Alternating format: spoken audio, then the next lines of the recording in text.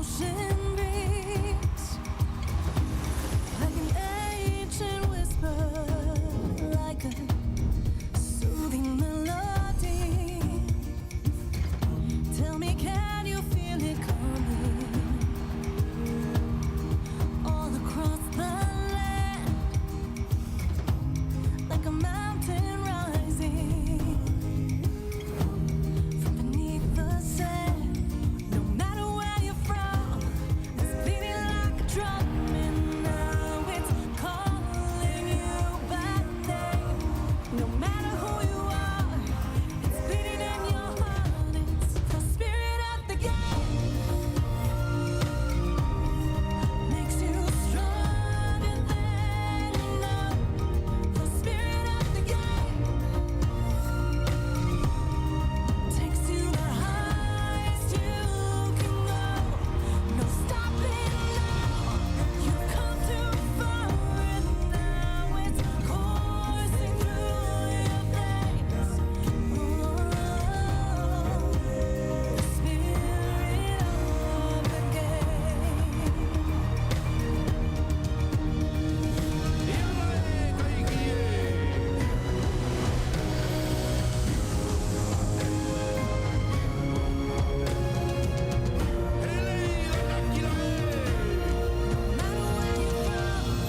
It's beating like a drum, and now it's calling you by name. The spirit of the game takes you the highest you can go. No stopping now. You've come too far, and now it's coursing through your veins. The spirit of the game.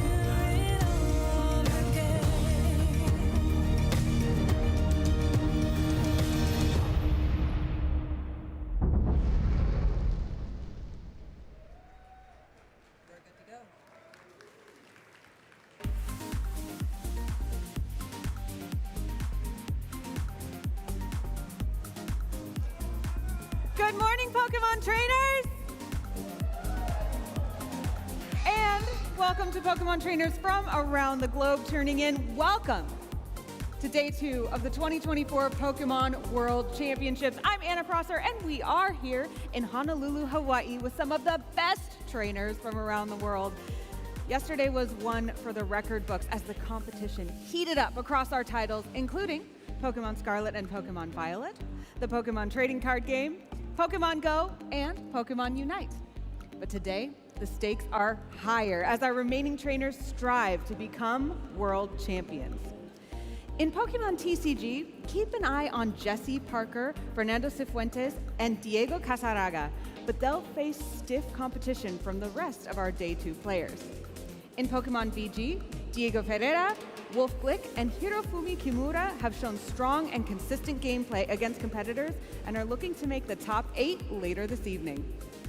Pokemon Go has its own top trainers going for gold, with Inadequance, Yacobervitch, and OutOfPocket looking to secure their place in the grand finals on Championship Sunday. And we have teamwork on display in Pokemon Unite with the top teams so far, Nouns Esports, Talon, and Fennel. Unite's grand finals will take place this evening, so we'll be crowning our first world champions of 2024 before the end of the day today. All of these players and teams are raring to go, and I'm sure you are eager to watch them battle as well. Before the action begins today, though, we want to extend a big thank you to all the staff, judges, production crew, and everyone else who is helping to put on such a memorable event this weekend. And of course, a big thank you to the families who are here supporting our competitors this weekend. We know our trainers are ready to battle, so let's cheer them on and show our support. Casters, let's get today started.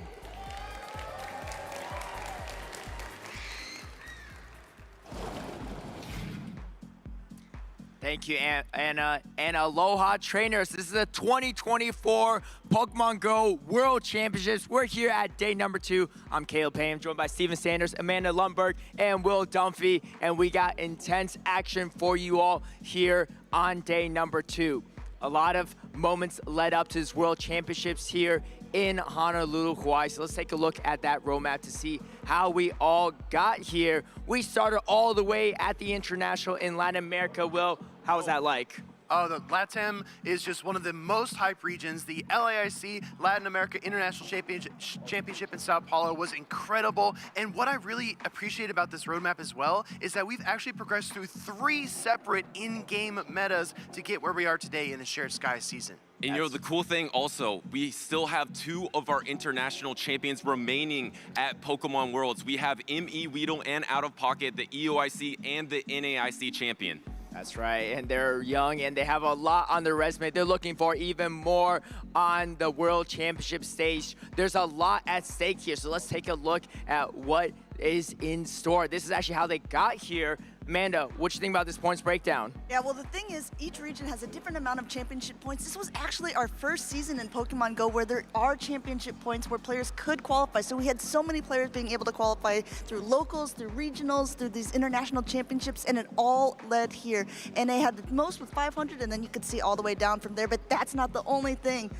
Everyone's here, they're competing for that glory, but they're also competing for that prize money, 20,000 going to first place. And I love this update of championship points for this season because everyone has their own journey. You're all trying to get better. Like, I look at Sammy yesterday, who he wasn't a champion this season. He competed, he got championship points, and then he was just 1 match away from day number 2 against the best of the best. So it's just really awesome that there's multiple ways that you can qualify for the World Championship now. That's right, and speaking of the best of best, we saw the best of best go at it on day number 1. We have some highlights for you all too, in case you missed out on some of the action, or just a little recap. Valor Ash, a household name, you know all about that, Will. What you think about this one? No, absolutely. Valor Ash is one of the most storied competitors, but he went up against PvP David, who is definitely a newcomer to the scene. Look at this switch, look at the reflexes. His instincts are off the charts, and that's what secured the matchup for PvP David. All right, and we got some spiciness too, come from Zzweilous all the way in Europe. You're the European expert here, Amanda. What you think? I mean, Zzweilous has been winning a lot of practice tournaments, a lot of like grassroots things with a share of Gyarados. He was saying, I'm gonna bring it to Worlds. I'm so excited that he's been able to be on the winner's side of the bracket with this spicy Pokemon. Definitely the spice pick of the day. And you know, he brought it in every single battle. Wow. He brought it every single battle. He's on that winner's side with the Shadow Gyarados. And then, of course, this was our first matchup of the day. And that's how you know you're at the World Championship, when your first matchup of the day is between 2 international champions. Of course, Tauntaun won EOIC 2023, and then Harjeffi won LAIC this season. And you had back-to-back games go down to the absolute wire and come down to fast attacks. And Harjeffi was able to take game number 2, and then eventually, yes, you catch this on the Shadow Magnezone, but Shadow Magnezone's maybe not a Pokemon you want to catch everything on. Registeel has been a strong pick in this tournament so far, and Harjeffi comes back to win this series. That's right, and a huge run from Harjeff in that series, and a lot of these players still will be making it on stage here today on day number 2. We start off with that Valor Ash and PvP David clip. Both of them actually are here on day number 2 as well, so maybe get a little redemption match between the 2 of them. But we had some prediction as well too. I think we threw out a few trainer names yesterday on players to look out for, who we thought might take the whole thing, but this is a World Championships and anything can happen. It looks like most of our predictions were flipped on its head. However, I'm standing by my Pokemon predictions here, looking like, you know, that's like half of Inadequance team right there on my side. I think I also did great. Goodra from LurganRocket. Registeel has been a standout Pokemon, and then must-see Twitch.tv Paul Lasha with the Shadow Magnezone. Feel good about that pick as well. I mean, I'm pretty happy with my picks overall. We were kind of joking around, is Azumarill still meta? Azumarill has been pretty much being played on a lot of the top teams that we saw through yesterday. I think, yeah, I'm going with mine. Yeah, well, I have Guzzlord and Umbreon as my picks. Not too many Dark types are making it here into day number 2, but I do think Altaria and Chargebug are winning Pokemon on winning teams, so I definitely look forward to seeing them continue their way through the bracket in day number 2. Good thing we didn't then go to caster predictions of trainers, because I did not do as well on that one. Womp womp. Well, we do, speaking of trainers, we do have some players to watch for day number 2. Some of our predictions were a little bit off on day number 1, but some of these players are still around. We got Yacobervitch, the Australian champion, and he's looking to continue his win streak on that winner side. We got Inadequance as well, the Giratina Master, undefeated as well on the winner side. And we got OutOfPocket, North America International Champion of NA, and looking to be the world champion too. Couldn't be a better three. One of the most consistent trainers in Yacobervitch, one of the spice trainers that plays so polarizing, but somehow is insanely consistent. And of course, the only trainer to win in this current iteration of the meta, OutOfPocket. That's right, but there's a lot for you to do at home as well. If you're tuning in from wherever you are, there is the Community Day Classic Beldum coming up. That actually will be happening tomorrow, but stay tuned for that one because that'll be a classic one too. What you think about Metagross, Amanda? I have a great Metagross for Master League, but I always want more. I don't have the shiny hundo, as we call it, that 15-15-15, so I'll be on the search for it. But I am an egg hatcher, and so 1/4 egg hatch distance, yeah, that's all my incubators are going to be going. All right, hatching all those eggs. And we got some awesome Twitch drops for you all as well for those at home, or even if you're tuning in live here. Will, some of these Pokemon looking kind of interesting for the upcoming meta. No, listen here. If trainers are just tuning into the stream today and they did not tune in yesterday to the end of the stream, we got the loudest cheers of the entire day when we revealed the new meta changes and updates. And as you look at these Pokemon, like a potential Gastrodon, like a Malamar, like the Galarian Weezing, all those updates are so important. So you need these Pokemon to be competitive in the next season. That's right. And of course, there's other drops as well. If you're into the trading card game as well, I know you used to be a big collector, Butters, yourself. What you think about the Twitch drops? No, absolutely. It's amazing. We have Twitch drops every day for every game. So go into every stream. This is the Pokemon Go stream right now, but head on over to TCG as well to get those Twitch drops. Also get it from VGC. That's right. We have VGC drops as well, so definitely tune into that one. If you like evolutions, Sylveon could be your thing too. You get the world's winning Sylveon from last year's World Championships as well from the Twitch drop on that side of things. But that pretty much almost wraps it up for us. Definitely stay tuned and tune into our social as well and let us know your thoughts. Where can they let us know their thoughts, Amanda? They can let us know their thoughts on Pokemon Twitch TV, Pokemon Go. You can follow all of the channels. Make sure you're following on YouTube, Facebook, and Instagram as well. Use that hashtag Pokemon Worlds. And yeah, we love to show those posts yesterday. We're going to show them all throughout the day again. Get yours online. That's right. So lots for you all to do at home or if you're in the audience, but we also have some incredible battles. That's what you're looking forward to. So Jim and Asoph, take it away. All right, thank you, Caleb. Welcome in, everyone, to the Hawaiʻi Convention Center. It's day 2 of the 2024 Pokemon Go World Championships. I'm Wholesome_, joined by StrangeTop. What an incredible day 1 that we witnessed earlier. We got to see some exemplary battles. We got to see some very exciting trainers that are going to be making their way here to day 2 as well. But before we get started, let's do a quick reminder of our format for today's tournament. The 2024 Pokemon World Championships event will be showcasing the best Pokemon Go trainers and matches all weekend. Trainers from around the world are here to compete for the title of World Champion, over $2 million in prizing, and return invitations for next year's Worlds. Day 1, our trainers will compete in double elimination groups using the Great League format in Pokemon Go. Day 2, the best trainers from Day 1 will continue to battle until only the final 2 trainers remain. Day 3, our trainers compete in their final matches until a world champion is crowned. Matches are best of 3, except for the winners finals, losers finals, and grand finals, which are all best of 5. All matches will be played in a bring 6, pick 3 format. This means that all players will create a team of up to 6 Pokemon, of which 3 will be brought to each game. Who will take the title of Pokemon World Champion this weekend? Will its Axon be able to defend his title as the World Champion? Watch to find out, and follow all of the action at Pokemon.com/play.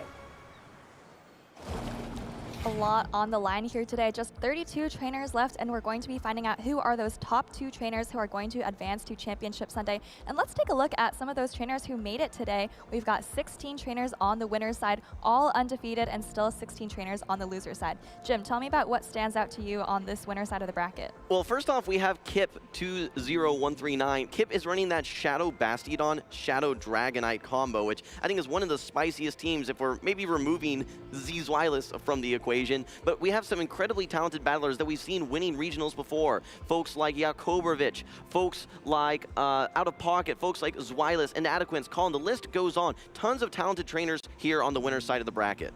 That's right. Let's take a look at the losers bracket. A lot of champions on the winner's side, but look at this loser side as well. We've got trainers like Roacha, who has been absolutely a force in the European region. She's going to be facing off against EnOff in that first round. Going to be really exciting to see. We've also got Rise to Occasion, 3-time regional champion here on the losers side of the bracket. So tons of talent, tons of action, and we're going to be seeing almost all of these battles play out on stream. That's right, Soph, and lots of experience for some of these folks that have been on the loser side of the bracket. They've been there before. They know how to make their way over to the Grand Championship. Let's take a look at day 2 usage. We were expecting maybe a drop for Annihilate. It went down from 53% down to 47%. A drop's a drop, but we've got some usual suspects here with Lickitung, Charjabug, Lantern, Cresselia, and Skarmory rounding out our top 6. That's right. I love looking at these conversion rates, looking from day 1 usage to day 2 usage. Not really many surprises here. I think Lantern was top 4 yesterday and continues to be top 4 today. So, you know, I think some of us were thinking Lantern might have been on the decline, but looks like it's holding out strong here at the World Championships. Yeah. Absolutely. We were talking about some of the different waters that we might be expecting here in the meta. One of the most talked about Pokemon was the Shadow Quagsire. Did not see that one on the list. We did see some matchups where it shined, but I think that Lantern, as far as the waters go, still proving to be the king of waters. That's right. We did see a couple of trainers using Shadow for Alligator. I think Paula had that. We also saw, of course, Zzweilous running that Shadow Gyarados, using in every single game that I think he played yesterday. So, you know, a couple of trainers trying to use these more spicy water picks, but it seems like for now, well, at least until the end of the month, Water Gun Lantern might be the king there. You know, so I find it so interesting when you have those Pokemon that are using, for the most part, non-stab type attacks, like the Gyarados. It has that water flying type, yet it's using a dragon type fast attack, Dragon Breath. And we saw exactly how oppressive that Dragon Breath was when we saw that Zzweilous versus Cindy matchup earlier. The Shadow for Alligator was not able to tank those fast attacks whatsoever. In addition to the Dragon Breath, also running Crunch, another non-stab move, but yet he's still finding so much effectiveness due to its unique typing and its unique place in this current meta. That's right. I think that oppressive Dragon Breath damage is something that Zzweilous was really taking advantage of. Not only did he have the Shadow Gyarados, he also had the Shadow Dragonair on his team. And I think a lot of trainers are recognizing that Dragon Breath is, of course, a very oppressive fast attack. A lot of Goodra, I believe, in the top cut as well. Well, one of the questions that we ask ourselves is there room for spice at Worlds? And we see so many regular meta teams, you know, teams that we've seen over and over again, almost feel like a copy-paste type of team. I think that there is room for spice at Worlds, specifically because when you're bringing a Pokemon that most trainers have not scrimmed against, they might be thrown off. They may not quite know the counts, or at least know the matchups in the particular shielding scenarios. So I think that some of these trainers that are bringing some not often brought Pokemon may have some advantages here in day 2. I think that's absolutely right. And speaking of spice, let's take a look at Kip20139's team here. I think possibly the only trainer in the top 32 to be bringing Shadow Dragonite and Shadow Bastiodon. So we'll have to see how that matches up against PvP David's team. Jim, do you want to walk us through PvP David's team? Yeah, PvP David's, he's going to be running the Vigoroth, though we don't want to see that getting lined up versus the Annihilate. Also running the Skeledirge, the Wigglytuff, the Lantern, the Cresselia, and the Goodra. I think we've seen a lot of success from Goodra, and this goes back multiple tournaments. It wasn't even just with the move update, as we saw the Community Day getting access to Thunder Punch. Even before that, either Draco Meteor, Power Whip, still very effective. But I think with the unique coverage and the addition of Thunder Punch, it went from a good Pokemon up to a great Pokemon now, Soph. Absolutely. There's definitely a need for these more bulky Dragon Breath users. We see people using things like Shadow Dragonair, Shadow Gyarados, but Goodra and Altaria are some of the more bulky Dragon types that can still do a lot of fast attack pressure while being able to take damage without having to go down shields. Those bulky dragons like you're talking about, like the Goodras, like the Altarias, when they get lined up versus the more flimsy type of dragons, the Shadow Dragonairs, the Shadow Dragonites, in many cases they can just simply farm down, shield one time, dictate the alignment, and also come out with energy into that next matchup. So while there's definitely a lot of use cases for those Shadow Dragonair, Shadow Dragonite, I think that right now in our current meta, the more bulky dragons actually have more versatile play. That's right. I think David's Goodra is going to have a lot of play here. By the way, this is not David's first World Championship. Previously competed at our first ever World Championships in 2022, where he finished top 6 in the seniors division, and earlier this year was top 6 at UIC, so kind of on a roll and tends to perform pretty well on the big stage. All right, well, Kip running that Azumarill, Charjabug, Shadow Dragonite like we talked about with access to Superpower, can hit back versus those Steel and Normal type Pokemon. Also the Lickitung Shadow Bastiodon, definitely one of the most talked about Pokemon at the tournament. And then the most used Pokemon here in day 2, the Annihilate.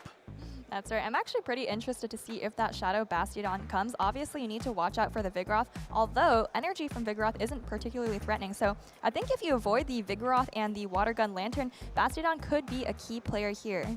Well, David's going to probably want to get some usage out of this Vigoroth because here in a couple of weeks, there's seemingly not going to be much usage for it whatsoever. As a reminder, for those of you that didn't see, we had some move updates on stream yesterday, and Counter, Rock Slide, and Body Slam all being on the negative end of those nerfs, unfortunately. Guys, it's day number 2 at the 2024 Pokemon Go World Championships. Let's move into the battle. All right, looks like David's got the Goodra that is going to be so key for him in this matchup, but it's actually up against a Fairy type in that Azumarill. You do have Thunder Punch to hit back, but not a great matchup for Goodra. Yeah, now the one thing you have going for you, like you said, is that Thunder Punch, so you will be able to hit for some super effective damage, but your Dragon Breaths are double resisted, and Azumarill is such a bulky Pokemon that, you know, in some cases those one-turn attacks can add up. Not really versus Azumarill. You need to land 2 Thunder Punches and maybe even take it into the 2-shield matchup where you can get a full Dragon Breath down. David wanting to get a shield out here right away. No Ice Beam here. This is going to be the player off. A nice shield from David.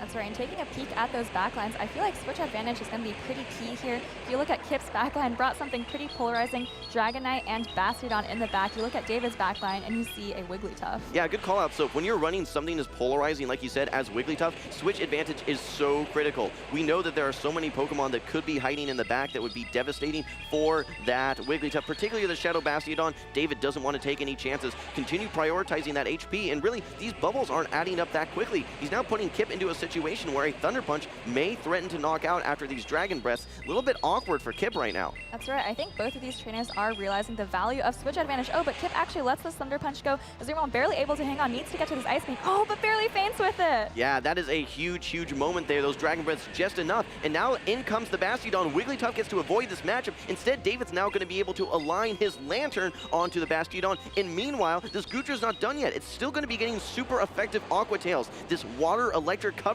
has been great so far for David's Goodra.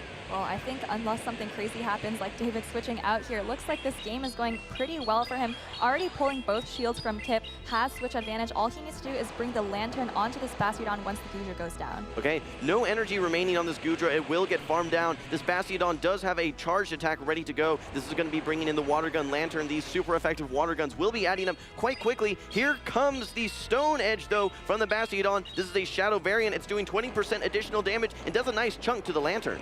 All right, well, let's not count this game as over yet. Here comes the Wigglytuff, absolutely charming down the Dragonite. You need to get to a superpower here. Maybe you can smack down and get to another Stone Edge versus the Lantern, but it's looking pretty uphill for Kip here. Yeah, we saw that Stone Edge from the Shadow Bastiodon did not quite do 50% of the health on Lantern, and I expect to potentially see a debuff here as well. Bit of an unconventional moveset, running Icy Wind and Swift, actually, on this Wigglytuff. Here comes the Icy Wind, though. This is going to debuff the attack of this Shadow Bastiodon by 1 stage. Even if Bastiodon comes out with a charged attack now, because of this debuff, the Stone Edge will not knock out the Lantern. Things are looking great in game 1 for David. That's right. You see the damage from that first Stone Edge on the Lantern still in the green here, and this debuff Stone Edge certainly is not going to be enough to take out the Lantern. So I think PvP David is going to take the lead in this series. So if he called it earlier in the game, but alignment was so key for David, forcing that 2-shield matchup early in the game, getting that final Thunder Punch off, and those last 2 Dragon Breaths right before Azumarill was able to get to that Ice Beam proved to be key for David, and he takes game number 1 here on day 2.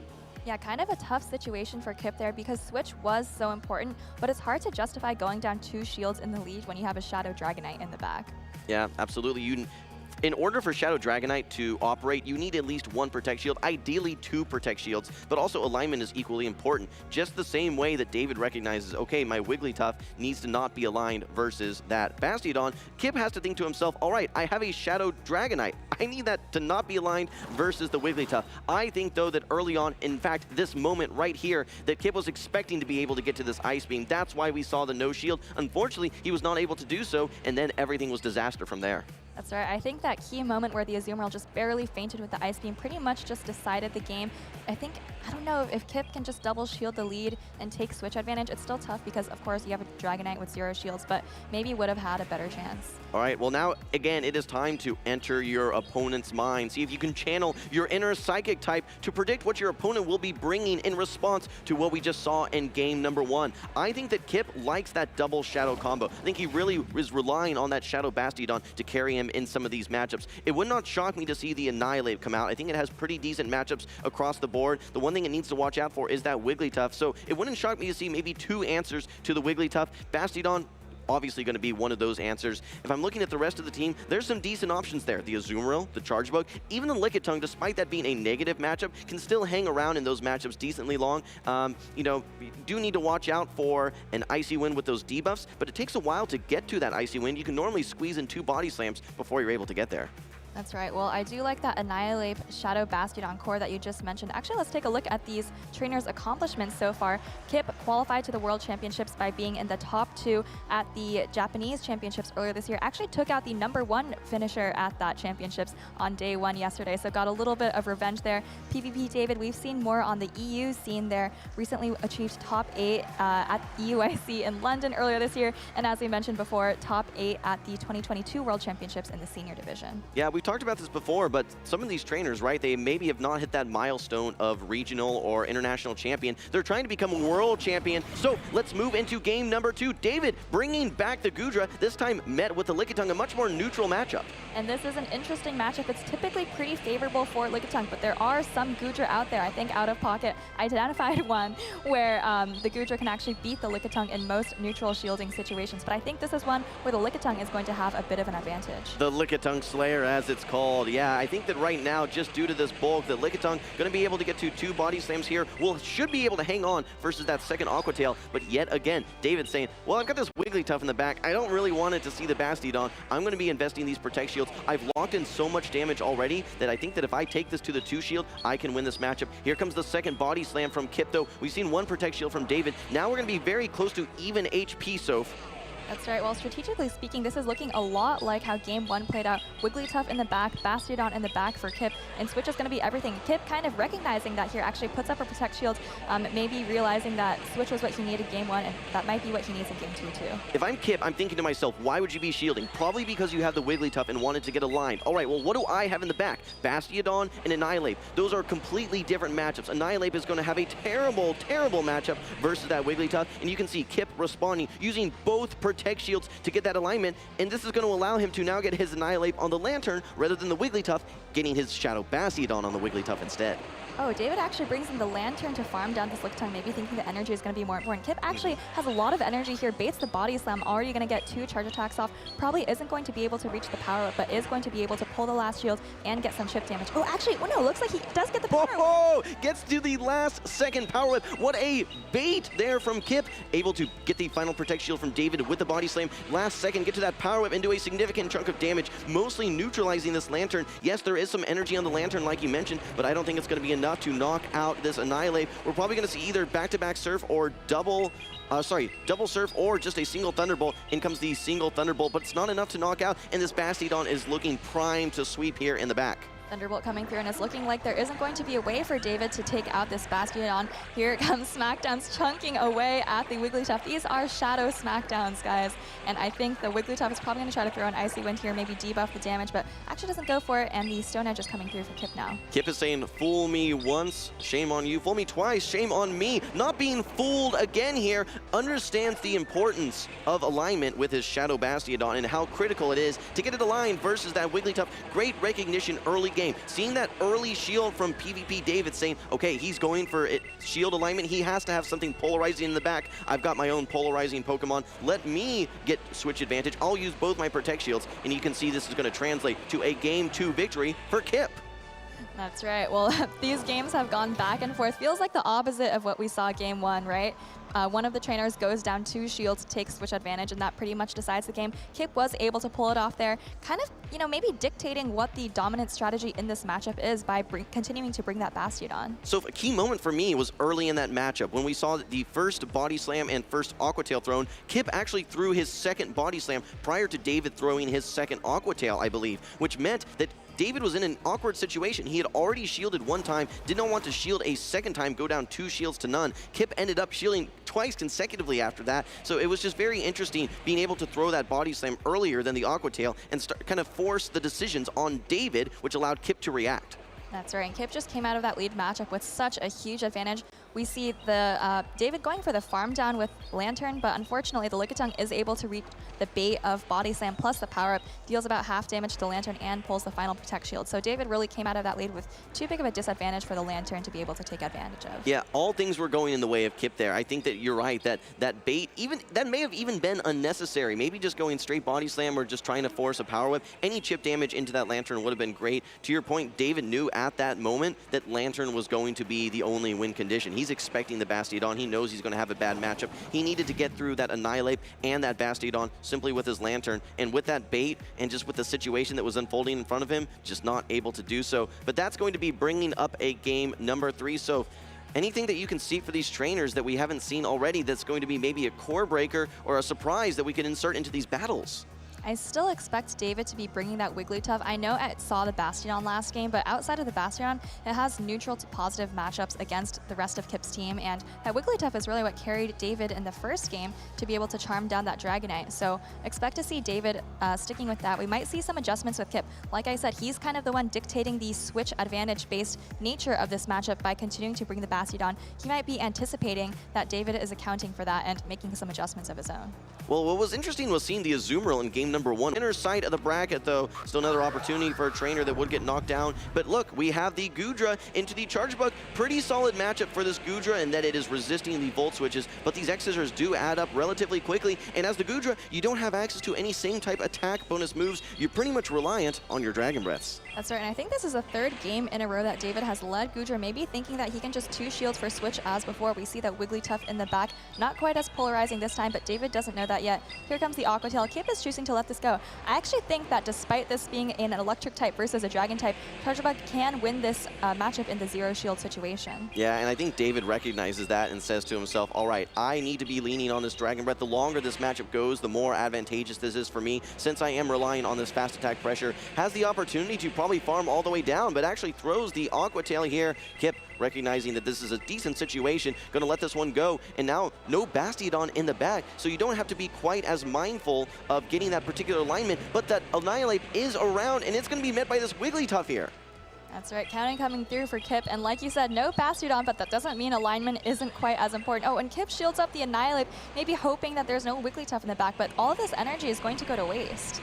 I believe that this is the same team 3 games in a row for PvP David. That Goodra lead trying to dictate alignment. Oh, and actually a quick swap out now into the Azumarill. It's going to be met by the Lantern. No Spark here, but it doesn't matter. Still an Electric-type Pokemon. It's going to be resisting all of these bubbles, only taking neutral damage from these Play Roughs, and you just need to land one of these Thunderbolts here. It will be doing devastating damage. PvP David has all the alignment that he wants here in game number 3. It's looking good for David. I heard some cheers from the crowd when the Lantern saw the Azumarill. Like you said, dealing a lot of damage with these super effective Thunderbolts coming through. Azumarill just choosing to let it go. And unfortunately for Kip at this point, I mean, your Azumarill so low, you really have no way to take out that Wigglytuff in the back now. Yeah, whether it was Azumarill or whether it was Bastiodon, once you get that Lantern, it's going to be the answer to both of those Pokemon. So once you get the alignment in the early game matchup as David, you're pretty much in the driver's seat at that point. So this is playing out very, very similarly to what we saw in game number 1, and I expect to see similar success here in game number 3 for PvP David, throwing the Surf just before this Azumarill is able to reach a charge attack. Great timing, great counting by PvP David. Kip does not want to use that final Protect Shield. Down goes the Azumarill.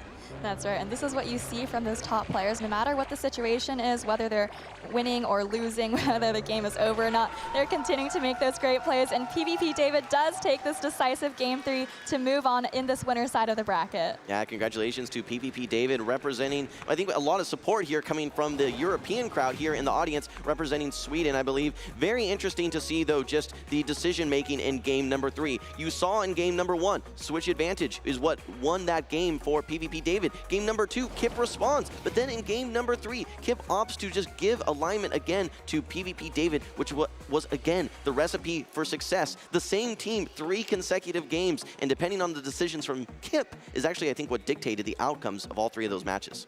Absolutely. We kind of saw one key strategy in that matchup, which was just going for switch advantage. David kind of recognized that, committed to it. He was willing to invest shields in that Goodra each and every game to get what he needed. And it's kind of interesting, right? Sometimes we see matchups that are dictated by one particular Pokemon on someone's team kind of acting as a sweepers, which isn't necessary. But this is completely the opposite of that. We saw the Wigglytuff on David's side, the Bastiodon, and of course the Annihilate on Kip's side, which kind of just defined the polarizing nature of this matchup. We did not see the Bastiodon in game 3 there, Soph, but I think it was very similar as far as its role with the Azumarill instead. Azumarill, Bastiodon both losing to that Lantern that we saw on David's side, and you bring in that Annihilate every single game when you're seeing that Wigglytuff. Yes, it's going to have a lot of play, but to you, was Annihilate a smart bring for Kip, knowing that that Wigglytuff is always hiding in the back? Yeah, it's kind of tough. I think he might have been hoping that David would finally drop the Wigglytuff after seeing what happened in Game 2, but just David, kind of stayed true to that strategy, even though it didn't work out in that second game. And I think this is where, Kip is farming down with Annihilate, even invest a shield, but unfortunately just not the Pokemon that he needed to close out this game. Yeah, I think that in that situation, he's trying to get it aligned versus the Lantern, but again, when you're not dictating alignment in the early game, you're not able to get your Annihilate where you want it, and it's just disaster from there. Maybe was expecting the Vigoroth in some of those games, because Vigoroth did have some solid matchups, especially versus things like that Bastiodon, and a lot of neutral matchups across the board, so may have been what he was predicting there. But unfortunately for Kip, that was not going to be the case. Now that said, Kip is going to be moving down to the loser side of the bracket. He'll have more opportunities later in this tournament, but David now punching his way to the second round of winners here in day 2. Things are looking great for him. That's right, and this is a pretty interesting matchup because, like we've been talking about yesterday, the World Championships is a time where top players from different regions around the world get to battle each other, often for the first time, right? And I feel like Kip bringing those unconventional picks of Shadow Dragonite, Shadow Bastiodon, I can guarantee you that David has probably never played a Shadow Bastiodon, Shadow Dragonite core in his European tournaments. But, he dealt with it really well, found a strategy, and just committed to it for all 3 games. That's right, and a lot of success for him there, for sure. Speaking of player picks, we actually have some caster picks here as well. We're going to bring these up on your screen here. Us casters, we've been going through and picking who we think is going to be the most valuable Pokemon for these individual trainers here. We have Speediest Chief recognizing the Talonflame for Roacha Baby Face. We have the Shadow Magnezone for Palasha, picked by Amanda. We've got Butters picking the Goodra, no shock there, from LurganRocket. We actually had Caleb with that Shadow Bastiodon from Kip. Myself, I'm picking that Shadow Gyarados for Zzweilous. And Soph, what did you pick? I picked OutOfPocket and his Lickitung, kind of a very conventional meta pick there, but I think OutOfPocket has a pretty balanced team, and we're going to see a lot of it. Speaking of LurganRocket and Goodra, though, that's Butters' pick. I think our next matchup is going to have LurganRocket on the stage. All right, I can't wait to see Lurgan here. I talked with him yesterday, and he had not used his Registeel a single time, so I'm hoping to see it a little bit later. Before we get into these matchups, though, guys, make sure that you're tuning into the Twitch stream because we have some exclusive drops that you guys can access by watching. Make sure that you guys are getting those Twitch drops here. We have the Day 1 and Day 2 Twitch drops. We kind of hinted, well, I don't think we hinted, we revealed yesterday some of these moveset updates, so you can see just how impactful some of these Pokemon are going to be in future metas. One of the Pokemon that I'm most excited for here is going to be, I believe, Pangoro, that's going to have access to some of these new moves, some of these altered moves. I'm very curious to see, okay, all these changes that we're making, how are they going to translate? But make sure that you guys are watching on the twitch.tv/Pokemon Go channel, earning those Twitch drops. That's right. One of the standout updates to me was the update to Karate Chop. I believe it's going to be generating even more energy. I think actually going to be generating energy at the same pace as Lock-On, which is currently the highest energy generating fast attack only available to the Reggies. So going to be really exciting to see whether Pangoro can kind of shake up the fighter role, which we've seen dominated in the past by Pokemon like Medicham and Annihilate for the past couple of seasons. I'm glad you mentioned fighters, Soph, because fighters has basically just been synonymous with counter users. You're just thinking to yourself, okay, I need a counter user on my team, whether that's going to be Vigoroth, whether that's going to be Medicham, whether that's going to be Annihilate, Poliwrath, the list goes on. It all, the commonalities they all had was counter, because that was the premier fighting type fast attack that countered the normal Pokemon, the rock Pokemon, the steel Pokemon, etc. Now that said, we have some more diversity from a fast attack perspective for the fighting types. You mentioned Karate Chop, but also Force Palm, we recently saw included in the moveset for Lucario. I believe it got added to a few other Pokemon now as well, including Hariyama, which is one of the bulkier fighting types. So I'm interested to see how some of these Pokemon like Machamp with Karate Chop and Hariyama with Force Palm are going to shake up that fighting role in our current meta. All right, well, before we jump into the next season's updates, we do still have a couple of matches here at the World Championships. Of course, LurganRocket, as we just mentioned, on the left, facing off against the King of Australia, Yacobervitch, on the right.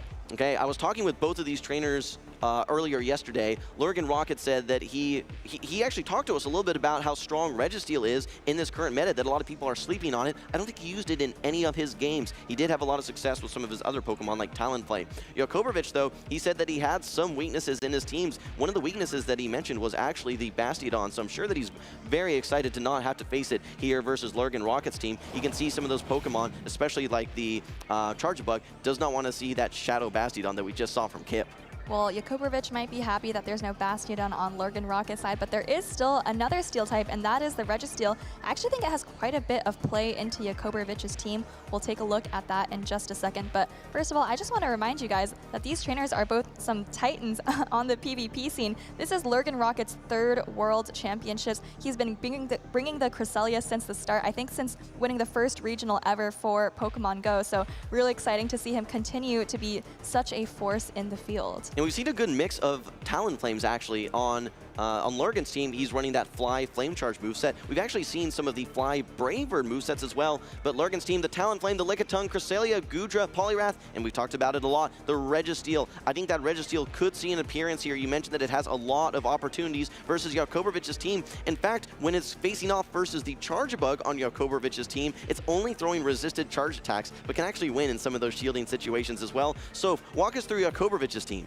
That's right. It looks pretty standard all around. Both trainers actually have Goodra. I think it could be pretty impactful for both trainers. Looks like it has a lot of neutral play on both sides. Yacobervitch is rocking the Goodra, of course, with the regular Gligar, non-Shadow there, as well as Mandibuzz, Azumarill, Vigoroth, and Charjabug. Yeah, quick clarity for the folks at home that Azumarill actually running Bubble, Play Rough, and Hydro Pump. We haven't seen too much Hydro Pump overall in the meta, but I guess due to some of that weakness to Bastiodon on Yacobervich's team, opting to run a Hydro Pump to give him a little bit better coverage. Things like that Charjabug, things like that Mandibuzz are definitely going to be struggling versus that Bastiodon. So when you can just maybe not switch out a Pokemon, but switch out a charge attack to give you a little bit better coverage, I think that's a strategy for Yacobervitch. I'm curious to see, though, if it's going to be brought in this matchup. Actually has better play versus Registeel as well.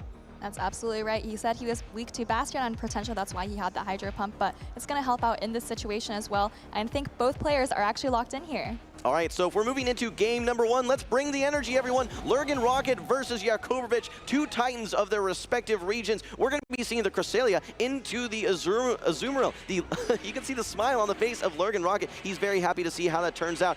Yacobervitch with a quick swap into the Shadow Gligar. Not a great response right away. Lurgan is going to be doing maybe the chip and dip, opting to throw a charge attack here with the Grass Knot early on into this Shadow Gligar. That's right, definitely wants to maintain that lead matchup. Actually going to stay in here, maybe thinking that if he can win switch here, he can just realign the Registeel versus the Azumarill rather than switching out. Yeah, great call out. So if that Registeel with the access to Zap Cannon, going to be even more devastating than the Grass Knots from this Cresselia. We see the dig come through, and actually now a late switch. Okay, Lurgan now opting to bring in his Goodra, trying to get to this Aqua Tail, but look how much energy that Yacobervitch already has. He has two Aerial Aces stored, but instead wants to throw the dig. I think Lurgan is now at the Aqua Tail as well. He should be able to either launch this Aqua Tail or maybe try and go for a shield farm down. Okay, almost able to get to that Aerial Ace. Not quite, unfortunately, for Yacobervitch. I think he's a little bit frustrated, expecting to get to that Aerial Ace. Now LurganRocket able to keep switch, has a charge attack ready to go.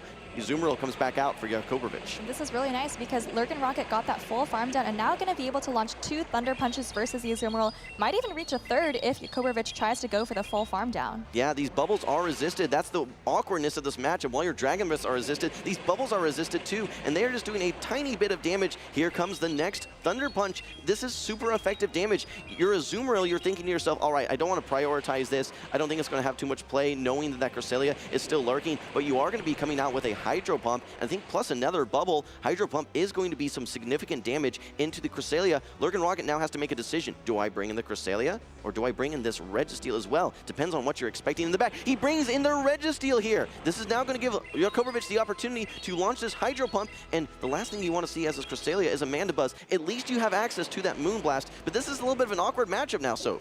Yeah, potentially a small window of hope here for Yacobervitch. Landed that heavy-hitting Hydro Pump, as you just mentioned, and that actually was the hardest-hitting charge attack remaining in the game. There's a Mandibuzz lurking in the back, not going to be doing much damage with those Dark Pulses. LurganRocket firing off a Focus Blast here, actually pulls the last shield from Azumarill. Kind of surprising. We see a low-health Azumarill, but it does have a ton of energy and a catch from LurganRocket. Yeah, what a great catch. This is the Hydro Pump. Maybe expecting the player off this is going to do a significant chunk. Actually undercharges it quite a bit. A little bit surprising here. Maybe wants to go for a bubble down, but instead brings the Mandibuzz in. I think that this would be a very rough Snarl down. Probably going to be 7 or 8 Snarls. Could go all the way for it, though. In the meantime, here comes the Moonblast from LurganRocket. 10% chance on a debuff, but we don't see it this time, Soph. That's right. I don't know if Yacobervitch is going for the full farm down. As you mentioned, this Cresselia is going to be reaching another Moonblast. LurganRocket firing it off at just the last second. But Yacobervitch knows that the hardest hitting charge attack at this point is going to be the Registeel. Mandibuzz isn't going to be threatened by these fast attacks, although maybe after enough time, the lock-ons will start adding up. A full Snarl down there by the Mandibuzz. Keep in mind, there's essentially 0 fast attack pressure from this Registeel. These are just single damage lock-ons. So now you have to consider, as Lurgan, you have 2 Protect Shields. What are you going to be shielding? What's the hardest hitting attack? Maybe it's the Dark Pulse, but no, it's the Aerial Ace instead. And a nice bait from Yacobervitch there. I think this Registeel is still out of Dark Pulse range, but it is so hard for Registeel to lock on down this Mandibuzz. What an awkward health range. I mean, you want to maybe go for 2 charge attacks, but that's just going to take way too much time. Keep an eye on switch clocks here, Soph. All right, here comes the Focus Blast. Actually, Registeel winning charge attack priority over the Mandibuzz. This is going to be enough to knock out the Mandibuzz. There is still an Azumarill in the back. It has some HP. It is not going to get fast attack down. It's going to be a race. Who is going to be getting to this charge attack? Keep in mind, though, Yacobervitch still has a Protect Shield remaining. Yeah, it's going to come down to whether the Registeel can lock on down, and I don't think it can. It looks like the Azumarill is barely reaching the Hydro Pump there, and what a nice game from Yacobervitch. I thought he was in a tough situation there, but, closing out a game with Azumarill versus Registeel, who thought we would have seen that coming? The critical moment, so, was bringing the Registeel into the Azumarill rather than bringing the Cresselia into the Azumarill. That set up the Mandibuzz to get realigned versus the Cresselia instead. Plenty of HP, able to hang on, especially even versus those non-stab Moonblasts. But yeah, when you're in a situation as LurganRocket where you're only 2 remaining Pokemon with 2 shields left, are Cresselia and Registeel, you just have no fast attack pressure. Meanwhile, Yacobervitch has super effective Snarls and Bubbles, able to provide a lot more fast attack pressure and whittle down those Pokemon, putting LurganRocket in a very awkward situation. I think just a little bit of an unfortunate team read from LurganRocket, right? He saved the Cresselia not knowing what was in the back and potentially hoping maybe it was something like a Vigoroth and he could have just thrown the Registeel right in there to absorb the energy. But here is that moment, I think, where you mentioned that the Registeel comes in to absorb the energy from Azumarill, and this is one of those reasons why I think Registeel has fallen off. It doesn't have a lot of fast attack pressure, and when you have these Pokemon at such low health ranges, it's honestly extremely inefficient to be throwing 70, 80 energy just to take out a 20% health Pokemon. Yeah, absolutely, and it's really in those 2 shield matchups that Registeel is going to be struggling, especially at the end of matchups, because like you said, you don't have the fast attack pressure. It takes so long to get to those charge attacks. There's 70 energy, just like you said. It's not some 35 energy charge attack. Hydro Pump proved to be very effective here. So there's no doubt in my mind that Hydro Pump was the correct moveset choice for Yacobervitch, at least in this particular matchup. But that said, there's definitely some situations where it's not going to be quite as favorable. One of those instances is Goodra. You want to have a little bit of a cheaper charge attack, access to that Ice Punch. Yes, you can still land those super effective play roughs, but it would not shock me to see some Goodra action here from Lurgan in game number 2. Well, let's take a look at these trainers' accomplishments. We mentioned that LurganRocket has been on the scene for quite some time, actually top 4 at the first ever World Championships. So, he is on his way to repeating that his performance, but he's going to have to make a little bit of a comeback here. Top 8 earlier this year at EUIC, top 4 in Stockholm. What a resume there, spanning many years. Jim, take us through Yacobervitch. Yeah, Yacobervitch is essentially synonymous with success in the Oceania region. You can just see how many accolades that he has there, winning multiple tournaments from a regional champion perspective. He has also top cut other tournaments as well in all 3 tournaments. Don't forget, though, the 2023 OCIC champion as well, so he's going to forever have that title that will be his. Let's move into game number 2, though, Soph. It's the Azumarill versus Cresselia yet again. And this is exactly what we saw last game. I think even the same team from LurganRocket, he deals with it a little bit differently this time. Actually goes straight into the Gudra rather than sticking in with the Cresselia. Yeah, I think the reason that he's doing this is that he wants to try and pressure shields a little bit earlier on, knowing that he's not going to be getting a shield from that Cresselia, throwing the Grass Knot or the Moonblast. Maybe getting a shield here early on. That's exactly what we see, Soph.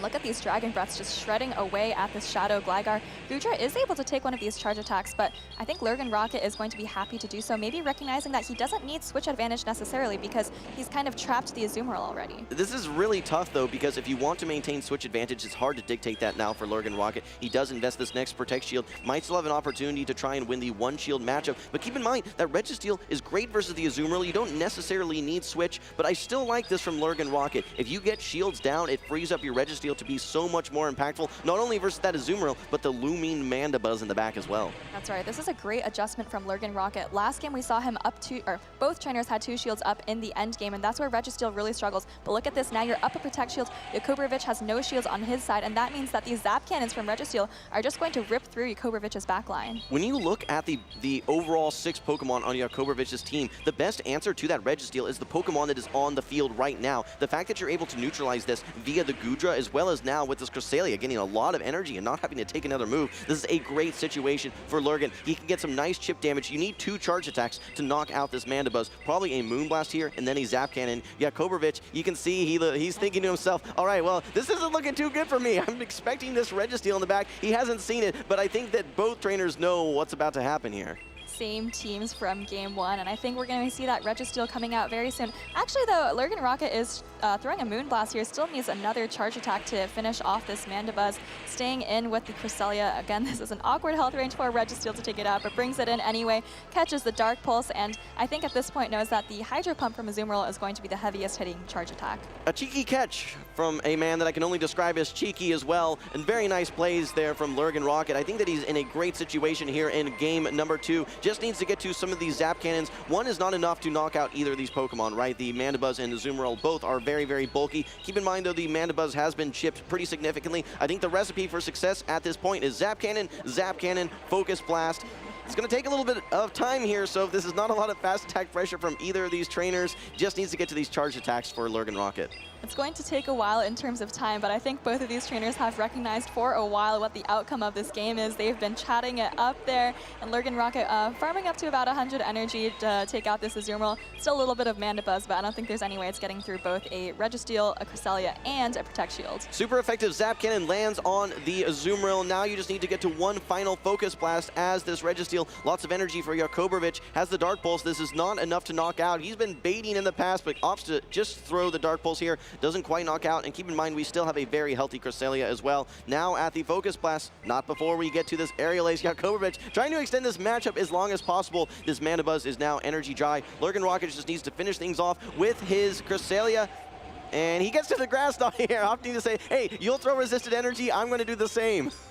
That's right. I think he had the Focus Blast stored, but maybe wanted to close out this game with Cresselia, his kind of signature Pokemon. LurganRocket pumping his fist at the end of a very, very long game there, and all of a sudden the series is tied up 1-1. So we've seen the good, the bad, and the ugly for Registeel here in these first 2 games. I love the adjustment from LurganRocket in this game number 2, though. Immediately swapping into his Gudra when we saw the Shadow Gligar come in. This was just a repeat of game number 1 as far as the teams go, but with a different strategy. So walk us through what you saw and why it was so much better for Lurgan in game 2. That's right. In the first game, LurganRocket actually stayed in with the Cresselia, allowed it to get a little bit chipped, and then brought his Gudra in, and he ended up not pulling any shields from Yacobervitch. I think Yacobervitch may have seen LurganRocket using one of those Protect Shields on Gudra, maybe thought that switch advantage was going to be important this game. It actually didn't end up being very important, as LurganRocket had kind of 2 Pokemon with very flexible charge attacks there at the end. Yacobervitch was the first to shield. We then saw LurganRocket use his own Protect Shield. I think that was maybe a signifying prior to Yacobervitch, the switch could be important. After LurganRocket used that first Protect Shield as well, Yacobervitch said, I'm land a Hydro Pump against. But no, a little bit of deception there from LurganRocket. It was the Registeel, which is the perfect Pokemon not only for that Azumarill, but for that Mandibuzz as well. And when Protect Shields are down, Registeel goes to town. What a great recognition there by LurganRocket, and he evens the series up 1-1. Well, I'll tell you what, I don't think Yacobervitch has lost a series in the competitive format since last year's World Championships, right? I think he swept both of the regionals he competed in this year, and here he is on the winner's side at the World Championships. Yeah, so he is, you know, a stranger to adversity here, you could say, at least recently. So this is a tough spot for him now, tied 1-1. I actually did chat with him, though. I think all of his wins so far this tournament have all been 2-1s. So, you know, he has been here before. He knows what it's like to be in these kind of these win or drop down type of situations here, but he is on the winner's side of the bracket. Let's move into game number 3 here. So this is a decisive game number 3. We see the Goodra lead from Lurgan. It's now going to be met by the Shadow Gligar. Cannot escape that Goodra. That's right. I think LurganRocket actually brought the same team, but leading Goodra this time. And this is a great matchup for Goodra. Oh, but actually a nice catch by Yacobervitch. Catches the Aqua Tail. LurganRocket potentially could have thrown the Thunder Punch had he seen that coming, but instead forced to throw all this energy away. The great thing, though, is he has 2 amazing answers for Azumarill in the back. I expect to see him bank up some energy so that he can undo the catch, essentially, and then switch out into another Pokemon. Undo the catch. That's a great way to describe it. You have no problem tanking some of those bubbles. You say, let's get some of that energy so that when that Gligar comes back, I have an Aqua Tail loaded, ready to go. There's really not too much that's going to be punishing this Cresselia or this Registeel. Yes, these Hydro Pumps do a nice chunk of damage here, but you're still going to be able to get to these Grass Knots. And even with those Dragon Breaths, that provides you a little bit of chip damage where you're now likely going to be in double Grass Knot plus a couple of Psycho Cut ranges. I still expect to see Lurgan be able to maintain Switch, but Switch clocks are a little bit misaligned now at this point, Soph. That's a great point, but I'm not sure if Yacobervitch is going to switch out. After this Hydro Pump, though, I think he will have the opportunity to do so if he wants to. Maybe going to try to catch some energy on one of his back Pokemon there.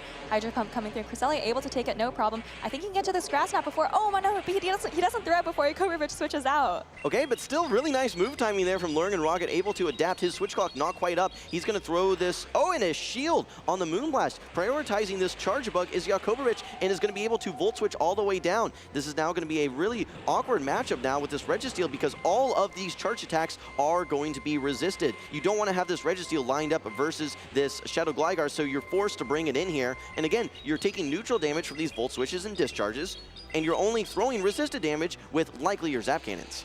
Well, there is a little bit of good news for LurganRocket. The Charge Bug did take just a little bit of fast attack pressure damage, which means that 2 Zap Cannons are going to be pretty much enough to take out the Charge Bug. You still have that Goodra in the back, and I fully expect to see both shields going to that Goodra. We did see an attack fall, though, on the Charge Bug, which means that this Discharge is going to do just a little bit less damage. Makes this matchup a little bit better. No need to use the Protect Shield here. Able to hang on, no problem. Actually, probably able to tank 2 Discharges at this range. Yeah, no problem at all. Here comes the next Volt Switch. Discharge is ready. Another swap out coming from Yacobervitch, and actually catches the Dig. Still going to be shielding this one up. Again, we're always thinking to ourselves, what are going to be the hardest hitting charge attacks at this range? Dig from a Shadow Gligar, absolutely a hard hitting charge attack.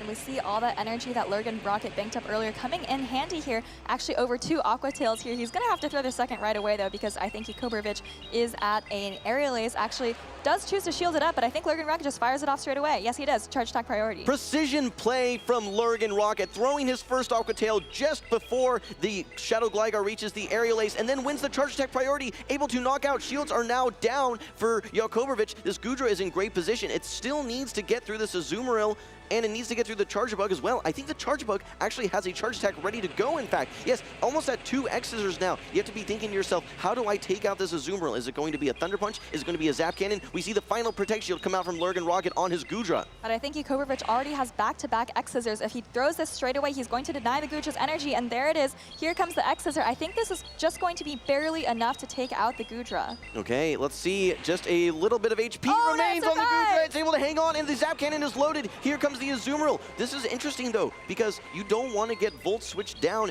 come out with a move on your Charge Bug. It's going to maybe come down to charge attack priority, because I think Goodra has a move loaded, Soph. I think you're absolutely right. Survived with barely 1 HP there, but like you said, I think it's not going to matter. Actually, the Registeel's able to get to this Focus Blast. LurganRocket takes this decisive Game 3, deals Yacobervitch his first loss in quite some time, and moves on in the winner's side of the bracket. Unfamiliar territory now for Yacobervitch, falling down to the loser side of the bracket. Just like you said, LurganRocket able to use that same team of 3, the Cresselia, the Goodra, the Registeel. Beautiful plays there by Lurgan. In fact, actually, he went down 0-1 to start that, if you recall. He made some great adaptations and some great line reads, and he was able to take a 2-1 victory there. Was there an MVP for Lurgan there in your mind, Soap? I think it has to be the Goodra, but I mean, like you said, he brought the same line of 3 all 3 games, just in a little bit of a different order, so I think they all have to share the MVP title. But I have to say, looking at the Goodra, it was really able to do a lot of damage against Gligar in the Game 2 and Game 3, right? Which ended up being the games he was winning. So I think that having that matchup line up for him the way it did was really what helped him set the tone for the rest of the game. You know what? I agree that all Pokemon were important there for Lurgan, but what stands out to me for the Goodra is that it was the singular Pokemon with fast attack pressure, and versus that Gligar, that was so critical. You're not going to have a lot of success with your Registeel versus the Shadow Gligar. It's a bit of an awkward matchup with your Cresselia because you need to land charge attacks. With the Goodra, with those Dragon Breaths, you can simply just use 2 shields and get through that matchup a lot easier. So I think when it came down to getting his Registeel placed in Game 2 and Game number 3, Goodra was critical, and that's exactly what we saw in those final 2 games. That's right. I really like the adjustment that he made going from Game 1 to Games 2 and 3, really setting up the Registeel from success. Really nice synergy among all his 3 Pokemon in terms of how you balance shields, how you balance fast attack pressure, and I think LurganRocket just had the perfect combination. You know what's interesting about that Charge-a-Bug is we saw it lined up versus that Registeel, and we talked about how not as good as you'd like that matchup to be. Maybe if it had a different charge attack besides Discharge, could be maybe just a little bit better here. But looking back at this game, this Goodra, again, that was such an amazing play, throwing just before that first Aerial Ace, having the second Aqua Tail ready to go, winning that charge attack priority. I mean, precision play by LurganRocket. These are the best of the best here in day 2 at the World Championships. No surprises to see, just amazing, amazing plays here by Lurgan. That's right, and remember, he was top 4 at that first ever World Championships. Could be on his way to repeating or improving on that performance here. He's already moved on, I believe, to maybe the top 12 of this tournament, so he's doing a fantastic job, and it's no surprise why after seeing that gameplay. Yeah, these games are so important because it gets you that much closer to some of those prizes that you can win as some of those top trainers. Grand prize, $20,000 for Pokemon Go. So a lot on the line for these trainers, not only just the glory and the honor of the title of World Champion or succeeding, top cutting, a lot of other prizes as well in the form of cash money. So I know that these trainers are very motivated to continue to succeed. Yacobervitch going to have to figure things out in the losers bracket, though. He's going to have a much longer journey now. That's right, although I wouldn't be surprised to see Yacobervitch make a run through the losers bracket. He's gone on streaks on the winner side of the bracket before, so if you just pretend you're not on the loser side of the bracket, potentially can get in the same exact mindset. All right, we speculated and talked a lot about some of the picks from LurganRocket, but let's hear from Lurgan himself. We're standing by with Caleb Pang. All right, thank you, Jim. I'm here with LurganRocket, hot off his win on the winner side of bracket. I saw a little banter between you and Yacobervitch, and even a selfie afterward. Tell us about the history between you and Yacobervitch. So we started messaging each other partway through last year before Japan, just general banter stuff. We had a great time meeting together in Japan, just sharing some memories, going to restaurants, having some beverages together. Yacobervitch is part of the team that I'm in, Wasted Potential. We scrim together. Wasted Potential! We scrim, we team build together, we run ideas past each other. We've gotten quite close over the last year or so. All right, well, that's definitely got to be a bittersweet feeling, right? Battling a friend, it's always a fun time, but also only one of you can move forward. Congratulations on your win as well. Tell us a little about what the mentality is coming into these big tournaments, because it seems like every big tournament you're at, international worlds, you play at the top of your game too, and you look like you're having the time of your life. What's the mentality going into that? Fun above everything else. I'm here for a good time. Like, this is a holiday. The tournament, World Championships, or an international team, that's the reason for getting everyone together. But the thing that I'm here for is just to hang out with some friends and make some memories. In terms of preparation for the tournament, look for something that's just outside of the meta, whether that's a Pokemon, whether that's a moveset, whether that's an IV combination that someone hasn't quite figured out yet, and really pushing that through. Really trying to make the most of any small advantage I can get. And something I love when watching you play is it looks like you are having fun as well. But I'm sure behind the fun, you're also a very competitive player. I mean, you're the first ever champion of Pokemon Go in the official series.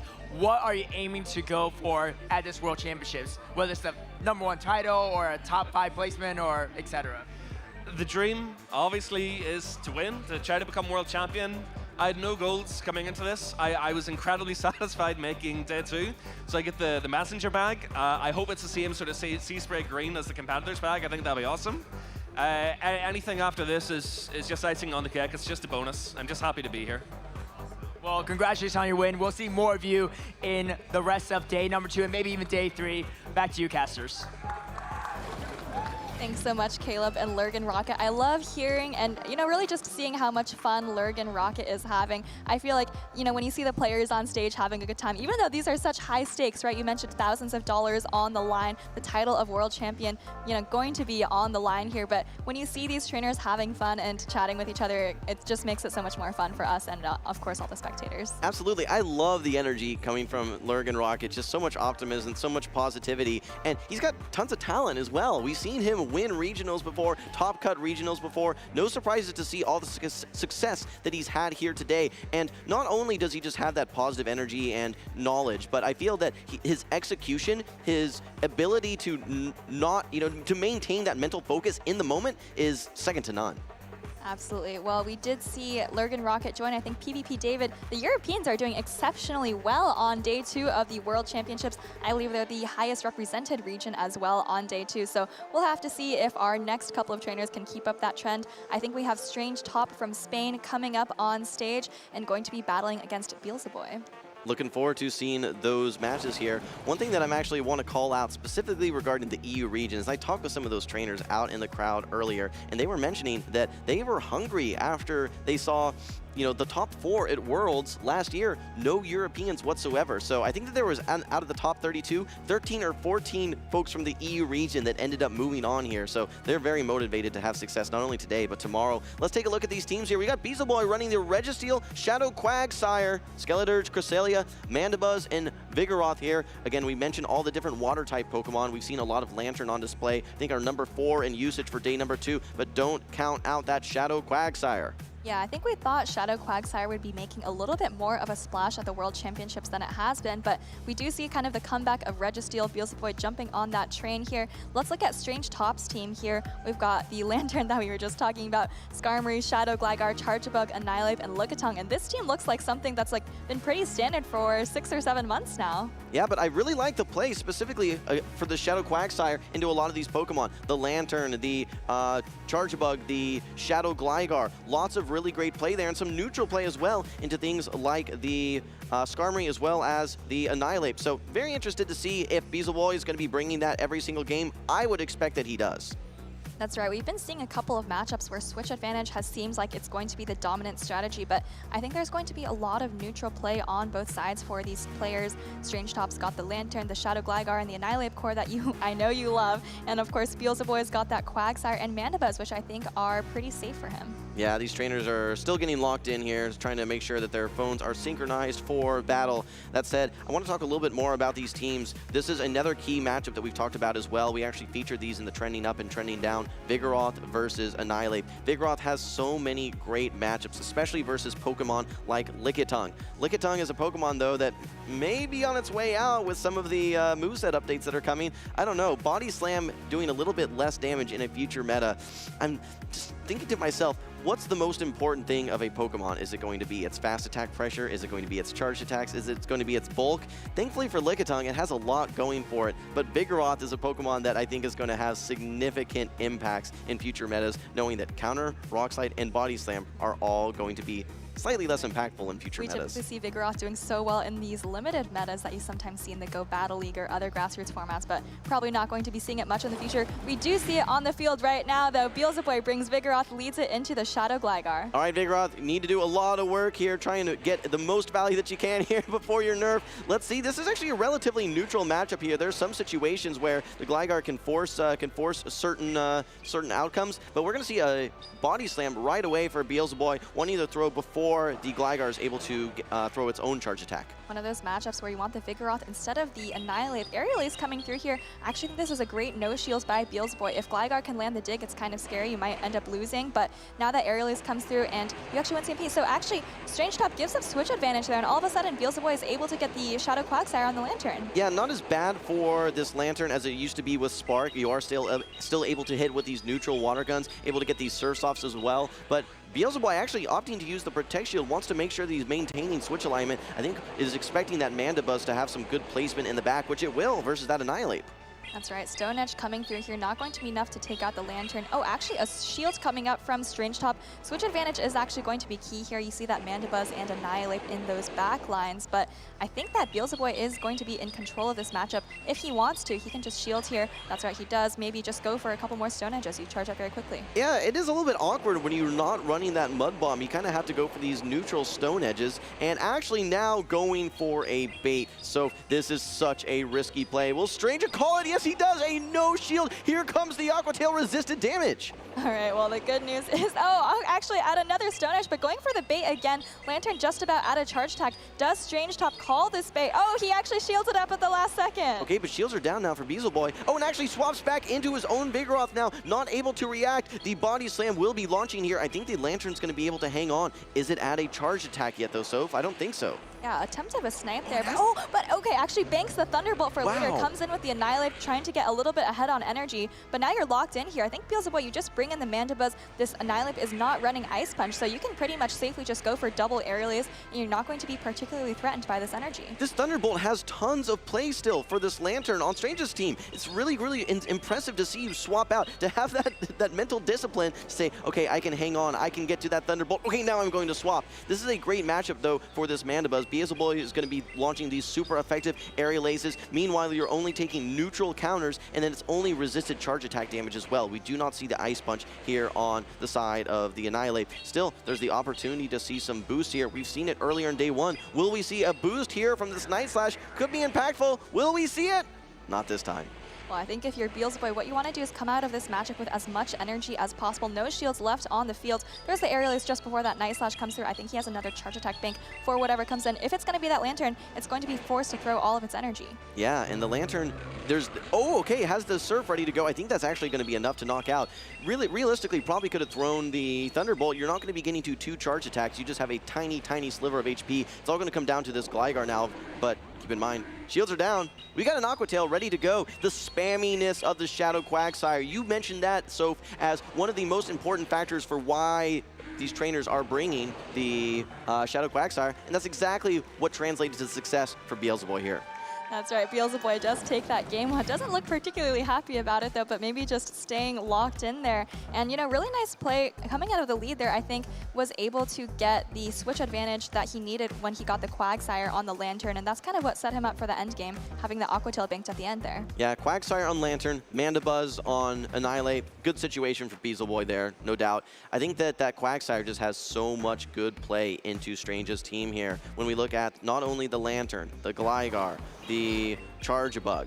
Let's take a look back at game number 1, though. Shadow Quagsire immediately, actually, I think it landed the Stone Edge, then went for double Aqua Tail, got 2 shields, and then actually swapped out, bringing in the Vigoroth here to get this Body Slam. This was a key moment, though, Soph, because the Body Slam did not knock out. We see the farm up to the Thunderbolt, and then the swap into the Annihilate for the full farm down. Yeah, nice play by Strange there, saving the energy for somewhere later where it could be more useful and gaining a bit of energy on the Annihilate, but unfortunately the Lantern is just too low at this point. Pretty much all it can do is take out the Mandibuzz, can't do anything to the Quagsire in the back. I expect to see more Shadow Quagsire from Beelzeboy, which makes me think that we're going to be seeing some Lickitung from Strange. I like the way that Beelzeboy is balancing his team, though. That Mandibuzz in the back is such a nice answer to that Lickitung that he might be expecting. It's able to resist those licks and, frankly, outbulk that Lickitung as well, believe it or not. So I like the team building from Beelzeboy. He's up 1-0. Let's see if he's able to capitalize in game number 2 as well. I like the Mandibuzz, and I like the Mandibuzz Shadow Quagsire core in particular.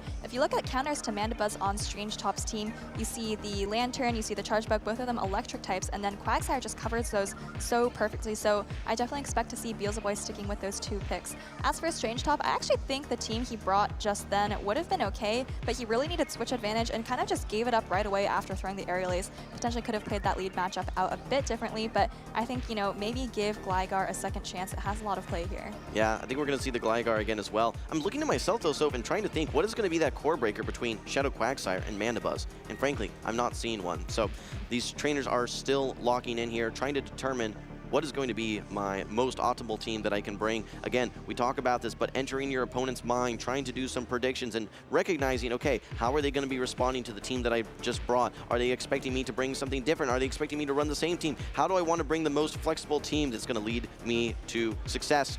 So we're moving into game number 2. Take us in. All right, huge switch-ups from both trainers. Beelzeboy's got that Cresselia on the field leading into the Charge Bug. Not a great matchup, goes straight into the Shadow Quagsire safe swap. We talked about all the Pokemon that the Shadow Quagsire does well against, and we're seeing all 3 of them here on display by Strange's team. Immediately just wants to stay in, though, with this Charge Bug. You are doing neutral damage with your X-Scissors, and this is the Shadow variant of the Quagsire, so this is still respectable damage. We might see a swap out. The Lantern could maybe potentially come in here knowing that you're not going to have to take any sort of mud bombs whatsoever. That's in fact exactly what we're seeing. You're able to easily tank one of these Stone Edges, and we might see a full farm down.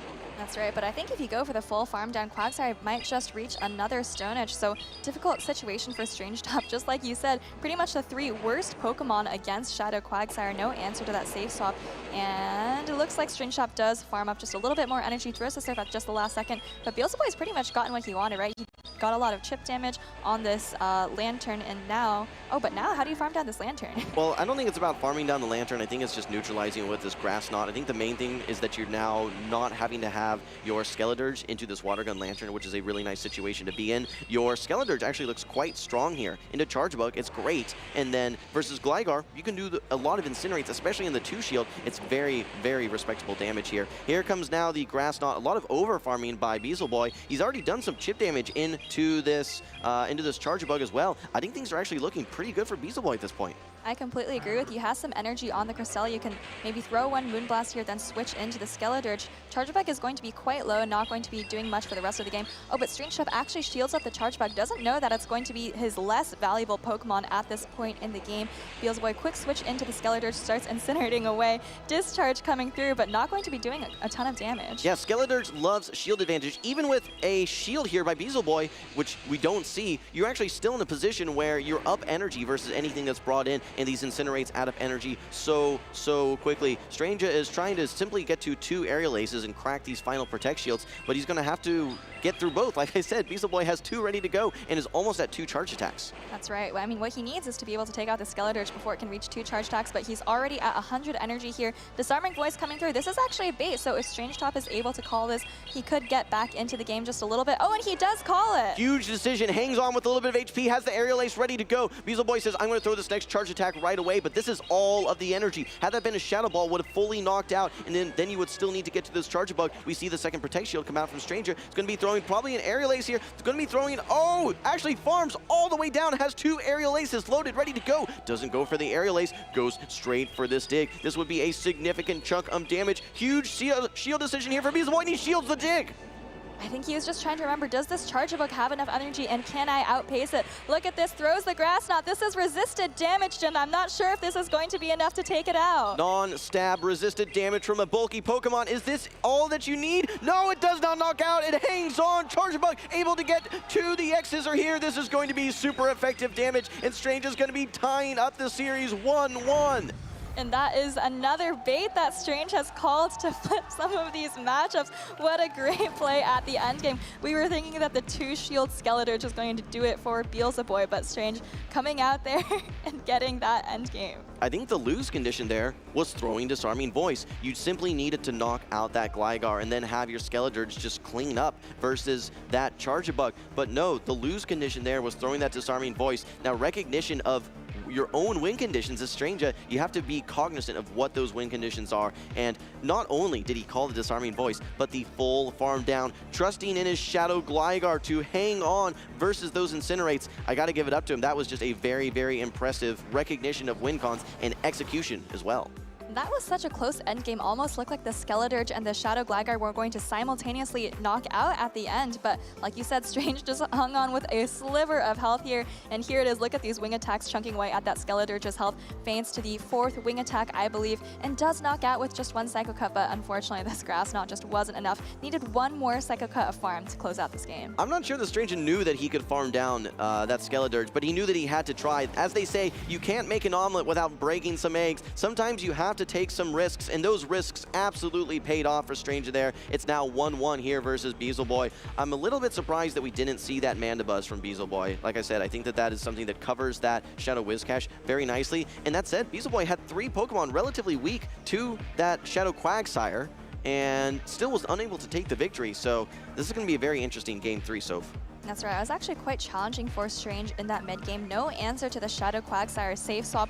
I mean, honestly, it was looking pretty bleak with how much damage that Shadow Quagsire was able to do, but he handled it well, brought in the Water Gun Lantern, and even though it didn't see the Skeledirge, was still able to keep control on things. Game 1 and Game 2 both featured that Shadow Quagsire. I would like to see Lickitung here from Strange's team as a response to that. I think it's going to be one of the most consistent matchups that he has. Would not shock me to bring that Shadow Gligar, like you've been talking about how strong it was. It was really the game winner there in that game number 2. Okay, and we're seeing actually a repeat of the lead matchup in game number 1, I believe, the Vigoroth into the Shadow Gligar, Soph. All right, well, remember in Game 1, Strange ended up just landing an Aerial Ace and switching out straight away into the Lantern. He has the option to do that again, but maybe he plays it a little bit differently. Now builds up to the Dig, but going straight for the Aerial Ace yet again, and it's actually a Charge Attack priority with Vigoroth getting off this Body Slam first. All right, should be a little bit of chip damage, no shield on the Shadow Gligar. I love the way this Lickitung looks in the back here for Strange. It has positive play, not only into the Shadow Quagsire, but into the Cresselia as well. It's going to have a lot of work to do, though. This Lantern does not want to see either of those Pokemon. Look at this. Strange is adjusting from that Game 1 loss. Instead of going straight into the Lantern, continues to stay in with Gligar. Farming up energy, knows that this would be a lost Charge Attack priority, so puts up the Protect Shield.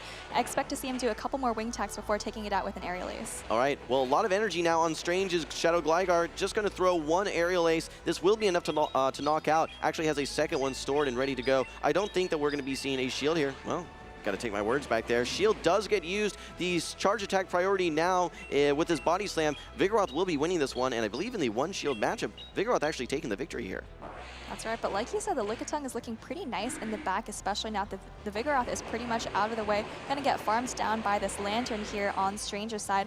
And now if you're Beelzeboy, oh, you actually have 2 answers to Lantern, which is pretty nice, but now you're gonna get the Quagsire lined up against the Lickitung. I don't think Beelzeboy is expecting the Lickitung in the back. Oh, but now he sees it. I'm a little bit surprised by that swap there, so if you actually had energy to throw into that Lickitung in a much more neutral matchup, this Lickitung now with a shield down is much easier to land one of these double super effective Power Whips.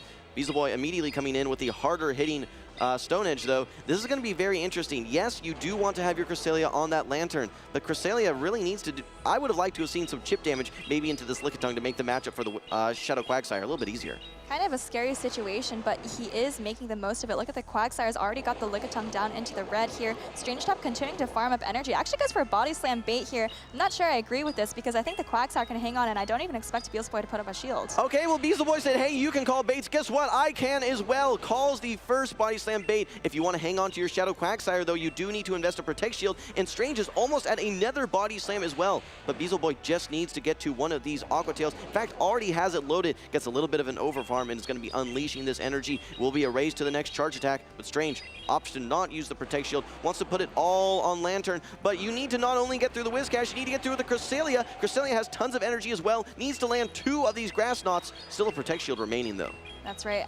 Here's 1 Grass Knot, gets the Protect Shield, needs to get to 2 more to close out this game. Lantern has a ton of energy, but look at how bulky Cresselia is. Surf coming through here, just a little bit less efficient than Thunderbolt. If you're Strange, you probably need to go for maybe 3 Surfs, or yeah, I think you need 3 Surfs from this range. Thunderbolt is not going to do it, so I think that 3 Surfs is going to be the recipe for success. Here comes the next Grass Knot, though. Both of these Pokemon are approaching their next Charge Attacks. Strange is currently at 1 Surf plus some damage, or plus some additional energy. Throws the first Surf here. This is going to be close, so this may be enough here between this and the second Surf. That's true. Actually, this Cresselia is just, I think, 1 or 2 Psycho Cuts off the Grass Knot. Oh, but it's charge attack priority! Lantern wins the charge attack priority. After these water guns, I think it's in range. I have very rarely seen Lanterns able to actually neutralize these Cresselias. Okay, keep in mind the still HP a bit of a though. Quagsire here. Can he reach the Aqua Tail, and does it do enough? Does the Aqua Tail do enough here? This is resisted damage, but it is a Shadow Quagsire here. The Lantern is going to do its very best to hang on, just needs one more water gun to knock out. Will the Aqua Tail do it? Yes! And that is the biggest Aqua Tail of that Quagsire's life, winning Beelzeboy this decisive Game 3, and he's going to be moving on to winners round 2 there. 1 HP and a dream on that Quagsire. So if I need to catch my breath after that game, that was as close as it gets here in day 2 at the 2024 Pokemon Go World Championships. The games could not have been closer. Congratulations to Beelzeboy. We mentioned it at the beginning of the match, but that Shadow Quagsire just looked so strong, and he was able to clinch it with that Shadow Quagsire. That's gotta feel great. Yeah, I was surprised that he ended up dropping Mandibuzz after that first game, but Beelzeboy knew what he was doing. He had the Vigoroth again repeat into the Gligar in Game 3. You know, didn't get it on the Lickitung, but he was still able to deal with it. These are feeling like championship matchups already here in just round 1 of the winner's side of the bracket. But what an amazing, amazing matchup that we just saw. I'm looking forward to looking back at some of those highlights, but the MVP for me, just looking back, had to have been that Shadow Quagsire. In some cases, actually, games came down to bait calls, and we saw that again in game number 3, throwing the body slam and no shielding it, just what you're seeing on your screen right here, then had to use that Protect Shield on that final one, but Quagsire able to knock out the Lickitung. Quick swap to the Cresselia. We were so surprised, though, because it was the little Lantern that could, able to take out one of its primary counters in the Cresselia. Yeah, 3 Surfs plus those water guns were just enough. Barely 1 charge attack priority at the end there, but luckily for Beelzeboy, just a tiny sliver of the Quagsire in the back was able to take out this Lantern. Look at those super effective mud shots, and he's all the damage it can get. Whew, that was a close one. So great recognition by you, by the way, calling out that win condition of 3 Surfs. Exactly what we saw from Strange, but unfortunately for him, Beelzeboy did have just a little, just enough energy. I think he only had 1 mud shot at the time. 3 more mud shots, able to hang on with just the tiniest bit of HP. And that was all you needed, though. Able to neutralize with a resisted Aqua Tail that Lantern.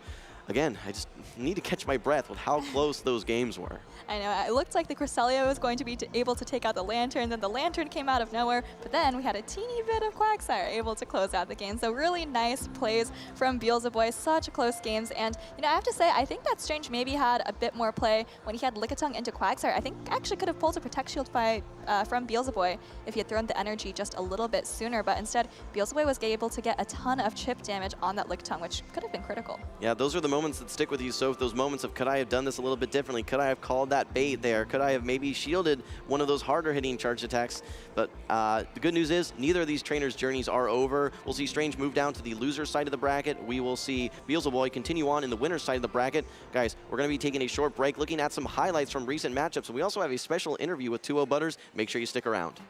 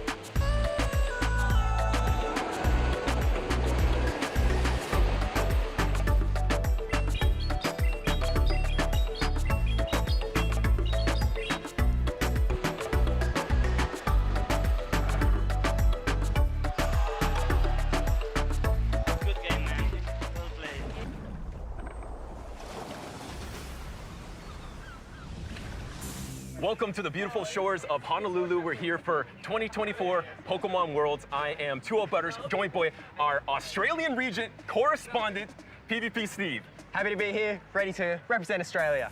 Steve, how would you rate your Australian region Pokemon Go Championship Series knowledge on a scale of 1 to 9? On 1 to 9, absolutely 9 out of 9. Guaranteed. Interesting. Okay, so are you up for a challenge then? I'm up for anything you can throw my way. Okay, because in the background, we have 2 paddle boats being piloted by 2 Pokemon Go Australian region legends, Zoe Two Dots and Debbie Pebble. Your challenge, they're gonna be racing towards us. Are you gonna be able to name every single Australian competitor at 2024 Pokemon Worlds before they reach? Do you think you can do it? From there to here, I think I can do it. All right, let's give it a shot then. I gotta give them the signal. Ready, go ahead and go! Okay. All right, here we go. You got Yacobervitch. Yacobervitch, OCIC champ, won 2 out of 3 regionals this year. Definitely in it to win it. Okay, that's 1. Rick Flareon. Rick Flareon won Perth Regional Championship this season and was one of the only 2 people to go top 16 in both World Championships. Very good. Avrip.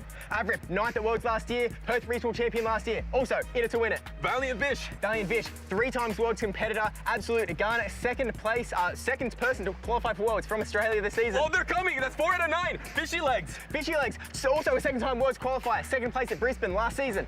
Zoe is so fast. Mikey Morgs. Mikey Morgs, also a 2nd-time Worlds qualifier, travelled to Bologna, 2 top 8s this season.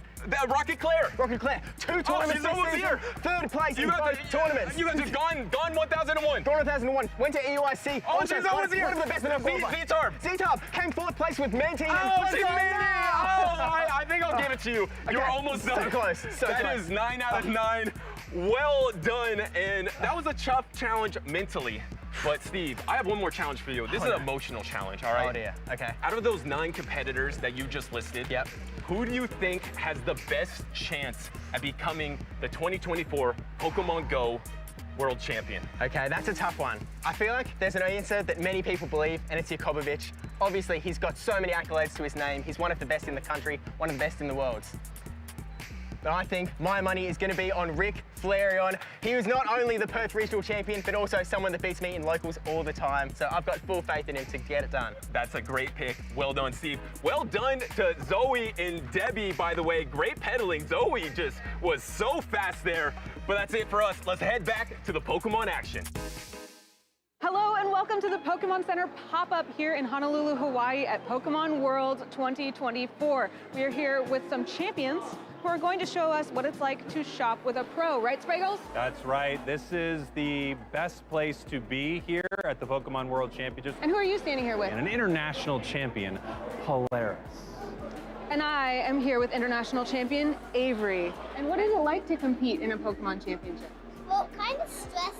If you're doing a battle, that's determines if you win or not. How do you feel about competing this year? It's pretty fun. Are you gonna win, do you think? I hope so. What are your favorite things to shop for? Plushies. I mostly like the big ones. How do you feel coming here to compete in Hawaii? A little nervous because I don't know what to play yet. I mean, you're a champion. You can make it happen. I love that I've gotten to meet you before, actually, at a Pokemon Center. I've met your family before. What's your favorite part about traveling to compete with all of these Pokemon events? It's really fun to play Pokemon. I love the game. And what's the best part about bringing your family to all this stuff? My dad, mom, and Cyrus, they just come and they watch and they like cheer me, and it's really fun for them. Do you think Cyrus will one day be a champion like you? Probably. I really hope so. What's your favorite thing about coming to the Pokemon Center? Definitely big plushies. What's the #1 thing you're looking for in there? A big Slowpoke. A big Slowpoke. You heard it here first, folks. A big Slowpoke. You told me that you like to look at giant plushies, and I couldn't find a giant plushie, but I found something really big for you. Are you ready? This Pokemon can turn into any Pokemon. What do you think? Pretty cool. There you go, that's for you. You said you wanted a big plushie. I found you something even bigger. Oh. Okay. Yeah, it's big, right? What do you think? I think it's amazing. All right, well, you're taking it home, buddy. All right, let's go. Here we go. Told you it was huge, right? Pretty big. Watch it. Watch its head. Watch its head.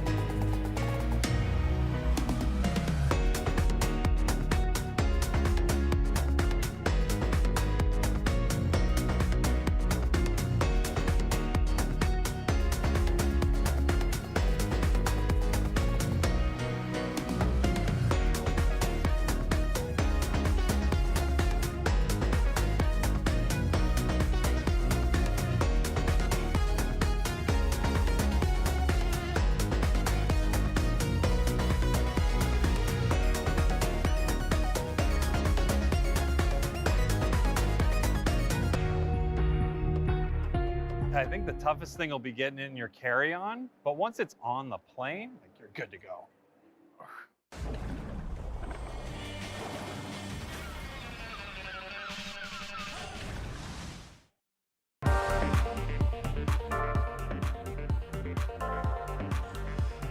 Welcome back, everybody, to the 2024 Pokemon Go World Championships. Aloha to all the trainers just joining us, and mahalo to all those for sticking around. I'm Speedy's Chief 2, here with the one, the only, Amanda Lundberg. Yeah, happy to be here. Happy to see all these battles in day 2. It's just started out, but they have been incredibly close battles down to the wire. Those last ones with StrangeTop against Beelzeboy. Wow. If you guys missed that, I mean, they're in the winner side of the bracket, so I mean, we'll still see some more from probably both of them later on in the day, but that's not who we're in now. We're still in the winner side. We're still going to see so many more competitors play. Not only the StrangeTop matchup, but also the LurganRocket versus Yacobervitch series. I remember watching game 1, I'm thinking, okay, you know, Yako's got a solid lead going on here, probably gonna win the series. I went to get some snacks, Amanda, I came back, and I see LurganRocket getting interviewed. I'm like, how did this happen? But we know they're both incredibly talented, and either one of them could have taken it, so awesome to see these trainers progressing, like you said, through the winner side bracket, and a lot of very resilient trainers remain in our loser side bracket here today. Yeah, some really exciting things that we have coming up is the fact that some of these trainers, 2 of them in fact that are going to be playing up next, we actually don't get to see play very often. You know, we talk about Yacobervitch, we talk about LurganRocket, we've seen them so many times. You know, we see the charisma that LurganRocket has when he gives those little cheeky winks to the camera, but these 2 trainers are in a different circuit, so we don't really get to see the matches when they're played out live, but we get to see it here in Honolulu, and that's true. That's pretty exciting. I feel exactly that way when it comes to trainers like Beelzeboy, right? Exactly. Beelzeboy is so talented, and that series was so close, but we see why these trainers are winning tournaments in their region, qualifying for the World Championships, getting here, and then proving that they can throw down against the best of all regions around them, including their own. So when we do see trainers like we're about to see now with Yakai and Keibon, these are 2 trainers from the APAC region, right? And it's going to be fireworks on stage. And not only do we get to see, you know, like how they play, we get to see the different team compositions too. A lot of trainers from the different areas choose to use different Pokemon. I mean, we were talking about Inadequance using a Giratina at one point, but it's really popular in the APAC region as well. We saw a Shadow Bastiodon earlier. Rumor has it someone in the losers bracket, Tomahawk UK, also has brought a Shadow Bastiodon. I was kind of giving him a little bit of grief about it. He said, no, it's spicy because it's Shadow. What are your thoughts on that? I feel like there needs to be an asterisk next to that, right? As we take a look at our players that are just now getting into their seats on stage, we've got Yakai 0904 and Keibon 1013. Yakai, I'm so excited to see. He's a tremendous Go Battle League player, reaching 3,700 ELO in a recent season. And then you've got Keibon as well. And Amanda, you and I casted Keibon yesterday, and he is fierce, he is stoic, calculated, and he has a good shot to win this series. Yeah, I mean, he doesn't give a lot away on his facial expression, but that just shows that, you know, there's a lot going on in his mind. Those precision plays that he had was absolutely incredible. And also, I just want to point out that he's running one of my favorite picks for this, that Azumarill. I think Azumarill is doing so well in this meta, despite all those Charger Bugs, despite all those Lanterns. And with Altaria on Yakai's side, I think it may be trying to find its mark there with that, and also the Annihilate.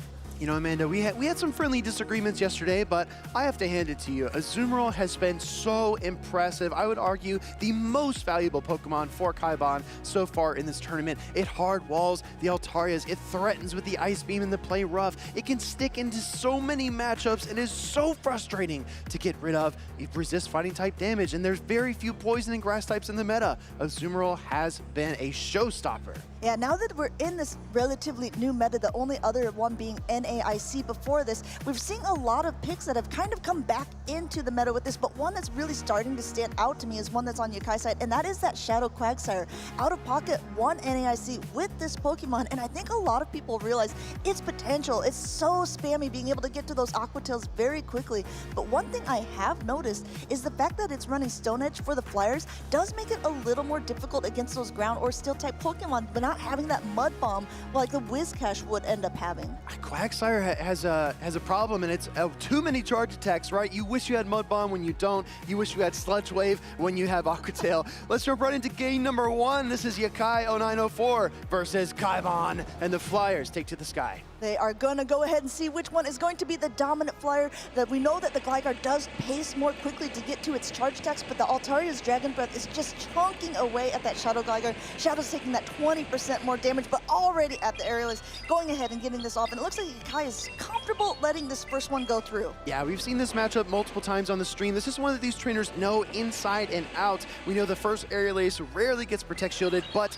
because of the Dragon Breath pressure over time, Altaria is able to whittle down the Gligar and threaten the Protect Shield with a Sky Attack. And that's exactly what he did, Will. They're getting that first Protect Shield because Keibon just has so much energy here. Going ahead and just charging up a little bit extra too at 2 Aerial Aces, saying, okay, if you don't shield this first one, you're probably going to go down, but if you do, I got another one right behind it for you. First one not being shielded, it looks like Altaria is going to go down, and it looks like Keibon has gotten that switch advantage, but immediately swapping out into the Lickitung, saving that Aerial Ace. Oh, this is definitely interesting. I mean, there is a Charge Bug in the back for Yakai, and the Gligar can be useful, but Yakai has to be liking this alignment here. He's able to get just a little bit ahead in terms of energy and can probably whittle down the opposing Lickitung, plus his Charge Bug versus the eventual Annihilate in the back from Keibon is a pretty decent matchup as well. Yeah, meanwhile, these Lickitungs are just slobbering up these fields in Honolulu. We talked about Aqua Tails filling the lagoon. I think that they could slobber from these Lickitungs could also be filling it there. Body Slam coming through. Both of these pretty much still in the green. This one just now being knocked down to the yellow before releasing a Body Slam of his own on Keibon's side. Yeah, I'm telling you, this looks like me at sushi dinner last night, right? These Lickitungs are going to town, just trying to whittle each other down with those double resisted Ghost type licks versus the opposing normal types.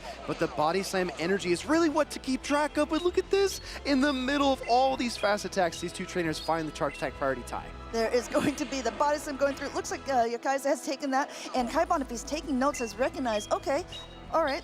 Now this is at least information that I can take away for game number 2. He's still in a great spot. Another Body Slam is going to be able to take him out at this point, but he throws it right before it. The wherewithal of Keibon, recognizing that that Body Slam is about to go through, wanting to get off a little bit of chip damage on Yakai before that happens. We talked about this yesterday. Losing with Protect Shields remaining is tough, but losing with energy is even more difficult. This is where that Gligar is going to come back into play. Keibon does throw the Aerial Ace, picks up the Protect Shield, Amanda, which is massive because I do think this Gligar gets to the dig as well. Yeah, the Volt Switches are not going to be doing that much damage. Looks like he's still going to be able to make it. Decides to go for the safer choice of going for the Aerial Ace. Maybe he wasn't quite sure if he was going to get to the dig. Doesn't matter. Gets the Protect Shield anyway. There's no shields left on Yakai's side, and Gligar is still getting a couple wing attacks, but meanwhile, that Charge Bug is charging up almost 2 charge attacks, almost ready to go. That was a beefy Volt Switch down onto a ground flying type. Now we've got a weakened Lickitung and healthy Annihilate. Keibon waits down the switch timer, sends in the Lickitung. I love this early throw by Yakai, preventing the Body Slam from coming through.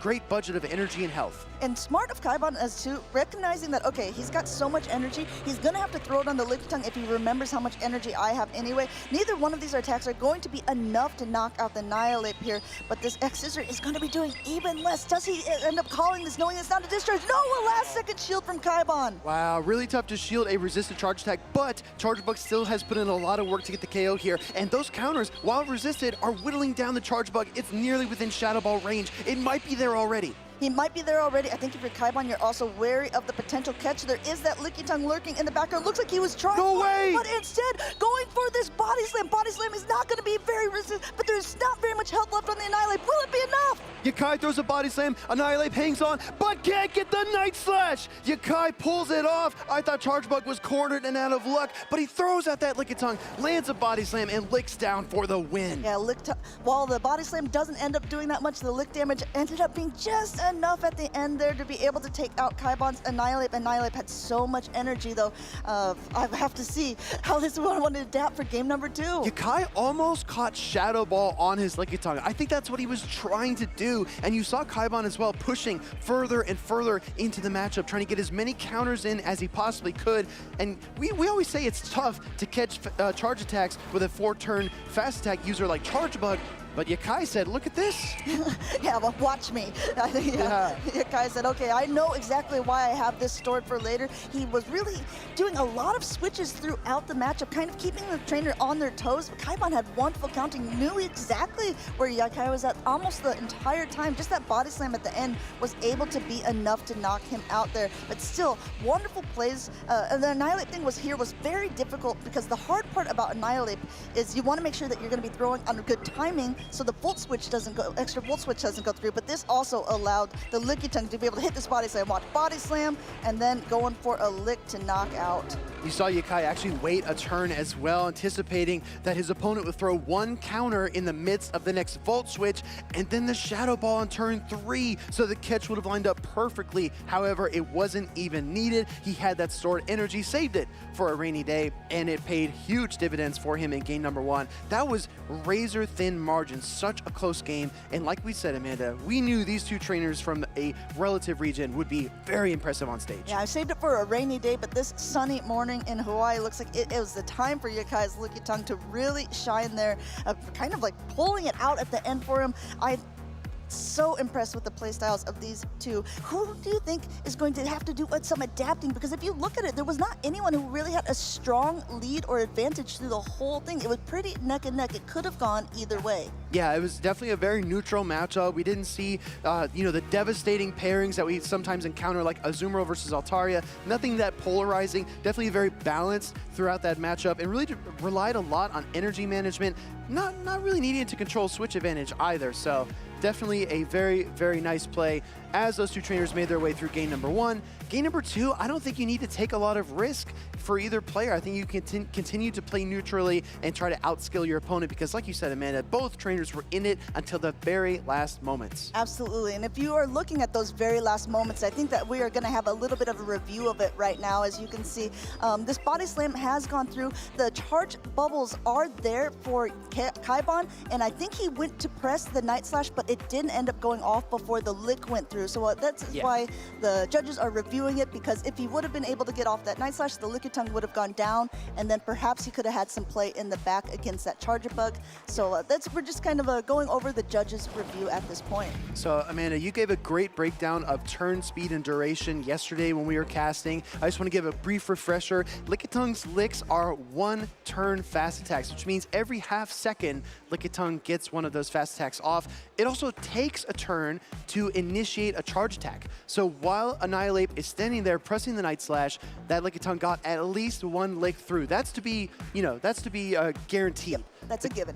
That's a given, exactly. The question is, did that lick KO, or was there a second lick that came through and prevented Annihilate from getting to its charge attack? And the reason that's important is because Annihilate had a boatload of energy. It had a whole catamaran full of energy, and it was ready to deploy it.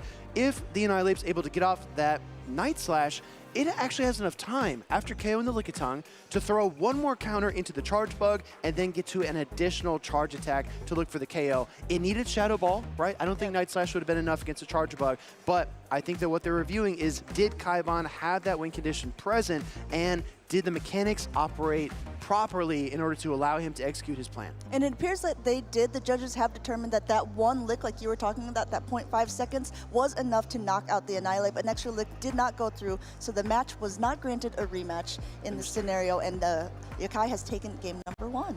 All right, but he did it by the hair on his chin, right? That was so close. Able to switch in the Lickitung, potentially trying to catch a Shadow Ball, but got off the body slam and the lick damage regardless. So I think if you're Keibon, you're thinking about that matchup and you're saying, I was so close. I feel like I had the win condition present. I had so much energy.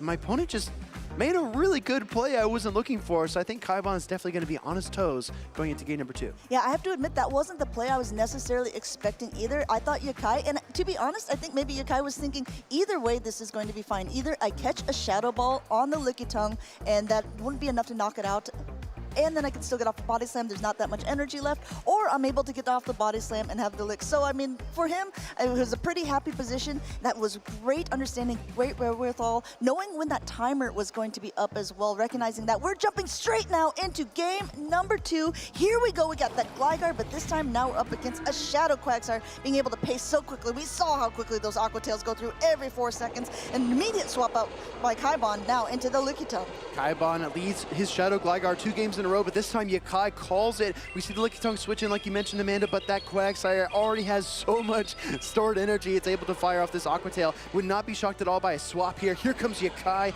with the Skarmory. This is definitely an interesting choice, but at this juncture, you get to avoid the potential charge bug by Keibon, so this play makes a lot of sense. Yeah, I think for Keibon, you're saying, okay, this is actually fine for me too, because my Gligar does not want to see this Skarmory at all. And we talked about this in the past, even though on paper, it looks like this matchup would be so bad for Lickitung with these body slams not being able to be doing very much to that Steel-type Pokemon. It still starts to whittle away. Those licks are whittling down. The Skarmory is already in the yellow. And now a Sky Attack is being thrown by Yakai. Like you like to say, Amanda, those licks just do a little bit of damage over time, but it does add Don't up. quote me on that. Skarmory fires off the Sky Attack, looking for the Steel Wing down, but Lickitung gets off one more body slam. This is definitely going to weaken the Skarmory just a little bit. Might make it a prime farm target, especially because Skarmory just spent all that energy. Oh no, here comes the Gligar. What a curious switch. This allows Yakai to get off the Brave Bird against the Gligar and then potentially switch out. A really last-second call, but a great call there by Keibon there, shielding up that Brave Bird, and now he's back kind of in the starting position that he was in before, but now the Aerial Ace is going through. He has a little bit of extra energy here and forcing a shield off of Yakai as well. Yeah, the Shadow Quagsire finds the Shadow Gligar, but now Keibon has a little bit more energy, and he still is going to look to deal some damage. This is a negative matchup, don't get me wrong. Aqua Tail, it looks like it's not going to hurt very much, but Shadow Gligar does not appreciate it. Down into the red, and now Yakai's got another one to boot. And it's going ahead, letting that go through, and I love Quagsire's face and releases a charge move. It's just like, look at this, take it. No, getting that last shield instead.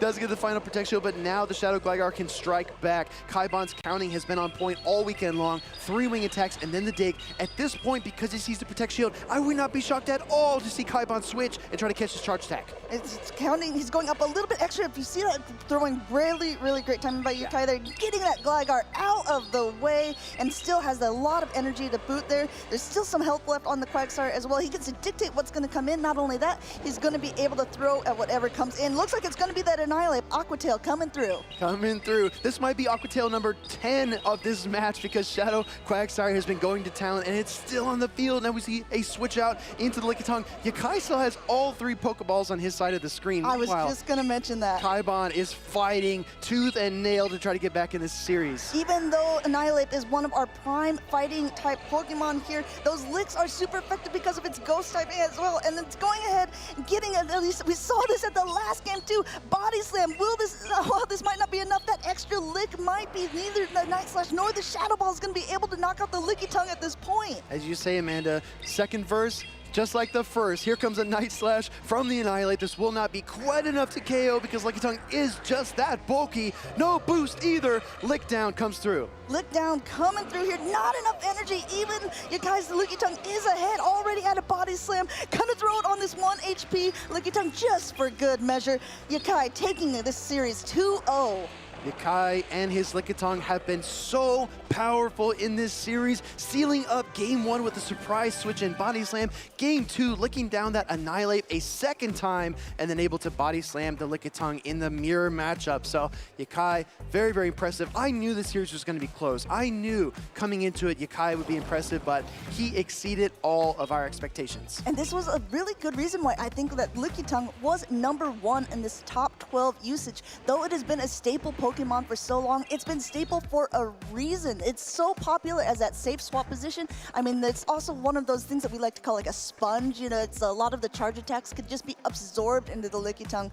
And the prime fighter that is being used at Annihilate can really only be hitting that Lickitung with its counter damage because the Night Slashes and the Shadow Balls don't really do that much. Lickitung has been so reliable for multiple seasons because if you look at the top fighting type Pokemon through the seasons, you see Pokemon like Metagame, like Poliwrath, like Annihilate. What do all three of those Pokemon have in common?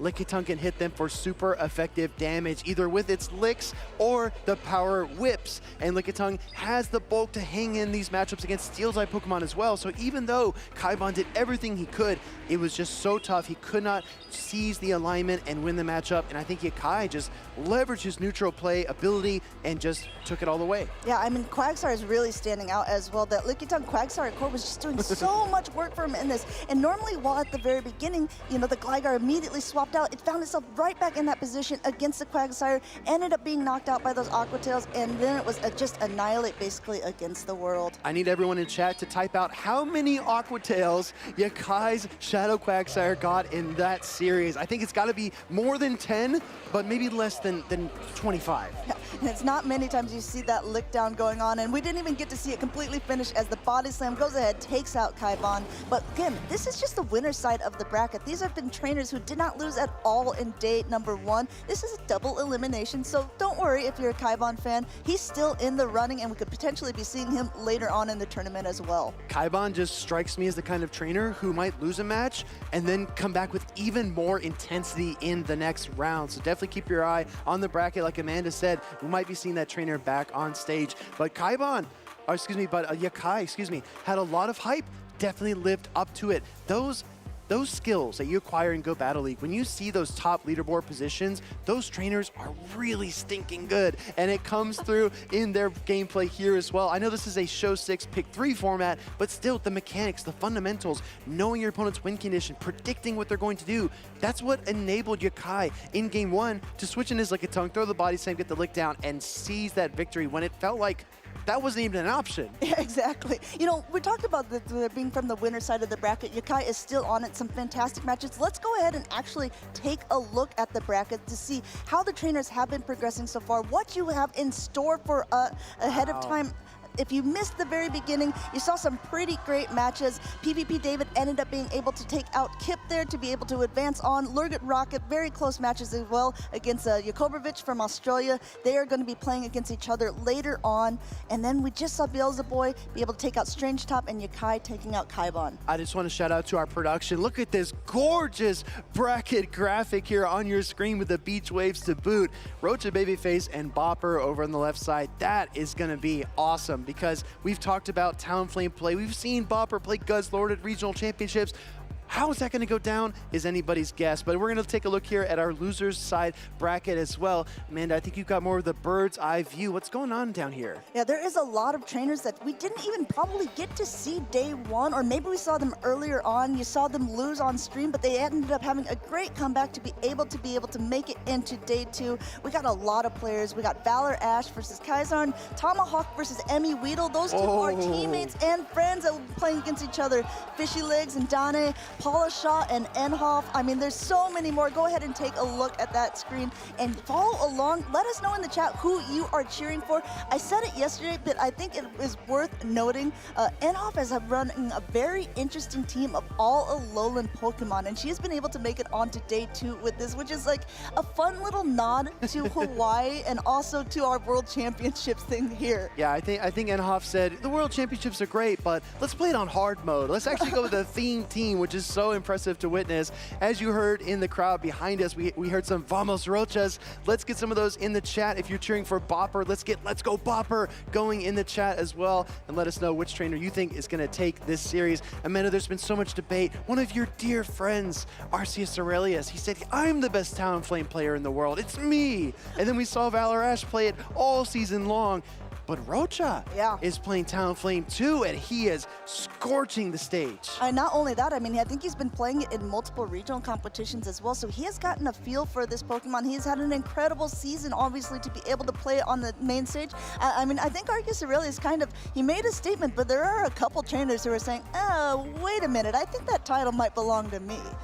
I know there's a debate as well regarding our Incinerate users, whether it's Skeledirge or Talonflame, which Pokemon's more flexible, which one's more versatile, which one has better coverage, and what is going to enable these trainers to win. I don't know. I think the debate really centers around how else you build your team. Exactly. For example, when you look at Valor Ash's team with Shadow Magnezone and Talonflame, I think about Quagsire and I get flashbacks to all the Aquatail spam, right? How does he deal with a Quagsire? But if you look at a Skeletor's team, maybe with another Dragon-type Pokemon behind it, it's a little more balanced. Yeah, I mean, I have actually seen a couple of the Talonflames, which normally running Flame Charge and Fly. Some of them are running Fly and Brave Bird, only relying on that fire attack for the fast attack. I mean, what kind of madmen are concocting this formula? I like to call that the Zzweilous special, right? Look at these teams though, Amanda. We actually have a double Talonflame Sunset Showdown that we're gonna get on stage. Yeah, I mean, I think Arceus Aurelius making that statement. He's now got 2 trainers that he needs to be keeping an eye on to see, okay, are they even gonna bring it? Can I keep my title as the best Talonflame user? Let's see how this composition kind of works out, and Azumarill on both sides as well. That's something that's going to put a decent stop to that Talonflame and make it a little bit fearful to come in. Roacha Babyface is running a Whiscash, and though you may think that Whiscash is like a really good counter to a Talonflame, it actually, if the Talonflame can get an Incinerate advantage, can go through if it has shields on its side, I mean, it can take it out with 2 flies. And it's amazing as well because that looks like a regular Whiscash. If it's a Shadow Whiscash, the Scald does just a little bit more damage and you might be within Mudshot downrange if you're the Talonflame. But the regular Whiscash has an even worse situation against the Talonflame. You cannot fast attack down. You need 2 charge attacks in order to win that matchup, which is so counterintuitive, right? A Fire-type Pokemon, not the bulkiest Pokemon in the meta by any means, but Talonflame can hang around in that matchup against the Whiscash. And you know what? A lot of people said Shadow Quagsire is the new wave. I don't think Roacha got that memo. He's still rocking the Whiscash. But you know what? You're looking at the Whiscash that he's going against, and there is actually a Registeel on Bopper's side. Now, if you're running that Shadow Quagsire, that's actually a lot more comfortable for the Registeel than you would think it's going to be, because it doesn't have that Mud Bomb that the Whiscash has. Mud Bomb is going to be able to just knock down that Registeel, meanwhile taking those charge attacks, sinking into that mud, relaxing, saying, okay, neither one of those are going to knock me out here. But, I mean, I think that Bopper maybe has to think twice about bringing that. Not only is there a Whiscash, there's also an Annihilate on the team. Yeah. And, okay, the Talonflame. We keep talking about that, but... Let's take a closer look at Roacha Babyface, and I really appreciate that you pointed out the movesets, Amanda. For a lot of trainers that are just coming into the stream, this is a Show 6 Pick 3 format in the Championship Series, which means these trainers have locked in their fast and charge attacks at the beginning of the tournament. There is no room, no window to TM your Pokemon and change their attacks. Oh, I see you pointing on the screen. What do we have going on with Talonflame? I mean, we had talked about it. Normally, they're running Flame Charge and Fly. This one is calling the what you call Zzweilous special because it is running the Brave Bird and Fly. Brave Bird, I mean, we saw it just in the last matchup as well with Skarmory running it. If you use that attack, it lowers your own defenses there. And so people like to use it either if they're going to swap out or kind of as a last endgaming move when you notice that, okay, I don't need to keep my defense anymore. We don't call it an endgaming move, Amanda. We call it the YOLO of the Brave Bird, right? You just YOLO the Brave Bird and hope that it lands. And look at this. Oh my goodness, Bopper is also running the double flying charge attack set of Fly and Brave Bird. He knows the Incinerate damage is so imposing. He knows that he can get his fire type coverage, but he wants more versatility. I mean, I tell you what, so many trainers have been running this. Maybe, you know, we talked about earlier, like, always could Azumarill be running Play Rough, Ice Beam, or Hydro Pump, all these different potential movesets like Shadow Ball, Night Slash, Ice Punch instead on the Annihilate. Sure. Maybe this is the new Talonflame. Welcome in, Fly and Brave Birds. Welcome in from the crowd as they swoop up to the stage, cheering on these 2 opponents. All right, let's get the let's get the chat moving. Let's get some Vamos Roachas and some Let's Go Boppers, because our trainers are locking in and they're ready to throw down. This is such a neutral matchup as well. I expect lots of Talonflame mirrors. I expect both the Shadow Quagsire and the Whiscash to make appearances. Registeel for Bopper might be a bit of a tough bring, considering there's a Whiscash, a Talonflame, and an Annihilate on the opposing side. Absolutely. But there is still room to improvise. Yeah, I mean, there's a lot of targets, right, for the Registeel, but there are just so many counters as well. I don't know, in game number 1, when you're not used to playing an opponent, do you go for the safer bet, or do you go for something that you're saying, okay, no, I'm going aggressive, I'm coming in from the shoot. It looks like both of these players have locked in. They're getting ready to go. Let's make some noise for these 2 trainers as we go. We got the Mud Bowl noise on the screen. Exactly. Roacha gave us the thumbs up. We are clear for takeoff here. We've got Whiscash versus the Shadow Quagsire. There is Talonflame and Charge Bug in the back there for Roacha Babyface, so he is bringing the heat. Yeah, going ahead, this Aqua Tail say, okay, you're bringing the heat. I'll cool you back down here right now with that Aqua Tail being able to hit, but it's not going to be that effective. And as you can see, even though he's pacing very quickly, it's not going to be enough to take it out. And meanwhile, Roach is going for the heavier hitting Scald, potentially also going for that debuff. Yeah, I like the Scald setup here. Does not get the debuff, unfortunately, but the Whiscash is just a tad bulkier than the Shadow Quagsire, so it is able to withstand the double Aqua Tails here. And the pacing is also very similar. Quagsire just a hair faster, but Whiscash fires back almost immediately. It's already got the Mud Bomb ready, and the swap into the shiny Lickitung. Lickitung being able to absorb it. We've talked about it in the past, just being able to be used as a sponge, sticking out his tongue, taunting this Whiscash. You can see Bopper nodding his head, recognizing what he's coming in with, but Roacha Baby says, okay, well, I'm ready for it because this is a pretty good matchup. But there's no way to really boost the attack now with these double flying type charge attacks. This Talonflame is just gaining energy, but meanwhile, gonna have to take a Body Slam. Talonflame can only absorb a few charge attacks in the meta. Body Slam is one of them. Does have enough energy for the fly, but maybe over taps a bit. Here we go with the charge attack from Roacha Babyface. If this connects, it will KO. This is a Brave Bird, Amanda. This is a Brave Bird, and what a play by Roacha Babyface too. Most people like to go for the fly first, especially if you are locked into a matchup. But Roacha, recognizing that he had so much energy and that he was going to have to shield whatever probably comes in anyway, going out for this fly, he's going to take out a Lickitung, and okay, a last second by shield prevents him from taking out that Quagsire. I think Bopper was considering just giving both of his Protect Shields to the Annihilate because the Brave Bird did debuff the Talonflame, but he remembers how spammy and how efficient the Shadow Quagsire can be, so he does give up that Protect Shield. Gonna KO the Talonflame with the Aqua Tail, no problemo. Now we see the Whiscash and the Charge Bug coming in with the Charge Bug now. Bopper's got a unique opportunity. This opportunity for a bait as well. This is a very risky bait, and it doesn't get called by Roacha Babyface. Gets that shield with an Aqua Tail. Now he still has so much energy, he might have to go for another one there before the Stone Edge goes through. No, recognizing that this is just an Aqua Tail, letting that go. Charge Bug going ahead and tanking this, and meanwhile, just I think continuing to charge away. Yeah, I don't think that Bopper wants his Shadow Quagsire to get Volt Switch down, so he does reach for the Annihilate. We're gonna see a Discharge get fired off here. Bopper probably doesn't need to use Protect Shield yet, and he chooses not to. Discharge does connect, putting Annihilate down to the yellow. Now Annihilate is pretty close to Night Slash range against the Charge Bug, so he fires that off after 3 counters. Yeah, 3 counters go through. This Night Slash will go through. Does Roacha Babyface want to use his last shield here? Looks like he does. He does have so much energy on that Charger Bug. Wants to be able to get a little more damage off. Force Bopper to make the same decision. It looks like this now, our shields down. It's going to be going back and forth here. We're getting to the end game of this winners round 1. Okay, bringing in the Whiscash. Does Bopper know where it's at? He forgot. Here comes the Mud Bomb from the Whiscash, and Roacha Babyface able to capitalize on the smallest mistake to win this game number 1. Sometimes one little mistake is all that it takes to flip it around here. These Mudshots going through by both of them. Not enough energy, not enough health.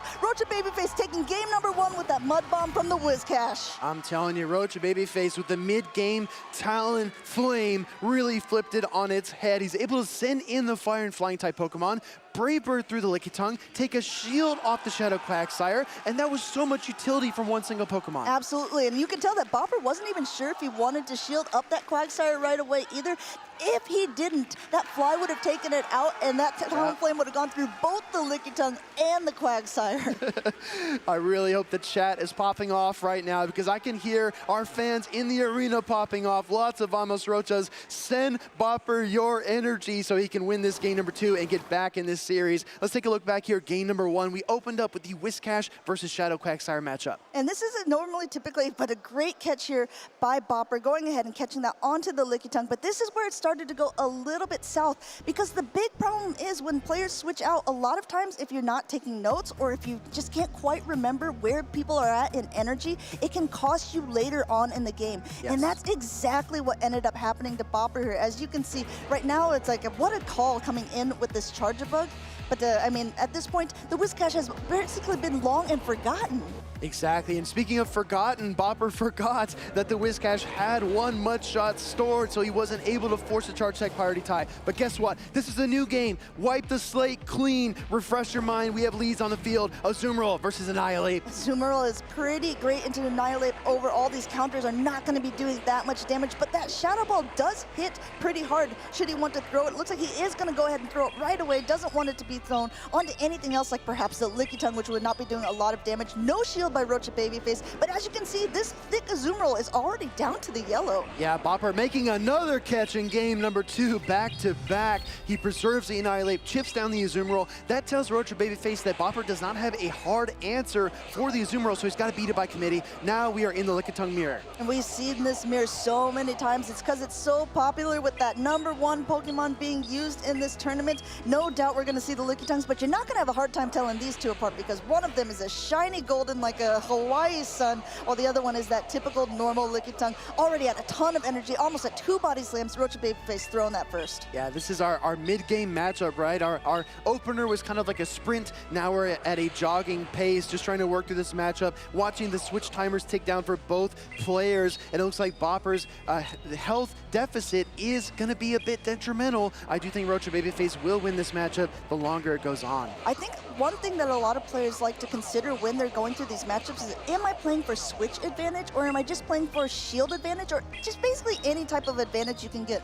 Bopper doesn't seem that desperate to have that switch advantage, always swapping in that Lickitung. And now coming in, just kind of getting energy on different Pokemon, saving that body slam for later, and now we see going for the heavier hitting power whip. He's gonna whip it, and he might whip it good because no shield is being used here. This Annihilate is down to the red. Annihilate is weak, but Roacha knew, Bopper knew that it wouldn't be that good against the Azumarill, so he's willing to sacrifice it and allow that damage to come through. Gets off a parting Night Slash against a Charjabug, and now he's got a Shadow Quagsire in the back. Gonna wait down the switch timer all the way because he did just bring in his Annihilate. It's really smart to get switch locked. As you can see, if the Pokemon are faded out, that means you can't switch yet on that right-hand side. But this is a great matchup for Bopper. Not only gonna outpace here, those Volt Switches aren't going to be doing that much damage, and we've seen how quickly this Quagsire can get 2 attacks. Already 1 Aqua Tail going through, X-Scissor going through on Roacha Baby Face's side. 2 shields left on Bopper's, first one being used here. Yeah, first shield of the game actually for either trainer, and at this point, I think Bopper's just committing to the Aqua Tail spam. Here comes the back-to-back X-Scissors from the Charjabug. Bopper says, I'm gonna let this through because I know there's an Azumarill in the back, and Ice Beam or Play Rough would hurt more, so I can take this. Exactly, if you only have 1 shield left to your side, you gotta figure out when is the best time to utilize it, what is going to be the thing that is gonna be hitting the heaviest. Really great timing here by Bopper, recognizing right when he was gonna be able to get to that X-Scissor, throwing that Aqua Tail because he knows he wins charge attack priority, and the Charjabug goes down. Still 2 shields left on Roacha Baby Face's side, and basically still a decent amount of health left on the Azumarill. This first attack being thrown. Will it get the shield? There's gotta use him at some time, Roacha. Bopper's been spamming the Aqua Tails. Does Roacha? No. He uses his first protection shield of the game on an Aqua Tail bait, and at this point, Bopper is starting to build back some of that advantage. Throws the Stone Edge. This is gonna deal a ton of damage. Does Roacha call it? This is the most important shield of the game. Roacha calls it. Not only does he call it, these bubbles are doing so much. It looks like Bopper trying to catch again, but no. This time Roacha says, I know what your plan is. You've caught so many charge attacks on this Lickitung, but this time the Lickitung will at least be able to get off a body slam. Should be enough to knock out the Roacha's Baby Face's Lickitung. But now at this point, is he gonna be able to get the bubble down? No, a body slam coming through. Oh, it's gonna be so close. Body slam's gonna come through. Azumarill will probably hang on, but it's gonna be deep into the red. It needs to bubble down the Lickitung. Azumarill, bubbles coming through. It does get the knockout. 1 more Pokemon to get through. He's gonna go ahead and get through. It looks like he is throwing the attack right away. There's too much in the tank there for the Quagsire to be able to just completely bubble down. But will he be able to get to that next Ice Beam? He is 1 bubble away. He is at it before the Aqua Tail. Roacha Baby Face taking this in the slimmest of margins. Winners round 1 and day 2. Let's get some Vamos Rochas in the chat. What an incredible 2-0 series against one of the best players in NA. Roacha Baby Face separated himself versus the competition here with the 2-0 victory. Absolutely incredible plays. You know, we talked earlier about, is the Whiscash still meta? I think Roacha Baby Face says, have you seen the plays? Whiscash is definitely still there. These two trainers shaking hands, Talonflame lovers exchanging back their team sheets.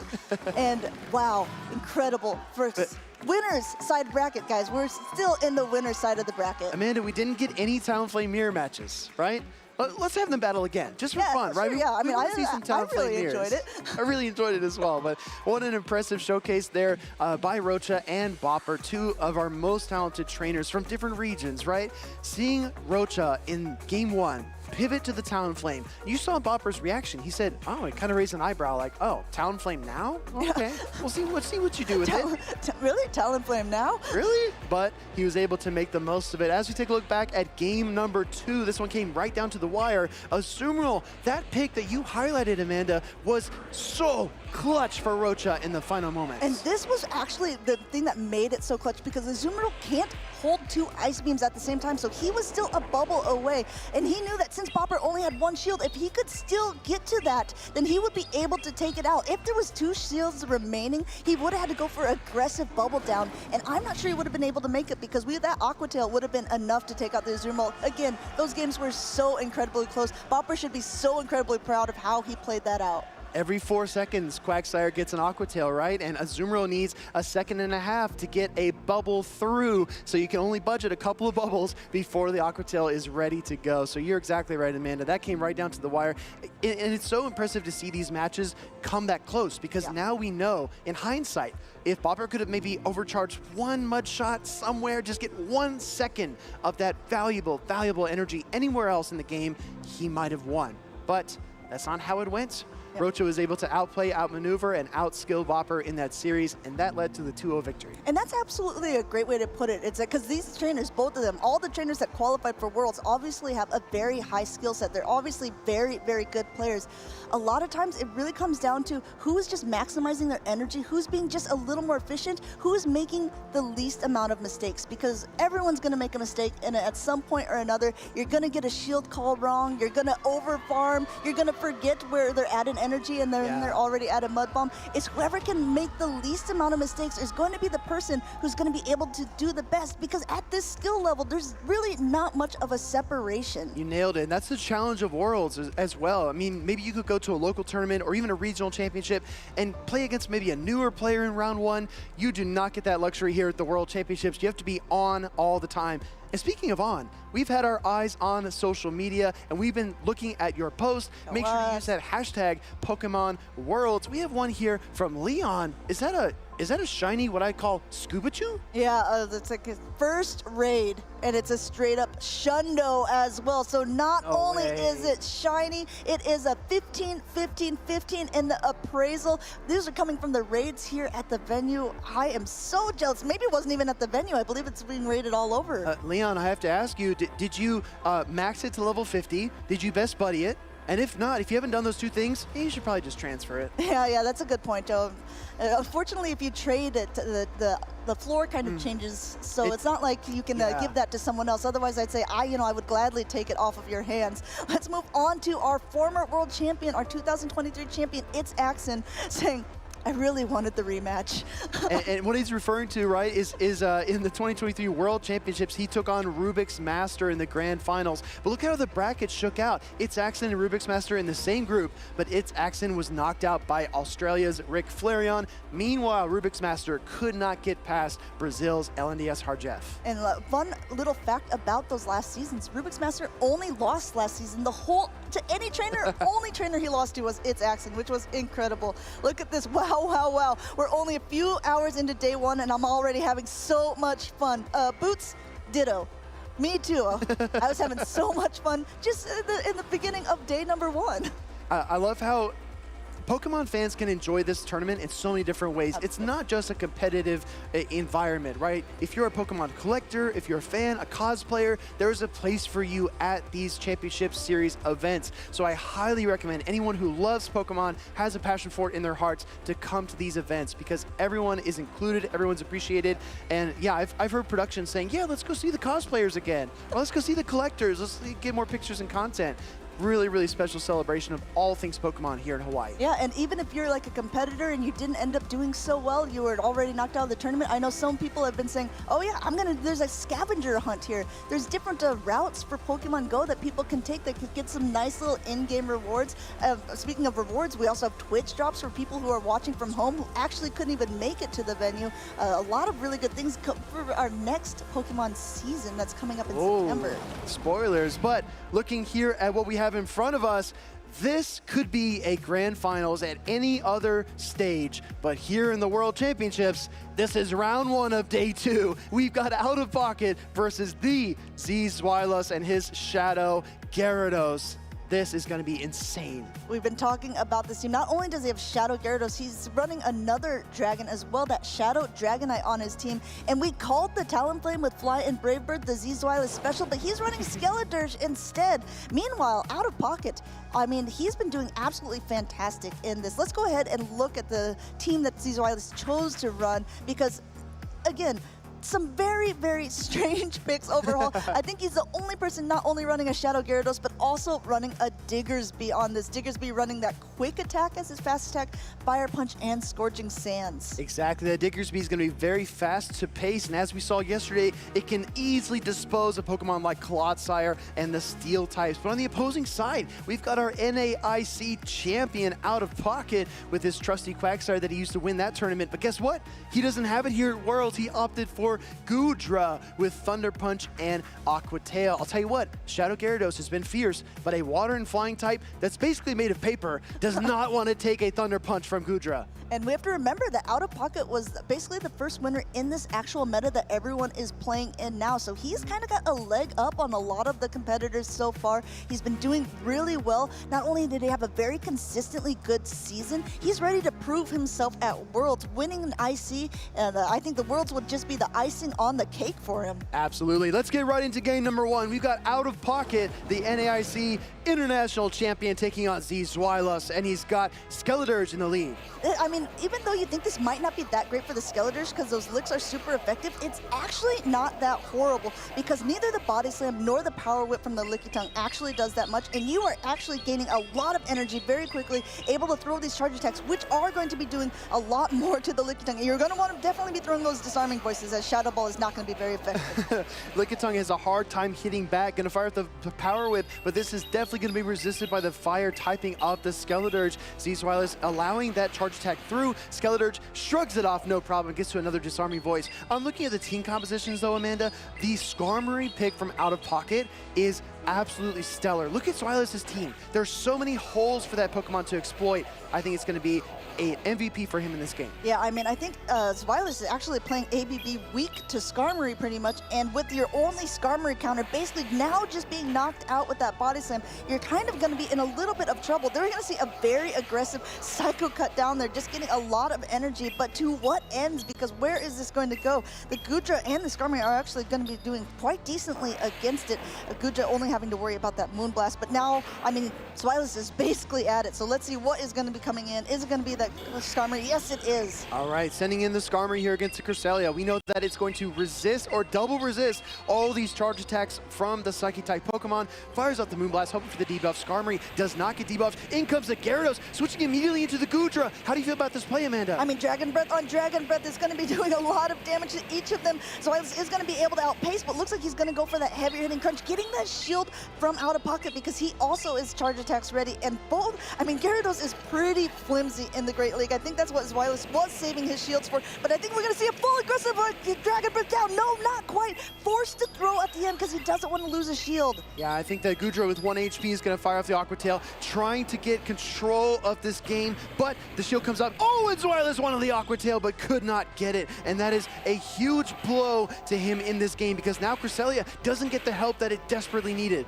Yeah, I think Zzweilous was desperately hoping for that. Recognizing that he didn't get it is going to be putting him definitely on the back foot, as Cresselia already doesn't do that well against Skarmory. Skarmory has a lot of energy. Neither the Moonblast nor the Grass Knot is going to be doing that much. Still, playing this out though, the Moonblast connecting with the Skarmory OutOfPocket, not even bothering to shield. Yeah, exactly. Skarmory with its steel typing just resists those Moonblasts so heavily. And granted, Cresselia is not even a fairy type Pokemon, it's a psychic type, so it doesn't get same type attack bonus either. And at this point, OutOfPocket gonna send a little message here to Zzweilous. He says, I'm the NAIC champion for a reason. Take the Brave Bird, and I'll take game 1. Looks like he will do that indeed. Zzweilous ended up playing at NAIC too. I believe he was a Day 2 competitor, just like he's a Day 2 competitor here at Worlds, running a completely different team, but so is OutOfPocket. So I think both of these trainers are saying, though we were very good at this meta, recognizing how certain team compositions can work from the beginning, we can do even better now. Exactly. Looking back at this game, number 1, what you said, Amanda, was absolutely stellar. The top answer for Zzweilous against a Skarmory was the Skeledirge, and it got knocked out in the opening matchup. This time, going into game number 2, I fully expect Zzweilous to consider bringing the Lantern. Lantern and Skeledirge, you need double coverage for the Skarmory because it just blew up that back line that Zzweilous had of Cresselia and Shadow Gyarados. Yeah, I absolutely think that's incredibly true here. You see how powerful that Skarmory is against that whole back line of Zzweilous. But is there a danger, I'm just looking at the team compositions real quick, of bringing both that Skeledirge and the Lantern in? There definitely could be a danger, right? There are some threats. I do think that Pokemon like Goodra are so impressive in neutral situations, as we saw. Even though it's taking super effective Dragon Breath damage from a Shadow Gyarados of all things, it was neck and neck with that Pokemon in that matchup. Another thing that I want to point out that maybe is playing to Zzweilous' disadvantage, Butters talked about it in our opening, is that Zzweilous has said he's brought the Gyarados into every single matchup. If OutOfPocket has been listening to that or paying any attention, he's recognizing that that Pokemon is coming in every time, so he always just has to make at least one counter to it, and he could end up even getting the alignment that he's looking for. Oh, you're exactly right. We're locked in here for game number 2. OutOfPocket on the left side of your screen, Zzweilous on the right. We're going to get a Diggersby versus Annihilape. OutOfPocket just calling all of the leads here. This counter damage is going to be doing so much. Those quick attacks will be doing nothing. Using the Gyarados as a safe swap, very interesting tactic, because again, it doesn't take a lot to be able to knock it out. Though this is only a Night Slash, it will be doing a lot of damage should it go unprotected. We're about to see it's down to the low yellow at this point, and now coming in with the Goodra, just those Dragon Breaths melting away. That was a solid lead for OutOfPocket. He's looking to maintain switch advantage, does not shield up the crunch here, which is going to deal quite a bit to the Goodra. Does he get the defense fall? No, he does not, but Shadow Gyarados put in so much work. OutOfPocket, though, prioritized switch advantage, and he was able to keep it. At this point, I think, what are you going to do? You come in with the Diggersby, but the Aqua Tails are still going to be doing a nice chunk of damage. I think he's going to go for a very aggressive, quick attack down, so he has something to throw at the Annihilape in the back, because the Annihilape is definitely going to be what is coming in. Licky Tongue, as its normal typing, has the Lick as a fast attack. Won't be doing that much to the Diggersby. I think Zzweilous is trying to just utilize it to its best advantage, trying to get as much as possible. Great farm down there, going for that heavier hitting Scorching Sands, which could also potentially debuff the Annihilape. Yeah, Zzweilous, I think in his mind, he's game planning for a 2-shield Skeledirge win condition. He does land the Scorching Sands, the Scorching Sands gets shielded. Now he switches into the Skeledirge. Skeledirge already now has 2 Incinerates advantage before that Licky Tongue has even come into the battle. Disarming Voice going to be able to be thrown here. And again, now this is the opposite problem with the Licky Tongue versus Annihilape. Annihilape's charge attacks would do so much damage to the Skeledirge, but really it's only the fast attacks of Licky Tongue that will be doing so. And if there's 2 shields left on the field, OutOfPocket's playing it absolutely correctly, saying, okay, if you're not going to use your shields right away, I'm going to go ahead and throw this, and he's throwing a bait! Yeah, baiting the body slam here in a critical position. Zzweilous takes the bait, hook, line, and sinker, but he's able to fire up the Disarming Voice here against the opposing Licky Tongue. The bad news is that I don't think this is enough, Amanda. I think that the Licky Tongue will hang on, and because of the body slam bait, he might even get to another charge attack here. He's already at that power with being able to throw it here, though this is not going to be doing that much damage. Zzweilous not even using a Protect Shield here. It is going to put it desperately low, if not knock it out. Not very effective, but there's still so much energy. Going for that heavier hitting Shadow Ball, and it's getting shielded up by Pocket. You only get one chance, one opportunity. He wants to deploy all that energy. Shadow Ball gets Protect Shielded. Going for the Diggersby. This is a normal type versus Annihilape. Can Diggersby close this out? I think that Zzweilous is hoping that this is a Shadow Ball, hoping maybe it caught, but I think he knows it's not. This Night Slash is not going to be enough. I think at this point it's still going to be a race. Will he be able to reach the Scorching Sand? He's one away. He's throwing it now. Gets to the Scorching Sands. It's going to deal a lot of damage to Annihilape. OutOfPocket needs to hold on here. Annihilape takes the charge attack. It does hang on, just barely. Oh, and a simultaneous KO, but you saw Zzweilous swap out earlier. Skeletor's hanging on by a thread in the back, taking game number 2 away, tying up the series. I'm telling you, I mean, a lot of trainers in Go Battle League would lead Diggersby into an Annihilate and say, okay, I'm probably not going to win this game. But That's what a lot of trainers, if you're playing Go Battle, they call a top left scenario. Exactly, but no top lefts on stage here. Zzweilous found the win condition and OutOfPocket unable to close the matchup in time. Shadow Gyarados still an impact Pokemon for Zzweilous yet again, throwing Crunch into the Goodra. And I'll tell you what, all that damage allowed the Diggersby to get the full quick attack down. Look at the energy.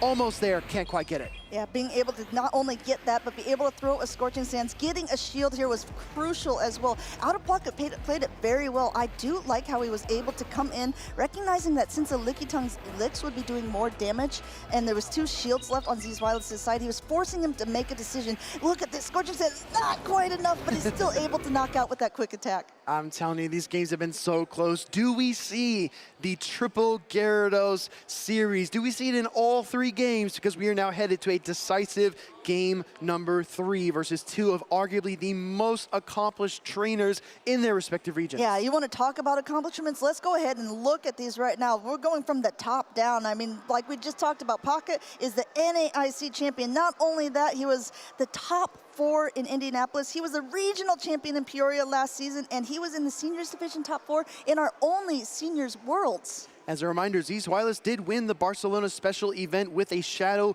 Venusaur, so he is no stranger to trying new Pokemon, to maximizing strategies and finding weaknesses in his opponent's team. So I'm sure he's thought a lot about the Shadow Gyarados team. It might look crazy on paper, but it makes total sense to the mad scientist. Yeah, if you talk to Zzweilous, he is known for reverse engineering the meta. So he looks at kind of what is popular, and he finds some anti-meta picks or things that people aren't expecting. And I have to admit, if I didn't know it ahead of time, if I didn't see him winning so many times with Shadow Gyarados, I would not have expected it at all. Game number 3, OutOfPocket, Zzweilous, Skeletor just back on the field versus the Lickitung. And it looks like we have a very similar lineup to game number 1 there for Zzweilous, going with some strategy that was very interesting. Now you have to wonder, if you're him and you saw the Skarmory that first game, are you worried that there's a Skarmory in game number 3? Great question. We're going to see the Disarming Voice be the first charge attack of the game here against OutOfPocket. This is going to chip down the Lickitung just a little bit, but the Incinerate damage is adding up. Lickitung, meanwhile, is closing in on the Power Whip,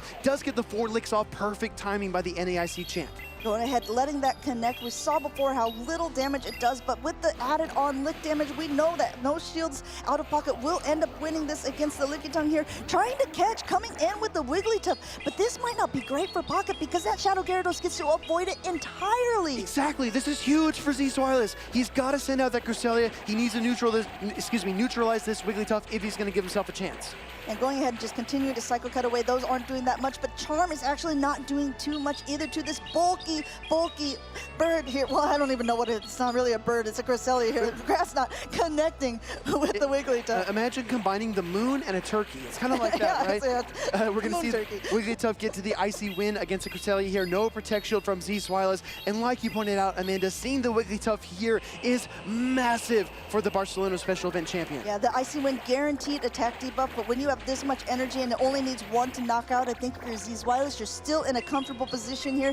This should be enough to knock out. Not only that, he's got another Grass Knot stored for whatever comes in, or potentially can get up to the Moonblast. What is OutOfPocket gonna come back in with? Is he gonna use that Lickitung, or is he gonna show the Annihilate? It's a tricky question to answer. We're gonna see a Grass Knot get fired off here by Zzweilous against the Lickitung. I think OutOfPocket's gonna save both of his Protect Shields for that Annihilate in the back. He might even switch to it now. Actually, he's gonna stay in here for just a moment because he recognizes the Cresselia is too healthy to farm down. Gonna throw the Body Slam. Gonna throw a Body Slam. This should be enough, but now there's so much energy left on the Lickitung, but not a lot of health here. I will have to see how they want to play this out. Will the Skeletor come back in? It's a 5-turn attack. We have to know if the Licks would be able to knock it out before that damage would even register. We're gonna find out. Getting a Protect Shield here could actually be massive for OutOfPocket. Coming in with the Gyarados, throwing the Body Slam. Zzweilous unable to get the Dragon Breath down.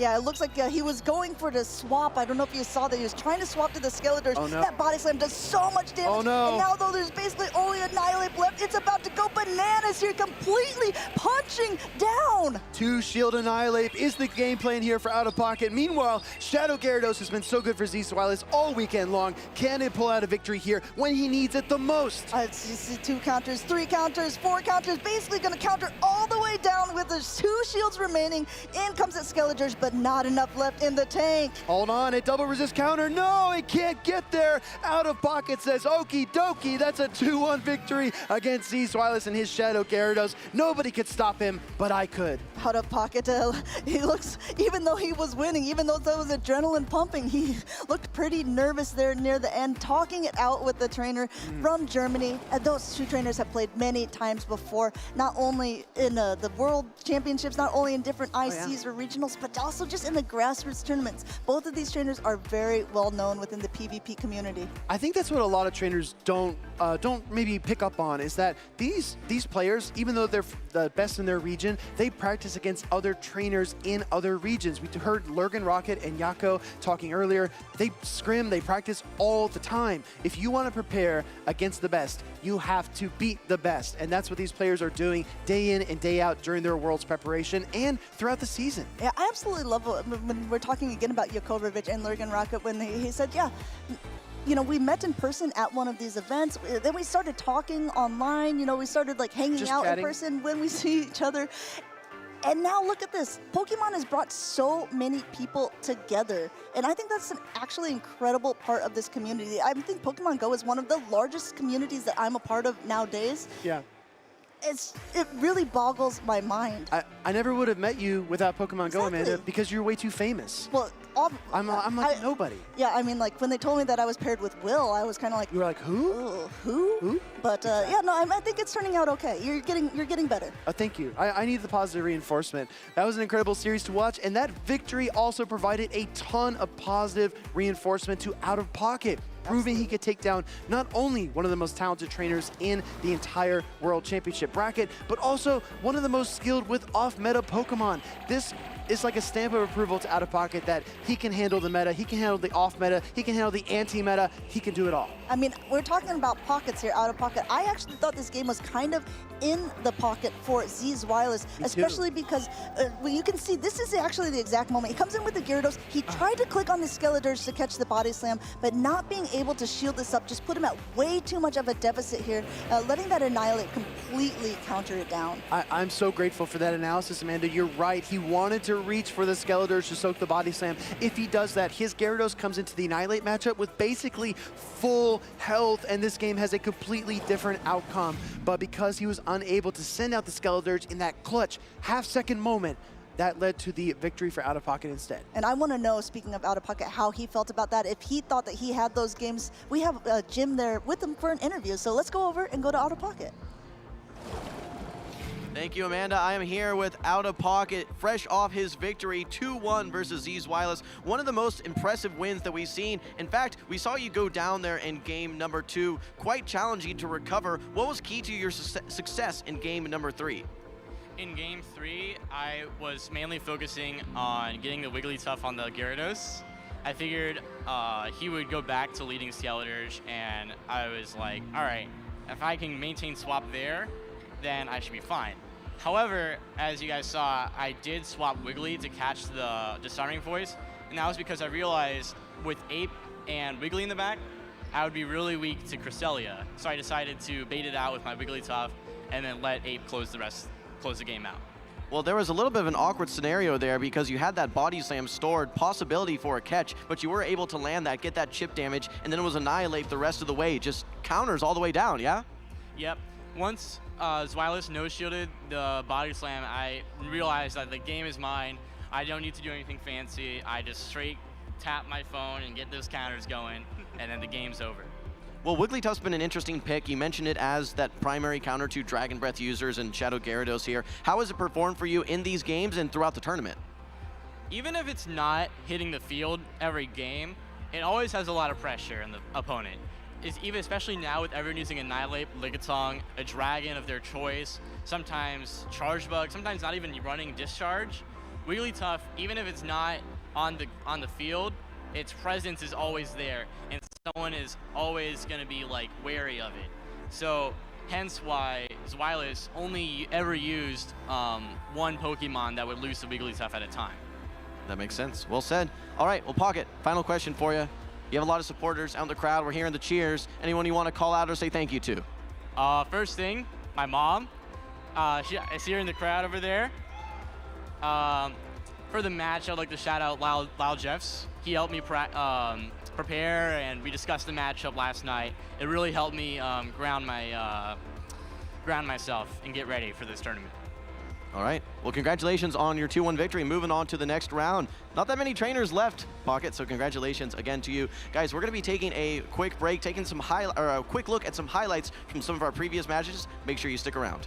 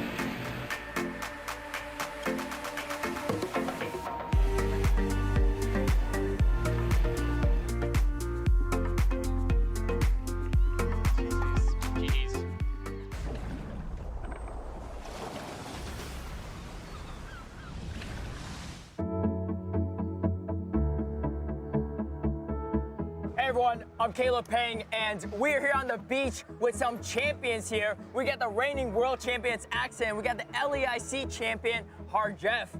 We're here at Worlds for Pokemon Go. How you all feeling for World Championships? I'm very excited. I'm looking forward to have a Latin player on the top this year. All right, and we got our reigning world champion, Accent. How you feeling prepared for this competition? I'm feeling great. A little nervous, but I'm very excited to see what comes out of tomorrow and the day after, see who wins Worlds. All right, and we got Hard Jeff. Hasn't dropped a single battle in a single tournament, the highest win rate in any tournament. We got Accent, international, regional, and world champion on the line. But the real question is, are they just champions of Pokemon Go, or could they be a champion of anything? Let's put their test with some bowling. All right, first up, we got Accent here. Good to go. Oh! 9 pins, 9 pins. Oh, strike! Oh, strike! Oh, let's go! Right off the bat. I want a rematch. All right, Jeff, let's go. Gotta get the strike. Woo! Oh. Oh. Let's see it. Oh, it's looking good. Oh, only 8, only 8. Looks like Accent's going to take it. GG's, man. GG's, man.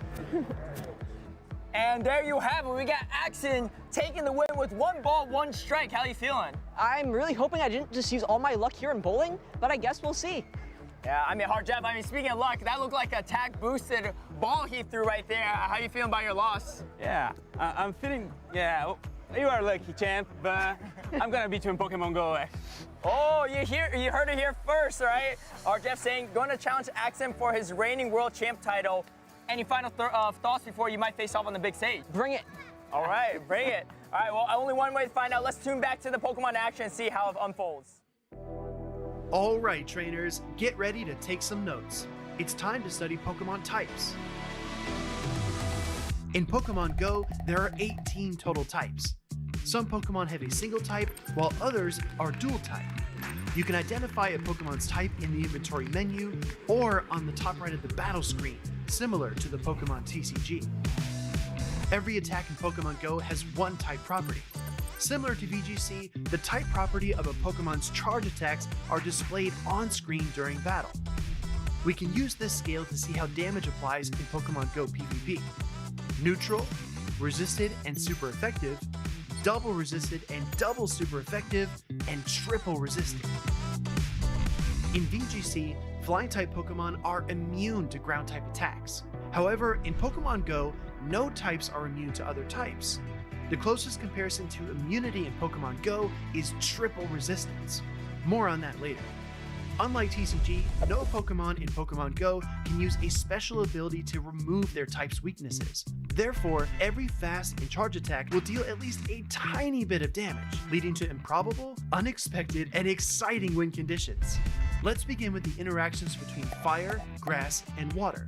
Fire is super effective to grass, grass is super effective to water, and water is super effective to fire. When two single-type Pokemon battle, their attacks are usually neutral, resisted, or super effective. However, dual-type Pokemon are much more complex. To determine effectiveness for dual-type Pokemon, consider each type individually. For example, a Psychic-type Confusion from Bronzong will deal super effective damage to Poison and Fighting-type opponents. When Bronzong battles Toxicroak, that damage becomes double super effective, because Toxicroak is both a Fighting and Poison type. Some Pokemon single resist, double resist, or even triple resist attacks from other types. For example, Steel-type Pokemon single resist Dragon-type attacks, while Fairy-type Pokemon double resist Dragon. A Fairy and Steel-type Pokemon like Mawile will actually triple resist Dragon-type attacks. These are all of the double resistances in Pokemon Go. If you combine one of these double resistance interactions with another single resistance, you get triple resistance. Let's deep dive into a complex dual-type matchup, Beedrill versus Skeledirge. Beedrill's fast attack Poison Jab is neutral to fire, but resisted by Skeledirge's Ghost type. Skeledirge's Incinerate is neutral to Beedrill's Poison type, but super effective against its Bug type. Beedrill's X-Scissor, a Bug-type attack, is resisted by both Fire and Ghost, making it double resistant. Skeledirge's Disarming Voice is a Fairy-type attack, which is neutral versus Bug, but resisted by Beedrill's Poison type. Skeledirge's Shadow Ball is neutral to both Bug and Poison. Beedrill's Drill Run is neutral versus Ghost, but super effective versus Fire, resulting in super effective damage. Always keep a close eye on the screen while battling. Super effective or not very effective appear when Pokemon use their fast attacks. Protect shields turn red when shielding super effective damage, purple when shielding neutral damage, and blue when shielding resistant damage. Lastly, make sure to check the type icons at the top right corner of your screen. The power of a charge attack depends on the Pokemon using it, so an Earthquake from Swampert likely hits harder than one from Clodsire. A Pokemon that uses an attack that aligns with its type will receive a slight damage bonus, called Same Type Attack Bonus or STAB. Finally, buffs and debuffs can swing the momentum of an entire battle. An Icy Wind debuff will lower all of a Pokemon's attacks, and a Night Slash boost will raise them. That's all from me. Best of luck in your future battles, trainers.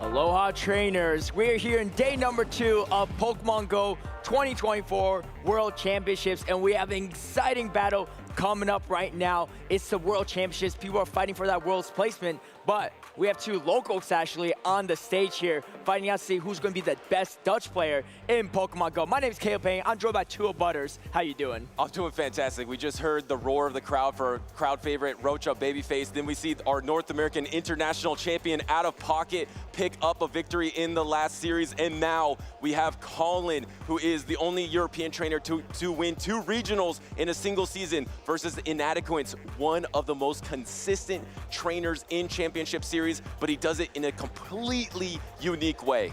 Definitely. I mean, the one that wielding the Giratina better than anyone else, but he's sitting across a familiar face. It's going to be Colin. And Colin, both from the same region and both Dutch players, and there's a lot of jokes around, especially in EU, on who the best Dutch player is. Colin definitely has it in the resume, but I think Inadequance wants to rewrite that history for sure. We have Inadequance on left, Colin 6 on the right. Inadequance rocking that Giratina Origin, Lantern, Clodsire, Skarmory, Wigglytuff, and Poliwrath. This is 12 unique Pokemon that we see on the screen here. There is no overlaps between these teams. On Colin's side, he is using that top meta Pokemon like the Shadow Gligar, Vigoroth, that's very strong, Charjabug, of course, but then the normal for Alligator that we saw OutOfPocket use and win at North American International Championships has a Charjabug in the Skarmory, but now on Inadequance's side, this is where it gets super polarizing. Of course, having that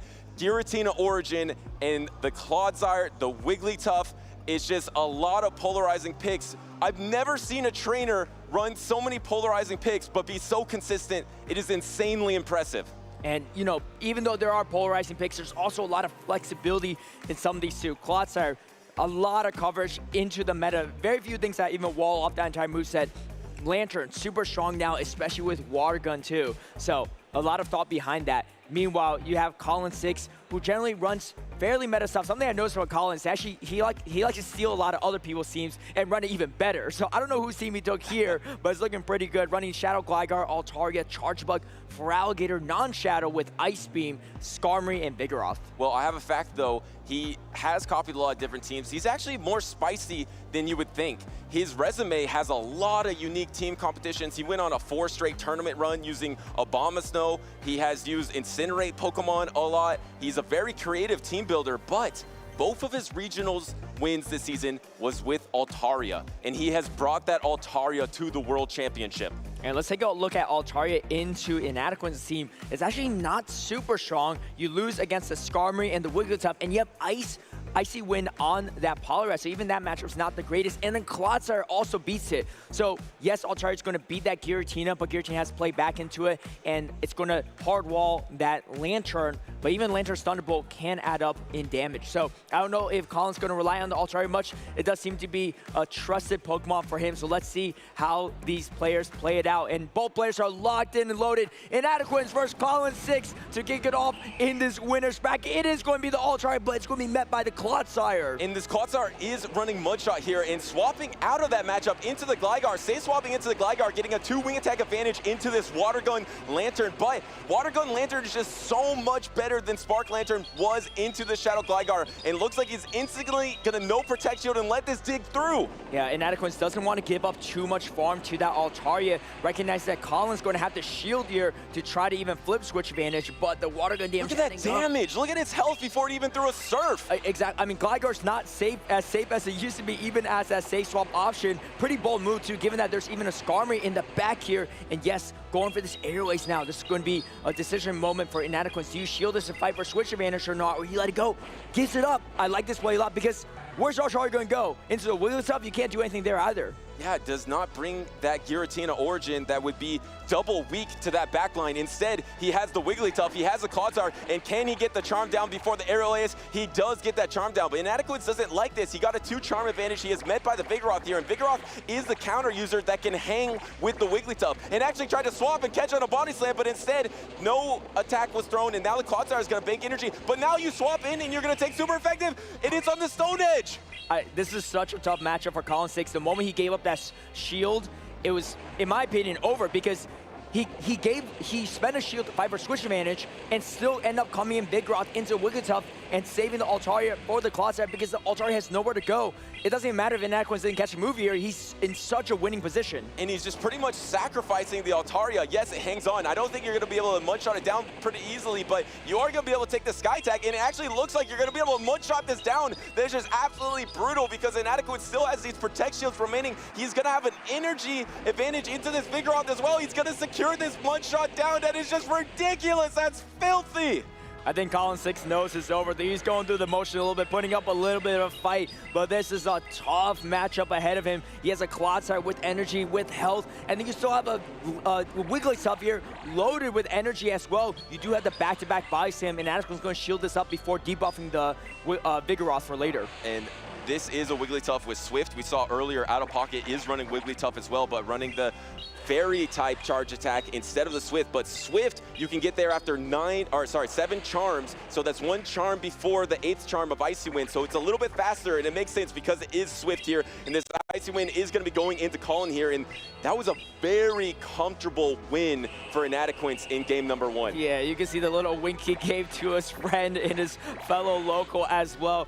Like I said, Altaria kind of hard to bring into this team of Inadequance, and he's showing why it is. I don't know if Colin brings it back for game number 2. Yeah, that is just tough there. I mean, the Shadow Gligar swapping into that Water Gun Lantern. Yes, you got that super effective dig, but that is just the huge difference in Lantern now. look at the health of that Shadow Gligar at the time that it used the Protect Shield on the Surf. It was already nearly at like 35% health just from the water guns. So able to take advantage of that new iteration of the Lantern and then just keep that bulk in the back, keep the flexibility as well. We know there is only one thing that will hard counter that Wigglytuff on Colin's team, and that is the Skarmory. Do you think Colin is going to try to adapt to this Wigglytuff strategy and bring out that Skarmory in this game number 2? It's definitely a choice there too. I mean, Skarmory is going to be a little bit better into the Lantern because that's Water Gun, but it's not a winning matchup by any means. And Skarmory's even going to struggle into that Poliwrath if you have shields up on the Poliwrath side. The neutral counter and the neutral Icy Wind and Scald just really adds up. As we can see here, I mean, last-ditch effort from Colin, but it's tough. This Altaria has nowhere to go out. Once the Lantern was gone, Inadequance said, you know what? You can win Switch if you want.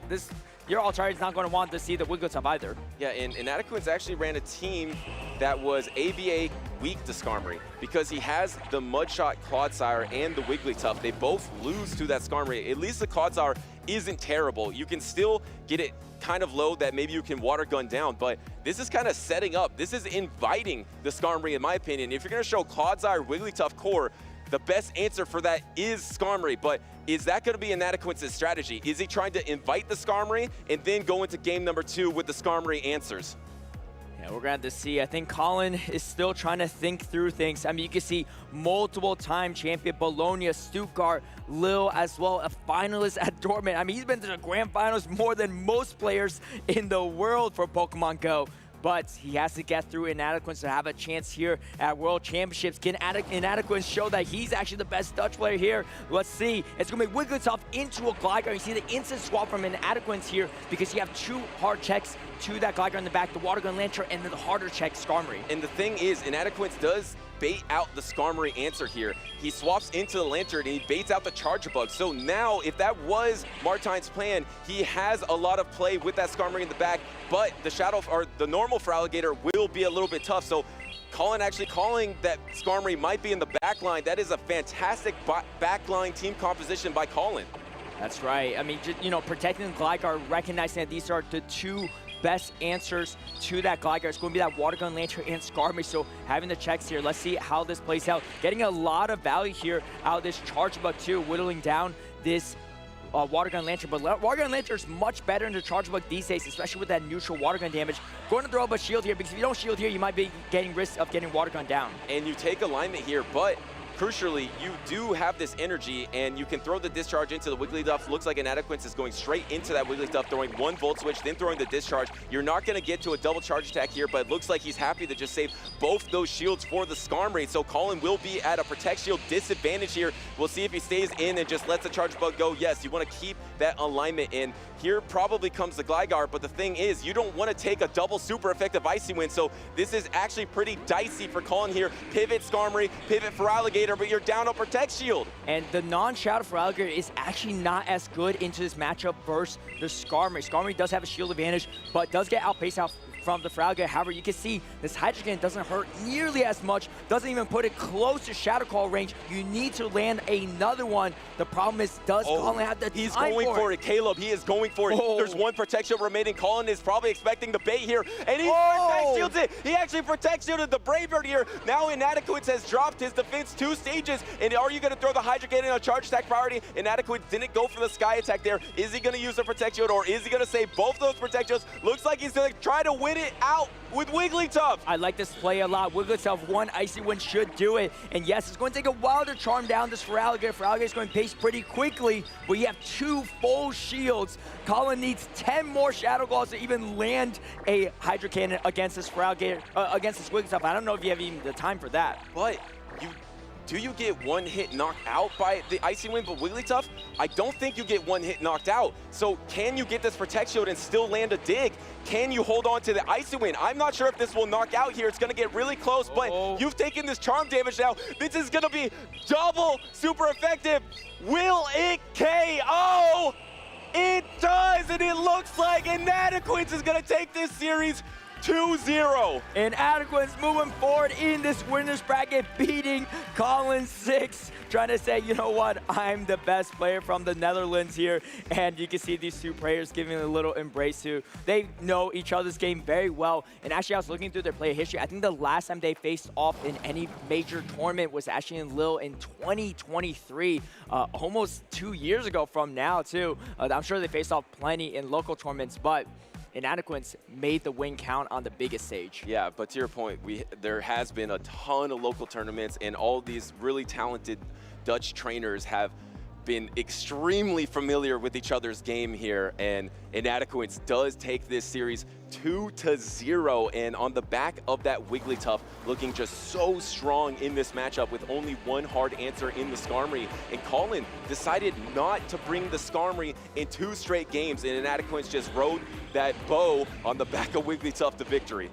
That's right. I mean, honestly, this Wigglytuff in this meta, I think it was a really brilliant call from Inadequance, from OutOfPocket, from a lot of these players, because most teams have, usually just one or no answers to it, right? If you look at the side of Colin 6, his only answer is Skarmory. Outside of that, you have so much neutral play in so much situations. If you have that shield advantage on a Charmer, looks even better. And hey, a Swift buff coming around the corner in a few weeks. So if you like Wigglytuff, now's the perfect time to play it. I'm fascinated with the way that Inadequance team builds, in the way that he has these matchups that are so polarizing that it puts the opponent in such a tricky situation. You don't ever really want to give up alignment, so you start throwing out shields that you might not normally throw out because you want to guarantee the alignment. But it's not a situation where it's like Bastiodon and Razor Leaf in the back. You have other Pokemon like Clodsire that if you have the Protect Shield advantage, or there with the Wigglytuff, the Protect Shield advantage, you have so many lanes to victory. I feel like in terms of confusing your opponent with strategy, I've never seen a trainer in Pokemon Go Championship Series do it better than Inadequance. That's right. I mean, playing out so many of those matchups, it just made a lot of sense if you watch it, right? He didn't really have switch advantage, but he was able to grab the shield advantage and set up his Wigglytuff for success. And you saw on Colin 6's face as well, too. The moment he was bringing that Gligar, he knew it was over. And a big congratulations to Inadequance for moving forward in this World Championships. He placed really high last year and looks like he's going to try to eclipse his own record this year. Yeah, absolutely. He's still on that winner's side of the bracket, and we have a lot of amazing trainers on this winner's side of the bracket. We have another matchup coming up, Basti versus MartoGalde as well. So these are just epic trainers after epic trainers here at Pokemon 2024 World Championships. And man, it's just a treat so far, Caleb. I mean, there is the winner's side. Of course, they have such an advantage to become the world champion, but it just feels like so many trainers are on top of their game right now. I can't even predict who will become the world champion. Yeah, well, let's hear a word from Will and Inadequance, see how Inadequance feeling after that epic win. All right, everybody, I'm here with Inadequance, who just took down the 2-time regional champion, Colin 6. Inadequance, how are you feeling after that enormous victory over one of your EU brethren? This one was personal, Speedy. He took me out in Lille 2023, and I just had that in my mind the whole time, how he outplayed me there, and it felt really good winning this matchup. All I can say is Wigglytuff is the best Pokemon there is. Wigglytuff was the key, especially the Icy win versus the Gligar. That felt like the moment that you locked down the matchup. I saw you fist pump on stage. You said, I've got this game. You knew it was over then, right? The emotions came out a little bit at that point. I wasn't actually sure if that Ice Wind would knock out at that point because I compared a little bit with the Ice Wind from Poliwrath, but it did, so that worked out. A lot of trainers respect and admire you for your team composition, your preparation, and your ability to perform at a high level no matter the competition. What was your mindset coming into Worlds this year? To win it all. Last season I struggled a little bit with building a team. It was a difficult meta. I brought Dunsparce to core break a lot, but it was very polarizing in a Metagame meta. And this time I wanted to try a little bit more polarizing with Giratina into a meta where Lickitung is top 1 usage. And it's been working well. I didn't need it this time. I don't think it was super good into Colin's team, but I hope that I can steal the show with Giratina one more time this tournament. You used the word polarizing. I've heard polarizing, divisive, a little bit inflammatory language. Must have been Butters, right? It was definitely Butters who said it, right? But it has been impressive to watch your run through the tournament. Is there anyone you'd like to shout out? just everyone who's been watching, Pogo Ash, my community, everyone who's always supporting me in the chat. I'm super happy with all the support that I always get. Well, I think everyone is ready for the next pair on stage. We're going to toss over to them. Inadequance, any words for the casters? Yeah, thanks so much, Speedy, for this interview, and let's head back to the casters.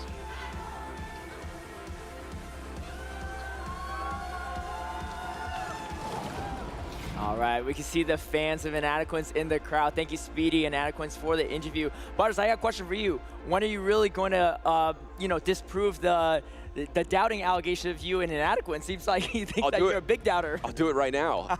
When I say polarizing, it is not to say that it's bad. I actually think the way that he has this polarizing team composition puts pressure points on his opponent like I've never seen before. So when I say polarizing, I'm actually giving him a compliment because of the way Pokemon Go PvP is played right now. Alignment is very important. And the way that he puts pressure points on the opponent's decisions on whether to use shields or alignment is the best I've ever seen. So Inadequance, Martine, that's a compliment, that polarizing team.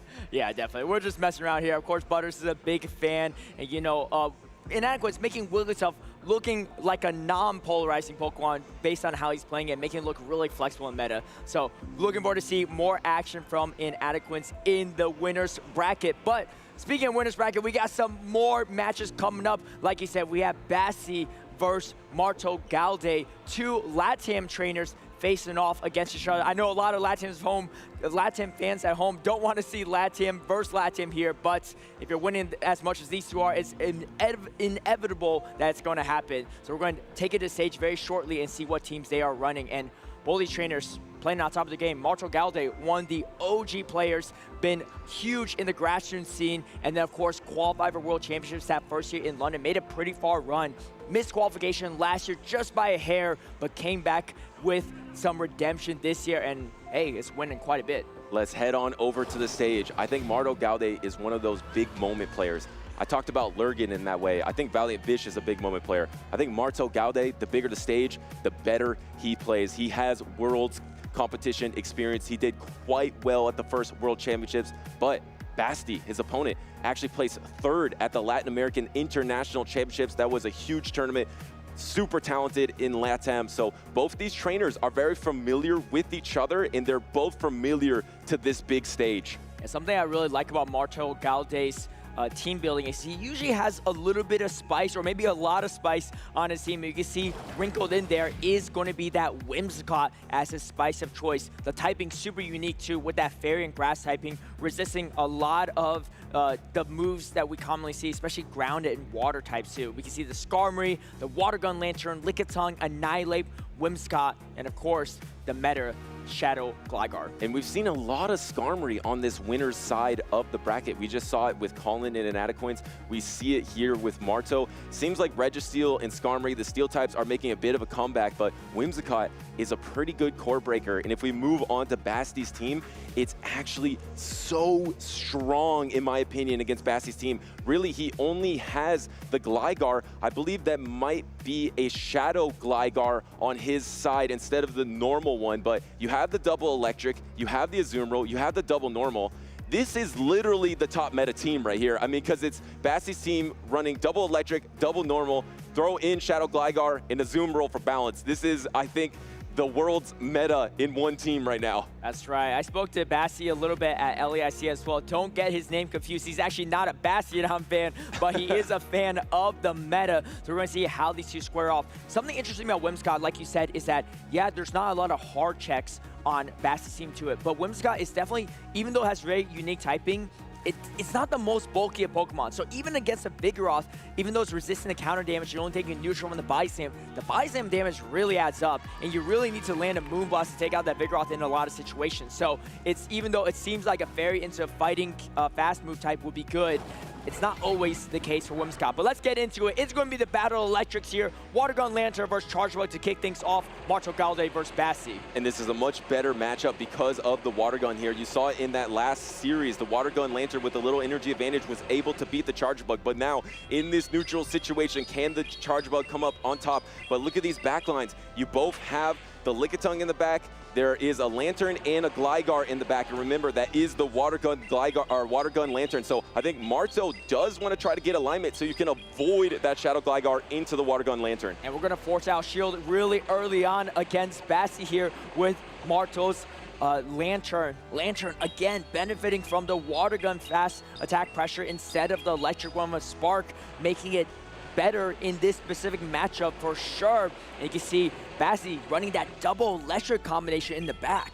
I think Marto is going to let this go because he can go in and wing attack down with his Gligar. He can soak all this energy and then get an energy advantage for the opposing Lantern. Looks like a pivot here is coming. You wanted to use that energy and not very effective. Here comes the Lickitung. Are you going to chip and dip? This is one of the most famous strategies against a Lickitung pivot. You throw a little damage into it, and then you bring your own Lickitung, and the opposing Lickitung doesn't really have a chance. Basti knows this is likely going to be a dig, but has already spent a shield. Doesn't want to go down 2 shields right away. Exactly as you predicted, Butters, going for that chip and dip action. However, this is actually not too bad for Basti because now you have the chance to get the Lantern onto that Gligar. Something that Marto may be expecting in the back is that Zumro or Lantern recognizing that Basti is pivoting out for that additional check to that Gligar. Let's see if he has enough left in the tank on this Lickitung to take out that Lantern because Gligar really doesn't want to face that Water Gun Lantern on the side of Basti. The thing though is you can get to the double dig and there is only 1 Protect Shield remaining, but remember there is a Discharge or an X-Scissor on that Charge Bug,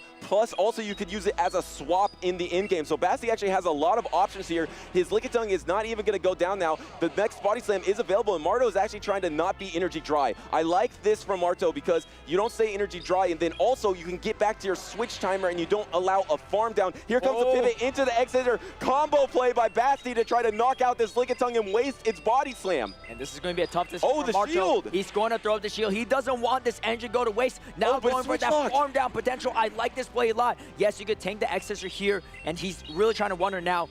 Probably a Lantern or a Zoomer on the back, so he knows he's going to be in a slightly tougher position. Luckily for him, it is going to be the Lantern, so you have the super effective dig at least in that scenario. I don't think you can get the double dig though. You have to bait or land the dig here. Are you going to go for the aerial ice bait and then try to land the dig? Here comes the aerial ice bait. This is such a huge ball. It actually a protection from Basti, but it's not over because Marto, I think, needs 2 wing attacks to get to the next dig. Can you hang on? Or only 1 more wing attack, and he gets there against Basti. This is super effective. It won't knock out, but it will put Basti in range of a Body Slam. It is not over yet. Basti has the move. He could throw it at the Lickitung to force out the final shield, and let's not forget he has his own. Oh, he throws it back. Marto recognizes he's going to go for some extra energy here before throwing the Body Slam. I like this play here. Marto knows he's not going to win charge attack priority, trying to get to maybe double Body Slam before throwing it against the Lantern. Can he get to it? You see Basti reaching. When he swaps, and it's a patience. Back-to-back Body Slam here. Marto is calculated here, getting this first Body Slam off. Knows he's going to outpace the Lantern. Is the Body Slam enough? It should be. Lantern's on his last breath here, but here comes the second Body Slam. Marto closes out game number 1. And it was all in the back of that aerial ace bait, able to get to that dig, because if he didn't get that dig damage, he wouldn't have been able to knock out that Lantern in the back, and the patience there in the end game. MartoGalde takes game number 1. It's a Lantern world, and we're just living in it. There's no way to nerf this thing. Maybe in the next update, but for now, Lantern looking still top of the meta. So strong here, even against Charge Bug, a matchup is supposed to lose, but forcing that early shield from Basti set Marto up for success. Even the combo plays wasn't enough to slow down MartoGalde. And that was an interesting team composition from Basti. I believe he showed the double electric in Lickitung in that game number 1. Maybe trying to scare off the Skarmory against the opposing team of MartoGalde, and this was it. This was it. If Basti had let this go, he would have won this game. One of the tougher 50-50s out there. He guessed wrong and barely getting to that dig to land all this crucial damage. I mean, that's so tough, right, for Basti. This is the biggest stage, and he's made it so far in this winner's bracket. One bad call there and could lead to disaster, but Marto going for the perfect bait there, getting that crucial dig, landing the Body Slam. Now, up a game for Marto, so he's able to take even more risk going into game number 2. Yeah, and he was shown double electric in that game number 1. Does that mean he's going to try to bring the Whimsicott in game number 2? Because Whimsicott would be quite strong against the double electric team. There isn't a lot of grass type in this meta, and like you mentioned before, even though Whimsicott is good against some Pokemon, like you'd think it'd be really good against Charger Bug, it's actually not that strong. It will beat Charger Bug, but by the time you take double X Scissor, you're just so low health. That's right.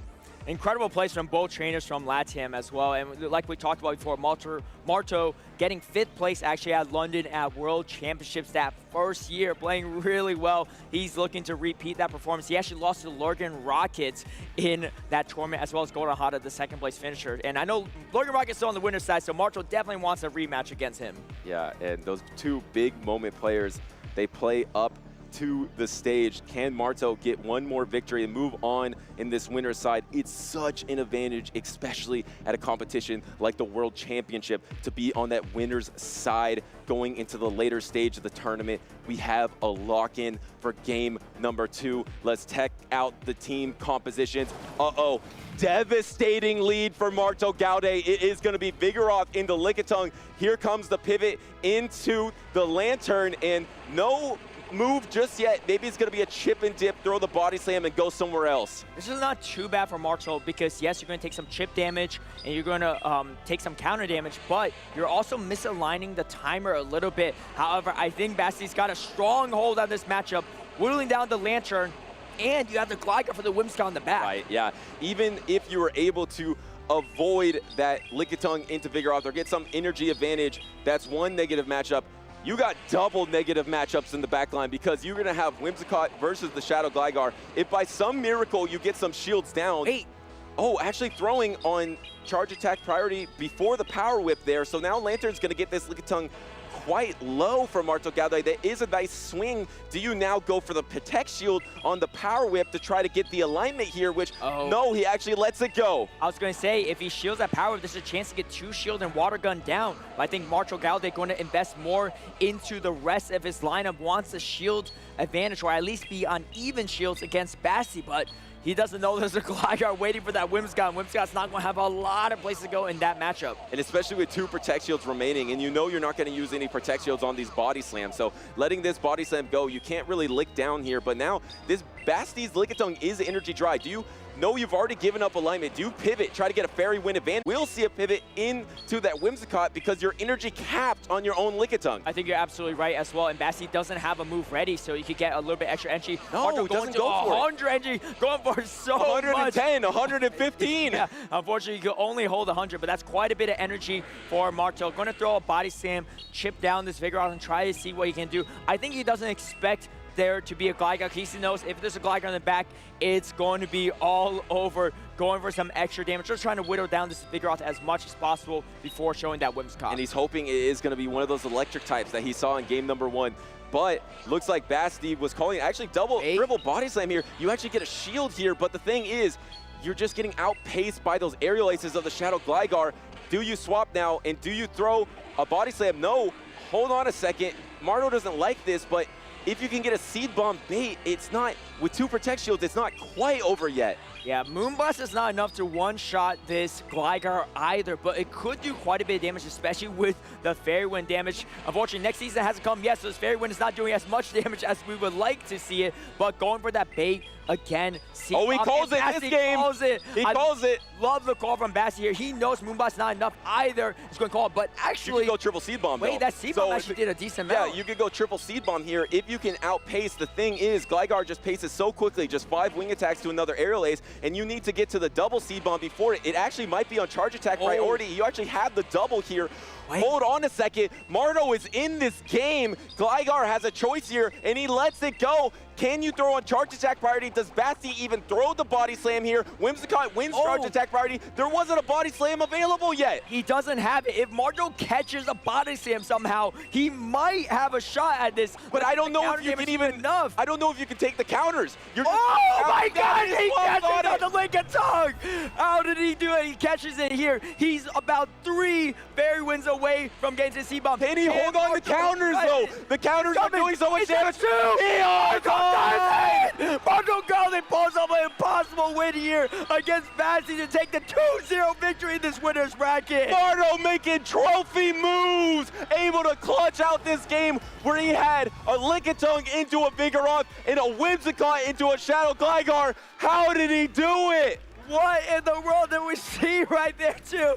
You can see how Basti's face, he smiles like, man, what could I do here? I gotta give it up to MartoGalde, and you can see the fans too. This is what MartoGalde saw that coming, but wow, what a game. I think Marto's in shock right now. That was absolutely incredible to whittle out of that situation. By the time he threw that third body slam into Vigoroth, you're like, hold on a second, and down a shield. Basti calling the bait, but getting the triple seed bomb, and I didn't even think that you could hang on to the counter damage. Like you mentioned, Whimsicott does not have the bulk. That was one of the best games I've ever seen. It's never over. It's never over. If you have double alignment, you can still try to inch your way closer and closer to victory. And Marto just dug himself out of a hole in a World Championships like I've never seen. I don't think anyone's seen that. I mean, be real with us, everyone at home and in the audience. Who thought he was going to win that, especially when you see that lead matchup, the backline matchup as well, and even that mid to late game, it looked nearly impossible. But MartoGalde did not give up, and that's how he got to World Championships, and he's going for even more here. What an incredible game and series from MartoGalde. And if you want to become a world champion, you can't quit. You can't quit in these games. There's so much parity in Pokemon Go PvP. You need to be able to pull out as many games as possible, and I can't even believe he caught this one on the Lickitung, and then he just has just enough. One more counter would have knocked out, guaranteed, but he is able to hold on, and Basti can't help but smile at what Marto had just pulled off. And you can see the emotion on MartoGalde's face too. You can see he was fighting for it. He shook his head when he saw the Gligar in the end, but he held true to his Pokemon there. I mean, the Whimsicott, who thought it was going to do that well? And the thing is, how about Marto's decision to keep licking down that Lickitung? Both of us are like, okay, you're at 100 energy, like get out of there, get to your own Whimsicott. But because he was so patient and kept in with the Lickitung, he was able to force a Protect Shield out of Vigoroth. And if he didn't have that Protect Shield down, Whimsicott wouldn't have had a chance to close that game. So Whimsicott, MartoGalde just pulling out an absolute miracle, and he is advancing on that winner's side of the bracket, closer and closer to that LurganRocket rematch that you talked about. Yeah, definitely. I mean, that man was thinking 5 steps ahead of everyone too. I saw, you know, we were thinking, all right, you could throw one Bison at the Vigoroth and swap out, but he stayed consistent there through 3 Bisons, forcing that shield to set himself up for a comeback against that Gligar. And man, what an incredible catch there in the end. And, you know, Basti did everything he could. I mean, I think in the hands of anyone with Basti's team, you would think they were going to win it, but Marto playing out of his mind here. He's moving forward in this winner's bracket. I think he played that battle perfect. I mean, you don't always see that. But we want to hear from you. Let's head on over to social media. What do you think of the tournament? Also, what do you think of the next season move updates? Make sure to hashtag Pokemon Worlds. This was an awesome moment, Caleb. Looks like this was definitely the catch of the day. I think something special happened between Lankern and his partner. Yeah, I mean, if you didn't notice, there's some new bling on the finger of Birds of Prey there too. Both of our world's competitors in Pokemon Go making it all the way to Hawaii for this special moment beyond just World Championships. Love to see that too. I believe these trainers actually met playing Pokemon Go years ago as well, so awesome to see love in the air here in Hawaii. Congratulations. That is so cool to see at Pokemon Worlds. And then we got Valor Ash.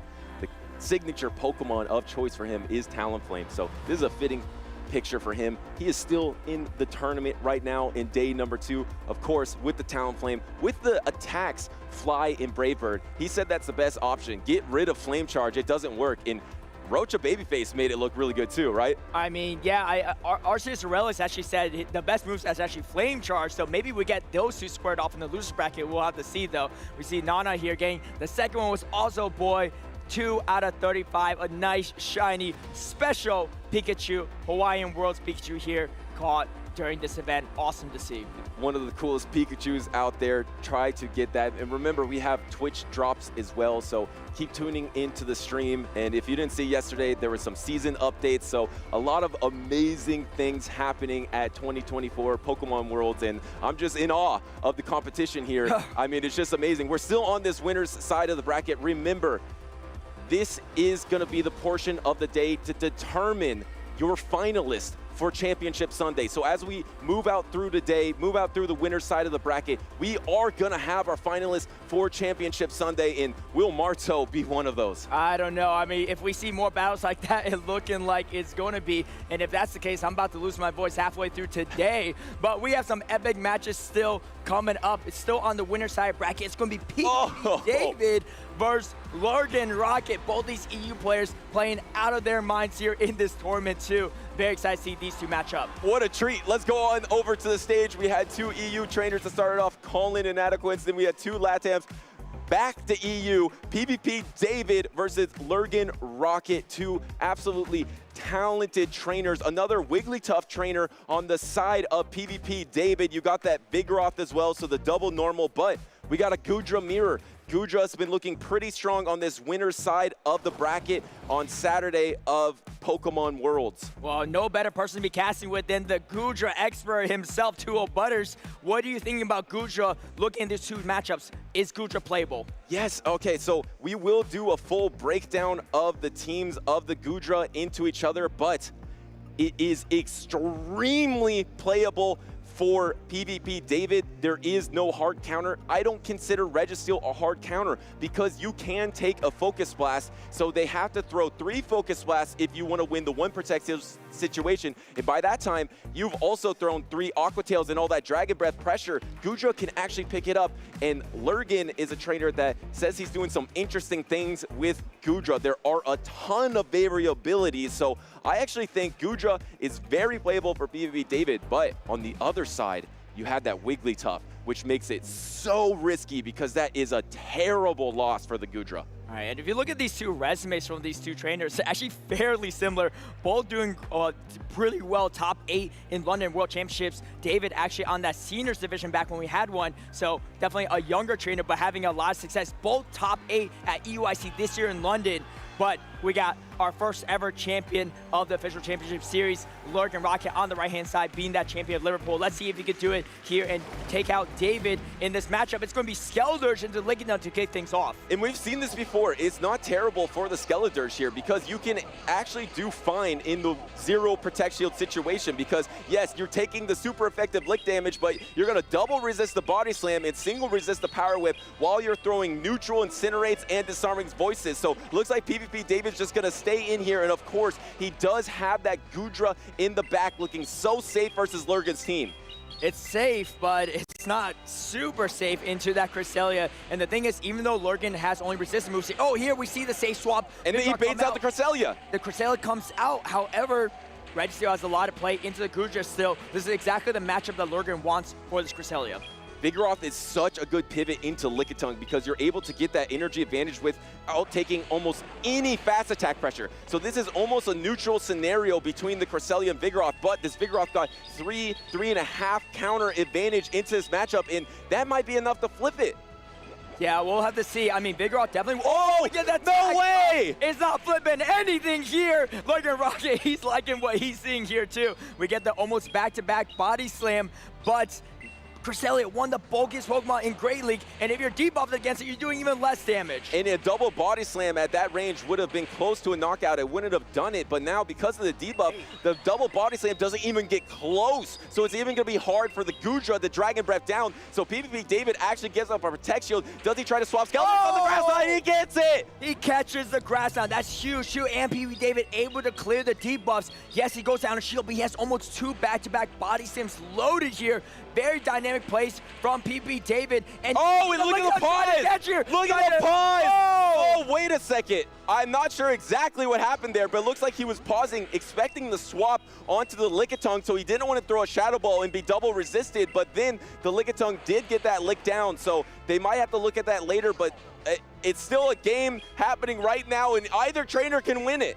Yeah, so I think what happened there, great anticipation of the catch from PvP David, not throwing the Shadow Ball. Oh, he gets the counter down, no way! Now he banks that body slam, but gets one knocked on down. This is insane! And you can see the smile on LurganRocket's face here. It is still Oh no, it's looking pretty tough for PvP David at this point because LurganRocket has a 2-to-1 shield advantage and Registeel already has a positive matchup here. LurganRocket knows he needs to throw 2 moves here anyway, so going for the potential debuff for this is Zap Cannon first. Yeah, you really don't even need to go for the Focus Blast. You actually didn't get the debuff, so Lurgan got a crucial debuff earlier, but missing on this one. But it's not going to matter too much because you should be able to get to the triple Zap Cannon here. He's actually counting out in his head. Hold on a second. I'm going to no Protect Shield this Aqua Tail. You still have the Cresselia that is going to be available there. It is energy dry, but it's healthy enough that it can probably get to either a Grass Knot or a Moonblast. We see another no shield from LurganRocket here. Confident that his Registeel can take this and go over maybe a 2-shield flex here. Go over another Zap Cannon. I like the Zap Cannon play because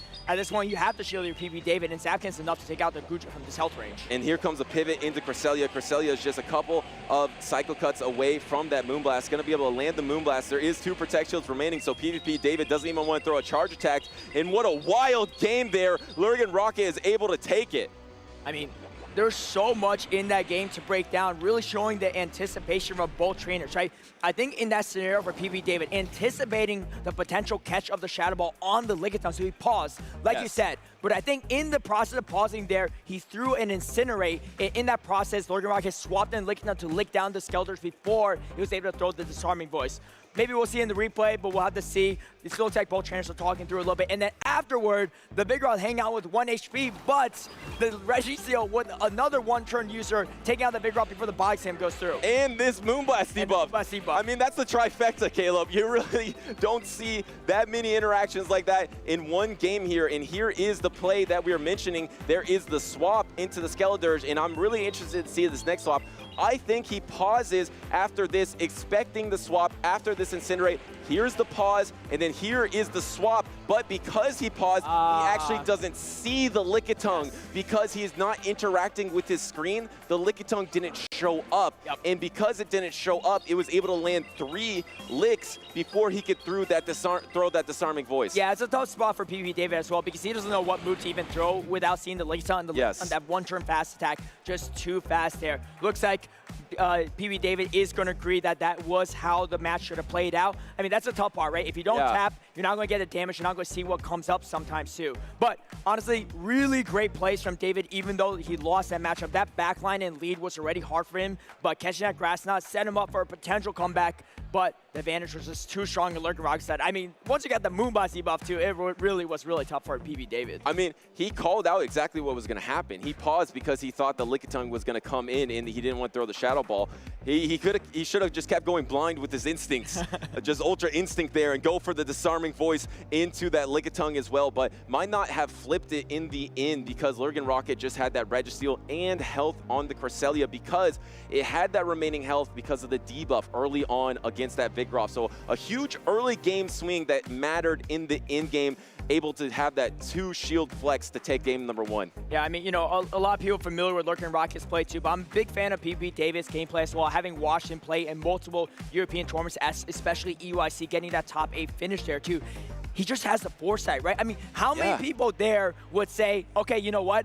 I think a Lickitun's going to come into the catch, so I'm actually going to stop tapping instead of throwing the Shadow Ball, Shadow Ball at the Cresselia. But that's exactly what he anticipated there, and that's exactly what LurganRocket there too. That's what you had to do in these games. You had to be 1 step ahead of your opponent because you had to give respect to opponent to even know that they're going to make a crazy play like that. And he was 1 step ahead of the game in that instance. And now here comes the Skeledirge into the Gudra. This is exactly what LurganRocket wants to see. Swap into the Vigoroth here. Now, this is an advantage for Gudra. Gudra can win this, but swapping on the Body Slam into Registeel. Now, this is very interesting. Yeah, this is. All right, so catching the resistant Body Slam, definitely a good place for LurganRocket. But however, generally speaking, especially if you have shields, you'd rather be the Vigoroth in this situation. You are going to probably give up alignment if PvP David decides to Protect Shield here, but you can almost catch 2 Protect Shields. But since you took that Body Slam, I don't know if you have time to get to the double. Are you going to go for Zap Cannon or double Focus Blast? I'm not sure if you have time. You probably do. If you can get 2 Protect Shields out of this, that would be amazing, but you would probably have to give up a Protect Shield as well. I think LurganRocket's going to bank everything on that Talonflame because he knows the Registeel doesn't have a lot of play against Skeletors. If you get rid of it, he knows his backline still has a lot of utility, and really, as long as there's no Wigglytuff, even the Goodra has a lot of play, and that's exactly what's going to be the case. PB David's team is actually quite weak to Goodra here, so the shield advantage for LurganRocket is going to be pretty handy. But here comes the Goodra coming back into this Vigoroth. I mean, as safe as this Goodra looks, Vigoroth looks super safe for PP David. Yeah, and you're going to be able to get all this energy on Goodra here, which is nice. But you know what's really good at soaking Goodra energy?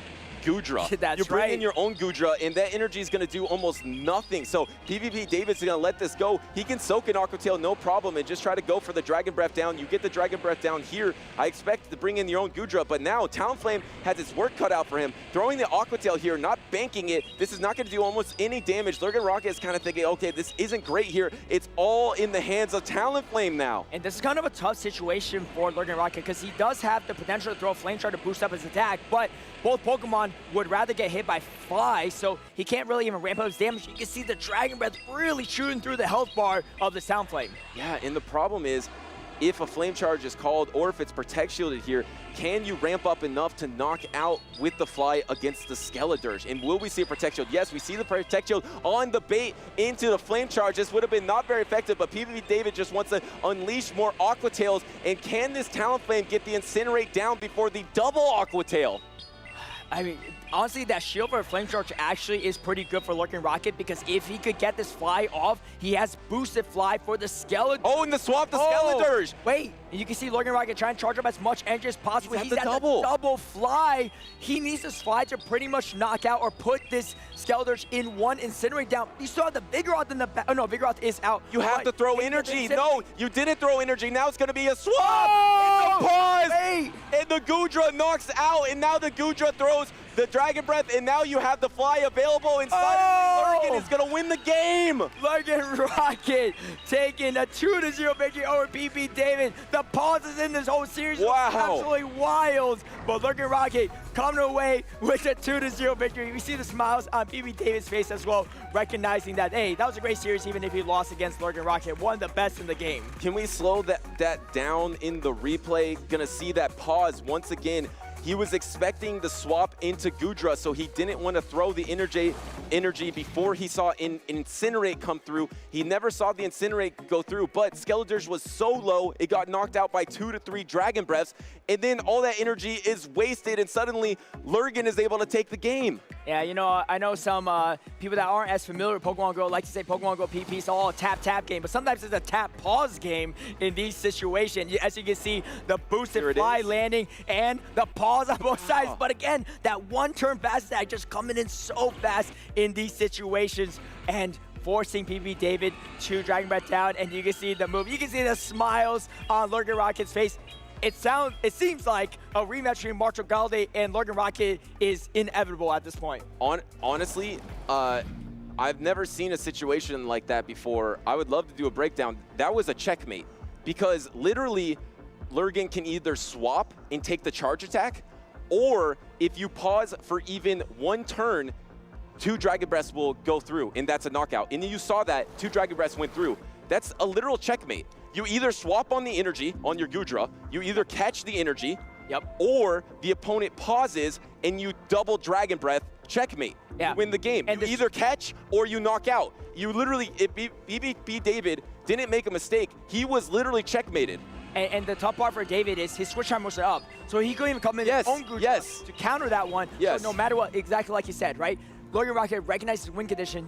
If I make this play, I can't lose. And it looks like LurganRocket just can't lose in this winner's bracket at World Championships. I've never seen an interaction like that. I mean, that's what you get at World Championships in Pokemon Go with the best of the best. And PvP David is just ahead of the game in the way that he knows what's going to happen. But unfortunately, was just backed into a corner there, backed into a checkmate and lost that game. But he's not out of the tournament yet. LurganRocket does move on the winner's side. PvP David will drop down to the loser side of the bracket, but he has whittled his way through the winner's side, so he'll be on a higher part of the loser side bracket. Yeah, I mean, and this is just, World Championships in a nutshell, right? Like you said, PvP David didn't make a mistake in that situation, right? Yeah. He played everything he could. LurganRocket just played even better in those situations, and he just put himself in that situation where he was able to come back, and he even gave a switch advantage in that situation to win it. Wow, I mean, an amazing series after amazing series after amazing series. I hope you all are enjoying 2024 Pokemon Worlds. I know I am. I mean, at this point, there are so many trainers that have what it takes, and right now, there's so much parity in Pokemon Go PvP. The rest of today and Championship Sunday is gonna be absolutely epic. Yeah, I think we're gonna throw to a quick break, but don't go anywhere. We got more epic action. I'm about to head backstage and grab a cough drop because the battles are too insane for me to keep up with. But stay tuned for more awesome battles.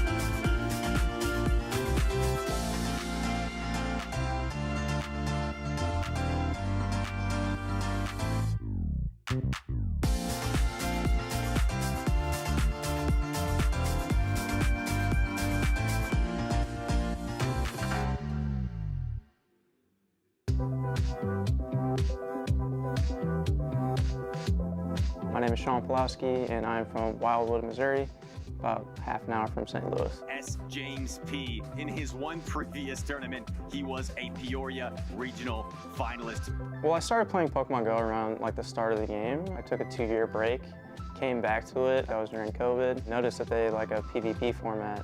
Connected with some people on Discord, and that's how I kind of got into the game. But he wants to go that one step further. He wants to be the champion. If I were a Pokemon, I would be a Dragon type. I think the offensive pressure just kind of suits my playstyle. When I hit rank 1 on the Go Battle League leaderboard, it was probably like my first real achievement. I got first place in GBLA, which is like a different kind of format that's hosted by a few people, like Speediest Chief was one of the people that hosted that tournament. That's where I kind of made a name for myself, and then I transitioned to Show 6 Pick 3. I think if anyone is interested in GBL, I think they should definitely try Show 6 Pick 3. If you're hesitant at all, I think you should just go in and do it, because the second I did, like, I kind of fell in love with it a little bit. A lot of people like to scrim, they like to look up their matchups ahead of time. I kind of take a different approach. I like to not think about my matchup at all until like maybe like 10 minutes before, because I feel like my first instinct is usually like the correct way to go. I don't like to second guess myself, and I don't like to think about it too much. SJ is so unpredictable, capricious with his decision making. I think I've definitely had some self-doubt at some points, like getting second in that regional. Like initially, it's like you're so excited to make it that far, and then you get hit with a bunch of losses, and then you kind of lose that drive a little bit. No one gets second place at a tournament by accident, and no one gets 2 top 3 finishes in back-to-back tournaments in your only tournament so far by accident either. I'm a super competitive person, so I'm a little tough on myself when I lose. In Peoria, I think I was getting down on myself after some of the losses, made some mistakes. This time around, after the losses, I feel like I bounced back very well. Getting used to the crowd, watching you play, it's a little bit different than playing at home. I think I was a little bit more comfortable with it today, like I knew what I was getting into. I think you just have to acknowledge the fact that you're gonna make mistakes at some point, and you just have to try to come back from it. It's just an unbelievable feeling to finally come out on top. We're about to crown our Indianapolis Regional Champion. I think it hasn't really hit me yet. I'm super pumped, a little tired, a little exhausted, relieved as well. What kept me going was my friends. They've shown me so much support, and it's really why I feel like I did so well today. Put your hands up! S. James P21! To win a regional. That was my initial goal, but now that I've done that, I guess the next step is to try to win Worlds.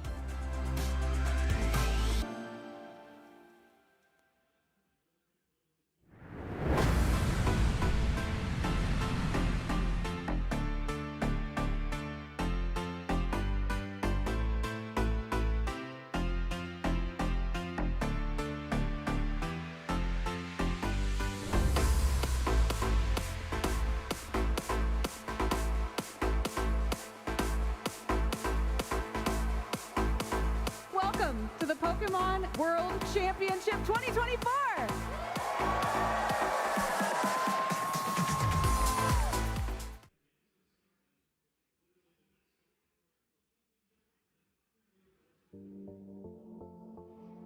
Trainers and Pokemon fans alike gather round to hear the story of how a champion came to be.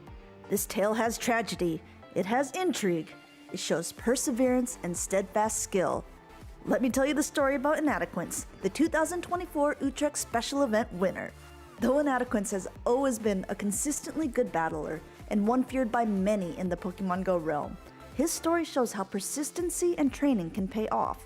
Inadequance has always said that on a good day, he could beat anyone, and since Season 1, he has been looking to prove it. In Pokemon Go's second season, Inadequance gained himself the nickname of Mr. Day 2 as he made it to the second day of competition in every event he participated in. But despite his consistent performance, his amazing team reads, and sacrificial swaps, taking home the bronze medal was the highest ranking Inadequance achieved. This was enough, however, to grant him a cascading invite to the 2023 Pokémon Go World Championships, where he had a top 10 finish. Condition there because there were those 2 shields available. You had to get to as many charged attacks as possible, and there just was not time. Inadequance was keeping his title of Mr. Day 2, but he was still not bringing home the crown. In the 2024 season, Inadequance lost his title of Mr. Day 2, experiencing early losses in 2 regional competitions. But what he picked up in its place? More tenacity, more grit, but even more pressure to make a name for himself. But to no surprise to anyone who has ever witnessed Inadequance battle, all of his time and preparation paid off in his home region at the 2024 Utrecht Special Event. Using a unique team featuring a Giratina origin, Inadequance breezed through day 1, only losing 1 single game the entire day. Mr. Day 2 was back in action. Inadequance experienced his first loss on the morning of the second day, getting knocked down to the loser's bracket by his fellow Dutchman, Normalheim. But from that point on, the man did just not lose. Inadequance didn't drop a single game after this point, even in the grudge match against Normalheim to push him back into the grand finals. He swept the grand finals against Pablo Undinas, forcing a bracket reset, and from this point on, Inadequance remained unstoppable. Green trash can flips the bracket. He wins the first best of 5 in these grand finals, Eric. Though Pablo Undinas fought hard and took risks, Inadequance took the 6-0 victory and finally got his crown. Far too much energy. It wins the MP. Martin is your special event champion. If you are interested in finding your own path to victory and becoming a Pokemon master yourself, head to Pokemon.com/play to learn more.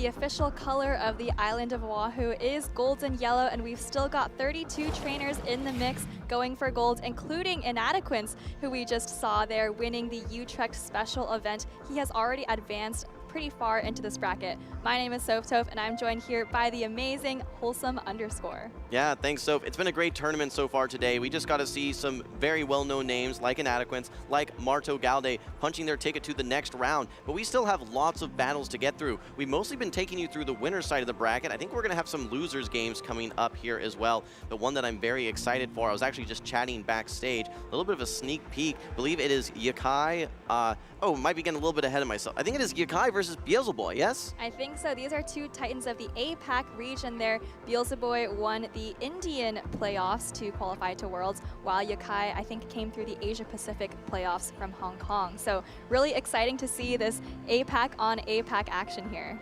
And we're going to not only have APAC on APAC, we're going to be having Shadow Quagsire on Shadow Quagsire action as well. I was chatting with both of these trainers. In fact, I was asking Beelzeboy, hey, who else was bringing that Shadow Quagsire? And Yakai, standing right next to me, said, oh yeah, I'm the other trainer right here.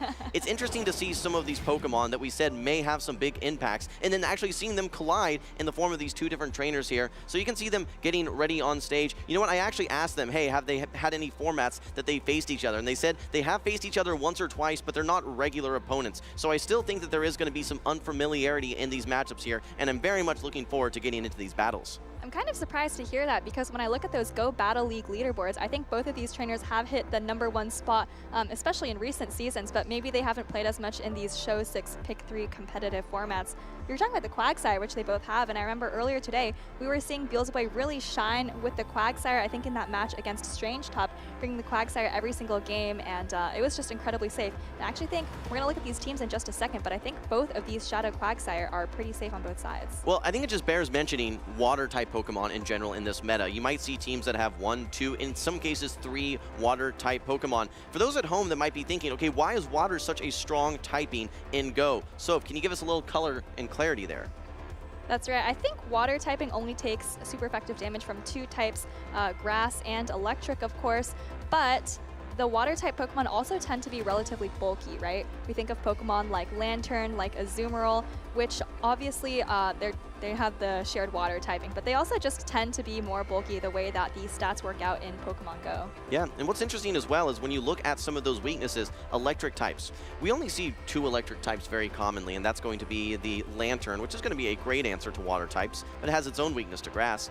And then the Charjabug. The only real other electric types that we see is, we can maybe say Registeel, right? Just because it has access to Zap Cannon. So there's not a lot of threats there. Grass is something that we don't see too regularly as far as just regular grass types. Yes, maybe we see some Serperior, maybe some Venusaur, maybe some Trevenant. But realistically, the grass representation is going to be coming in the form of Lickitung, Cresselia, and some of those other bulk Pokemon with grass coverage moves. So water becomes very safe, not only as a safe switch, but as a closer in some cases as well. That's right, we've been talking about the defensive strength of these water-type Pokemon, but what about that offensive strength? A lot of the time in these metas, not just this year, but in years past, we've seen Pokemon like Shadow Swampert, Shadow Whiscash, now of course we have Lantern and Azumarill, often being used as the safe swap Pokemon, because there's not a lot of Pokemon in the central meta that resist water typing. Obviously, there's the occasional Altaria, which we see on Yukai's team, or other dragon types, but aside from the dragons, like you said, not a lot of grass out there, so a lot of great offensive pressure from the water types as well. Well, so let's take a quick glimpse at some of these teams here. Like we mentioned, there are going to be some commonalities here in the form of those Shadow Quagsires. I believe they're actually both going to be running that Aquatail Stone Edge matchup, or moveset that is, but actually quite a bit of difference aside from that. Is there anything that stands out to you on either of these teams that may be one of those most valuable Pokemon for either of these trainers? I think we saw Mandibuzz doing pretty well. Well, actually, it was pretty safe into his previous matchup, only ended up bringing it once. But I think, again, here, I really like the Mandibuzz on the side of Beelzeboy. Obviously, you don't do that well against Charjabug. Altaria, also, you have to watch out for that super effective Moonblast. But aside from that, I think Mandibuzz tends to win its neutral matchups, and then it also has favorable matchups against the Lickitung and Annihilate. Absolutely. I think that the Registeel that we've seen featured for trainers like LurganRocket has some play here for sure. Against any of the flyers, it's going to do well. Against Lickitung, it'll it'll do well. Even has a decent matchup there versus Charjabug. As long as you're able to keep it away from that Annihilate, you're going to do pretty well. I want to go back to that conversation I had with LurganRocket, though, because these Shadow Quagsires are not running Mud Bomb, it's actually not a bad matchup. He said with a 2 lock-on advantage, you can actually win those matchups versus those Shadow Quagsires, having to just go for the neutral Aqua Tails instead of the super effective Mud Bombs. That's absolutely right. Well, we'll have to see if Beelzeboy chooses to bring the Registeel. We've seen Registeel kind of making a comeback at these World Championships. I can't remember the last time I saw so many Registeel, but let's take a look at these accomplishments. As we mentioned previously, these are 2 champions coming out of the APAC region. Yakai coming out of the APAC qualifier tournament, and Beelzeboy, of course, winning the Indian qualifier. Yeah, that's right. I think we've seen lots of Beelzeboy throughout the last several years, not only in Go Battle League, like he said, but here in the 2024 Championship Series as well. He's going to be running the Registeel, the Shadow Quagsire, the Skeledirge, the Cresselia, the Mandibuzz, and then the Vigoroth as well. That's right, and on Yakai's side, we've got the Double Flyer, Altaria, and Skarmory, the Lickitung and Charjabug core that we've seen so often throughout the last couple of months, the Shadow Quagsire that we've been talking about, and of course, Annihilate, #1 in usage on this day too. We talked about counter users and the role that they fill as that fighting or pseudo-fighting type.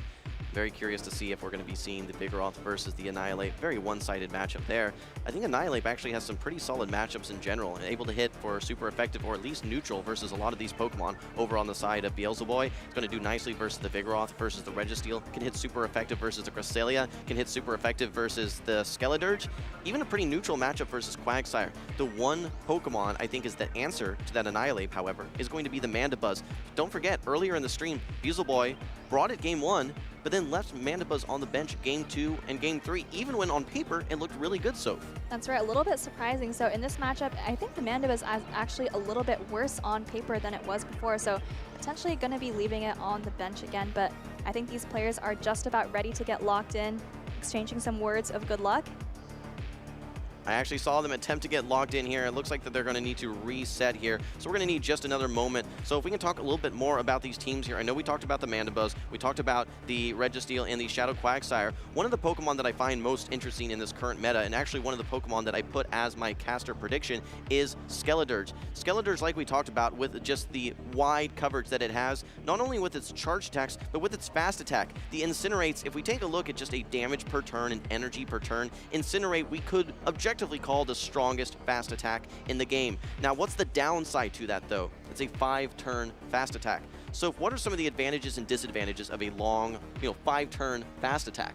Well, the one good thing is that you're guaranteed to get a fast attack through when your opponent throws a charge attack, but otherwise, sometimes you might just end up getting locked into that fast attack for way too long. I think we saw earlier just PvP David with the Skeledirge also using Incinerate, got locked into that fast attack, wasn't able to react, but here we go. Here is that Skeledirge, Beelzeboy leading it into Yakai's Altaria. All right, no swap out for Beelzeboy, wants to build up to these Disarming Voices, which can hit super effective, the Fairy typing into the Dragon type of the Altaria. Meanwhile, though, these Dragon Breaths are absolutely adding up. You can see the Skeledirge on the side of Beelzeboy almost at half HP simply from fast attack pressure. Now you have to wonder if Beelzeboy is going to want to switch out of this matchup, actually still staying in for some time here. Yakai continuing to build up some energy, throws the Sky Attack before Beelzeboy can reach the second Disarming Voice. Nice timing there on the Altaria of Yakai, going to throw the Sky Attack. Will we see a shield come out? Yes, now Beelzeboy has the next charge attack ready to go. Does not want to throw an Incinerate and get locked in, potential for an easy catch. Throws right away, and this is actually going to bring out the Protect Shield from Yakai as well. That's right, and I think Beelzeboy actually chooses to switch out, banking on the fact that there's no Annihilate in the back.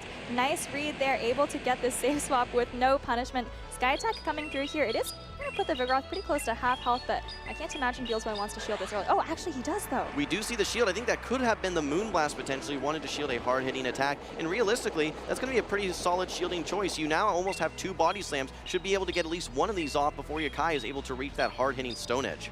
And I love seeing counter users against the Quagsire. Those fast attacks add up so quickly against those Mud Shots, which are generating energy but not doing a whole lot of damage. Second Body Slam coming through here, and Yakai is forced to shield it up, has a lot of energy banked on this Quagsire, doesn't want it to go to waste. Yeah, shields are down at this point for both trainers. Lots of energy on the side of the Shadow Quagsire. Aqua Tail is not going to be enough to knock out. 2 may be enough. Both of these are going to be Shadow damage, right? 20% additional damage from these Shadow Quagsire. First one comes through. Do you overfarm? No. Want to avoid that charge attack priority. Yakai properly throwing right away.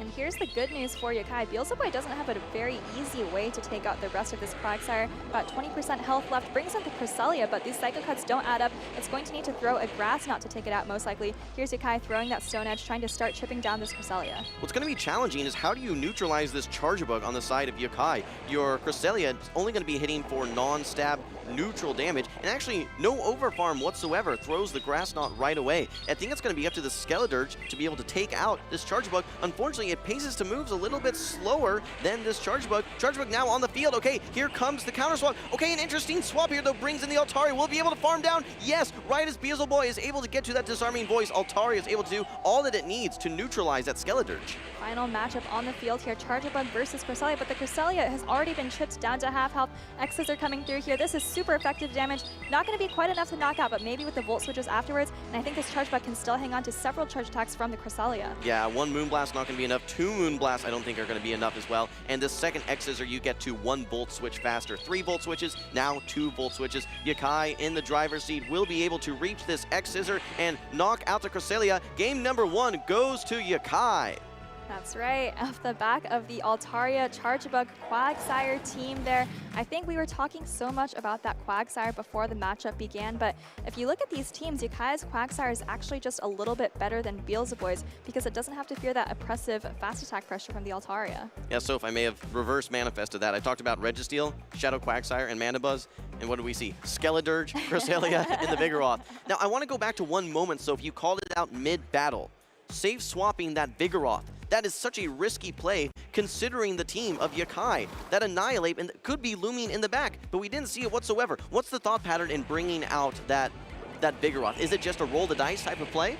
I think there are some situations where you think you might just be too far behind if you let yourself get farmed down, and so he was thinking, well, I have 0 chance if I stay in, I have some chance if I switch out, and I was actually able to call it correctly, but unfortunately Yakai just had a superior backline. Yeah, when we look at that matchup early on though, Skeledirge is not what you want on that Altaria. So much of Skeledirge's success is dependent upon those Incinerates. And yes, resisted Incinerates do still do a chunk, but it is resisted Incinerates versus Altaria, one of the bulkier Pokemon in this meta, and with that Dragon Breath just adding up time and time and time again, Skeledirge is only going to be hanging around for so long. So I agree the swap out was the right play. You don't want to give that Altaria so much energy. What was an interesting decision though was actually using that second Protect Shield against the Sky attack in that middle matchup before the Altaria swapped out. Yeah, I think it was interesting. Potentially Beelzeboy was reading that because there is no Annihilate in the back coming out to meet it, maybe there is more Vigoroth to be gained from shielding. Sorry, more value to be gained from shielding the Vigoroth there. More Vigoroth value indeed. So Toph. Yeah, I agree with the thinking there. So you're saying, okay, well, I didn't see an immediate response from that Annihilate, meaning that my Vigoroth should have some pretty solid matchups now. Maybe I protect it thinking that it's going to be my most valuable Pokemon. Sometimes we see that though, where someone kind of uses some mind tricks and some deception to stay in that matchup, throw a charge attack thinking, hey, you don't have a response. Then once you've gotten that shield, hard punish. It is a risky play, but we're here at the World Championships, so I think we're seeing a lot of risky plays. Trainers knowing that sometimes the safe play is going to be, you know, maybe not throw your opponent off. They're expecting the safe play. Maybe the risky play could be the one that leads you to success. That's right, a lot of mind games, especially as you get deeper and deeper into these series. We're heading into game 2 of this series. Beelzeboy needs to win this or he drops down to that loser's bracket. Okay, we're moving right in. Game number 2, currently 1-0 in favor of Yakai. We're going to see the Vigoroth again here from Beelzeboy, this time in the lead, lined up versus the Skarmory. This is a nice neutral matchup. The Vigoroth is able to hit for neutral counters as well as neutral rock slides. One benefit Yakai has is that he actually is able to hit for the same type attack bonus with his Steel Wing and with his Sky attacks. Looks like this was charge attack priority. Neutral rock slide coming through from Vigoroth, no shielded by Yakai. It's not going to do enough to threaten, but maybe with some more counters and another rock slide, start pressuring shields from that Skarmory. But this is just a Sky attack coming through. I think Yakai did actually build up to the Brave Bird though. You know, a really bold strategy from Yakai, bringing this double flyer matchup, maybe expecting no Registeel. Fortunately for him, no Registeel was brought. Just needs to get through this Vigoroth, his Shadow Quagsire, and the Mandibuzz. I still think there's a lot of play for both trainers at this situation. I think realistically, it's either trainer's battle, especially here in this pretty neutral early matchup. And Beelzeboy does pull a Protect Shield there, and once he's done that, he actually brings in the Quagsire as a safe swap. Yakai is actually able to pull Beelzeboy's first Protect Shield with this Brave Bird, and actually swaps into his own Quagsire. Interesting, I was expecting to see him swap into the Altaria. Now, one thing that actually is the favor of Quagsire here compared to some of the other Mud Boys is that it has access to Stone Edge. So those flyers that are normally punishing things like Whiscash, things like Swampert, it's going to be a lot less punishing, a lot more risky bringing it into something like Quagsire, especially with a shield down and an energy lead on the Quagsire. But we're seeing the Quagsire on Quagsire battle of the Aqua Tails. Here comes the next Aqua Tail from Yakai. A little bit of an energy advantage for Beelzeboy though, and actually wants to overfarm. Could be committing the second Protect Shield here. Yes, indeed. That's right. I think he's going to try to go for a little bit more of an overfarm before throwing the first of 2 Aqua Tails. Yakai probably isn't going to be able to invest another shield in this matchup, otherwise it'll just go to waste as Beelzeboy has almost 100 energy on this Quagsire. I like the timing there, throwing 2 Mud Shots before you get to the next charge attack. Want to avoid the charge attack priority. Yakai understands that there's another Aqua Tail loaded and does not want to get in a situation where you shield and then end up getting knocked out anyway. Here comes the Altaria though. Ooh, we talked about risky plays here, so we've got a risky one coming out right now. Beelzeboy immediately throwing the Aqua Tail, not playing around whatsoever. Nice bait though, and actually now swaps into the Mandibuzz. Shields are down, we've got 2 bulky Pokemon. The one advantage for Yakai though is that this Altaria does have the Community Day attack Moonblast, which will hit for super effective versus this Mandibuzz. Mandibuzz is incredibly bulky though, is going to be able to hang on through a single Moonblast. First Dark Pulse coming through though, doesn't do a ton of damage, but you know, you still have a little bit of both of those 2 Pokemon in the back, Vigoroth and Quagsire. So potentially, if you can just land 1 more Dark Pulse, that could put this Altaria in range of another single charge attack. Beelzeboy is dancing all around these matchups, always wanting to swap out of his low HP Pokemon. Look how much damage that Moonblast does, but a Dark Pulse is ready to go for the Mandibuzz. Already chipped this Altaria down to roughly half HP. Shields are down at this point. Let's not forget the energy on Beelzeboy's Shadow Whiscash. I think that he might have an Aqua Tail stored, or maybe just 1 Mud Shot off and a full farm down. Altaria has some energy. Is an Aqua Tail enough to KO here now, Soph? It's going to be very close. I think even if it's not, you might be able to finish off with a fast attack from either of your Pokemon, but I think you have to bring it in here because, oh, but the Sky Attack is already loaded. Yeah, Sky Attack, just 1 Mud Shot away for that Quagsire. Sky Attack is loaded. This will be able to take out the Quagsire. Now it's all on Vigoroth for Beelzeboy, and it's going to be his final hope. No energy, needs to get to this Body Slam. Can he get there? No, a Dragon Breath down, and Yakai proves to be the superior Shadow Quagsire trainer. Here in this situation, a clean 2-0 sweep. Defeating Beelzeboy, another great trainer from the APAC region. Journey's not over for Beelzeboy yet, though. Drops to the loser side of the bracket. Yakai going on a tear here. I believe that was winners round 2. And what a great tournament run he's having. I think he's already in the top 12 of this tournament now. Yeah, congratulations to him. I think we saw some drastically different play styles there. I was seeing Beelzeboy regularly swapping out of matchups, and I feel like Yakai was just responding to the actions of Beelzeboy, taking things a little bit slower, a little bit more relaxed, whereas Beelzeboy was, I feel like in many cases, trying to force things and play in a bit more of a risky manner. I think that's absolutely right. Potentially in that final game, actually, we saw after he got the Aqua Tail bait on Altaria, it decided to switch out right away. But we saw at the end there that the energy that he banked actually ended up getting denied by the Altaria's energy. So maybe that was a moment where he could have stayed in just a little bit longer. We're looking back at game number 1, almost able to get to that last Dark Pulse, but no, a full farm down by the Altaria, has the Sky Attack loaded, ready to go into that Quagsire. Like you mentioned, was not at an Aqua Tail, so there's no sort of charge attack priority. In comes the Vigoroth. Does it have any energy? No, it does not. A full Dragon Breath down. And I have to say for Yakai, Altaria was super successful in both game number 1 and game number 2. He has to be happy with how it performed. That's absolutely right. Found that Mandibuzz Quagsire backline on Beelzeboy's side. And, you know, we did see Beelzeboy invest both Protect Shields into the Shadow Quagsire, but unfortunately, it just ended up getting taken out by these fast attacks that really added up. Yeah, and not only that, in game number 1, if you recall, it was lined up versus the Skeledirge, where it was able to have a very successful 1-shield matchup and get a lot of Dragon Breath pressure into all those Pokemon. So what's really interesting is when you have a bulky Pokemon that is still able to put out fast attack pressure. There are some Pokemon like Cresselia that do Psycho Cuts. They're singularly reliant on their bulk and their charge attacks. But Pokemon like Altaria, Pokemon like Lickitung that have those 1-turn fast attacks, in many situations can actually just farm a Pokemon down from red or yellow HP, come out with a ton of energy, and unleash that on the next Pokemon. So it's no surprise to me that we've seen Altaria and Lickitung so successful for so long. That's right, we have a lot of trainers here today using Dragon Breath Pressure, not just the Altaria that we saw from Yakai, we've also seen the Shadow Gyarados from Zzweilous, as well as a lot of trainers using Goodra and winning with it. But let's take a look at the winners side of the bracket here. We still have a lot of matchups to go, but we're already actually starting to fill out the winners semis. I think that's LurganRocket and Yakai, who of course we just saw actually, I believe I said Yakai had advanced to the top 12. I think he's actually in the top 6 now, along with LurganRocket. And there's still one more matchup to go for the winner's semis. It's going to be the winner of Roacha Baby Face and OutOfPocket versus the winner of Inadequance and MartoGalde, who I know are just 2 fan favorites. Excited to duke it out there. I was going to say that exact thing here, so I think that if we look at the remainder of this winner's bracket here on the bottom side, Roacha Baby Face, OutOfPocket, Inadequance, MartoGalde, huge support from all those different regions, all these different trainers, so I'm expecting to hear it from the crowd in these upcoming games. Absolutely. I was sitting in the crowd, and the person I was sitting next to said it's so fun when a LATAM trainer wins because the crowd just gets so loud. We haven't taken a lot of looks at the losers side of the bracket yet. We see some of these future matchups getting filled out when trainers from the winner's side drop down, but we're going to be getting into this action just a little bit later. There's still a lot of matchups here. I see that second pairing, Tomahawk versus Mewweedle. Winner is going to face Call-in 6, so that's going to be some EU top trainer action right there. One matchup I want to call out is the Polasha versus EnOff. I don't know if we ever got a chance to see EnOff's team, but it is a full Alola region-inspired team running some incredibly spicy picks. I know we've been talking about folks like Kip, like Zzweilous running those Shadow Dragonites and those Shadow Gyarados. Have we talked about Como-O or Toxapex here on EnOff's team? I can't wait to see that game get featured.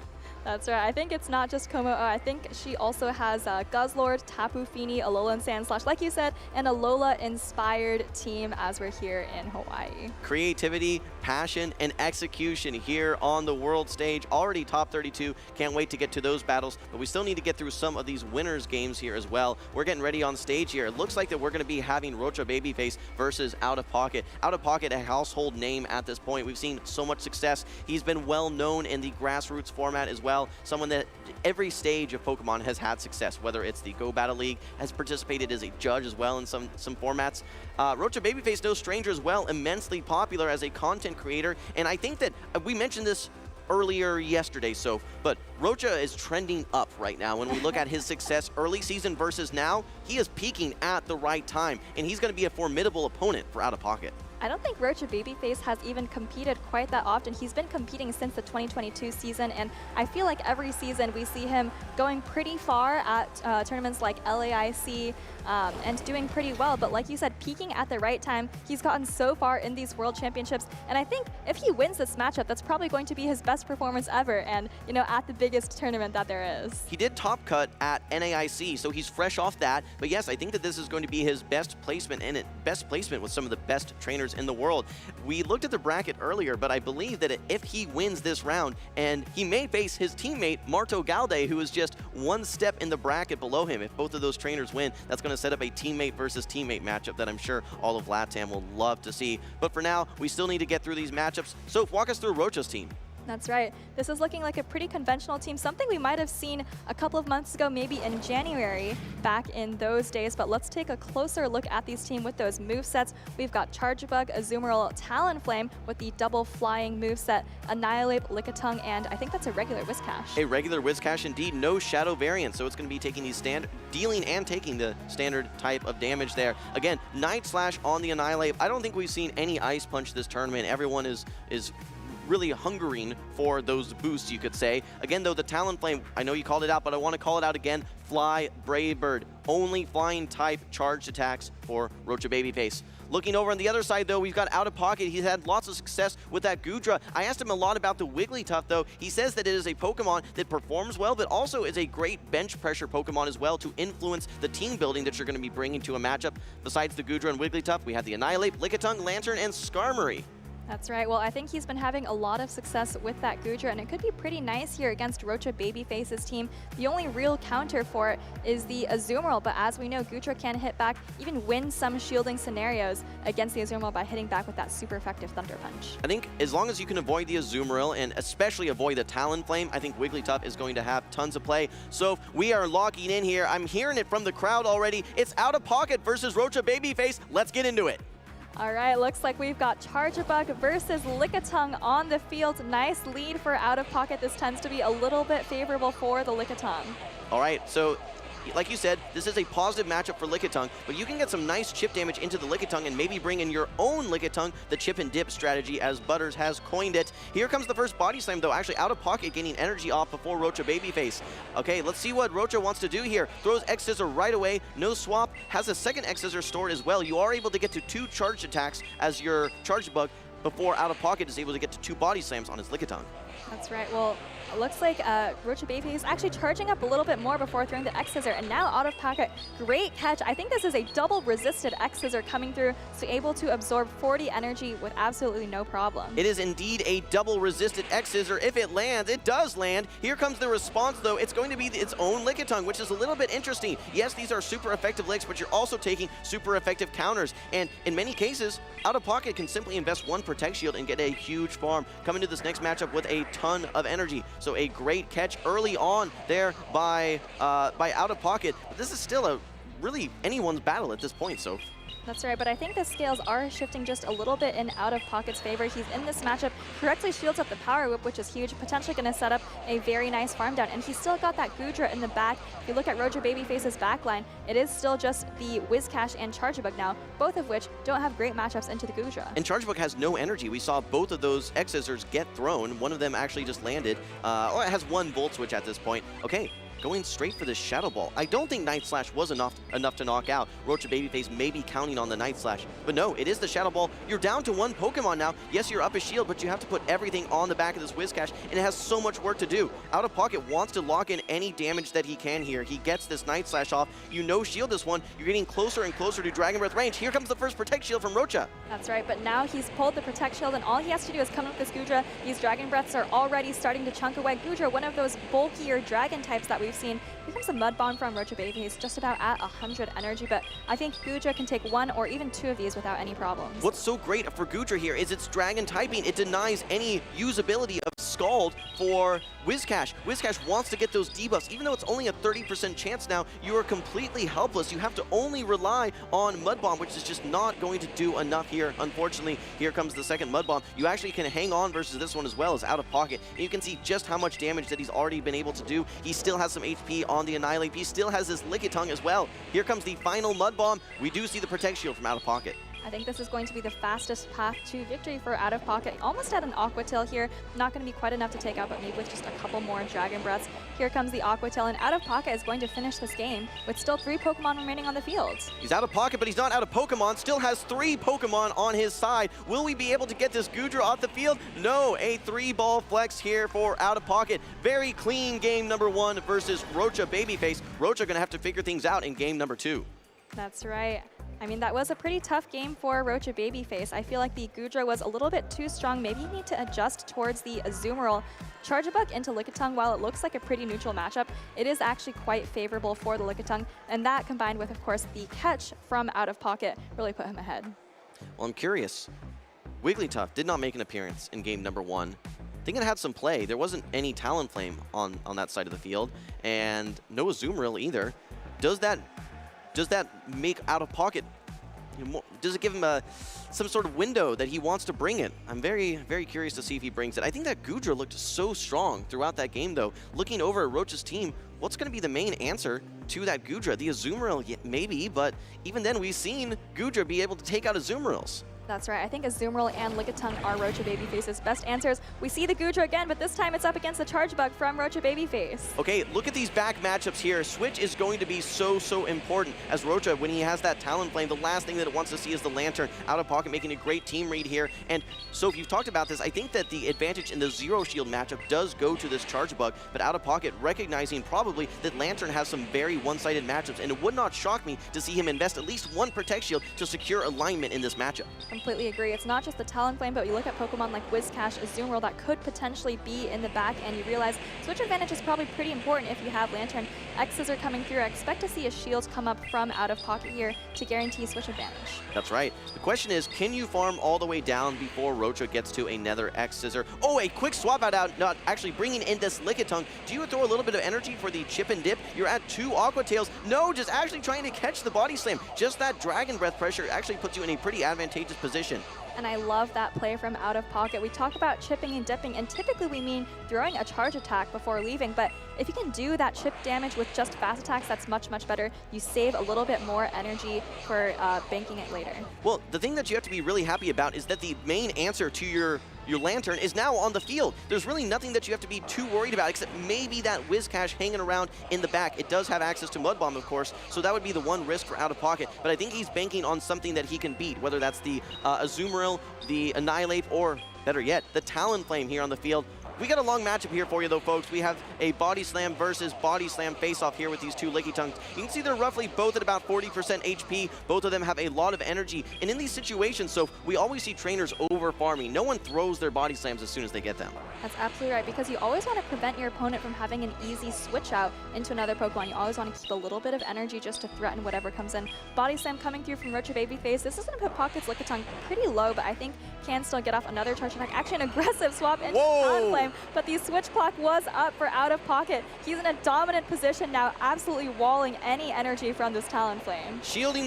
Shield situations really don't matter here whatsoever for OutOfPocket. He could be down 2 shields. This Lantern is just too bulky. It is resisting the Incinerates. It resists the Fly. It resists even the Brave Bird. You get a Protect Shield from Roacha Babyface, which is still the smart play, but I think Roacha needs to go for maybe a Fly Brave Bird combo, and OutOfPocket still has that Goodra relatively healthy as well. It can still get some more damage. It resists the Volt Switches. It resists the Incinerates as well. I think things are looking really good for OutOfPocket here. That's right. I don't even think he needs to shield this, but does correctly shield up the Brave Bird. Now he can go for a full Water Gun farm down. I guess the good news for Roacha Babyface, though, is that there's still quite a bit of health on this Lickitung, but unfortunately no energy. Yeah, so you're going to get the Surf off, and this is going to do a maybe half of the remaining HP on this Lickitung. But keep in mind, we've been seeing OutOfPocket now 2 times have 3 Pokemon remaining on the field. It's a race to this next charge attack, but don't forget all of this energy that the Goodra has. 2 Aqua Tails stored. Roacha knows it. He knows shields the first Aqua Tail. This is going to be enough to knock out. All you have remaining is your Charge Bug with just a little bit of HP. I think you can Dragon Breath all the way down. Yes, indeed. Roacha Babyface unable to answer OutOfPocket, and he is going to take a 2-0 series sweep. A clean series for OutOfPocket, not just the 2-0, but actually both of those games, a 3-ball flex. OutOfPocket, I believe, is North America's final trainer remaining on the winner's side of the bracket and representing North America well as the international champion. He's got a lot on his shoulders here, and he is absolutely bringing his A game. We talk about momentum so regularly, and I know we were talking about momentum with Roacha, but if we look at the trainers that probably have more momentum than anyone, it is OutOfPocket, fresh off his NAIC victory, trying to replicate that success here at Worlds. I talked to him earlier in an interview and a little bit backstage. He said his goal was to get in the money, so he could say, hey, I'm traveling all the way here to Hawaii, I'm making it back, but I think he's going to do a lot more than that here. So he has had so much success, and he is catapulting himself here into the later stages of this winner's bracket. That's right. I think he has just finalized his place in the winners semis. He's going to have a very tough opponent in the next match, though. We're going to have to find out who that is, but it's going to be the winner of the matchup between 2 fan favorites. It's going to be Inadequance and MartoGalde. And we saw so much action from that Goodra. If Marto ends up winning, he's running that Whimsicott, if I'm not mistaken. Right. Yeah. Let's take a look back at our highlights. We saw early on a shield to dictate the alignment. Actually, Roacha Babyface swapping out, bringing in his own Lickitung. A huge overfarm. Let's not forget that energy soak. It's meaningful later on. But we have the Licky Mirror game, which was a quite drawn-out matchup. And like we talked about, a lot of overfarming happening there. That's right, but unfortunately for Roacha Babyface, OutOfPocket did have this Lantern in the back, just water gunning down that Talonflame with pretty much no worries for it. Here is the last part of that game, and Goodra Dragon Breathing down that Charge Bug, and again, finishing out with that 3-ball flex there. Congratulations again to OutOfPocket. Like you said, he will have a very tough opponent upcoming, but for now, he is in the driver's seat in these games, and I am very, very impressed by what I'm seeing. For me, I think Goodra has been one of the bigger surprises for me. I mean, it's had success at a lot of different stages, but I feel like every team that we're seeing Goodra on, we're seeing some success right now, and I'm very impressed by that Pokemon. Absolutely. I mean, we've seen, I feel like I'm saying this time and time again, but all this Dragon Breath pressure from not just Goodra, but Pokemon like Altaria, of course, the Shadow Gyarados we were seeing earlier that swept through so many teams yesterday. I think without a lot of Steel and Fairy types out there, of course, we do have the occasional Registeel and Azumarill, but Dragon Breath can really shred through a lot of these matchups when it's just doing neutral damage. Realistically, the fairies that we're seeing these days, a lot of Azumarill, we're seeing some Wigglytuff, and 1 Whimsicott. Where did Poison go, though? I think Clodsire has been maybe our only Poison Pokemon that we've seen represented. I think we need to see some more Poisons in the meta. We have Chargebug as our main bug representative, but we need to see a little bit more Poisons here. All right, well, that said, I know that you guys have been following along for some of the Go Twitch drops. We have other Twitch drops as well for some of our other channels. Let's take a look at some of these opportunities. Soph, walk us through. That's right. This is for the trading card game. I believe if you watch the any of the Pokemon channels, you can get these nice cards. I think these are deck boxes as well as cards and resources that you can use on TCG Live. Yeah, make sure that you guys are watching the Pokemon TCG channel as well. A lot of those Alolan-themed Pokemon there. Very cool. But don't forget, also VG. You guys can celebrate the 2024 Pokemon World Championships and receive Tomoya Ogawa's 2023 Worlds winning Sylveon. Make sure you use the code Sleep Talk Worlds, and you can receive that Sylveon for your own in Pokemon Scarlet and Violet. That's right, and I think this password actually expires on August 19th, 2024, so make sure you get that in quickly so you can get that Sylveon in Pokemon Scarlet or Violet. That's right. One of the Pokemon that we keep talking about evolutions every time that we see the Sylveon, but where has Umbreon been this whole tournament, Soph? I don't think we've seen it really much at all. Yeah, it had a brief heyday, I think, at the LA Regionals and, of course, in previous seasons. Actually, even a little bit earlier this year, I think at LAIC, it was one of the more successful Pokemon, but somehow Umbreon has kind of fallen off. We have seen a couple of Mandibuzz in its place, I think maybe in response to Annihilate, right? Mandibuzz has a much better matchup against Annihilate than Umbreon and still fills that role of countering Lickitung. For the most part, if you're going to be a Dark-type Pokemon in this meta, it's almost a must-have for Snarl. When we take a look at Umbreon, Mandibuzz, maybe Scrafty in the past was the outlier with access to Counter, but that's just because it was Counter. What I'm very excited for in this upcoming meta, which we did reveal at the end of our Day 1 stream, is going to be a 2-turn Dark-type attack, that of Sucker Punch, a huge buff in power going from 5 to 8 damage. I'm very curious to start seeing some of the Pokemon that actually have access to Sucker Punch and see how that could shake up the meta. You know, you were saying before how there's been a lack of poison types in the meta, and that could also be something we see going into next year. I think there is a buff to Poison Sting, some Pokemon like Galarian, Weezing, and Drapion. But before we get into next season, we are still at these World Championships. Winner of this matchup goes on to play OutOfPocket in the winner's semis, and what a matchup this is. Wholesome, tell me about these two trainers. I was asking for the Poison, and Martine is absolutely bringing it here. He's got the Clodsire along with the Giratina Origin, one of the most interesting Pokemon that we've seen because it is one of the newest additions to the meta, one that he's had personal success with the Utrecht special event. Beyond the Clodsire and the Giratina, we have a Lantern. We also have the Skarmory, Wigglytuff, and Poliwrath. That's right, but let's take a closer look at Marto's team here. About to pull it up in just a second and look at those movesets. I think this is pretty standard all around. We did mention briefly that the Whimsicott on Marto's team has been making quite a splash. I think I saw earlier even outpacing a Gligar with those double seed bombs at the end of game. So he's really been able to make use of this Whimsicott, not just as a core breaker, but also as something that can just close out games in its own right. Yeah, this Whimsicott actually has some decent play when we look into double water that Inadequance has with his Poliwrath as well as his Lantern, and then also that Giratina. If you're able to land those Moonblasts, it is going to be threatening a one-hit knockout. But at the same time, one of the hardest Pokemon to get around as the Whimsicott is going to be the Clodsire there on the side of Martine, because you are going to be only taking neutral Seed Bomb damage and resisting all the Fairy Winds, all of the Moonblast as well. No Poison Sting, no Sludge Bomb, so makes the matchup a little bit more neutral, but it absolutely outbulks the Flimsy Whimsy, as we say, and is able to hit for nice neutral damage with its Stone Edge. Well, it's not just Clodsire that the Whimsicott needs to watch out for. There's also a Skarmory on Martine's side there. That's going to be pretty difficult for the Whimsicott to deal with. All right, well, we've got two friends and two content creators that are going to be facing off, so we are moving right into game number 1. Let's hear the hype from the crowd. We've got Inadequance versus MartoGalde. Game number 1 starting right now. All right, and it's a terrible lead for Martine. He's got the Wigglytuff into his worst nightmare. The Skarmory gonna have to get out straight away. He goes right into this normal Poliwrath. All right, well, you want to bring out the Whimsicott. You have your Giratina set up in the back that may have an opportunity to sweep. If you can flip switch here somehow, Giratina into that Lantern is the dream scenario. Marto does not know that that Giratina is hanging out in the back, though, so he may not understand the priority of switch. In fact, Inadequance may be able to simply counter down at this range if he's able to just keep punching. That was actually charge attack priority, so if Martine really wants to, he can actually shield up this Moonblast and guarantee that he gets off the Icy Wind and pulls a shield. That's exactly what he does, and here comes the Icy Wind, going to be debuffing this Whimsicott. Not sure if Marto is going to shield it up. Potentially, you know, thinking that switch advantage is so important, I had Skarmory into Wigglytuff. I see the nod from Inadequance. I think he heard you, so if he says, maybe I should shield this, yes, I will. So I think we're going to be seeing the full punch down here. Marto knows that he's only going to get to one more charge attack, so he may as well throw the one that's going to be knocking out. This is the Moonblast. Maybe Inadequance thinks that with a double debuff that he can hang on. Can you know it is the Moonblast, and down goes the Poliwrath, unable to flip switch here. Marto in the driver's seat. That's right, but Inadequance does have his signature Pokemon lurking in the back. It's that Giratina, and up just a little bit of energy. Look at this, gets one Shadow Claw, might be able to sweep the rest of this back line. Yeah, you do outpace to your charge attacks as this Giratina you get there. But keep in mind, Marto did have one or two Steel Wings as well, so I think that he may actually be ahead on energy.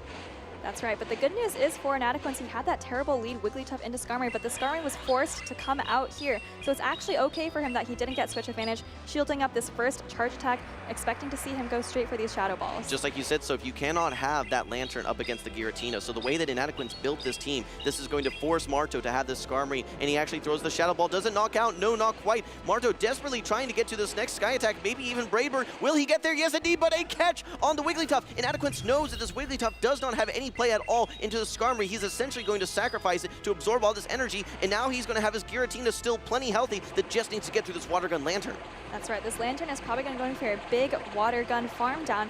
Inadequance probably wants to get off an Icy One so he can debuff it, but these charms are just coming way too slowly. He gets there to the Swift! Though. Oh my gosh, what a crucial moment. This is why you want Swift trainers at home. If you're not running Swift, you're only running Icy Wind and Disarming Voice, you would have not reached that move. He still has a charge attack ready to go. Marto knows that he has to shield his Lantern. There is no health remaining on his Skarmory, and it is the Ominous Wind, a bait. Will he get the boost? No, but there are two charge attacks now for Marto. Inadequance is out of Protect Shields. Will two Surfs knock out Soph? I think they are, and this Giratina is still so far off a charge attack. I think this Lantern has plenty of time and plenty of energy. Here comes the Surf, and I hear the crowd going wild. Looks like Marto is going to be able to take this first game. They are chanting, let's go Marto. He had a very favorable lead, a tough middle matchup there, but able to survive, and then he finds himself with Lantern up against Giratina and still ekes out the victory here. Game number one going to Marto. You can see out on his face, he is feeling confident. Inadequance, on the other hand, he had a very interesting team, had an opportunity to flip switch, ended up getting the alignment that he wanted anyway, but Marto, with great energy management and great recognition, able to still take game number one. So take us back through game one.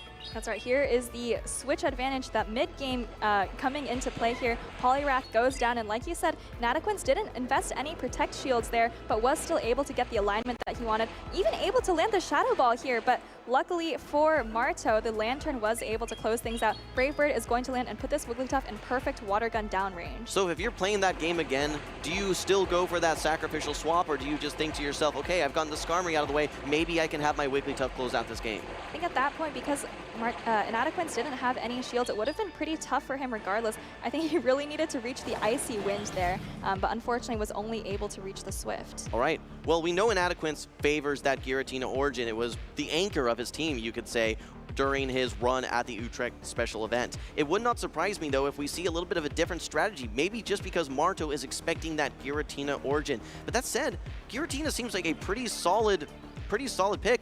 So take us through these accomplishments, though. Wow, look at that. Two of some of our most decorated trainers. Here's Inadequance. He was actually top 16 at Worlds in Yokohama. You see Marto there was top 8 in London in 2022. So neither of these trainers is unfamiliar with the prospect of advancing so far at these World Championships. And I see Marto as a Mexico City special event title.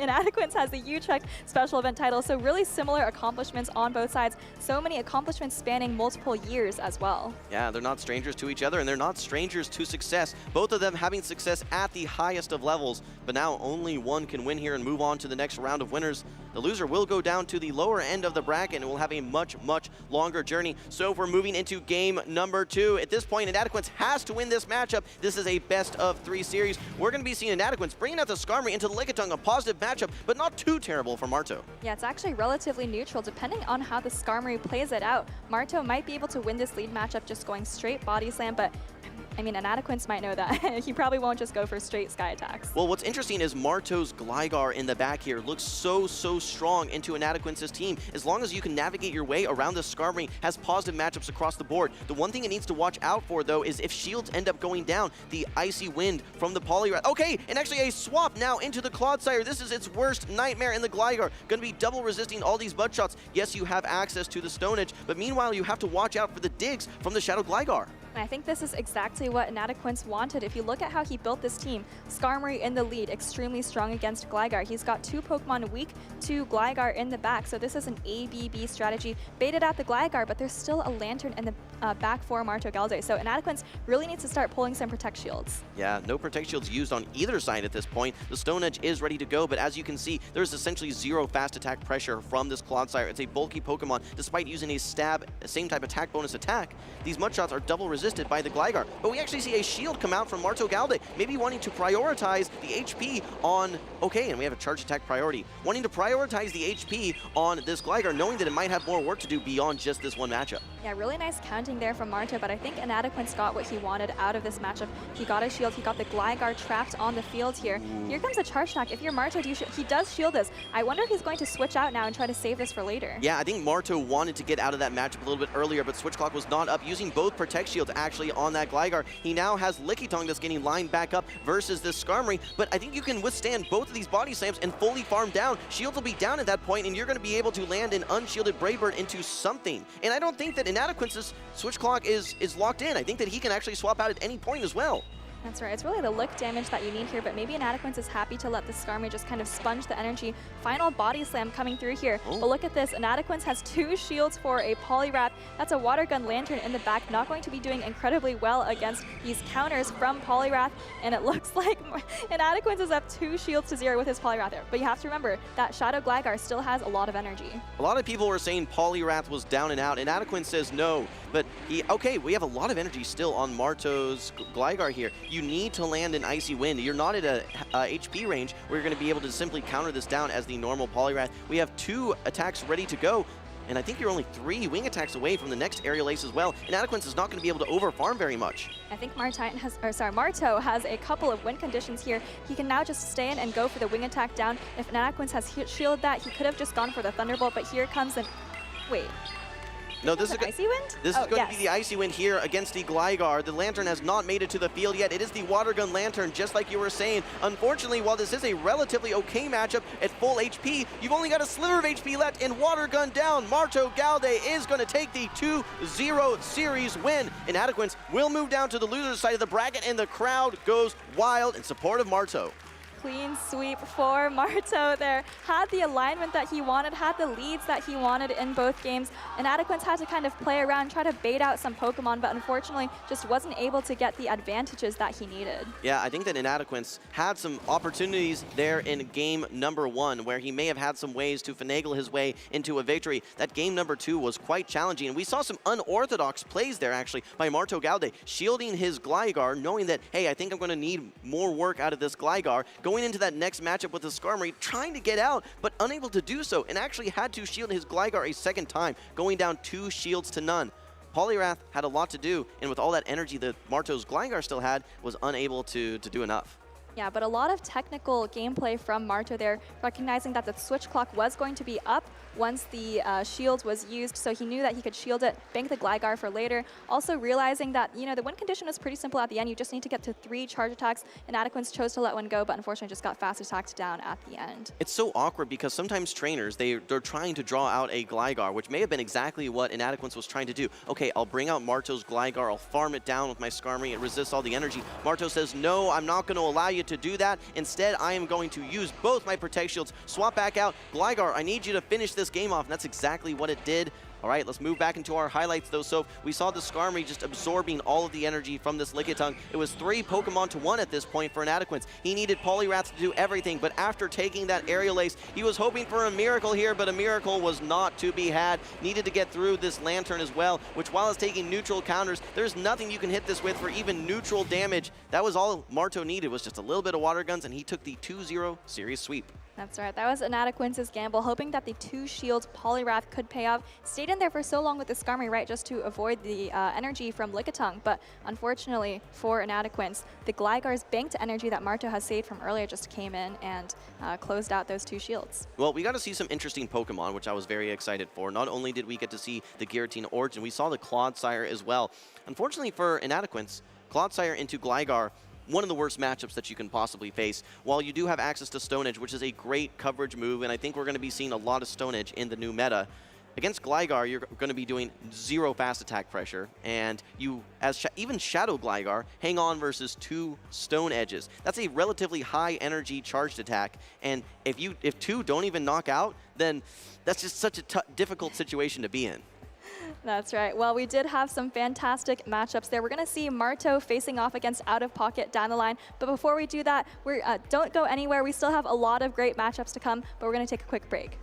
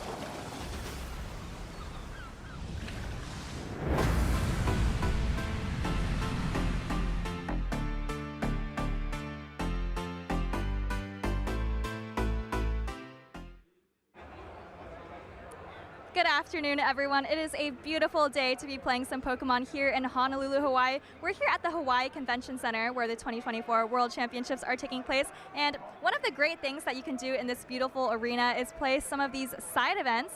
So today we're going to be focusing on the Go Scavenger Hunt. And I'm going to actually let Kevin, one of our superstar judges, talk a little bit about it. Thank you, Sophia. Good afternoon, everyone. My name is Kevin Saldares, and I'm a judge for the side event team for Pokemon Go. The side event I would like to introduce you for Pokemon Go is the Pokemon Go Scavenger Hunt for Worlds 2024.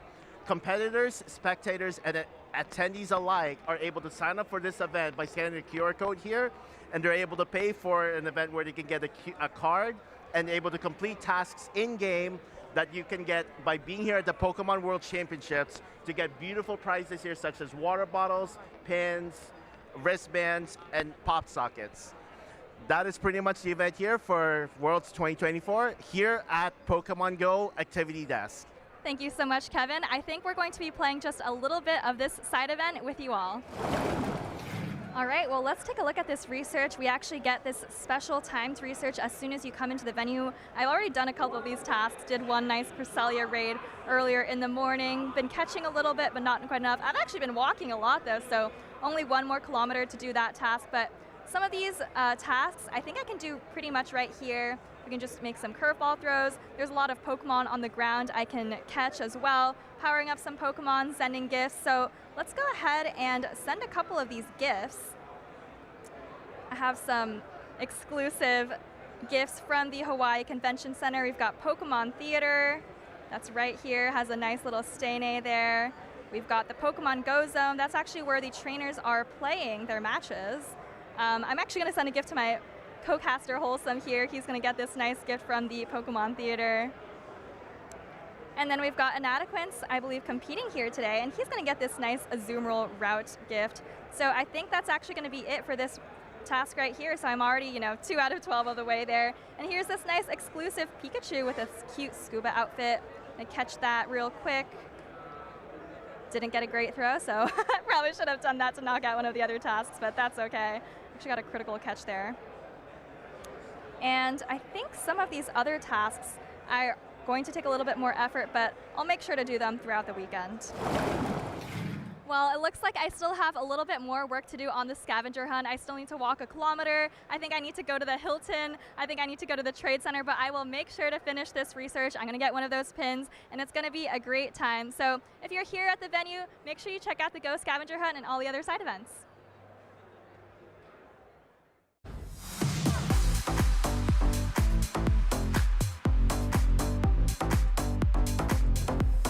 At least a couple of times a day, every day leading up to a tournament.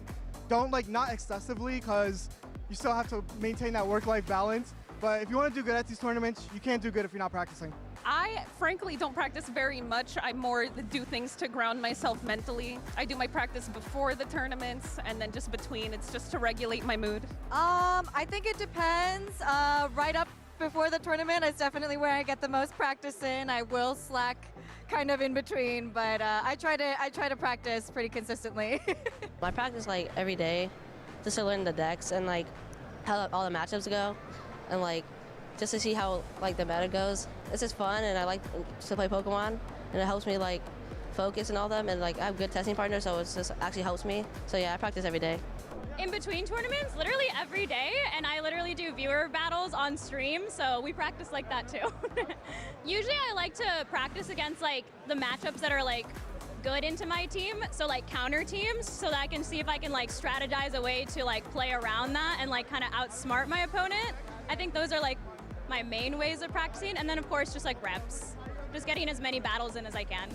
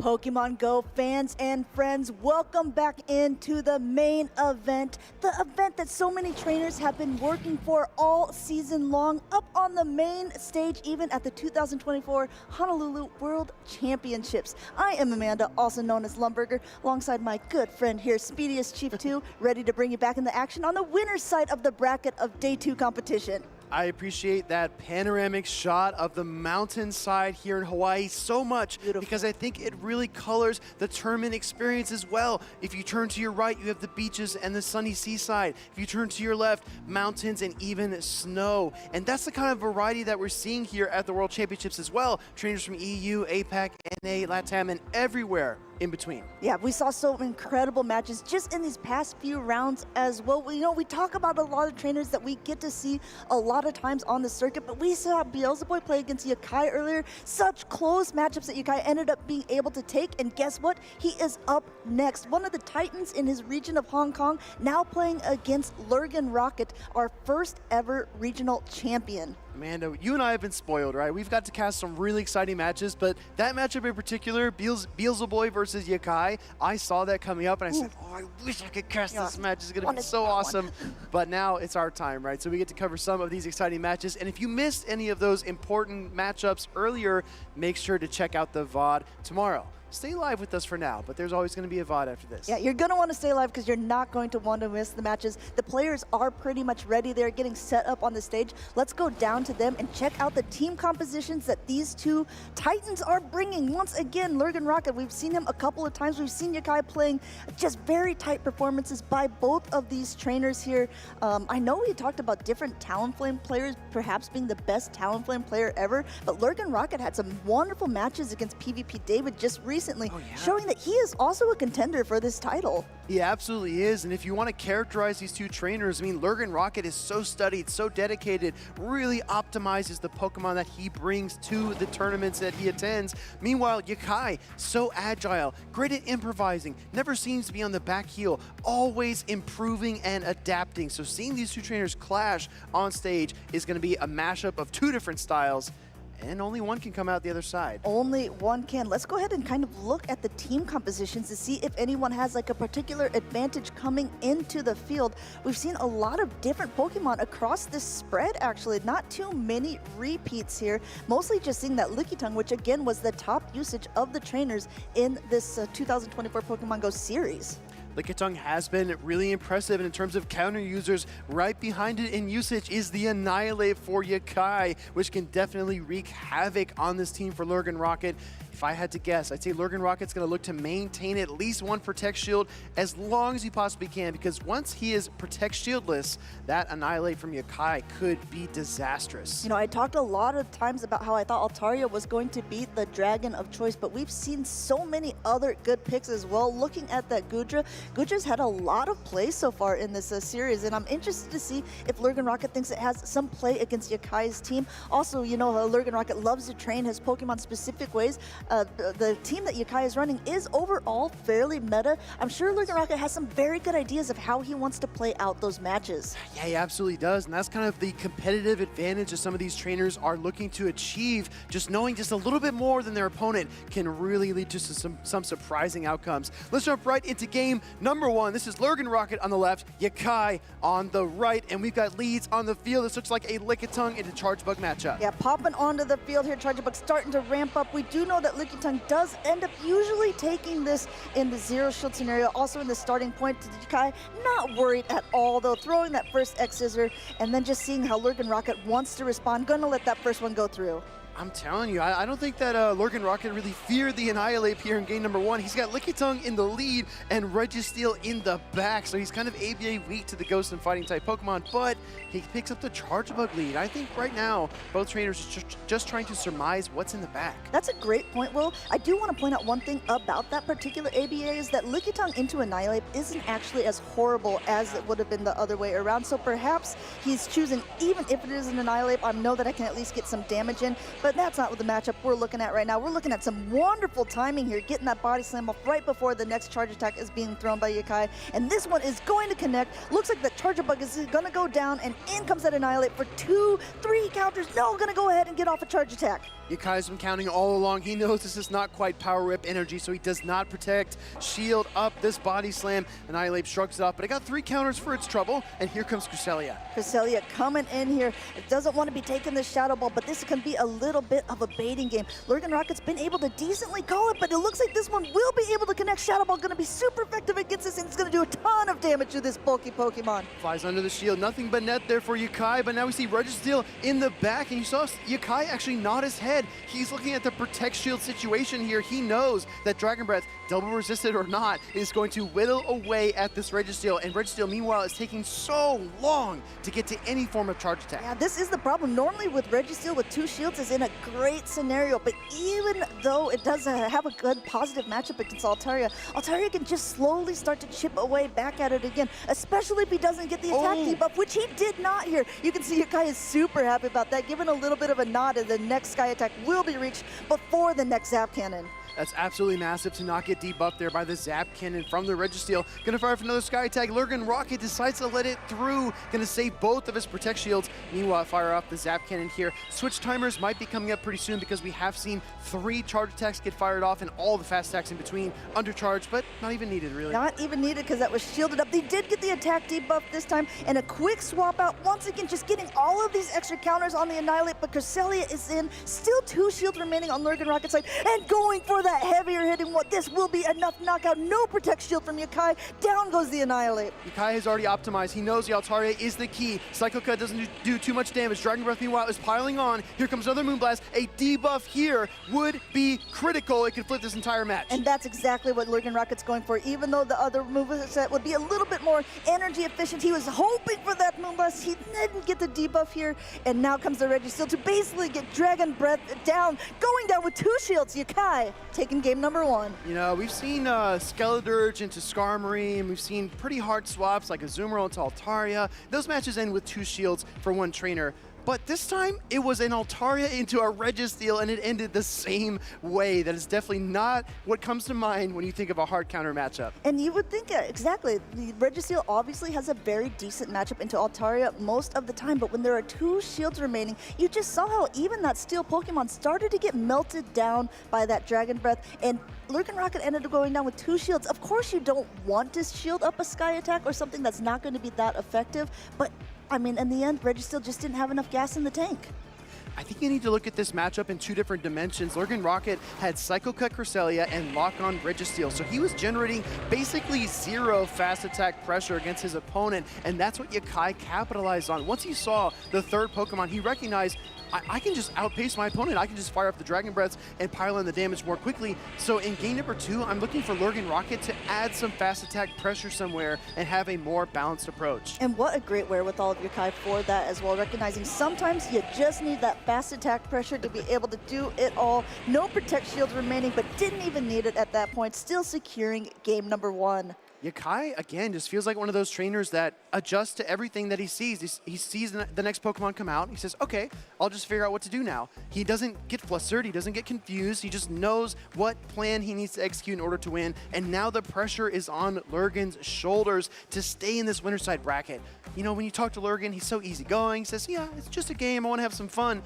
He's in the winner's semis. No matter how much he tries to hide it, he wants to win, and he is 1 game away from getting knocked down to that loser's bracket. I mean, not only was LurganRocket our first ever regional champion for Pokemon Go, he was also very high in contention for Worlds that first year in 2022 that we had it. So I think that he's anxious to continue to improve himself and also to prove himself to all of these trainers globally that he has what it takes to make it very far in the tournament and potentially going home with that championship.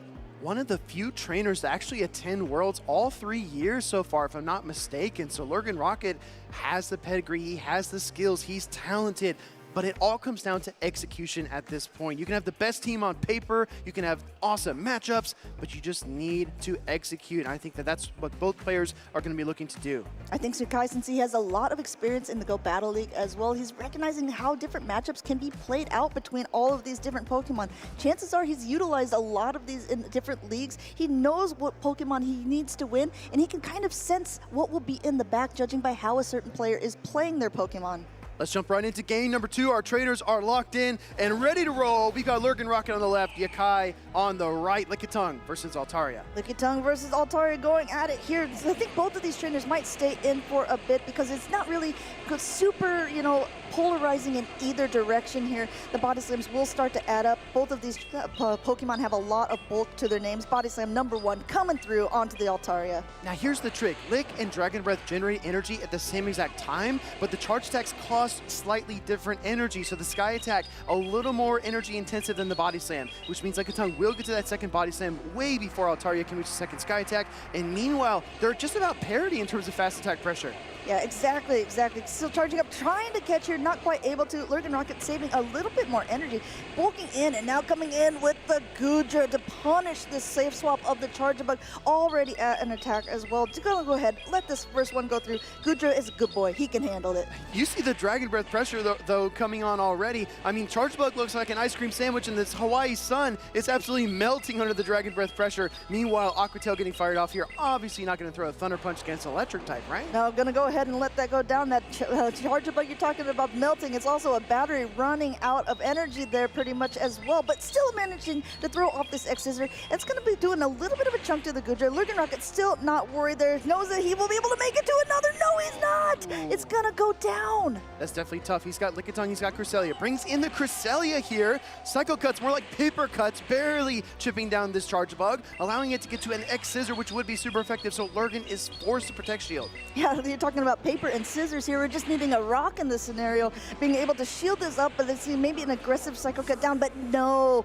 This swap in is a bit unfortunate for LurganRocket, and a complete undercharge by Yakai. He knows that basically wants to maybe get a couple more Volt Switches here, wants to be able to let this Charger Bug go down because he doesn't want whatever comes in to get any energy off of this low health Pokemon, what we call farming. Yeah, exactly. LurganRocket trying to pull the switch and snipe, but instead he got the Inadequance special and lost the charge tag priority swap in tie. We're going to see the body slam here from Lickitung versus the Annihilate, but that's the thing. That was a bump in the road. A stumble cannot turn into a fall here for LurganRocket. He needs to readjust. Yeah, readjusting is what he's definitely going to have to do because though Annihilate doesn't want to be taking the Psycho Cuts, as you can see, they're not doing that much damage overall. A nice bait by LurganRocket to get one of the first shields peeled away from Yakai here, but it's still going to be an uphill battle as this Annihilate just continues to farm up, now throwing a bait of his own, getting that last shield. Forced to Protect Shield here. Night Slash from Annihilate would not knock out the Cresselia, but it is threatening. All the same, here comes Yakai with the boost to boot. You talk about not very threatening. Well, this Annihilate just got a lot more threatening here, boosting its attack. This Night Slash is going to be doing so much more. No Protect Shields left remaining. LurganRocket, I think, knows it's over. Conceding the matchup, Yakai staying in the winner's side of the bracket in the semifinals. LurganRocket bows out. He recognizes that he is outgunned, outmaneuvered, and outplayed in that situation, making Yakai our 2-0 victor in this matchup. What an awesome series to watch. Yeah, we talk about the Titans. We know that each of these trainers are super well known, especially in their particular regions, but that is what's so interesting about Worlds, just seeing different players who probably don't have the opportunity to play against each other all that often, duking it out on the big stage. And I mean, just as we've seen in the past with like when you've seen Roacha Baby Face or MartoGalde, the crowd support here is so huge. Even though the crowd support isn't so huge maybe for other trainers in person, you can bet that there are so many trainers just with their eyes glued to the stream at home, cheering on people from their region, wanting them to take it all home. It feels like early on in the tournament, there's a lot of team loyalty, right? Maybe our friends, you know, Tea and Pizza and our grassroots organizations are supporting each other. But as the tournament progresses and you start looking at the top 32 and saying, okay, so X number of players from my region are still in the tournament, it starts to become a regional cheering section, right? Any EU trainer that steps up to the stage can expect a lot of support. Same for LATAM, APAC, NA, and beyond. Yeah, and I think that's what makes it so great because all of these trainers are champions in some form or another. They've all made enough championship points to be able to qualify on this big stage. It really could be anyone. Over 200 participants at the beginning of the tournament, whittled down to 32 for this day. And Championship Sunday, we're going to see who will be our 2024 Grand Champion. Amanda, put your sunglasses on because we have some highlights for you from that previous series. This is LurganRocket and Yakai. Goodra, definitely a game changer. And this is kind of what I was referring to when I said that Lurgan needed more fast attack pressure. He got it, but it still wasn't enough. He got it, but at what cost? This was an interesting play as well. Coming in with the Cresselia doesn't have any of that fast attack pressure like you were talking about, and having to block up one of those X Scissors, which was super effective, was instrumental. This was just a little bit worse for the wearer. I think Yakai already kind of had the game in his pocket, but that boost just gave a little bit of extra salt in that Cresselia's wound. Yeah, Yakai wrote the last sentence and closed the book, and he said, wait, open the book back up and put an exclamation mark on that page. He said, the boost is what is going to solidify this for me. Incredible plays there by Yakai. Again, a trainer that we've heard legends, rumors that he was talented. We're seeing it in real time. We are seeing it in real time. Now, do you think that maybe Annihilate could have been considered Yakai's MVP, his most valuable Pokemon for that? Or looking back in that series, what do you think really stood out that made him play better than LurganRocket necessarily? No, I think it's adaptability, right? We saw Yakai do that over and over again in every stream appearance that he's had so far. The Annihilate with the boost was good, but as we pointed out, he didn't even really need that. That is true. He doesn't rely on those small chance factors like a Moonblast debuff or a Night Slash attack boost. He doesn't need that kind of, I guess, benefit because he already knows exactly what he wants to do and he already makes adjustments. So I would argue in that series against that team from Lurgan, Annihilate definitely was the key key. And we talked about that before the series started. I said Lurgan needs Protect Shields, because if that Annihilate comes out with a Protect Shield advantage, it's lights out. Now, we're doing some sort of like caster predictions as well for like players and also their MVP Pokemon. I believe Butters chose LurganRocket for one of his with the Goodra. Let's go ahead and take a look at these different caster predictions, and maybe we can talk through a little bit of like what we decided. We actually haven't seen Polisha play today, yet she is in the loser side of the bracket, but her Shadow Magnezone play is just like renowned globally, basically. She has made such a name for herself playing this Pokemon that it's almost become like synonymous with her. Oh yeah, I mean, the same way you look at LurganRocket and maybe a Pokemon like Cresselia, you could argue that he has defined how that Pokemon's played. Polish is the same with Shadow Magnezone. I can't wait to see her take the stage, hopefully later on today. I gotta call it Roacha Baby Face's Talonflame, so impressive. I mean, he's obviously the best Talonflame player here, right? Ooh, I think some of the other ones, Valor Ash might have some words for you if he's hearing that one go off. Meanwhile, on the right side, we have Spice and not Spice. OutOfPocket with his Lickitung and Zzweilous with his Shadow Gyarados. OutOfPocket was able to come out ahead in that matchup earlier today. Now he's going to take the stage in a few short moments. So all of our NA fans, we need to hear some hype. I think we do need to hear some hype. I think there was some hype as well for Caleb's pick with Kip, the Japanese player, who is running a Shadow Bastiodon. Of course, Caleb is going to pick that. And in my interview yesterday with Kip, they let me know as well, Bastiodon, it's a good choice. So we'll have to see. He has been knocked down to the loser side of the bracket, but he's still in the tournament. Maybe it will still be good. I know he'll join Tomahawk UK, also running that Shadow Bastiodon. And so if there's two in the losers, maybe it is good. We'll see. We'll see for sure. I'll tell you what, Amanda, we have over 200 trainers competing. We have thousands of people in the venue and tens of thousands watching at home. And all those people are going to want to tune in tomorrow, because tomorrow is Championship Sunday, as you can see down here below. That's going to be on the main channel. We're going to feature all the grand finals for all of our titles here at the World Championships in Hawaii. You don't want to miss it, because Pokemon Go is first. We are first up. Also, if you're a fan of the whole Pokemon franchise, Pokemon Unite actually will not be performing on Championship Sunday. They're going to be performing later on today after all of the other matches are done. So once our stream is over, which you're going to obviously be wanting to tune into, you're going to be getting the Twitch drops, you're going to see who will be performing on Championship Sunday. Go ahead, pop on over to Unite after that, see who will be taking home their crown, because that's later on today. I've heard a rumor that Unite is actually going to take over the entire stage. You know, actually. all the other games off the stage, and it'll all be Unite all day.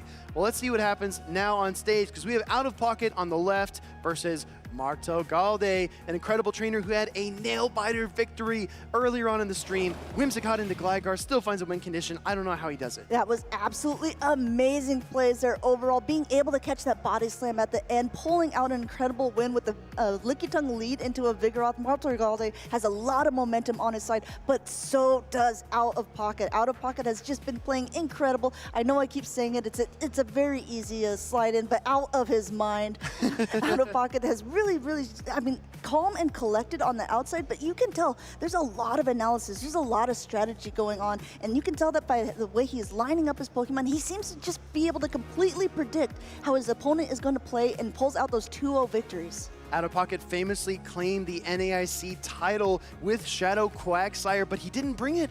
Now here in Worlds, he's actually got Goodra and Skarmory as well as Wigglytuff, so his team is a little bit different, a little bit of a new look from our trainer on the left side, but obviously it's been working for him because he is deep into this Day 2 tournament. Yeah, he's actually argued that even though he did win in the actual meta that we're performing now, he thinks the meta has shifted a lot since that time. This is also only the second tournament in this meta. Goodra has been added. It has also been added to his team, and I think it takes a lot of adaptability. Not only do you have to be good at the game, you have to understand how players might be kind of trying to counter your previous team, especially if you were the winner.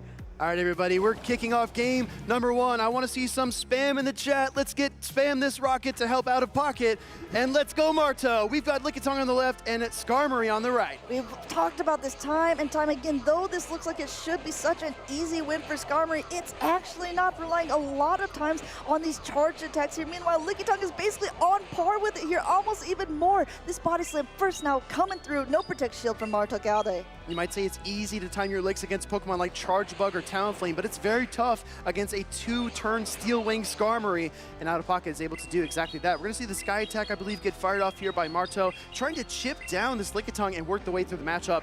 No shield from OutOfPocket. No shield, still has a lot of energy, but so does Marto here. Looks like he's going to throw off that body slam first, and Marto's choosing to let that go. Knows it's not going to be enough to knock him out, but now Pocket has to decide. The Sky Attack's going to get him low. Could be a potential Brave Bird and dip. The Charge Attack is ready. It's being loaded. The bubbles are all being swiped. Will Pocket choose to use a shield? Yes, last second shield by Pocket. Yeah, absolutely. I think he's looking at the team composition. He has Lantern in the back, but he knows Whimsicott has been very strong for Marto all tournament long, so he does not want to give away switch advantage. He's going to throw the body slam into the Lickitung here. Do we see the Wigglytuff come out right now? Yes, we do. A quick swap into for the Wigglytuff to punish that Lickitung here. Those licks doing absolutely nothing. Though the body slam is being started, OutOfPocket is not worried at all for his Wigglytuff. Meanwhile, with that cute little bow saying, I'm here and I'm ready to party. I mean, Wigglytuff looks sweet, but it hits hard against this normal type Lickitung. The licks are double resisted onto the normal and fairy type Wigglytuff, so it is eating all kinds of fast attack pressure and not breaking a sweat. Yeah, you saw that the looks like OutOfPocket was almost at the charge attack. I wonder if he'll throw at this point. We're going for that Icy Wind just to debuff even more, or if he's going to go for that full farm down. No, looks like he wants to throw right beforehand. Yeah. Doesn't want to let that body slam go through, because though the Wigglytuff has such a positive matchup here, doesn't want to let it get too low and cause a farm for the Pokemon that's coming in. Well, look, speaking of farm, here comes Skarmory. I don't think Pocket can get to the Icy Wind in time. No, he doesn't. He gets absolutely devoured by the Skarmory's fast attacks. Now Whimsicott comes in. Pocket knows he's got Lantern in the back. He's not sure what to do next, but he comes in with the Lickitung, maybe to stall for time. Just coming in, hoping to get off a little bit of damage here, hoping those licks will do some work, but having to throw up this last shield here, he knows how bad the matchup is between Lantern and Whimsicott, but I think it's a good indication to MartoGalde as well that he is in a good position overall, leaving actually too much farm with that Wigglytuff, and now causing just a lot of problems for OutOfPocket's backline. You saw Marto look up from his phone. He says, I think I've got this match in the bag. If my opponent is shielding a 10% health Lickitung, they are in bad shape. And yes, that's the truth. Here comes Lantern in the back. Is it a catch? But at what cost here? This is super effective Seed Bomb now is connecting. It looks like he will be able to get to another one even before OutOfPocket reaches the surf. And if MartoGalde is counting, which you know he can do, he's going to try to throw it first. No, going to let that surf go through. There is going to be a shield left. I think at this point, he's just going up for 2, right? He needs 1 to knock out the Lantern. He needs 1 to knock out that Lickitung and basically secure him game 1. You nailed it, Amanda. I mean, the double Seed Bomb is all that Marto needs to win this game against the NAIC reigning champion. Seed Bomb connects, super effective damage. Whimsicott will win the charge attack priority, but it doesn't even matter. Here comes Whimsy, here comes Marto. Down goes Lickitung. Lickitung is about to eat a Seed Bomb here with that wide open mouth, licking it up. Doesn't really like the taste of it at that point, because it tastes like defeat for game number 1 for OutOfPocket. But we know that OutOfPocket is very adaptable here. But my main question for you, Speedy, is can anyone stop MartoGalde? I don't know. I mean, he just made Lickitung eat its vegetables for the day. I don't think he wants to do that again anytime soon, but OutOfPocket has been known to be very adaptable. I think his mental game is probably the one area that he has improved the most this season. The Pocket that you saw in Baltimore in the early parts of the season, not nearly anything like the Pocket that we see here on stage. Yeah, I think that's absolutely true. And it's as you start to play these games more often, as you see other competitors, you start to see them as people as well, right? So it's like, of course, you know that everyone is just human at this point. Sometimes you see big names and you're like, oh, I could never beat someone like that. But I think Pocket's come to realize, hey, not only can I battle with the best of them, I am the best of them as well. They need to worry about fearing playing me. Exactly. He can stand among the greats here in the competitive Pokemon Go community, but he needs to prove it on stage, right? And leaving too much Wigglytuff there to be Steel Wing down and then having Lantern in the back. Yes, it makes sense for the team composition here from Marto. There's a Gligar, there's a Skarmory, there's an opposing Lantern. There are lots of targets for that Pokemon. However, Pocket just didn't have it in the right position that he wanted it. Yeah, what I really am interested about is MartoGalde actually using this Whimsicott, because a lot of trainers prefer Cresselia because it actually has a very similar type of effects of what they are doing. But of course, Cresselia has a lot more bulk. Not in this battle at all, though. Let's see. This is a horrible, horrible matchup for Marto. Let's see how he's going to pivot out of there. We got that Wigglytuff against Annihilate, switching immediately to Lantern. All right, I hear some chants in the crowd. Some some Let's Go Martos, and let's get some rockets in the chat as well. We've got Lickitung versus the Lantern. Gonna pace to the Power Whip, but the Lantern gets to the Thunderbolt first. Marto gonna strike hard here against the normal type Pokemon. Gonna strike hard, gonna strike fast, but that Lickitung is still gonna remain standing. Also, it's a charge attack as well. Looks like he's gonna go up a little bit above here, and this could be a potential baiting game because at this point, Marto almost has to shield the Lantern. No, he doesn't even do it. Maybe he's predicting that Pocket is going to bait, but this is going to do a lot of damage to the Lantern. You can see Marto shake his head. He's not happy about how that one played out. Now a body slam to boot. We saw Marto in game number 1 play for energy advantage. That was his whole entire mission. Not shielding the Power Whip would lend you to believe that he's playing for the same advantage, but now throws up the shield. And now at this point, Lantern is closing in on the charge attack, maybe change his mind, wants to go for switch advantage. He fires off the Thunderbolt, and Pocket lets it through. This is interesting. I think since Marto charged up so much, Pocket was expecting the same thing. Of course, he's going to bait. No, Marto going both times straighter for the heavier hitting attack because he does not want to get to his Wigglytuff or annihilate my life with the Wigglytuff. But this is still so bad. No, it's actually not. Look at Pocket's situation. He's got an Annihilate Mirror Match. He's got a huge energy advantage, and he's going to deal a ton of damage to the third Pokemon that Marto has there. Is Pocket going to call the Night Slash? No, he does the safe Protect Shield call, which makes sense. I mean, Annihilate on Pocket side is ahead in energy. It was ahead in shields. I think this is a great advantage for OutOfPocket here. So it's like even he's going to exactly do what I think. He's going to go straight both times because he needs to get those shields stripped away. He knows he's going to still be able to reach that Shadow Ball ahead of time. Yeah, wow, what an incredible shield call there by Marto. At this point, though, he's got another Night Slash bait. He's trying to double bait Pocket into protect shielding his Annihilate. Does Pocket call it? Pocket, no, he doesn't call it correctly. Shields the Night Slash. Now we see the Annihilate gathering additional energy. Pocket can fire whenever he wants. He chooses to go now, and he wins the charge check priority. That's a risky time to go. Pocket must understand that he maybe trained his Annihilate to have a very high attack because that was a risky play going at the exact same time. The Shadow Ball, enough to knock out. Here comes the Skarmory in, but Skarmory is going to need to be able to take attack here, going for that heavier hitting Shadow Ball. And do you think you're going to see an immediate swap to Wigglytuff just to get some charm damage? No, I think the opposite. I think you stay in with Annihilate, you get as many counters as you possibly can. Oh, excuse me. We're going to see the Wigglytuff come in just like you said, Amanda. We might see a Brave Bird get fired off here, but that's the only way you can knock out the Lickitung and try to get back into this game. That's so hard for Marto as well because now this counter damage is going to be doing even more, but he needed to throw something to get this Wigglytuff off the field. Meanwhile, a punch is coming in. Looks like Pocket's going to go ahead and take game number 2. Absolutely. Pocket strikes back in game number 2, uses the Wigglytuff just like game number 1, but this time he found the right positioning. He sent it back out against the Skarmory. But the ending was different in game 2. Yeah, I mean, I think that was a really good call by Pocket, recognizing, okay, I can't stay in with that Annihilate versus a Skarmory because if he ends up being able to farm me down, he's going to be able to Brave Bird again in the Wigglytuff, or he'll be able to double Sky Attack and take me out. I need to be able to at least do some damage with that Wigglytuff and cause Marto to make a decision. Looking back at our game 2 replay, Lickitung coming in here to the Lantern matchup. Again, the Power Whip getting thrown and connecting didn't matter because Marto shielded as well, took down the Lickitung and secured switch advantage, but then Annihilate came in, and guess what? Protect shield advantage, energy advantage, Annihilate wreaked havoc on the back line here, but from Marto. You saw this coming in. I like this play a lot. Going for that heavier hitting Shadow Ball. Once that connects, just getting out of dodge here, coming and letting the Wigglytuff be the charming self that it is to just start, you know, whittling away at that Skarmory, forcing Marto to make a move. Is that it started wiggling away? you and these puns, David. you are on, started willing away. A big knockout there for OutOfPocket to seal up game number 2, but we're headed into a decisive game number 3 on the winner's side bracket. 2 fan favorites facing off here on stage in Hawaii.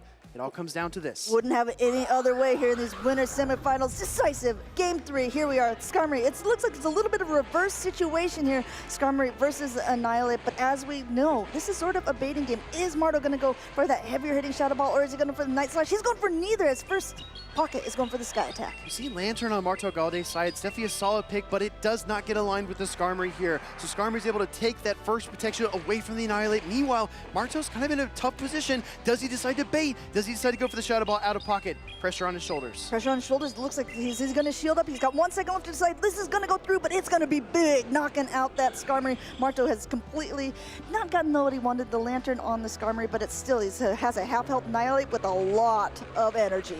Yeah, I think Pocket preferred that Annihilate with energy and shield advantage in game number 2. He's going to try to go for the same maneuver here, but now Marto baiting another Night Slash. He's taken so many shields off of Pocket with the Night Slashes. It's actually incredible. Yeah, this Annihilate is pretty much going bananas. Not only did he get a shield, he was already at another Night Slash. So though Pocket will let this one go through, going to get a lot of damage in, and I think at this point he'll probably just let it go, or will he? Because he just got the boost. Exactly. OutOfPocket did win the charge attack priority earlier on in the series. He doesn't force it here. He's going to go for the Night Slash. Marto going to wisely let his Annihilate go. It's got very little health. He only has 1 Protect Shield remaining. Got to hold on to that valuable resource. In comes Lantern. At this point, I think Pocket is starting to see a win condition, but time will tell. Yeah, I mean, again, this is all coming down to baiting games, right? If you have 1 shield left, you're wondering, is they going to throw that heavier hitting attack? He is, and look how much damage that does to the Lantern. In comes the Licky Tongue here. Licky Tongue just continuing to slobber away. It's so close, too close to call here. Catching the body slam, though. MartoGalde doing well to MartoGalde does best. Lantern keeps on swimming. Skarmory takes to the skies, absorbs a resisted body slam, and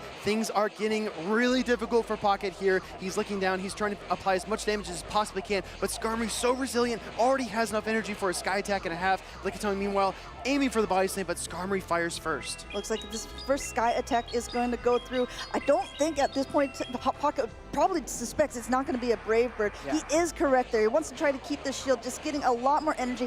Wonderful counting there by Pocket as well, letting this body slam go. And I mean, at this point, there's still shields left on both sides. Low health Pokemon on both sides.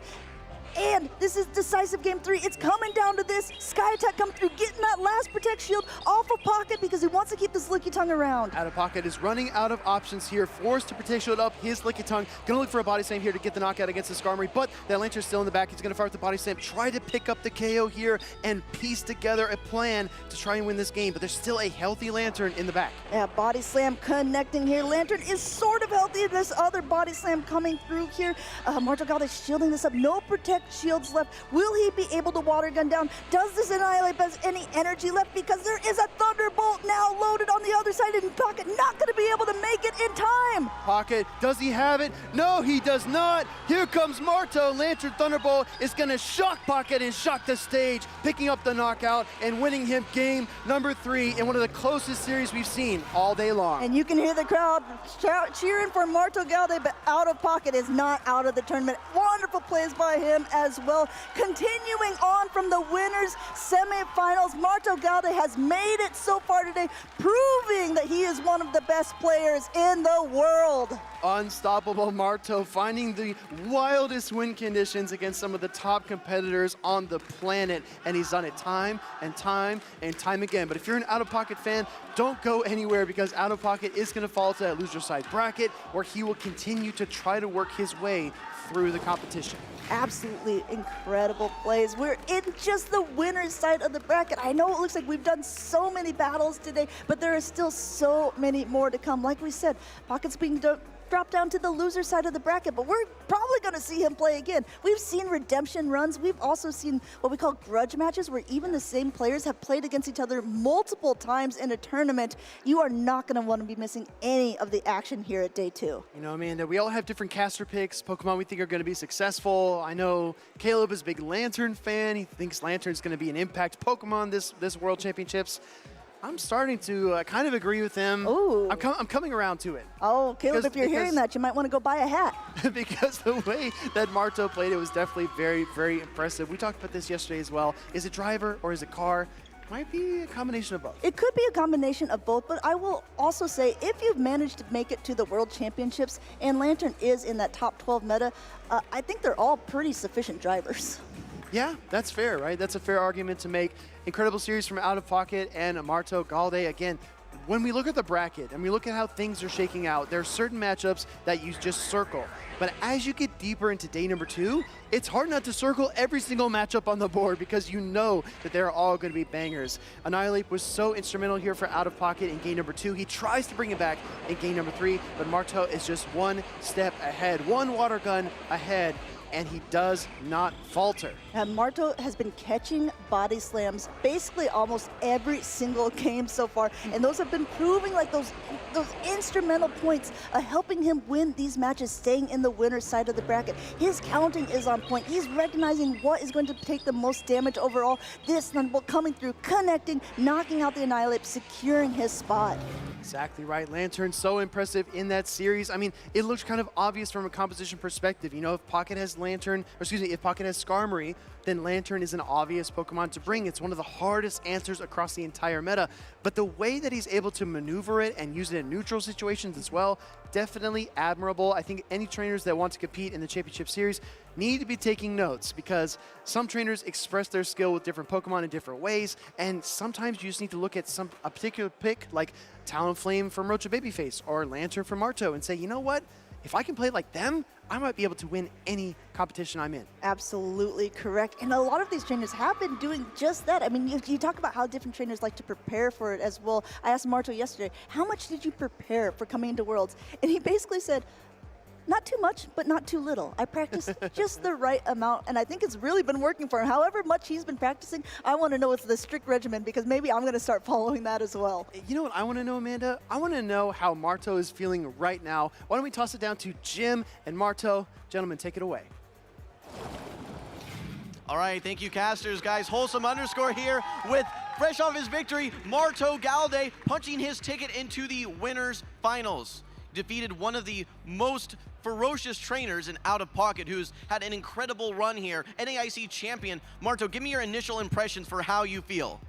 I cannot even describe what I feel. It's a dream come true, and I'm so happy. I cannot hold my tears. We saw a very emotional scene there, both off stage and on stage. Marto, I know you've had some ups and downs, we'll call it, in the competitive scene. What does it mean to you to be back here on the stage here at Worlds in 2024? So I have struggled to be at my best level as I was before. So I'm always trying to demonstrate to myself that I'm a good player, and sometimes I doubt myself. So this is a huge step, and I'm just without words. We see all the support here in the crowd. You can see all of your teammates, all of your friends, all of your compatriots here supporting you. Is there anything that you want to say to them? They're everything to me. As I said yesterday, I wouldn't be here without them. It wouldn't be a thing. So I owe all of this to them and the people that follow me on Twitch and my family. Thank you so much. Well, Marto, it's going to be a little bit, I think, until we actually see your next match. How are you going to be preparing here for the next hour or so? Yeah, so I'm going to be eating a lot. I'm very hungry. I don't know. I cannot even believe that I'm here right now. So I don't know what I'm going to do. Well, thank you, Marto. He's incredibly talented, incredibly humorous. He's got a great fan base here as well. What an incredible battle we just saw. Give it up one more time for MartoGalde. Casters, back to you. Thank you very much, Jim, and thank you, Marto, for those inspirational words. Will is making fun of me. Every time someone wells up with tears, I also well up with tears. And Marto, I have too much makeup on for you to do that. So let's move on. Congratulations, Marto, for going on to the winners finals. And once again, OutOfPocket not out of the tournament. He will be continuing on in the loser side of the bracket. And speaking of Speedy, that's where we're heading now. We're going to see a lot of matches of some players we didn't even get an opportunity to see much of yesterday at all. I'm so excited for this. One thing I wanted to tag on to what you said, Amanda, is a point that Marto made, that he owes everything to the community. And I feel like so many top trainers can focus so hard, practice so much, and hone their craft to such a high degree. But when they win, what's the first thing they do? The very first thing they do is they turn, they look at who is in the audience. Yes. Who is there supporting them? That's the most important thing in the world. If you look out into that venue and no one's there, does it really matter? That's the question that I think all these trainers are asking themselves. And Marto has a solid answer, such a supporting and loving fan base behind him. And I think that's kind of a serendipitous thing because he's given so much to them as well. So definitely a storyline we're going to look forward to seeing as he continues through the tournament bracket. But like you said, Amanda, in the loser side bracket, the competition is very intense because a loss means that you're out of the tournament. Yep. this is, I mean, even though everyone loves a winner story, right? The losers bracket, I mean, they maybe don't like playing in it, but those are the most fun and intensive things to watch. If I'm talking about being emotional, oh boy, these matches are going to be something else because all these players desperately want to become that world champion, but they need to win. They need to keep playing this to be able to get that spot. We are going to be up next with two of my favorite ladies here. We're going to have Polasha versus EnOff. We didn't get to see EnOff play at all yesterday, but we did talk about their interesting team composition that she brought of all Alolan Pokemon. I actually cannot wait for this. We talked about like circling matches on the bracket and saying this is going to be awesome. This one is a treat. Make way for the women. We have Polasha 97 on the left and EnOff on the right. And you heard Amanda correctly. This is a full Alola team from EnOff on the right. I mean, if it wasn't hard enough to come to Worlds and compete against the best from every region, why not put it on hard mode and play all themed Pokemon? And also playing against Polasha, a really well-known trainer. One of my picks, I believe, of the caster predictions for a player with their MV Pokemon. Polasha at this point is pretty much synonymous with that Shadow Magnezone. Wonderful plays with the EUIC. Ended up winning a regional this season with it as well and doing fantastic day 2 at Worlds. Very excited to see these matches play out. Polasha is so impressive. She's beloved by the community as well, but if you're Polasha sitting across from EnOff and you're looking at this team, you probably have the same reaction I do. What am I going to do? What am I going to play against this team from EnOff as we get a closer look at these 6 Pokemon? Chargebug, Tapu Fini, Guzzlord, Toxapex, as well as Como-O and Alolan Sandslash. What in the Alola is going on? And also just want to go ahead and point out that the Tapu Fini, if we're talking about people's signature Pokemon, Tapu Fini is one of EnOff's absolutely signature picks. Done well for her from the very beginning. She's qualified for Worlds multiple times as well with this actual Pokemon winning, or at least doing well in other tournaments to get those qualifications. Oh yeah, you're absolutely right. That Pokemon, the Moonblast debuffs have been key, but what's been key for Polasha is actually the Steel type at the top right. That is a Shadow Magnezone. She's been wild charging, mirror shotting, and volt switching her way through all those European tournaments, and now she's here in Hawaii looking to do the same. Shadow for Alligator, Shadow Magnezone, Shadow Gligar. It's kind of a Team Rocket takeover. Yeah, it looks like she's really taken advantage of the event that has been going on recently where you can TM away frustration. These two ladies have been so instrumental in the PvP scene. I'm so excited to see these battles play out. Once again, loser's side of the bracket. It's win or go home at this point. We're starting off these matches here. We have the Cresselia against that Sandslash. Very good look here for EnOff as she squares off against the Psychic type. Instant swap into Shadow Magnezone.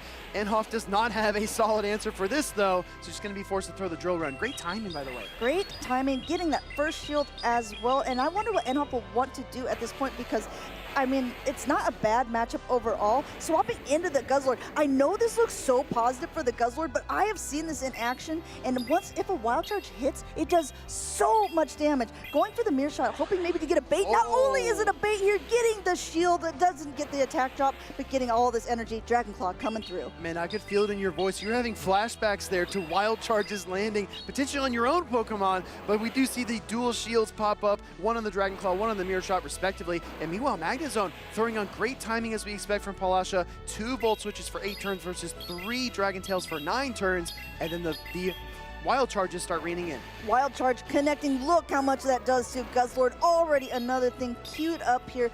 Looks like even though the defense is dropped, Polasha has gotten both shields in this scenario. The teams are both shieldless here, but this Guzzlord is just going to keep chomping through with energy to spare. This looks so good for EnOff. She can throw the crunch here against the Cresselia, right? She maintained alignment. She doesn't know it yet, but there's a Skeledirge in the back, and her signature Tapu Fini is waiting for that matchup. So not only did Guzzlord chew and chomp its way through the Magnezone, now it's dishing so much damage into Cresselia. Oh, you can see that EnOff was trying to swap to catch this onto the Alolan Sandslash, not quite able to, but this Guzzlord has done a lot of work. They've been hanging on here at this point, but the Dragon Claw now going through against the Skeledirge. I bet EnOff is so glad she didn't switch there, because if she sends out that Alolan Sandslash, it gets absolutely barbecued by Skeledirge, but we see both of our trainers laughing on stage. In comes Tapu Fini, and EnOff gonna tap her way through this matchup. You see Paula kind of giving a look to the camera, a little shrug, saying, okay, yep, don't really know what to do here.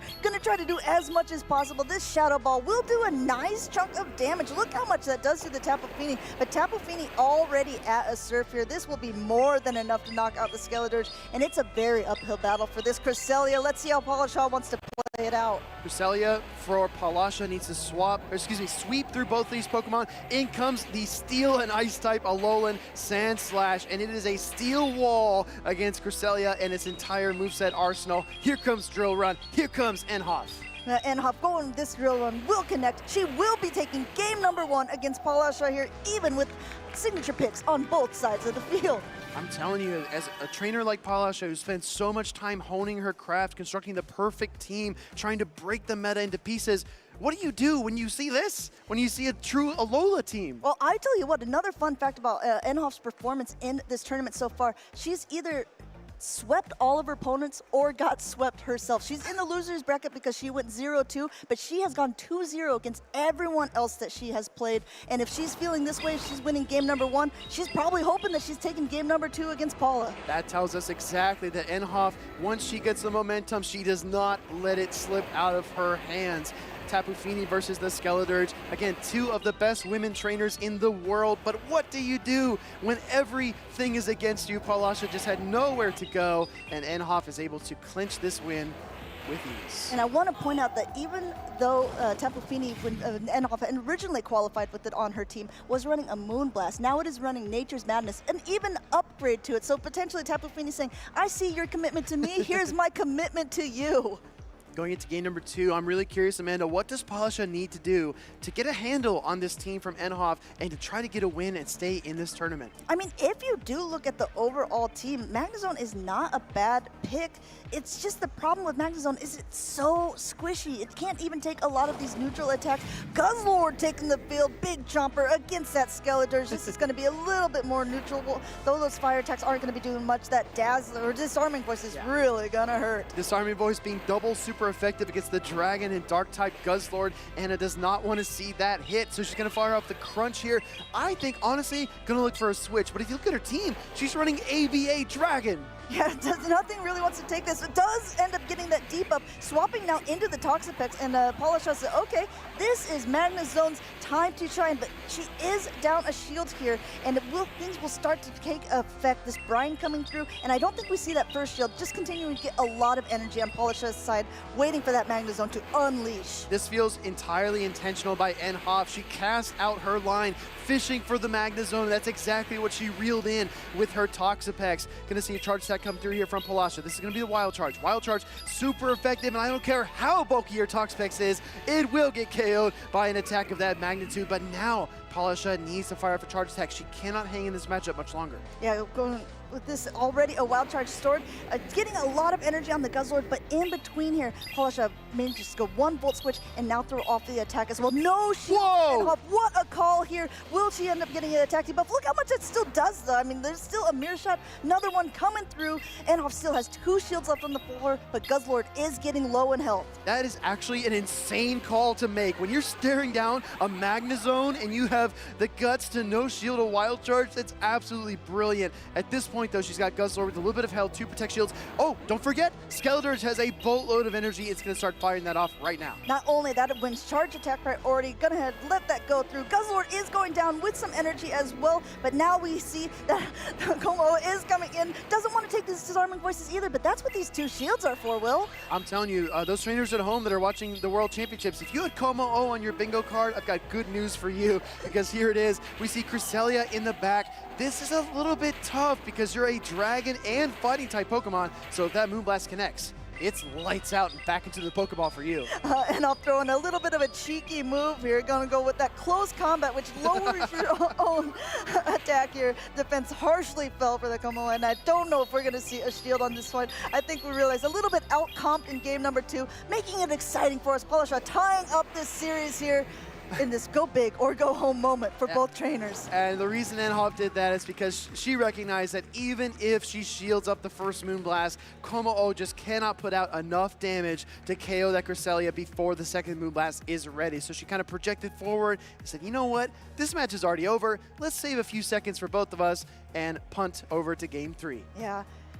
I just want you to take a breath, take a moment, Will, because again, okay, never mind. I'm too excited. This again, just to remind people, loser's side of the bracket. So these are so super close. These trainers have prepared all season long for these moments, and they have each won one game. Polishaw is the first person to take a game off EnOff after EnOff first beat them. And Polishaw is used to also coming in from the winner's side of the bracket a lot of these tournaments. Both of these trainers have done so well this whole season, and though we'd love to see both of them progress on, only one of them is going to remain in the tournament after this point.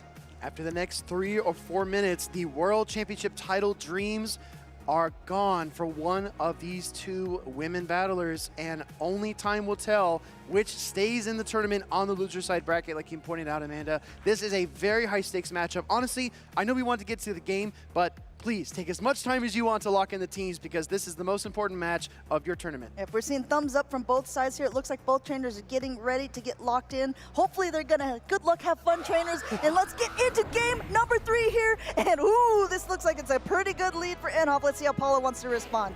Instant swap into the Shadow for Alligator. This Pokemon has been so volatile, so powerful, but it's met by the Gust Lord. For Alligator does have the Ice Beam leverage, but it's gonna fire off the Hydro Cannon. Does EnOff call it? This is huge. This is huge. And she doesn't call it here, which gives Paula not only a shield, but also an energy advantage to be able to get to an Ice Beam. Dragon Claw coming through. For Alligator is not the bulkiest of Pokemon. Shadow making it a little bit worse for the wearer too, forcing Paula to shield this up, and it looks like she is going to be able to reach that Ice Beam, and then it's up to EnOff. Do you want to go 2 shields down in this mid matchup? Yeah, it's kind of bad news to Protect Shield up the bait there, but she does get the Protect Shield back. Here comes Ice Beam. Shadow for Alligator looking to freeze out the Guzzlord. Does get the KO. EnOff loses control, switch advantage, and now she has to decide what to do next. Coming back in now coming in with the Tapu Fini, just trying to get a little bit of an energy advantage. Neither the Hydro Cannon nor the Ice Beam is going to be doing that much. EnOff not needing to use a shield here, going to completely water gun down, come out with some energy. It's still anyone's game. It's still too close to call, because neither the Magnezone really nor the Gligar wants to hit it, especially when there's already a Surf loaded. Only one Protect Shield left. Palasha cannot afford to shield this. She has seen the Alolan Sandslash in the lead, so she lets the Surf through. Meanwhile, EnOff needs to swap out because she cannot allow her Tapu Fini to get farmed down. Goes into the Alolan Sandslash. Here comes Wild Charge. Does EnOff shield this? Yes, she does. She does. This is a crucial shield in this moment. Though she has no shields left, she has a fully healthy Alolan Sandslash left that is fully loaded. Only one Protect Shield left from Paula's side. These Ice Punches are going to hurt, and there's almost 2 of them ready. EnOff needs to break a shield and take down the Shadow Gligar. She's got a ton of energy. Oh my gosh, EnOff might have this matchup. Let's see how it turns out. Going ahead, this first Ice Punch is going through, super effective, forcing Paula to shield here. But it looks like they're only 1 or 2 Shadow Claws away from the next one. Already loaded. In fact, this will connect. No Protect Shields left on Polishaw's side. Absolutely brilliant. 1 Ice Punch, 2 Ice Punches. That's a left, that's a right. It's not quite a knockout, but the Gligar does hang on. Going for the Shadow Claw pressure, and EnOff is able to KO that Shadow Gligar. Out comes for Alligator, down goes for Alligator. EnOff progresses in your loser side bracket. Its first matchup in the loser side bracket. These 2 trainers hugging it out. We'd love to see 2 battlers of this caliber play against each other. EnOff doing this all with, again, Pokemon from the Alola region. Paula, a wonderful trainer, doing so well through this entire season. This has been the end of her championship run, but what a run she has had. We really need to speak just a few moments longer about Palasha's legacy, right? Just paving the way for so many women trainers that want to compete, maybe aren't sure, what the community will think of them.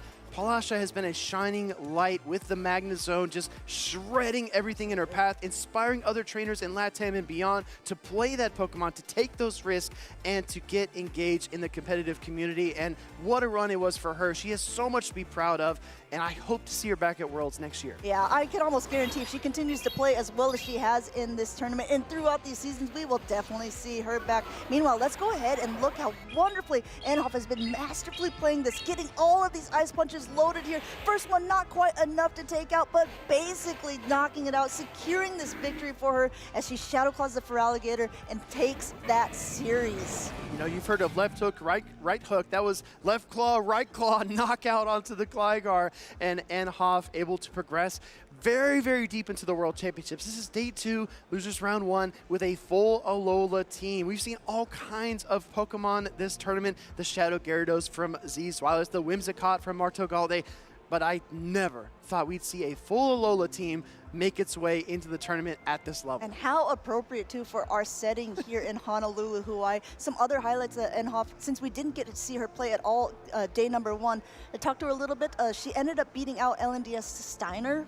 who I don't know if you guys have heard of this giant, but being able to basically take home 3rd place at NAIC, 4th place at LAIC, a great trainer. I mean, again, all of these world's competitors are champions. Of course, it's just all coming down to team composition, who you're ending up playing with, and making the least amount of mistakes. I mean, if you're collecting trainer badges, right, taking down LNDS Steiner has to count for something because he's one of the best players in the world, and it can be such a confidence booster once you're able to get a big victory under your belt, or in that case, on your jacket, right? But EnOff's going to progress through our loser side bracket, but there's so many other trainers that are also vying for that World Championship title. We're going to see a pretty interesting pair coming up here. One that we've already casted before in StrangeTop.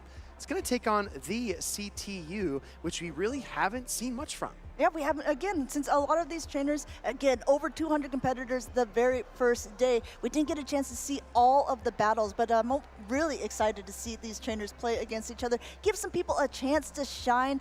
We saw the C2U, North American battler, being able to play at a couple different events. He's been making it on incredibly far here. We saw StrangeTop ended up losing out a little bit earlier in the day. We'll be playing against him just coming up next. As you saw with our snazzy little graphic over there, those trainers are coming up to the stage in just a few moments' time, so don't leave your seat, don't go anywhere. We'll be right back.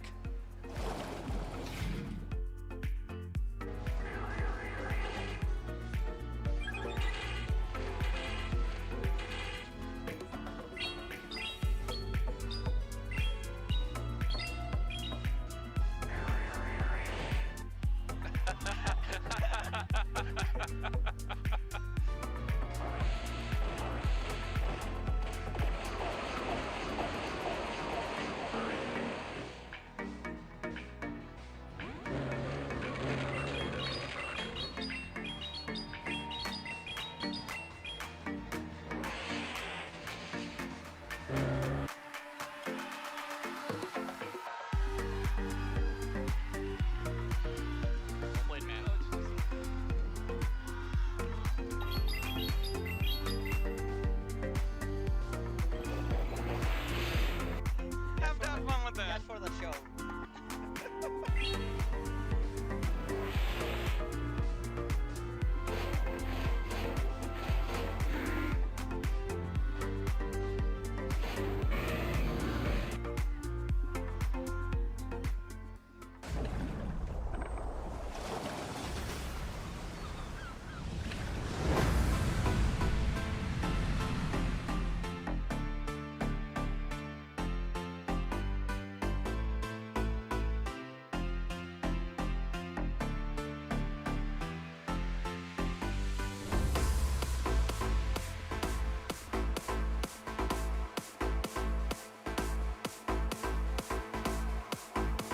Welcome to the Pokémon World Championship 2024.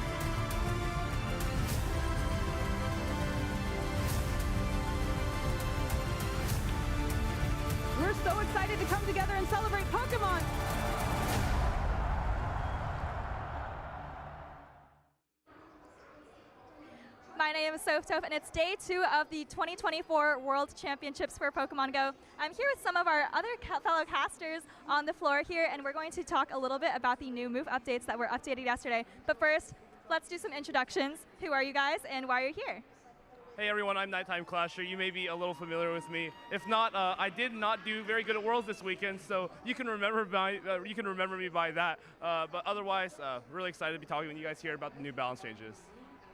I'm Homeslice Henry, and I'm here as a spectator this weekend because it's part of my honeymoon. So I am here just purely to soak in the vibes and get to meet a lot of these wonderful people. So.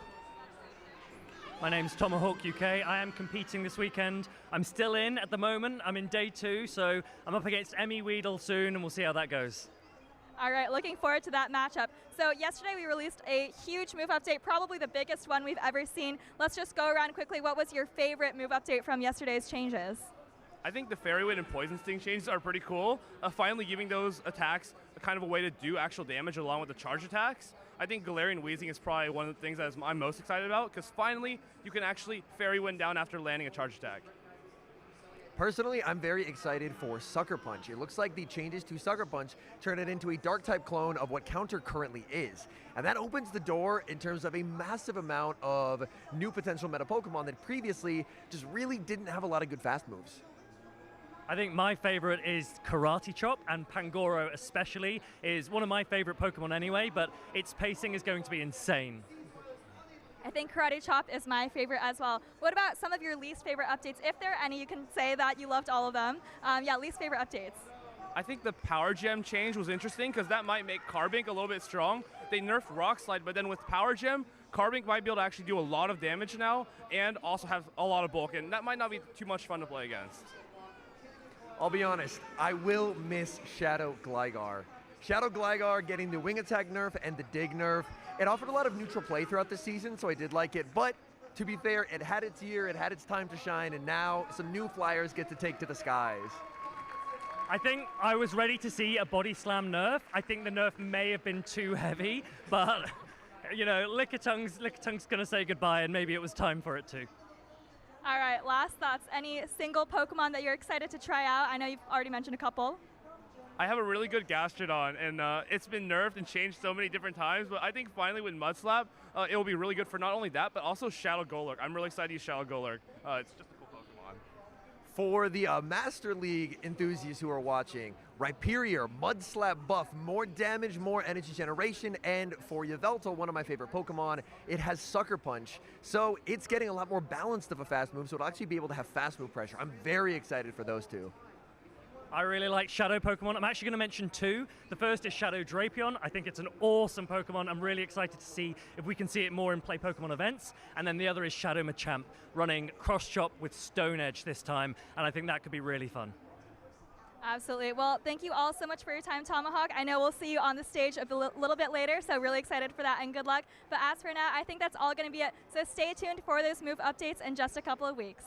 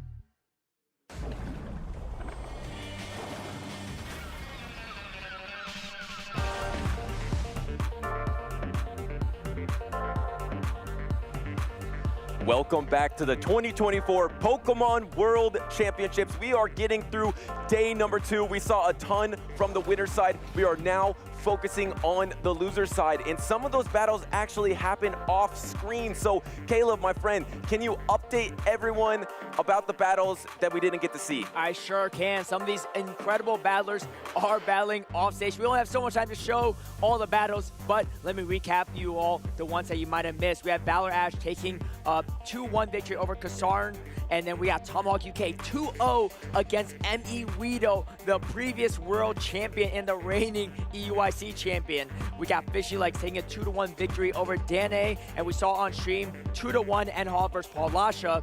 Jamie McElwin loses to Arceus Aurelius 0-2, so Arceus is going to move forward. Rise Occasion gets upset by the C2U, who we'll be seeing soon on screen, 2-0. Onion Frank taking a 2-0 victory over Emilio, and then Ramberto taking a 2-0 victory over Galaxa Bolton. So these matches were in the loser bracket. The winner continues forward. The loser will be eliminated from the tournament. So no room for error here on this second half of day number 2. So a lot of action has happened on the loser side, but don't worry. This is a gauntlet for the loser side of the bracket for these trainers. We still have a ton of loser side bracket coming up. And of course, you just mentioned we have the CTU versus StrangeTop. 2 trainers that qualified in championship points. 2 trainers that wouldn't have been able to qualify based on the merits of previous seasons, because the previous seasons for Pokemon Go, you had to either get first or second place, or maybe get lucky in a tournament. There are some other trainers that have already qualified, then you get that trickle down like you sometimes see at international championships. But both of these trainers have been consistently part of the championship series, built up those championship points, and now they're having the best performances of their season here at the World Championships. Not even just a season, their best performances ever in their Pokemon Go career. I love this matchup because 2 matchups against 2 complete underdogs. StrangeTop, best performance ever from Spain as well. But I heard that Paul Lasha can vouch for StrangeTop, saying, hey, he's actually could handle against some of the best of best. And here he is on stage. C2, I know C2 very well, actually a local mine back in Southern California. And his run is actually pretty historic so far. 0-2 against Zardy, loses round 1. And then goes on one of the craziest streaks. Let's go over the StrangeTop's team first before we get into this. I'll let you. Yeah, we'll put a pin in that because that does sound like an epic run. Yes. But this is a meta team right here. And actually, Skarmory is the Pokemon I want to focus on here because Skarmory wasn't that high in usage in day number 1, but day number 2 usage is very high, especially on that winner's side of the bracket. It has been quite useful. And then another trainer with that double electric, that water gun, lantern, and the Charger Bug, and then the Annihilate, Lickitung, Shadow Gligar, the top meta. We got C2 here, Water Gun, Lantern yet again, and we got Skarmory, Clodsire, Annihilate, Lickitung, All-Target. He's been running a lot of Clodsire actually in our local tournaments. I've seen him test that a lot, and Clodsire seeming to be pretty solid here. We've seen Inadequance run it to success, and looks like C2 is doing it too. Let me recap his day 1 battles before we get into these battles. Loses 0-2 against Zardy, round 1.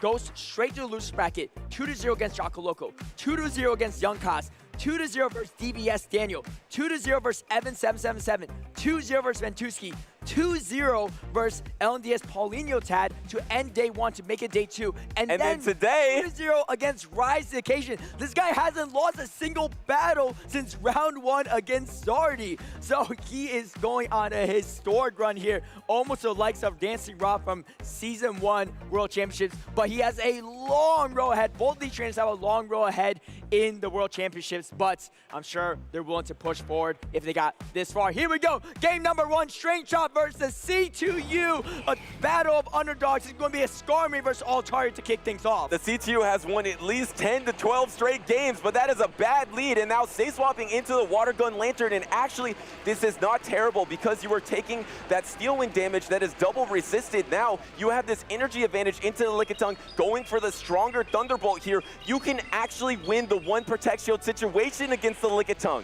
Yeah, we saw this matchup earlier against, I believe, Pocket and MartoGalde. The Water Gun Lantern actually has a lot of play, especially if you're shielding Power Whip. Let's see if C2U pulls the trigger on the shield. Instant shield here on the Power Whip. He wants to try to fight for switch advantage. And he does call correctly. And now, if you just play this out, you can win this situation. So does StrangeTop just try to take these Protect Shields, maybe let this Surf go, maybe even get a second Protect Shield, and then try to close with something in the back? Because I actually think Lantern can take the alignment alignment here. And it looks like going again for another power.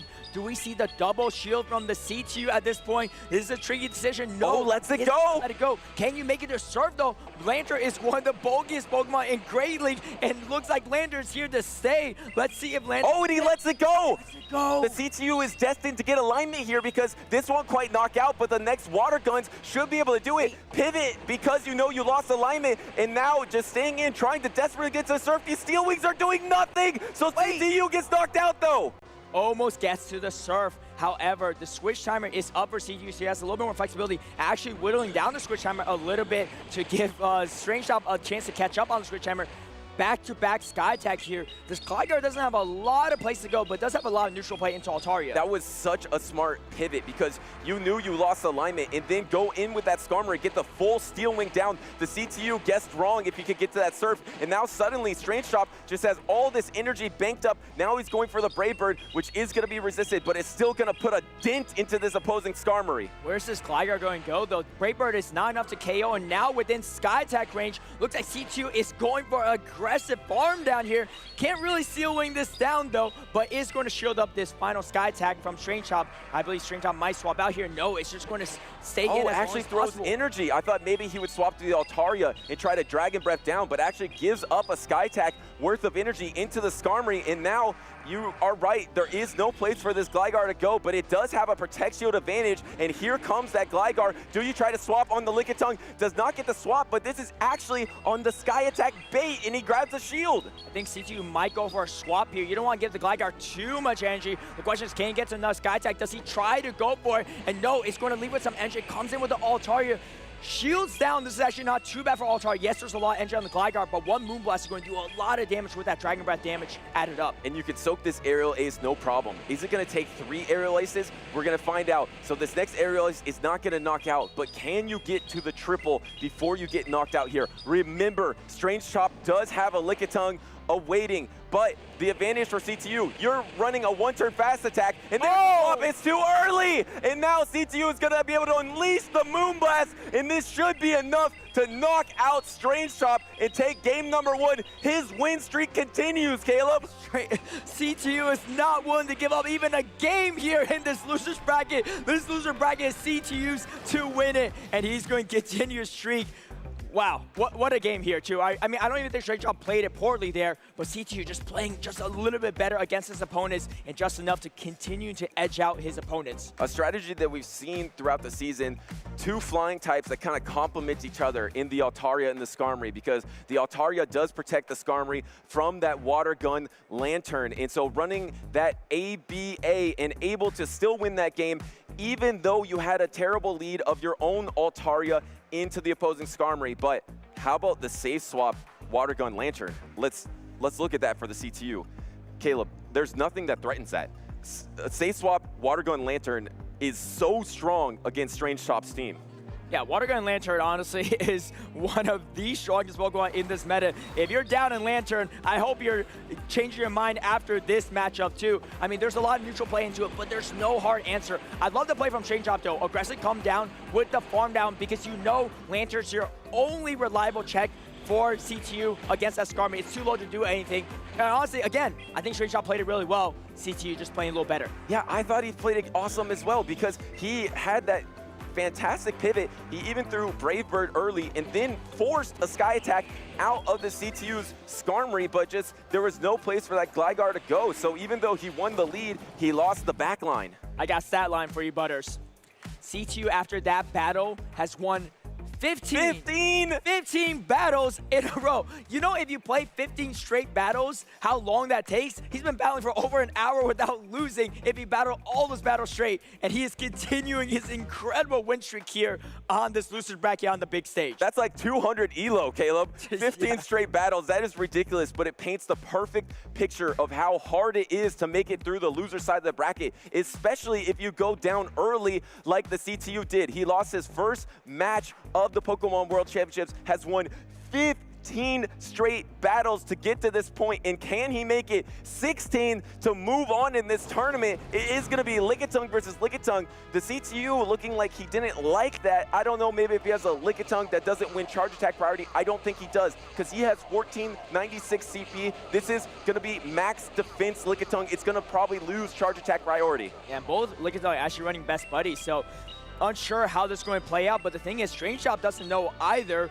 There's a possibility StrangeTop might swap out here. Alignment looks pretty strong in the back end, especially if you get that Lantern on CTU side on top of that Skarmory. But just like how strong CTU's Water Gun Lantern is into StrangeTop's team, StrangeTop's Water Gun Lantern looks really strong into CTU's team as well. Yeah, I think this is going to come down to charge attack priority if they play it out. I expect the C2 to get out of there, because if it is the defense-weighted Lickitung that I think it is, it's actually impossible to win a charge attack priority with it unless there was maybe an under-leveled Lickitung on the other side, and this looked like a leveled-up Lickitung. That's right. We're going to have to see, though, neither player's willing to throw the body slam at the same exact time, trying to see who is actually going to win charge attack priority. Wanted to save that moment for a little bit later. C2's Lickitung closing in on that red health bar soon. Let's see if StrangeTop decides to go straight for the body slam or not. I think this will be the moment of truth where both trainers reach for that double body slam. And here is the double body slam. You have it available. Both trainers are either going to press it or one is going to pivot out. Do you see StrangeTop going to Skarmory here? Are they both going to press it? Is it going to be charge attack priority? And there it is. Of course, CTU does lose that charge attack priority because he is using the defense-weighted Lickitung, and that means StrangeTop takes alignment here. It's actually not over yet. The farm run from Cosplayer is really scary here, because you don't want to come into this with even the Water Gun Lantern. The Super Factor Earthquake is going to do so much damage, and the Cosplayer could soak so much of the damage from the Lickitung. It's not going to do much at all. Skarmory even is going to struggle into Cosplayer with this much energy. Stone Edge is still neutral. Yeah, and you could probably get to 3 Stone Edges at some point. In the Water Gun Lantern, which is your strongest Pokemon, you do have to take double body slam, so that is a slight advantage for StrangeTop here to at least get a lot of chip damage. This actually makes it less comfortable for the CTU, but you have that Water Gun Lantern in the back. That is going to be the MVP in your team. How many Stone Edges can he get off in the Skarmory? You have to soak it on Skarmory. He's thinking about it, but there's no way you want to deal with an Earthquake on a Lantern. You could come in Lantern, try to Water Gun down instead. That's exactly what he does, but this is actually really good for CTU, because now not only can you get shields with the shield bait, but as long as they got this Lantern, it is over for that Skarmory. We get the first shield bait with the Stone Edge. Can we get another one? You can see CTU reaching for that Earthquake. Oh, he tried to catch it. To catch too early, though, and here comes the Lantern to lock it in against the Skarmory. And this is the worst case scenario. Yes, it is Water Gun. It's not Spark, but this is just brutal for the Skarmory. This is going to be resisted. I didn't see if that was Sky Attack or the Brave Bird here, but either way, it's going to be not very effective damage, and the CTU is on pace for a 16 straight victory. And you can see the Water Gun damage only neutral adding up here. The typing on Lantern too strong. CTU even leading with so much energy. You don't want to shield your StrangeTop, because it's not going to do anything. You have only resisted attacks against this Lantern, and now you're behind energy and you're behind shields. Let's not forget there's a whole Earthquake on the Cosplayer. But the health of this Lantern is getting low. Actually tries to call the Thunderbolt here, takes the damage, but now the healths are way more similar, so you have to get through 2 Protect Shields. You're probably throwing Surf every single time, but if this is a Water Gun off, the CTU can still do it, and you have Clodsire in the back that has super effective mud shots as well. And you can see CTU just shielding. Going for it, though. Grab the final shield. You come away with the Earthquake. You take your win here. If you're CTU, StrangeTop has a decision to make. It is likely going to be a Thunderbolt. He's going to call. He says, you know what? I know you have the Earthquake back. I'm going to just probably concede here. Here comes the Clodsire to clean things up. And there it is for CTU. It's not 5. It's not 10. It's not 15. It's 16 wins in a row for the CTU. This trainer is unstoppable. And he is able to pull off what so many trainers try to do from that loser side of the bracket, but is almost impossible. We've seen runs from Dancing Rob at the World Championships in 2022. We've seen runs from Dunebug, but to do this, especially from a trainer that qualified from championship points alone, didn't qualify from winning a regional or an international, really amazing to go against the best of the best in the world and win 16 straight battles. That's why the championship system is beautiful because you get stories like this. Yeah, I mean, we talk about it every show, right? We have players to watch, players with all these accolades, right? So much on the resume, you can't even fit it on the screen. And then you have complete underdogs come into these tournaments and just go on the most craziest runs you've ever seen. I mean, when you play like you have nothing to lose, you really have nothing to lose. And CTU is not losing a single thing, he's winning it all. And how about the Clodsire? Maybe he was trying to swap on that Earthquake. He tried to swap on a Moonblast in game number 1, but unfortunately whiffs on both of them and doesn't whiff on that Thunderbolt, takes that damage. And then I actually like later in this game, StrangeTop does go for a Thunderbolt into 2 Protect Shields, because if he thought maybe the CTU was just gonna mess around a little bit in no shield a Surf, then maybe you had 1 win condition. But congratulations on StrangeTop's tournament as well. Another trainer that qualified through this championship points system in a way by not winning a regional or international championship and making it all the way to the top 32 in the world for Pokemon Go in 2024. Awesome run. Yeah, I mean, definitely. And I think this is something I love about the World Championships is that you have some breakout performances. And, obviously, I think a lot of friends at home for StrangeTop were like, I believed in him this entire time. But for those that don't know about StrangeTop, they now know. That's a household name to watch out for, especially if you're in any tournament here. But what a run from CTU as well. Someone else making a name for himself, and he's going to continue moving forward in that losers bracket. And another reminder, if you're just tuning in now, some games have happened off stream here, and I actually believe some more have happened since we last talked. So I'm going to update you on that specifically. Looks like Basti has defeated Valor Ash 2-0, and it looks like Zzweilous has bounced back with the Shadow Gyarados to defeat Fishy Legs, and then Onion Frank is actually 2-1 advantage, defeating Yacobervitch, who is one of the best Australian trainers, one of the best trainers in Championship Series, and then Ramberto with the 2-0 over Kip, of course, the Shadow Bastion, Shadow Dragonite user. Those all happen off stream, so wow.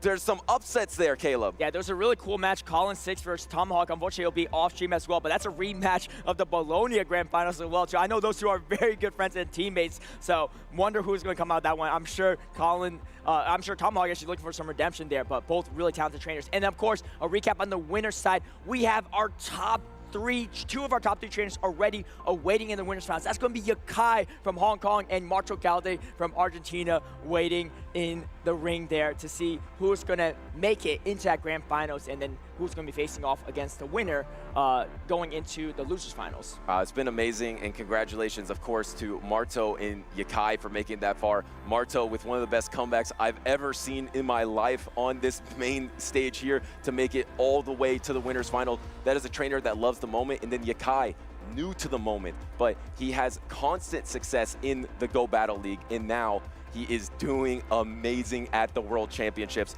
Well done to those 2 trainers. Yeah, what an incredible weekend. We have so much more action for y'all. I mean, that's the best part, right? You're watching all these hype battles on the winner side, and then you get incredible battles on the loser side on top of that, too.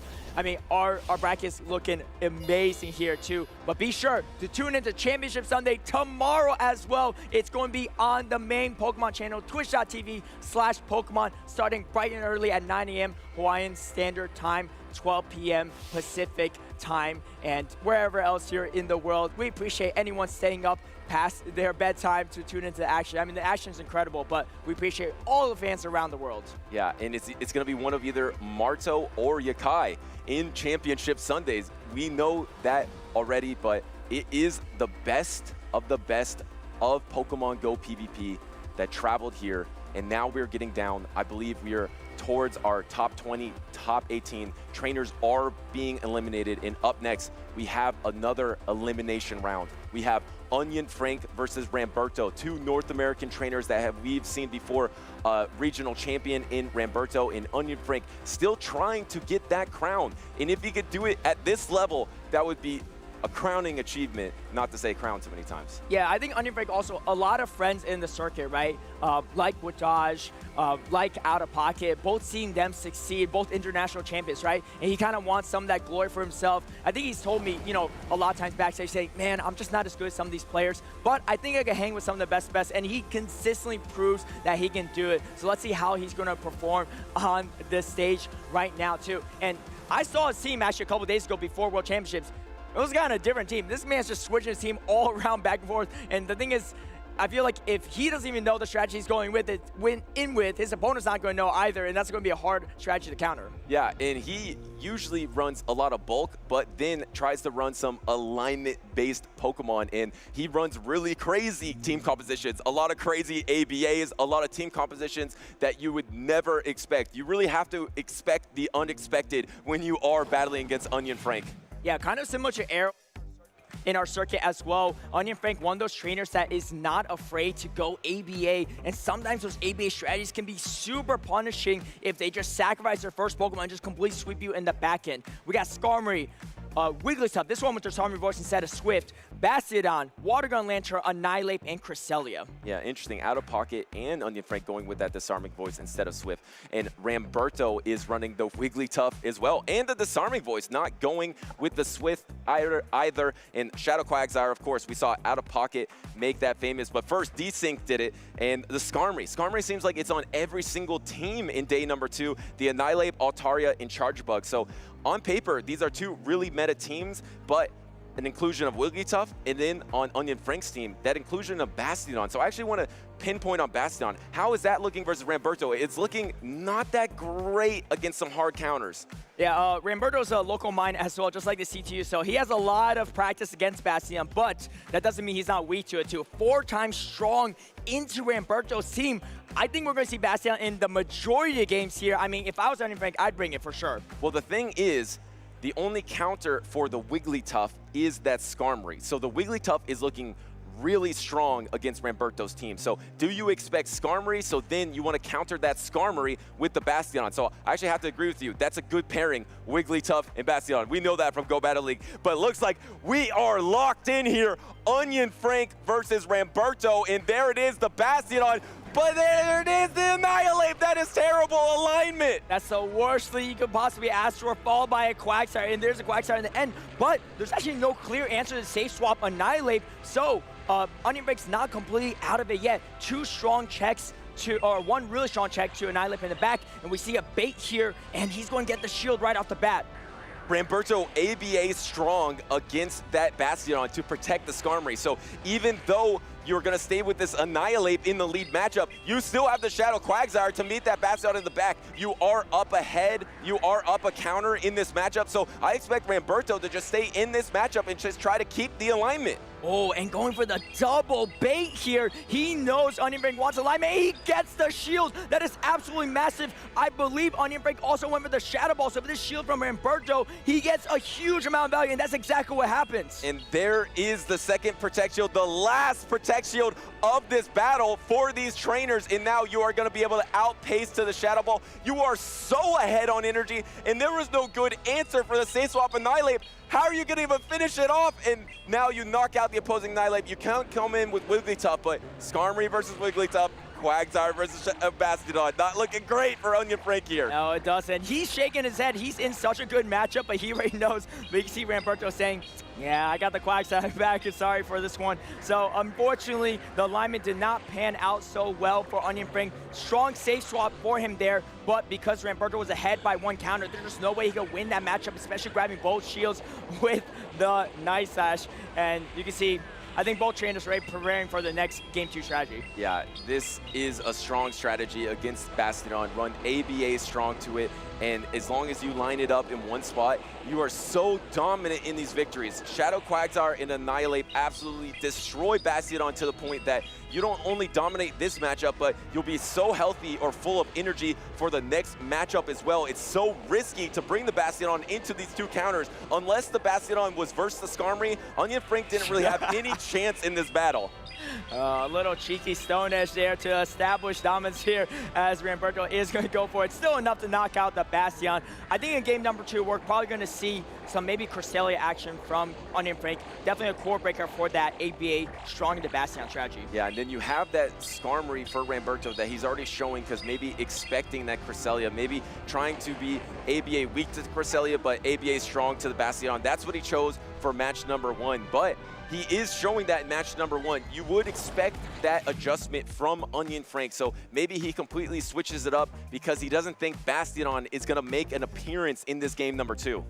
Yeah, that's actually a really important question. I mean, not only for Ramberto, because again, seeing how weak his team is to Bastion, it is looking very good for Onion Frank to bring it. But if Ramberto keeps bringing double strong to Bastion, it really has less options to lock into the Pokemon it wants it to be in. So we might see a change in strategy here where Onion Frank doesn't bring the Bastion, even though it looks so good. But the thing is, because it looks so good, you know your opponent's going to be over-prepared for it. It's really tough to decide because you're inviting certain Pokemon like Cresselia and you're disincentivizing certain Pokemon like Bastion, but your opponent knows that as well. You are showing your hand in that first battle of what kind of team composition you want to invite, or say you can't play that Pokemon in the next battle, and then they'll just completely switch it up. So does Onion Frank just stay consistent with, I think Bastion's good against this team, and yes, I know he ran strong against it game number 1, but I still like my chances against this team. So I actually expect Onion Frank to bring that Bastion into game number 2.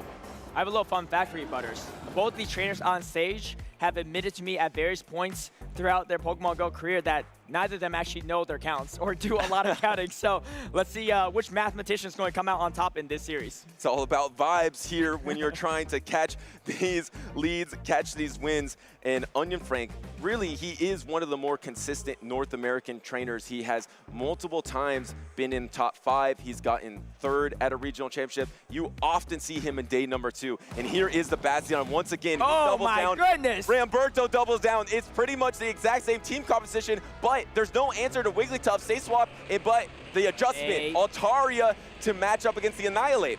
Okay, so this is going to be a real deciding point here too. Ramberto actually doesn't really need to win switch advantage. However, if you get the Wigglytuff stuck on your Annihilate, it could be disastrous here. Actually going for the Night Slash bait here, not going to grab a shield from Ramberto, and Ramberto has a decent amount of energy here too, knowing hopefully he knows it's a Night Slash. I know he doesn't count, but this seems pretty obvious for it to be a Night Slash. It's not going to shield that one. The thing is, Wigglytuff is actually, boost there, that is huge, because now you can get a Protect Shield. If you Protect Shield here, you can get a Protect Shield back with your next Night Slash, and suddenly, Onion Frank is smiling a little bit. He's like, hold on a second, can I take the alignment? But what is the alignment is not going to matter in the back, because where are you going to put your Bastion on?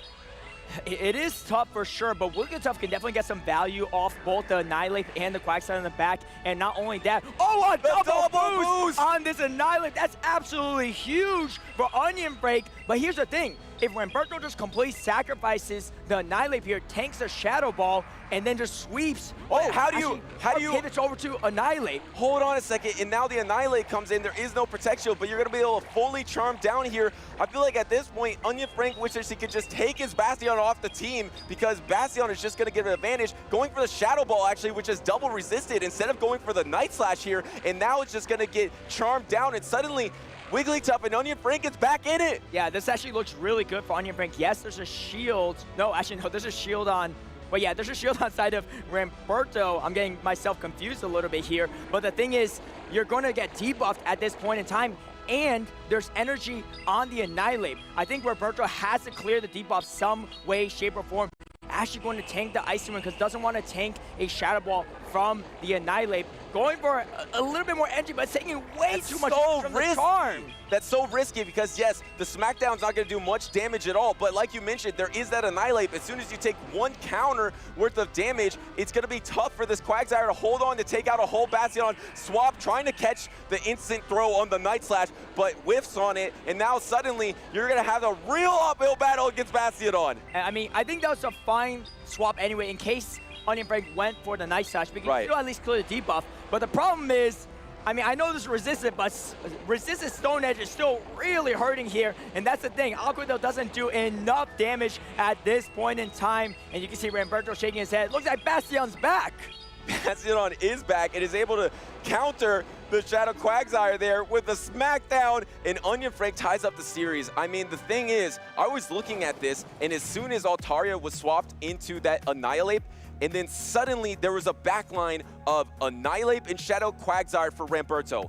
You're looking at the other side of Onion Frank with Bastion, you're thinking, where is this Bastion gonna go? There is no place. You would almost just want to put it on the bench and play with 2 Pokemon at that point, because all you're doing is giving your opponent advantage. But that pivot to bait out the Wigglytuff is, I think, the lose condition there for Ramberto. Talk about the disrespect for Wigglytuff as well. Ramberto running ABA weak to Wigglytuff. Annihilate, nowhere to go against Wigglytuff. Altaria, nowhere to go against Wigglytuff. If he caught a Wigglytuff in the lead, he was in trouble. But also on top of that, safe swap into Annihilate and just to get it locked into Wigglytuff as well.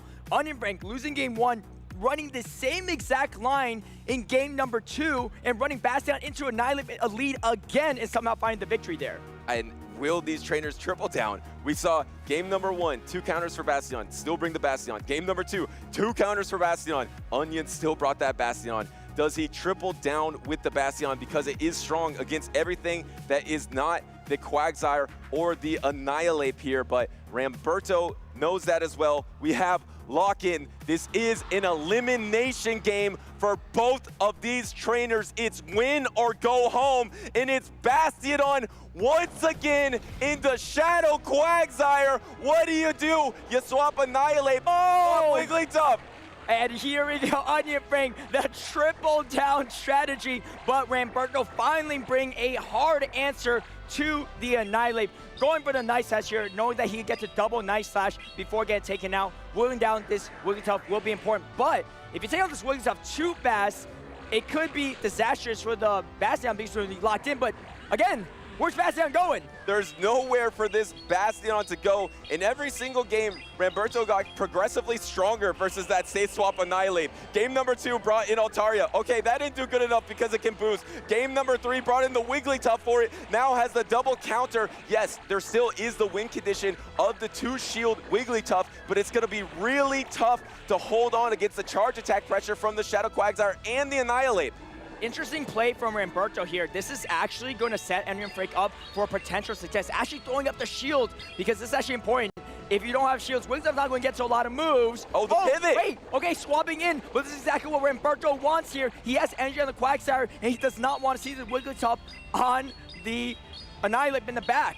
And if he's expecting the Annihilate in the back, this would have been your best Protect Shield, because you would rather Protect Shield this over the Night Slash, but actually does not use the Protect Shield here, and now suddenly you're against the wall. You have to use the Protect Shield, but as soon as you throw this Ice Wind, you can go into the Annihilate and clear that debuff, but you would have to take super effective charms to do so. So now this Quagsire is going to be stuck in, but it just gets to Aqua Tail so quickly. And I think Ramberto is going to stay in here. I think Onion Frank knows, right? There's no reason for Ramberto to stay in this matchup unless there's Annihilate in that, because Bastion literally beats everything else on the side of on the side of his team. So yeah, it's going to be really tough for Onion Frank. Let's see if Onion Frank can survive the next Aqua Tail or maybe get the charm down. This will be interesting for sure. Debuffed here. Can Ramberto get a few counters down, counter down the Wigglytuff before the move is reached, or is their Stormy Voice going to connect on the Annihilate first? And how many charms can you get onto the Annihilate? That's one charm that registered. That's only one charm. That's not going to be enough because the Annihilate is too healthy. It's out of range of the Flamethrower,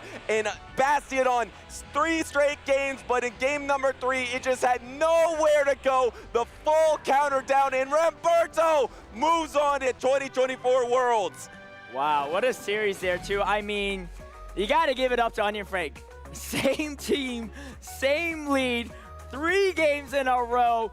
3 games Bastion into 3 hard counter matchups, able to take 1 game off, but a little bit too much in that 3rd game. But, you know, he's put on an incredible show too. You know, I know that he has some doubts amongst for himself throughout these tournaments, but he continues to show up at these big tournaments with wild and unconventional strategies, and an incredible run for him here in Honolulu, Hawaii. Let's take a look at these highlights, because these trainers tripled down every single time they were bringing Bastion on Onion Frank's side and then the double counters. But in this game number 2, I think it was Ramberto who had that pivot that was ultimately his demise in that game number 2.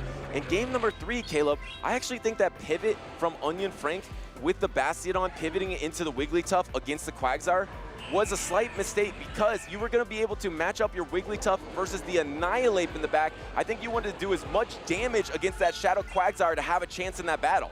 Yeah, definitely. I mean, you know, I know some people might not be fans of Bastiodon and Wigglytuff at home, but honestly, Onion Frank made those battles actually pretty interesting, despite the fact that he didn't have switch advantage in the lead in any of those games there too. But it kind of weaved in and out, and I want to say, I feel like both these players are very, very stubborn in their strategies, which is why they all, like, they ran pretty much similar teams in all 3 games. Yeah, it really was. I mean, 3 straight Bastiodon leads, just thinking, okay, one of the times it will click and I will grab a Skarmory, an Altaria, or a Wigglytuff, but every single time you literally grab that counter user in the Annihilate and didn't work out, was able to pull off a miracle in game number 2, even while losing that alignment. But Onion Frank, a fantastic 2024 season has come to an end, but it was a great performance, and congratulations to Ramberto on moving on here in Worlds. Definitely. And, you know, a funny fact as well there too is that out of those 3 games,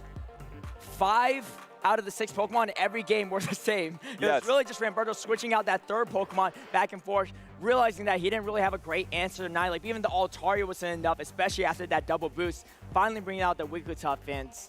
Hey man, regardless if you like it or not, Wigglytuff is here to stay, and it's getting a buff next season too. Talk about stubbornness. They just kept the same strategy, and Ramberto's like, okay, I'll keep the same strategy, but that Stay Swap Annihilate was a little tough. Let's bring Altaria.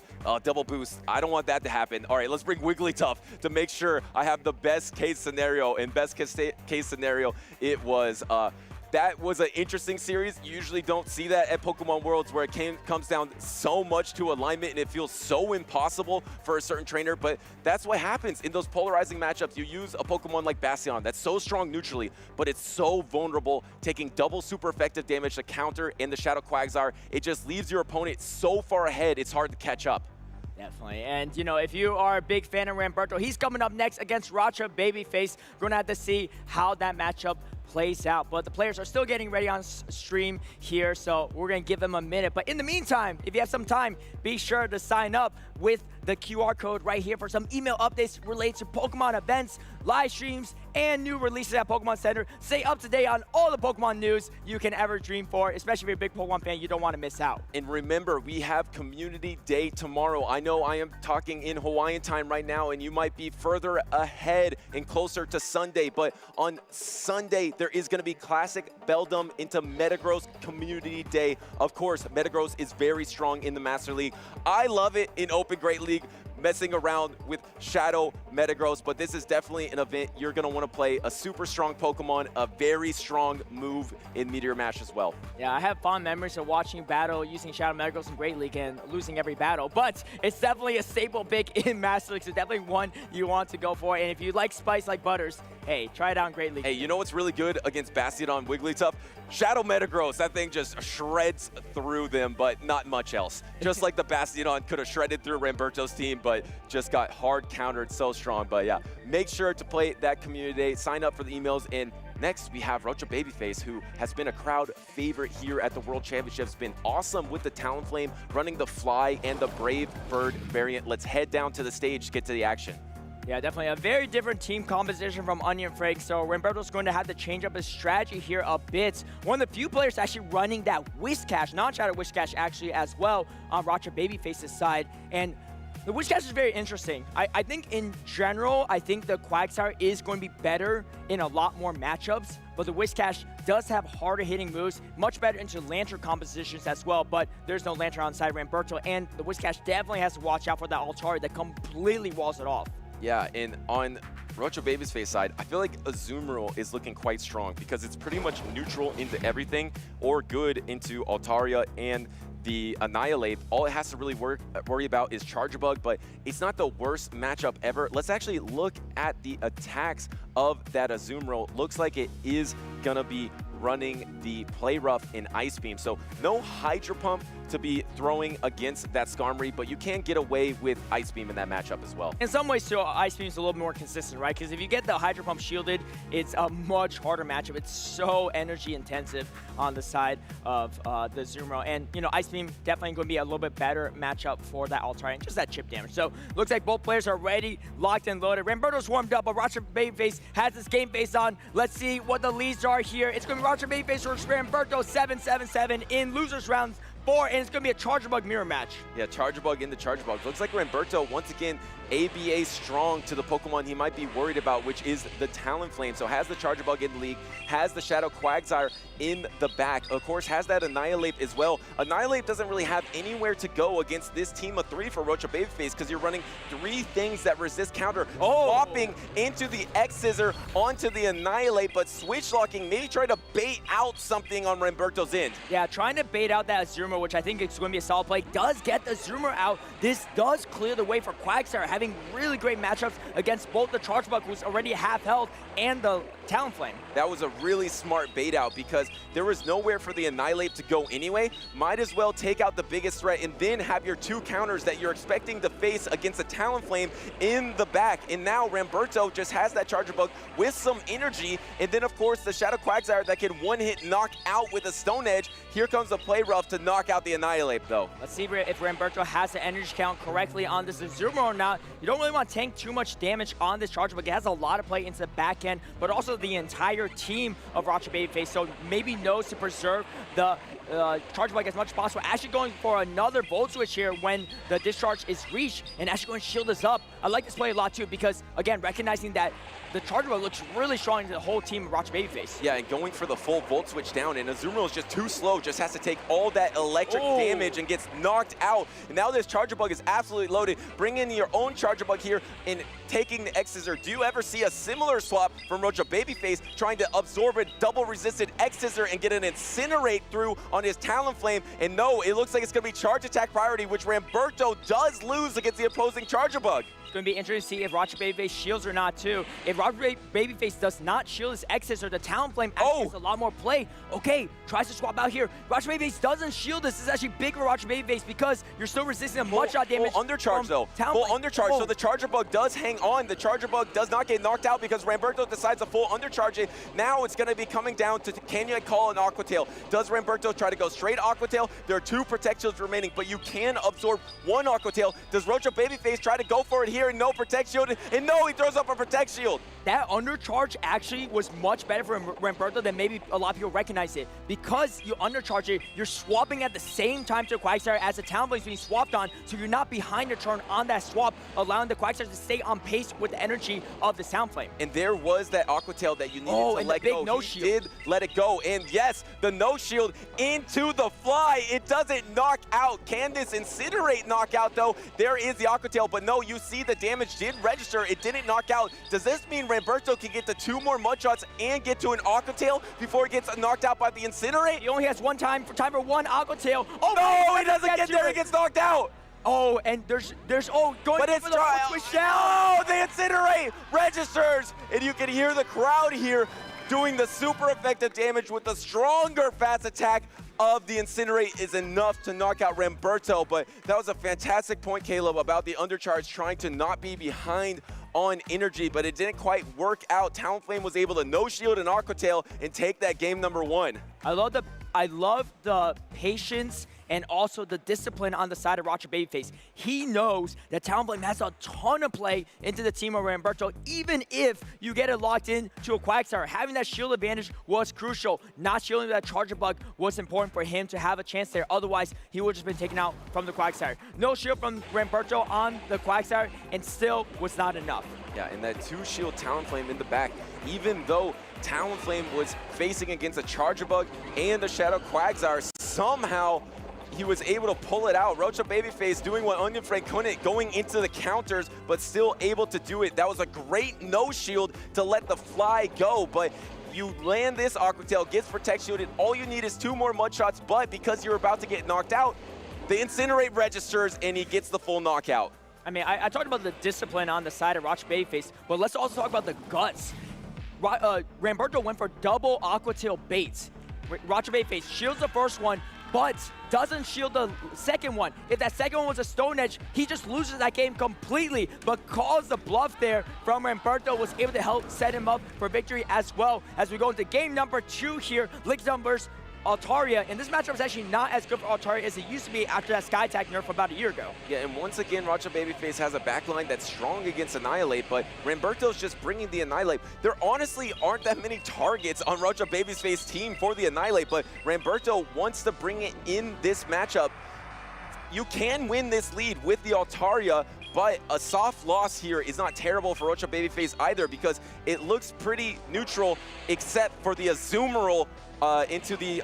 No, there is actually no Altaria. There is going to be a Quagsire in the Annihilate from the back. And again, Ramberto with the disrespect of fairy types here. If it was a Azumarill lead, that would have been really tough for Ramberto with Altaria in the lead and Annihilate in the back. But maybe taking a page out of Onion Frank's strategy, but going ABA weak to various things and just playing the dice roll there. Ramberto is going to win Switch Advantage here, though. That's going to be pretty big. Yeah, that's that soft loss that I was talking about, because the back line's so neutral. This is actually kind of better because you can bubble down here, swap into the Annihilate. This is just fine. You're going to be able to stay in this matchup, but the Shadow Quagsire is going to be able to face that Charger Bug in the back. So if you can ever get a Mudshot advantage into this Azumarill, Ramberto is not out of this battle, even though Annihilate doesn't really have anywhere to go. It's going to be a big call for Ramberto. Does he shield the potential Play Rough or the Ice Beam bait here? I think Ramberto's going to call this too. No, he sealed. Down a game. He needs to win this and doesn't have the guts to call the bait here too, but still getting a lot of value. And now you get the Charge Bug in,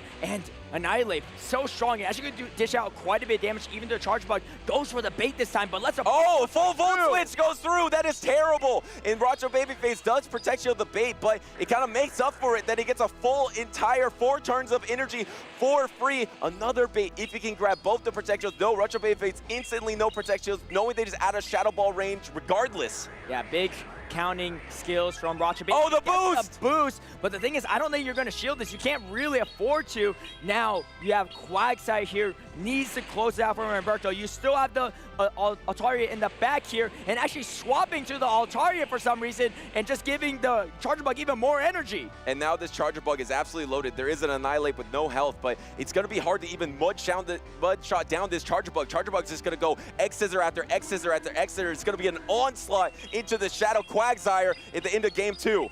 Yeah, Ramberto not liking this at all. There's a lot of energy on this Charger Bug. And yes, Quagsire typically a counter for Charger Bug, but that's why Charger Bug is so strong in this meta. It has played into so many of his matchups, even his counters. And now you get the last Protect Shield of the game, and there's the pivot into the Azumarill. The Azumarill does not have energy, but it is not in range of, and now it's actually close to range of that Stone Edge, but there is one Protect Shield remaining. You get to the Ice Beam first. Ramberto knows it. Roacha Babyface knows it. It is going to be almost a knockout, but should be able to clean up with some bubbles here. There's just not a lot of win conditions left for Ramberto. Going to throw one parting bait here with the Aqua Tail. Roacha Babyface going to play it safe, going to shield it up either way, regardless of a bait or not. Roacha Babyface able to bubble down here and close out the game against Ramberto. Roacha Babyface's journey is not over. He's going to continue moving forward in this loser's bracket.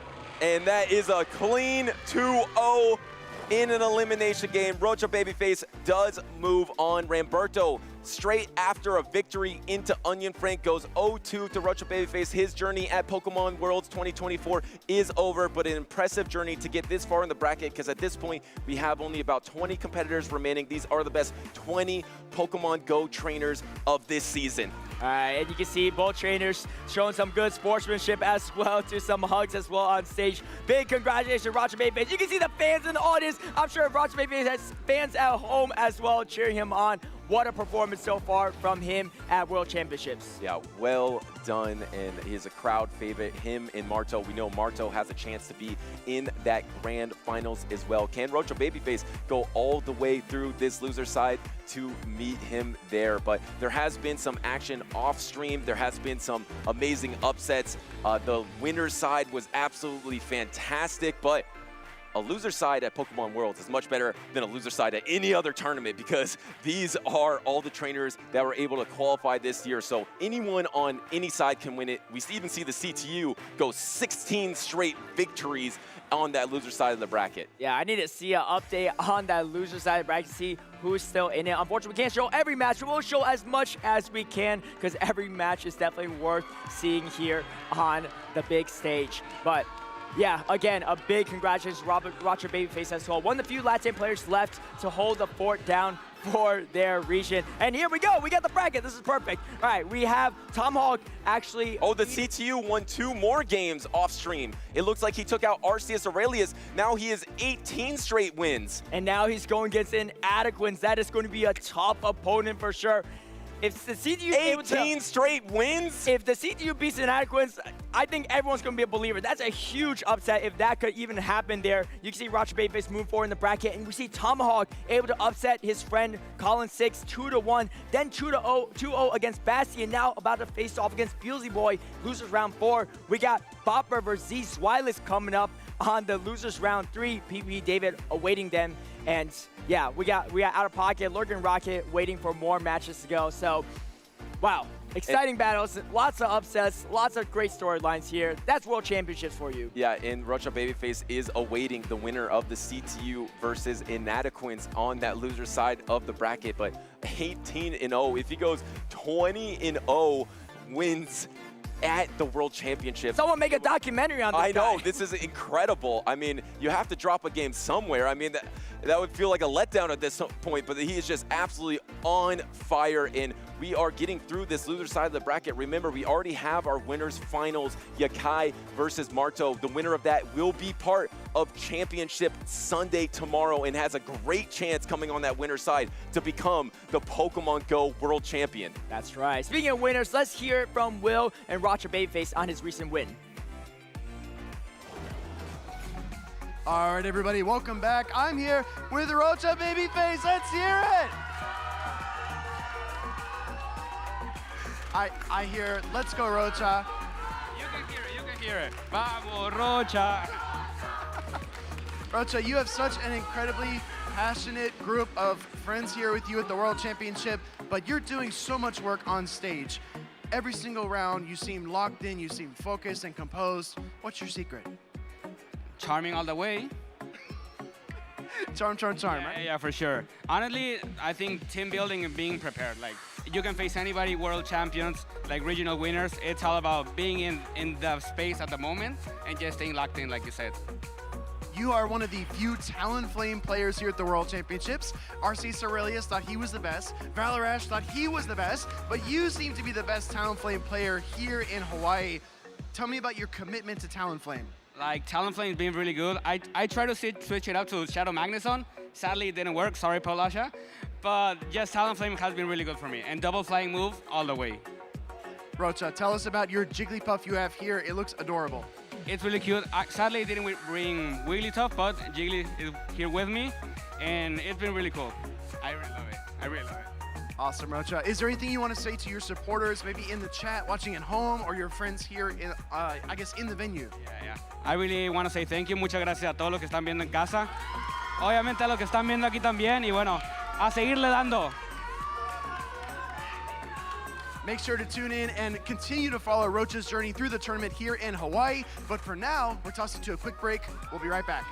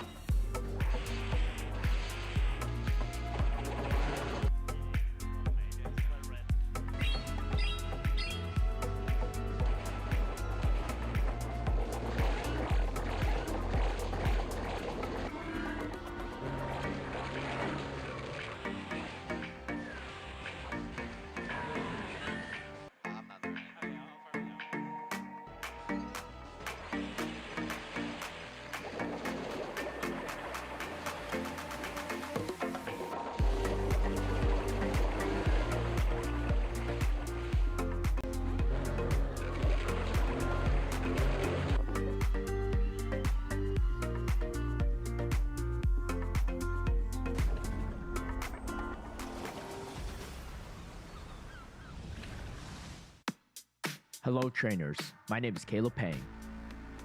As Pokemon Go entered its second official season in the Championship Series, trainers from around the world were looking for their opportunity to rise to the top. While some trainers were looking to expand on their performance in the first season, others were preparing to make their debut. With the former Seniors Division combined with the Masters Division, top-tier trainers like 2022 third-place Worlds finisher Wadaj asserted their dominance against all age divisions. With 6 top 8 finishes in the regular season prior to Worlds and first-place finishes at the Hartford Regional and NAIC, Wadaj's prowess transcended age divisions and was a clear favorite going into World Championships in Yokohama, Japan. Joining Wadaj in the exclusive back-to-back Worlds qualified trainers was Axon, the 2022 NAIC champion and highest finishing North American trainer at Worlds 2022 in 7th place. Although Axon had quite the extensive competitive resume, he was hungry for that World Champion title, finishing the regular season with 4 top 8 finishes and qualifying for Yokohama, Japan with a first-place finish at the Portland Regional. At Portland, Axon encountered a trainer who would change the balance of Championship Series competition, Rubik's Master. Despite being completely unknown, Rubik's Master in his first and only regular season tournament fought his way to the grand finals to face off against Axon. He lost in a grueling series, but his real victory was earning a World Championship invite. Axon mentioned in his winner's interview that of all the trainers he didn't want to face in Yokohama, Japan, Rubik's Master was at the top of his list. At the World Championships in Yokohama, Japan, Wadaj and Axon sat comfortably on the winner's side of the bracket going into day 2 of competition, and Rubik's Master surprised many with his own place by their side as all 3 started the day undefeated. In the winner's semifinals, Axon and Rubik's Master got their fated rematch. Going into a decisive Game 3, Axon pulled off a game-changing Stone Edge catch on his Lantern, followed by a massive no-shield call on Rubik's Master's Mud Bomb bait attempt, solidifying his Winners Finals matchup against Wadaj. The Winners Finals of Axon and Wadaj was highly anticipated, featuring a matchup between the 2022 NAIC champion and the 2023 NAIC champion. The best-of-5 series seesawed back and forth between the trainers, culminating to a decisive Game 5. Knockout Lantern and give Wadaj the first game win. Up and catch from Wadaj, taking the Thunderbolt on the Metagame with a great catch from its Axon there, sending in his Lantern to take the surf from Wadaj's own Lantern. The Altaria is so close, the Metagame just can't quite get there in time. Game 5 saw both trainers weave in and out between catches and switches with their Pokemon before Axon finally took the game with a single fast attack. Meanwhile, Rubik's Master stormed through the losers bracket until he finally earned himself a spot against Wadaj in the losers finals. He came to prove to the world that he could stand up against the likes of Wadaj, and in 5 close games, Rubik's Master and his signature Deoxys defense closed out the series. Championship Sunday featured the grand finals between Axon and Rubik's Master, a rivalry that seemed unavoidable. In Rubik's Master's incredible Portland and Worlds runs, he had only lost to one person, it's Axon. And of all the trainers Axon didn't want to face, his final opponent was that player, Rubik's Master. Relying on his signature Pokemon Deoxys defense, Rubik's Master tried to core break Axon's team, but Axon was one of the few trainers to bring Sableye, one of the hardest counters to Deoxys defense. Foiling Rubik's Master's plans, Axon headed into Game 4 on match point with the bold strategy of leading Shadow Alone Sandslash, doubly weak to Deoxys defense. Axon's gambit paid off, catching Rubik's Master's Altaria in the perfect lead scenario for Axon. Rubik's Master utilized his Umbreon as a safe swap, but Axon countered him with his Medicham. Rubik's Master responded with a resisted Ice Punch catch onto his Azumarill, but Axon kept the pressure up, and with some final Shadow Claws from Axon's Sableye, he solidified himself as the World Champion of Pokemon Go. With the World Champion title, its Axon proved that consistency and hard work are the keys to success. However, Rubik's Master's second place performance opens the door for newer trainers to enter the scene and show the world how an underdog can compete with the very best. Thank you for watching the story of a champion and the rivals he met along the way. Be sure to check out Pokemon.com/compete to learn more about how you can join in on the action.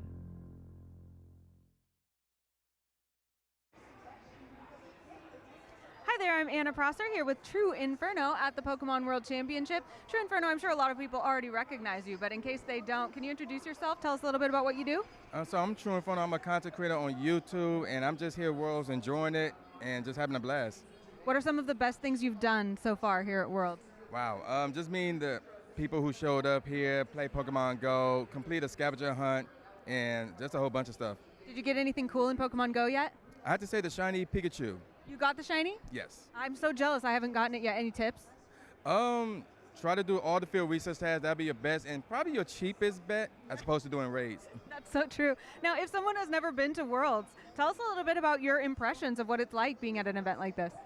So outside of watching the competitors compete, you can also take part in different activities. They got side quests, side events. I mentioned the scavenger hunt already. And again, there's so many people here you could trade, whether it's cards or in Pokemon Go. So much stuff to do at Worlds. And have you been watching any of the competition? Yes, I've been keeping up with it from time to time. Which game do you like to watch the best? Oh, obviously Pokemon Go. Yeah. Any particular Pokemon that are standing out for you or players that you're standing out? I have to say EnOff. That's the one I'm watching, even though she's in the loser bracket, but she can always come out on top. Awesome. If somebody is sitting at home and thinking, you know what, I would love to be more involved in the Pokemon community, whether it's making content or just coming to events, what advice or encouragement would you give to them? I would probably say stay local. There's Campfire. You can easily see what groups are around your local area. Talk to them, get some tips from them regarding where to go, where to grind and all that stuff, and then you should be fine. That's great advice. Thank you so much. We'll let you get back to it, and you also get back to the Pokemon World Championship 2024.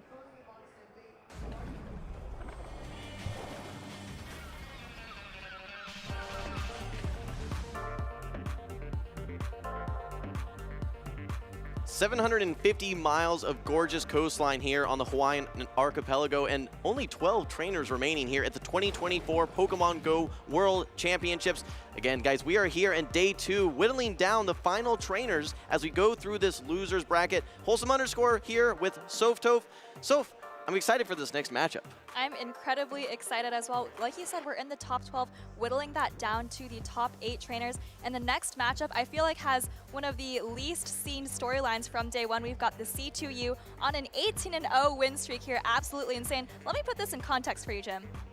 Earlier this season, LMDS Harjeff swept the Curitiba Regional, not dropping a single game. He won 18 straight games in that regional tournament. So that means that the CTU has already won enough games to have won a regional tournament.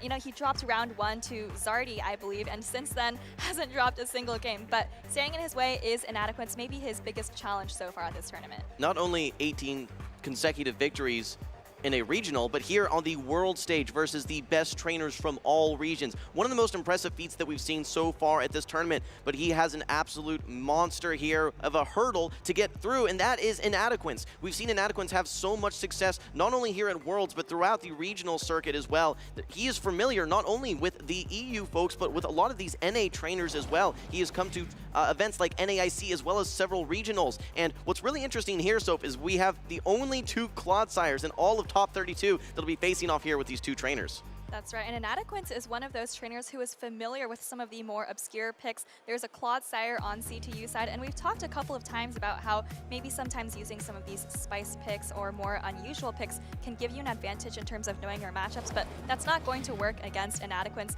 By the way, he's also the only trainer from last year's top 12 to actually still be in this year's World Championships. Consistency, without a doubt, with Inadequance. I think Amanda had said he was known as Mr. Day 2, and here he is on day number 2. So, question for you. The Wigglytuff on the side of Inadequance, is that a must-bring? There's 2 very strong answers with both that Skarmory and that Clodsire. The rest of the team looks pretty vulnerable, though. I definitely wouldn't call it a must-bring, even though it might have neutral play into Pokemon like Lantern.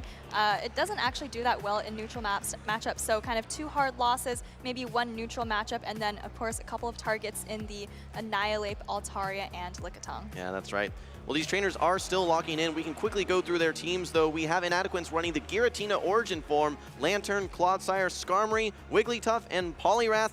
C2U running the Lantern, Skarmory, Clodsire, Annihilate, Lickitung, and Altaria. These trainers are locked in. We are here in the loser side of the bracket. This is win or go home. Losers round 4 starting right now. And C2U looking for win number 19 here. Great start there, Lantern into Skarmory. Inadequance actually safe swaps a Poliwrath, and C2U doesn't have a great answer. Yes, you are the electric type Lantern, but you're doing resisted water guns. Yeah, realistically, as C2U, this is going to be your best answer to the Poliwrath. You may end up doing a chip and dip. Even these water guns are starting to add up. Actually goes for the bait here, throws the Surf. First Protect Shield goes down for Inadequance.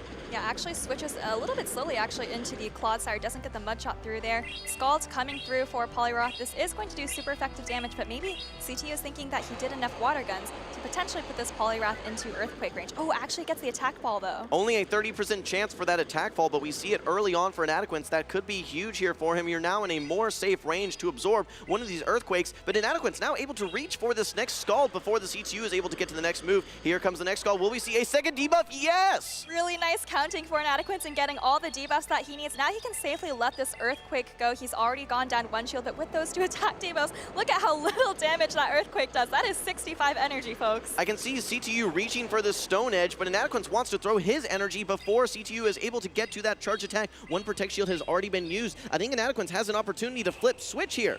That's right. Icy Wind goes through, Clodsire goes down, and now if you're CTU, I don't think you want to bring in the Lickitung to take these counters. He just brings in the Lantern. You wall all the energy from Poliwrath, so potentially just going to go for a big water gun farm down here. The thing we're not talking about, though, is that this answer in the back for the C2U versus the Giratina. This Lickitung has a lot of play, but in addition to getting through that Giratina, there's still the Skarmory on the side of Inadequance. This Poliwrath just did so much work, so.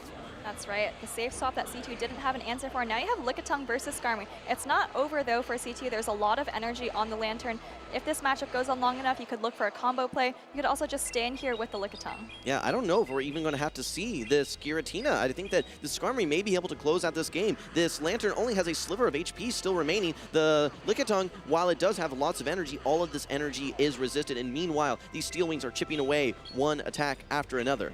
That's right. Body Slam coming through here, not going to do a ton of damage to the Skarmory, and you are getting the Skarmory kind of low with these licks, but like you said, I mean, there's a full health Giratina in the back, walls all of the energy from Lantern, so it's looking uphill for C2U. Yeah, the only hurdle remaining for Inadequance at this point is the Lickitung, so as long as you can invest in this Skarmory, make sure that that is your answer to this Lickitung. That is going to be the only thing remaining. That's going to be your key to success. You can easily let this Body Slam go. I think that you have another Body Slam, though, as the C2U. I might see Inadequance shielding this one, simply trying to get more Steel Wing and maybe Sky Attack damage out. Yep, that's what we see. Inadequance bringing out his final Protect Shield. Yeah, I completely agree with this shield. You definitely need the Steel Wing damage. You cannot fast attack down with the Giratina. I think that would have been the lose condition here. Oh, but actually we do see the snipe from C2U, bringing the Surf in onto the Skarmory, taking this out, and preserving just a little bit of that Lickitung to get some lick damage on this Giratina. A little bit of energy still remaining. You really want to try and get to this Thunderbolt. I don't think you're going to be able to. It's going to be very close. Yeah, C2U opts instead to go for the Surf. This will be a little bit of chip damage. Keep in mind this Lickitung is still around, but Inadequance, I think, just needs to land one Shadow Ball plus a couple of these Shadow Claws. All of this damage is going to be double resisted, though. Shadow Ball locked and loaded, ready to go. So double resisted, is this enough to knock out? I don't think it's enough to knock out, but I don't think that C2 can get the lick damage that he needs in order to close this out. Yes, Lickitung does hang on with just a sliver of health, but you're not really threatened as the Giratina by any of this energy, and Inadequance is able to take that first game, looking a little bit surprised himself. He says, I don't see that every day. I'm Shadow Clawing down a Lickitung. Inadequance able to find all the recipes for success there in game number 1. Despite the very challenging lead, that Poliwrath looked so great in that middle matchup, so it was able not only to take the middle matchup, but also significantly whittle down the lead Lantern as well. Yeah, it felt like C2U had some of the answers. He had the Lantern Lickitung ready to answer the Skarmory and Giratina, but unfortunately just didn't have what he needed for the Poliwrath. Also, of course, both Scald's debuffs coming off here, definitely not helpful for his situation at all. We saw that Earthquake land in the middle matchup and did just about maybe 20–30% of damage. All things were going in the way for Inadequance there. Not only was it a tough matchup there with that Poliwrath for the C2U, but when you have to face 2 consecutive debuffs, both with a 30% chance, that is a very uphill matchup. Inadequance able to then close this game out with the Giratina, able to easily tank this Surf, farm down that Lantern. Shadow Ball doesn't quite knock out the Lickitung, but 1, 2, 3 Shadow Claws is all we need. Soph, are you ready? We're moving right into game number 2. Well, that was CTU's first loss in 18 games so far, so we'll see if he can recover some of that magic mindset. Looks like he's leading Lantern into Poliwrath. This is actually what we saw kind of in that mid-game of Game 1. Awkward matchup here because while you're doing resisted damage in the form of your water guns as the Lantern, you're the only Pokemon that can actually hit for super effective with your Thunderbolt. So it really depends on the charge attack here. Inadequance, can he get another debuff on the Lantern? No, not this time. He did go for the bait in that Game 1, but going straight for the Thunderbolt here. Gonna see if Inadequance chooses to maybe call this bait, but no, he decides to play it safe and shields up a Thunderbolt correctly. Okay, well, we actually see a quick swap now into the Annihilate. There is an answer for it, though. You can see the smile on Inadequance's face. He has the Wigglytuff ready to go. There's no Ice Punch on this Annihilate, so it's only going to be hitting for resisted damage with its charge attacks, relying solely on counter to put out any pressure onto the Wigglytuff. Wigglytuff has one job and one job only, and that is to take out this Annihilate. Maybe CT was thinking, I didn't see Wigglytuff in Game 1, might not see it again in Game 2, but here it is. Inadequance is going to come out of this matchup with a ton of energy, maybe able to debuff whatever CT decides to bring in. No Disarming Voice for Inadequance. Keep in mind, running the Icy Wind Swift variant, if I'm not mistaken. Good news for CTU, Altaria no longer needs to see this Wigglytuff, but so much energy still remaining on this Pokemon. Actually now able to get to the Swift as well. CTU does not want to allow the Lantern to go down, knows that he needs to get some additional damage to remove this Wigglytuff from the field to free up his Altaria. That's right, investing his first Protect Shield actually, so now we're in an even shield situation. Able to farm down the Wigglytuff, which is really nice, has some energy, going to be able to hit whatever comes in for super effective damage, maybe even pull a shield, and Inadequance does choose to shield this up. Now it's tricky because if you're the CTU, you probably need to switch into the Altaria here. You don't want to get farms down, but you're just going to be immediately debuffed by these Icy Winds. Well, when you're now facing the back Pokemon that is switch locked, you're going to be having an entire 60 seconds now of having this debuff. So this Icy Wind already threatens this Altaria that is double super effective damage, but you also have a guaranteed attack debuff now, which is going to make this matchup so much easier. And I think you actually pace to this next Icy Wind before the Altaria can reach the Sky Attack. I don't think this is quite enough to knock out, but it is going to put this Altaria dangerously, dangerously low. The one thing Inadequance doesn't have is any fast attack pressure, but he just needs to bring in this Clodsire, get to one Stone Edge, and should be able to clean things up. Remember that this Altaria is double debuffed. Those are neutral Dragon Breaths on the Clodsire, but they may as well be double resisted for all the damage they're doing. Sky Attack coming through, but like you said, I think all Inadequance needs to do is tap this Stone Edge right here and going to be able to take out that Lantern in the back with no problem at all. All right, well, all things going the way of Inadequance, getting that great alignment. Remember, CTU swapped in that Annihilate, and Inadequance had the perfect answer for it. He is now setting himself up for 1, 2, 3, 4 mud shots to take the 2-0 series sweep. Inadequance, he says, I don't care if you won 18 straight games, you got to take 2 games off me. I'm not going to let you do it, and he takes the clean 2-0 series sweep. And Inadequance does advance to the top 8. That's further than he was able to advance last year, showing off that Paldean Wooper and maybe happy about how the Clodsire performed in that matchup against CT, who remember also actually had a Clodsire on his own team. Absolutely. I gotta say that Wigglytuff looked very strong there. Sometimes it comes down to making predictions about what your opponent is going to bring. Inadequance had the Wigglytuff in game number 2 there, the perfect response to that Annihilate. It put him so far ahead in that matchup that there was no looking back. But I talked to Inadequance a little bit backstage, and I asked him about his Poliwrath pick because we really haven't seen a ton of Poliwrath, especially in the last few tournaments. That said, I think that one of its main threats is now a bit less of a threat with Lantern now running Water Gun. Poliwrath looks a bit stronger than we've seen in previous metas. Absolutely, that might have been a nice adjustment that Inadequance made, kind of staying one step ahead of the meta. There wasn't a lot of Lantern in at NAIC. There also wasn't a lot of Poliwrath, so he's kind of, maybe starting a trend here at these World Championships. This is the end of that game. Lantern water gunning down the Wigglytuff, or sorry, the end of the mid-game matchup, but unfortunately C2 just too far behind in that mid-game to make a comeback. It really was the Poliwrath story there in game number 1 and in game number 2. Again, I mentioned this in game 2 towards the end, but when your opponent swaps in their final Pokemon and they're locked in for 60 seconds, and Poliwrath has energy and can not only get to 1 Icy Wind, but to 2, it just puts you in such an unsavory position there, having to try and operate around a double attack debuff. And maybe if there's a flimsy Pokemon, something that's a bit more fragile, maybe you can still work your way out of that matchup. But no, it is the tank, the beast, Clodsire, able to absorb all of those charge attacks. And like he said, those neutral Dragon Breaths, they look like they were double resisted. That's right. Well, I think Poliwrath was definitely the MVP of that matchup for Inadequance, right? Game 1, really, CTU didn't have an answer for the Poliwrath safe swap, and then Game 2, of course, just like you said, at the end of that game, able to fire off all those icy ones and put the Altaria in a position where it just couldn't do much damage. I'm a bit surprised that we didn't see a little bit more of some, I think it was the Giratina in game number 2. I think that that's been maybe Inadequance's signature Pokemon, and that in fact was the closer in game number 1. But that said, Inadequance seemed to have all of the adjustments ready to go here, perfectly predicting the CTU's lineup in game number 2 there. In fact, though, I was a little bit surprised. I guess I'll ask you, Soph, were you surprised seeing that Annihilate swap in game number 2? Sorry, what was that? In the game number 2, Annihilate swapped in from the C2U, which allowed Inadequance to then align the Wigglytuff. Were you surprised by the Annihilate safe swap, knowing how threatened it was by a Pokemon like Wigglytuff? Yeah, I thought the CTU probably just didn't want his Lantern to get farms down by the Poliwrath. Those counters were really adding up, and so he decided to switch in, and unfortunately there was a Wigglytuff in the back. You know, maybe he could have read that because the Poliwrath was in the lead, there might have been a harder answer for the Annihilate, but I mean, there wasn't a Wigglytuff in game 1, so, you know, it was a fair decision. Absolutely.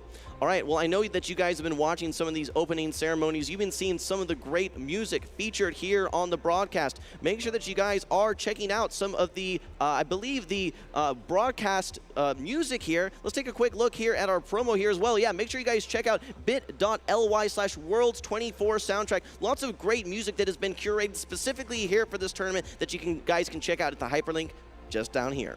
That's right. In addition to checking out that amazing music, make sure you check out some of the great events happening in-game. This is a great time for you to be catching up on some of your PvP collection here. This is Adventure Week taken over. Actually, I believe this just ended, but last week there were a lot of new Shadow Pokemon in the rotation. There are Pokemon like Shadow Timber entering the rotation for the first time, and it was also a great opportunity to forget frustration on those Shadow Pokemon so that they can be used with superior charge attacks. I got my Shadow Tortuga just in time, so I was able to get frustration off of that one. There will be some additional opportunities later on to remove frustration from your Pokemon, but this is a great week to be a PvP enthusiast when it comes to Pokemon Go. There are Pokemon that are going to be spawning in the wild that you guys can catch that'll have those signature charged attacks that otherwise would only be available from things like charged TMs. There will be Shadow Raids. There's 100 battles per day right now. In fact, I was backstage doing a couple Go Battle League games as well, trying to get some of those charged TMs that are so valuable as resources in game. I really can't stress enough how important it is to TM off frustration when you have the ability to do so, because you look at these championship series metas, you see so many Shadow Pokemon at the top, right? You see Shadow Gligar, Shadow Feraligatr, and a lot of the times, you know, Shadow Whiscash in the past, Shadow Quagsire, and those are usually better than the non-Shadow versions. And if you have them with frustration, they're pretty much unusable. So, you know, roughly once a season, make sure you TM off frustration when you can. That's right. As a reminder, those Shadow Pokemon, they do 20% additional damage with their fast and charged attacks, which can be the difference between a knockout and not a knockout. Additionally, they also take 20% damage, though, so there are some pros and cons to those Shadows. In general, though, especially for some of those Pokemon that are reliant on those charge attacks, even some of the fast attack Pokemon, Shadow in many cases is going to be the superior option. That said, maybe not Shadow Cresselia. We didn't see that at Worlds here, so did we? We didn't. I think it was a little bit too new, and you know, when trainers are prepping for months in preparation for Worlds, they probably don't want to try out something that they don't really know the matchups for. But speaking of Shadow Pokemon, we do see only one Shadow Pokemon actually on both of these two teams. We see Bopper with the Shadow Quagsire, which was really impactful. We saw for Yakai, I believe, earlier, who has already advanced to the top 3. Yakai, Beelzeboy, and Bopper here as well, all running that Shadow Quagsire, and all of them obviously have had a lot of success. No surprises there whatsoever. Bopper running a pretty cool team. Not only the Shadow Quagsire as well, but also running a second water Pokemon, the Azumarill. We can also see that has the Talonflame, the Annihilate, the Lickitung, and the Registeel as well. So Talonflame is an interesting pick. We've seen it on a lot of teams. We haven't seen it come into the mix quite as much, but one of those Incinerate users, 5-turn attack, there are some really tough matchups. If it gets lined up versus that Lantern, it's the worst case scenario. But a lot of those other matchups are relatively neutral or very positive, especially versus something like a Wigglytuff on David's team. That's right, and looking at that Cresselia moveset, I believe PvP David is running Moonblast Grass Knot, which means that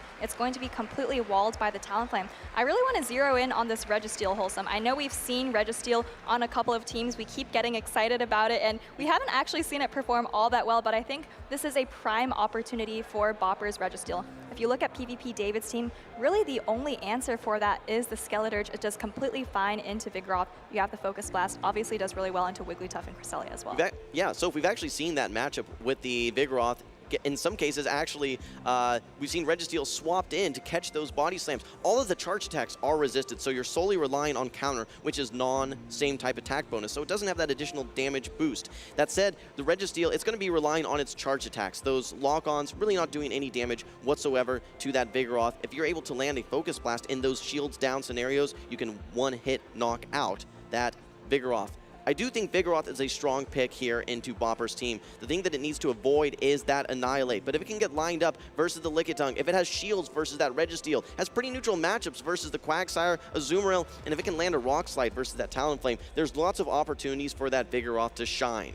That's right. Well, I think these trainers are just about getting locked in. We'll see if we see the Vigoroth on PvP David's side, the Registeel on Bopper's side. And by the way, we mentioned before, David has been at the World Championships before in the senior division. And Bopper has also been at the World Championships before, but also not in Pokemon Go Masters. He actually, I believe, reached top 16 3 times competing in the video game championships. So, you know, Bopper certainly knows how to perform under pressure. I even heard Bopper was trying to make a splash in TCG as well. Some people just have Pokemon in their DNA, Soph, and that is absolutely the case for Bopper. These two trainers are still locking in, but I think that's our cue. We're getting ready for game number 1. Again, it's win or go home. David versus Bopper. Game number 1, Soph, take us in.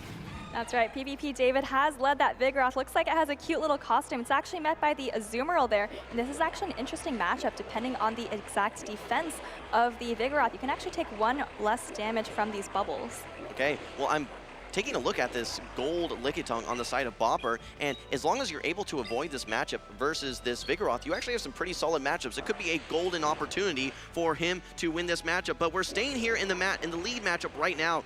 And this is, again, going to be a player of not opting to go for the Ice Beam. This will be a significant amount of damage, but not enough to knock out. Vigoroth able to tank this no problem, already at the next Body Slam. And looking at these bubbles chunking away, I have to give the advantage to Bopper just looking at the team compositions. You mentioned the Lickitung in the back. I think the Registeel looks fantastic as well. If you're Bopper, all you have to do is maybe just get a couple more bubbles off on this Vigoroth, and then it's not going to be a threat at all to your back line. All right, well, this Body Slam is not going to knock out. You have a charge attack ready to go.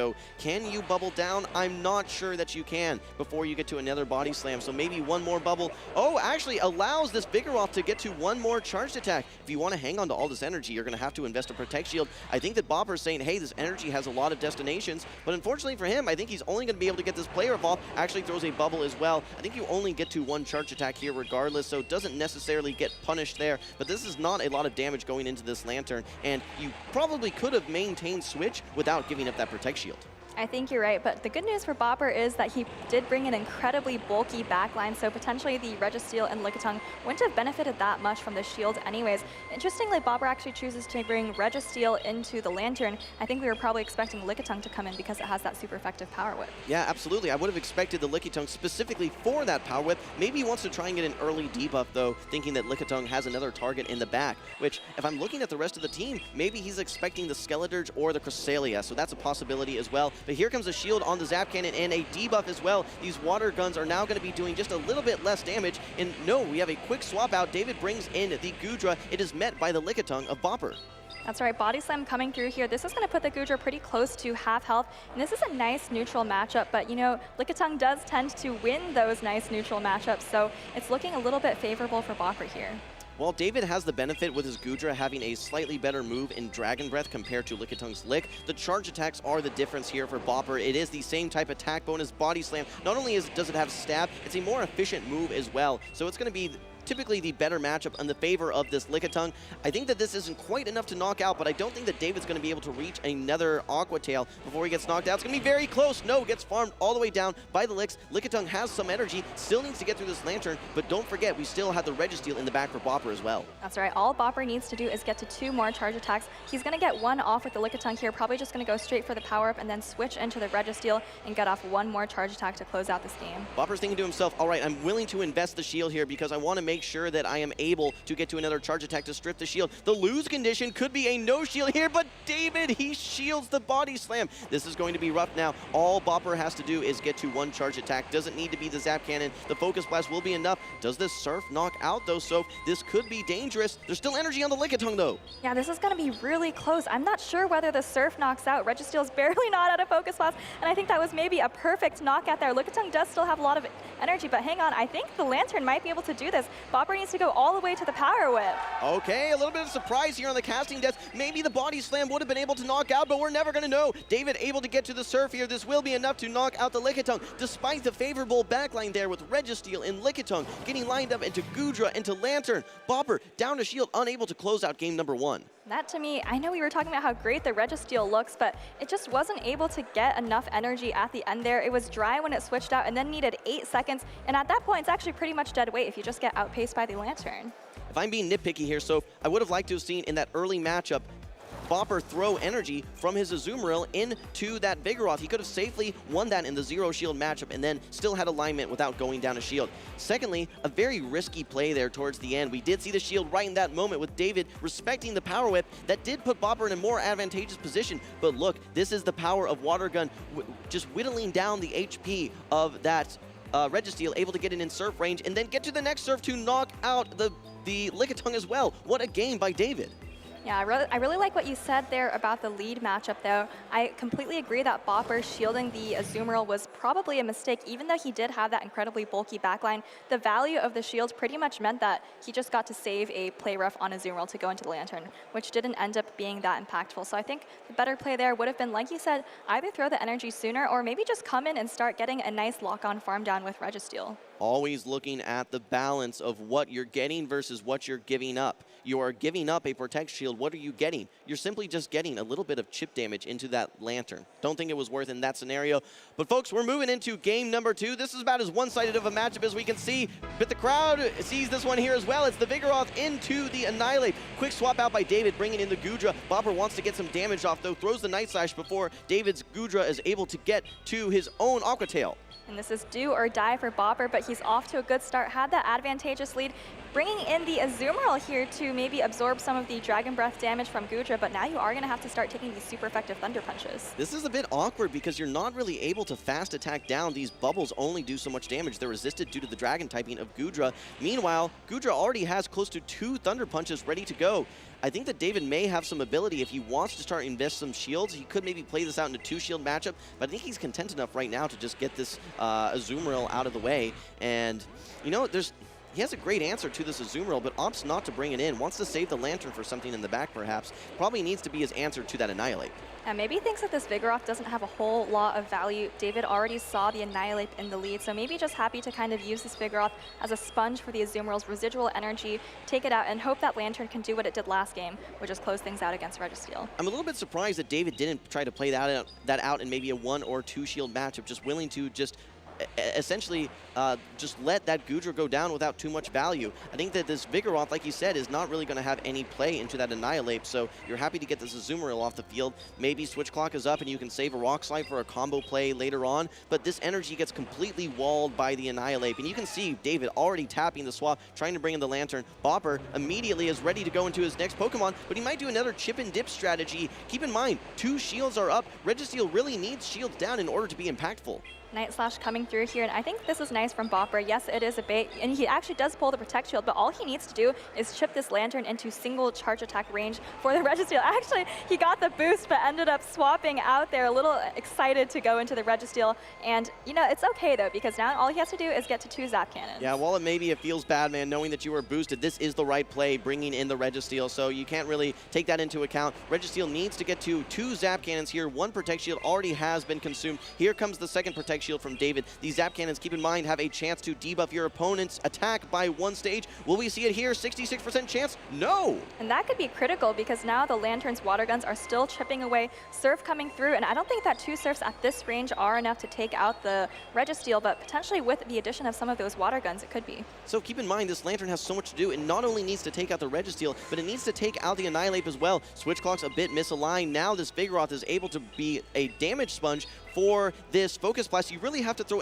energy here. You can't overfarm and stack 2 moves due to the 70 energy charge attack. All right, still a shield remaining on Bopper's Registeel, but again, you're now in surf range, and I think that as David, you get to 2 charge attacks before you're able to, as Registeel, reach another charge attack. That's right, but remember that Bopper still has the Annihilate in the back, lets this Registeel go. He's going to save the shield for his Annihilate, and remember, there's some residual energy because he actually baited with the Night Slash earlier, and looks like he's able to reach the Shadow Ball, and I think this is going to be more than enough damage to take things out and tie up the series. Game number 2 going to Bopper, taking the safe plays here as opposed to game number 1. I think taking some tough risks there after a really rough game number 1 there. Bopper able to recover and looking very strong and maintaining momentum as he moves into game number 3. That was a really nice lead from Bopper, Annihilate into Vigoroth, and he was kind of just able to maintain that advantage throughout. I have to agree with you, though. I think you were a little bit surprised to see David not fight a little bit harder in that mid game, kind of just let things go down, and I don't think that Lantern is typically a Pokemon that we think of as being able to sweep 2 Pokemon against 1,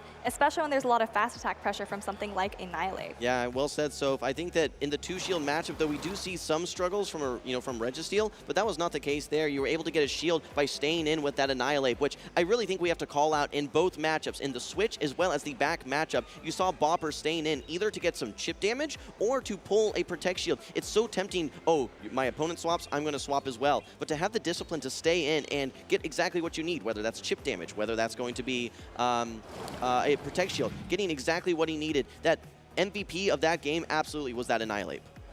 Absolutely. Well, we'll have to see if the Annihilate comes back in game number 3. Remember, we've seen cases where a trainer thinks that Wigglytuff is not going to come. They bring the Annihilate. That happened to CTU just 1 match prior, and I don't know if Bopper is going to fall victim to the same thing, so we'll have to see if David chooses to bring that Wigglytuff in. Okay, I don't think we've seen the Talonflame yet, though, from Bopper, so that could be a huge answer to that Wigglytuff. Wigglytuff is a bit of a risky bring, though, not only because of the Talonflame, but because of the Registeel as well. We talked about how many targets that it has. Yes, there is that Annihilate. Yes, there is the Lickitung as well.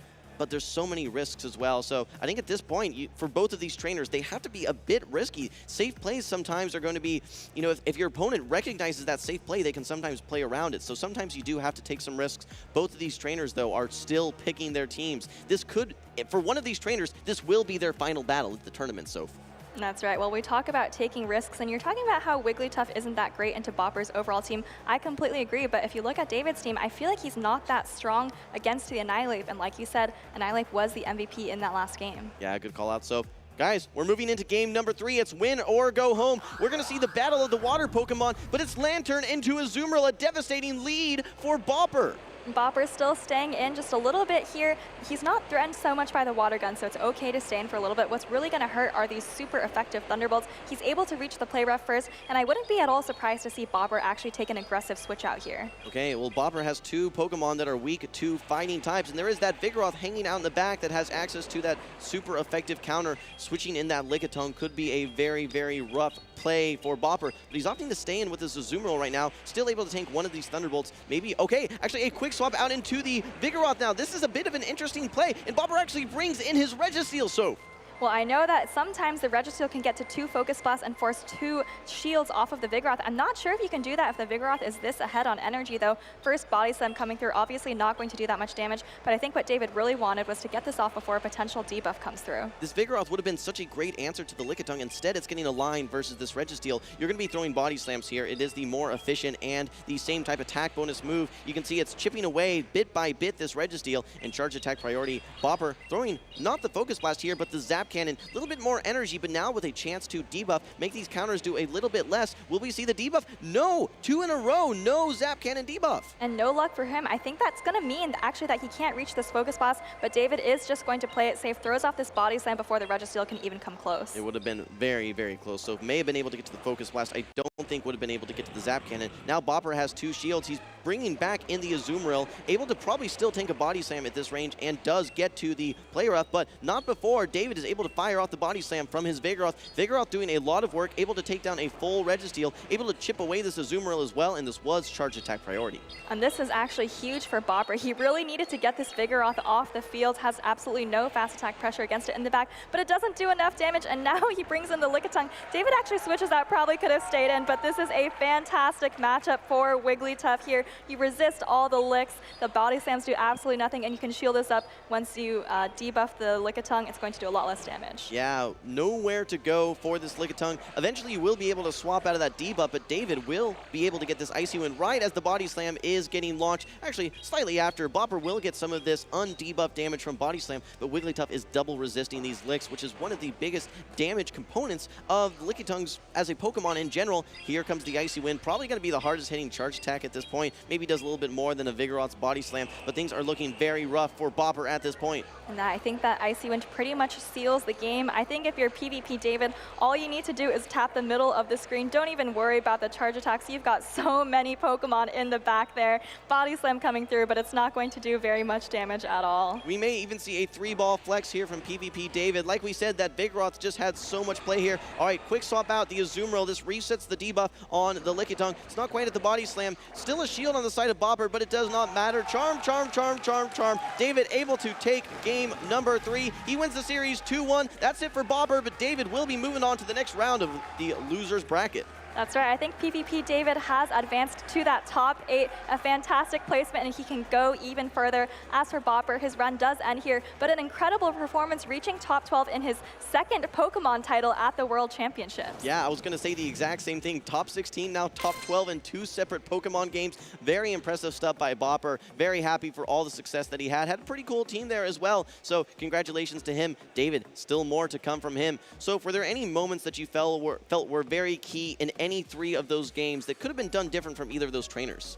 I think that first game that Bopper lost, I think, like you mentioned, just misplayed the lead matchup a little bit. You don't really want to let your opponent throw first. Remember, he had the Azumarill with a charge attack loaded, but he let the Vigoroth throw the charge attack and force him to shield. And I think that's really when Bopper started to fall behind. I think it's a big part of games at this stage here at Worlds Tournament is minimizing your amount of mistakes. I remember in Vancouver, I was talking to Lyle Jeffs, and he was telling me what he does compared to other trainers, and he says, I just don't make mistakes. I wait for them to make mistakes, and then I capitalize. I think that was the case that we saw in game number 1. David really not in the best of situations, Vigoroth into an Azumarill, but he's looking for a window of opportunity that he can capitalize and actually find an advantage. The advantage there was that Protect Shield. We're going to take a look back at these games. This was game number 3. We saw the Vigoroth having lots of play, not only into this Registeel, but eventually getting lined back up versus that Lickitung as well.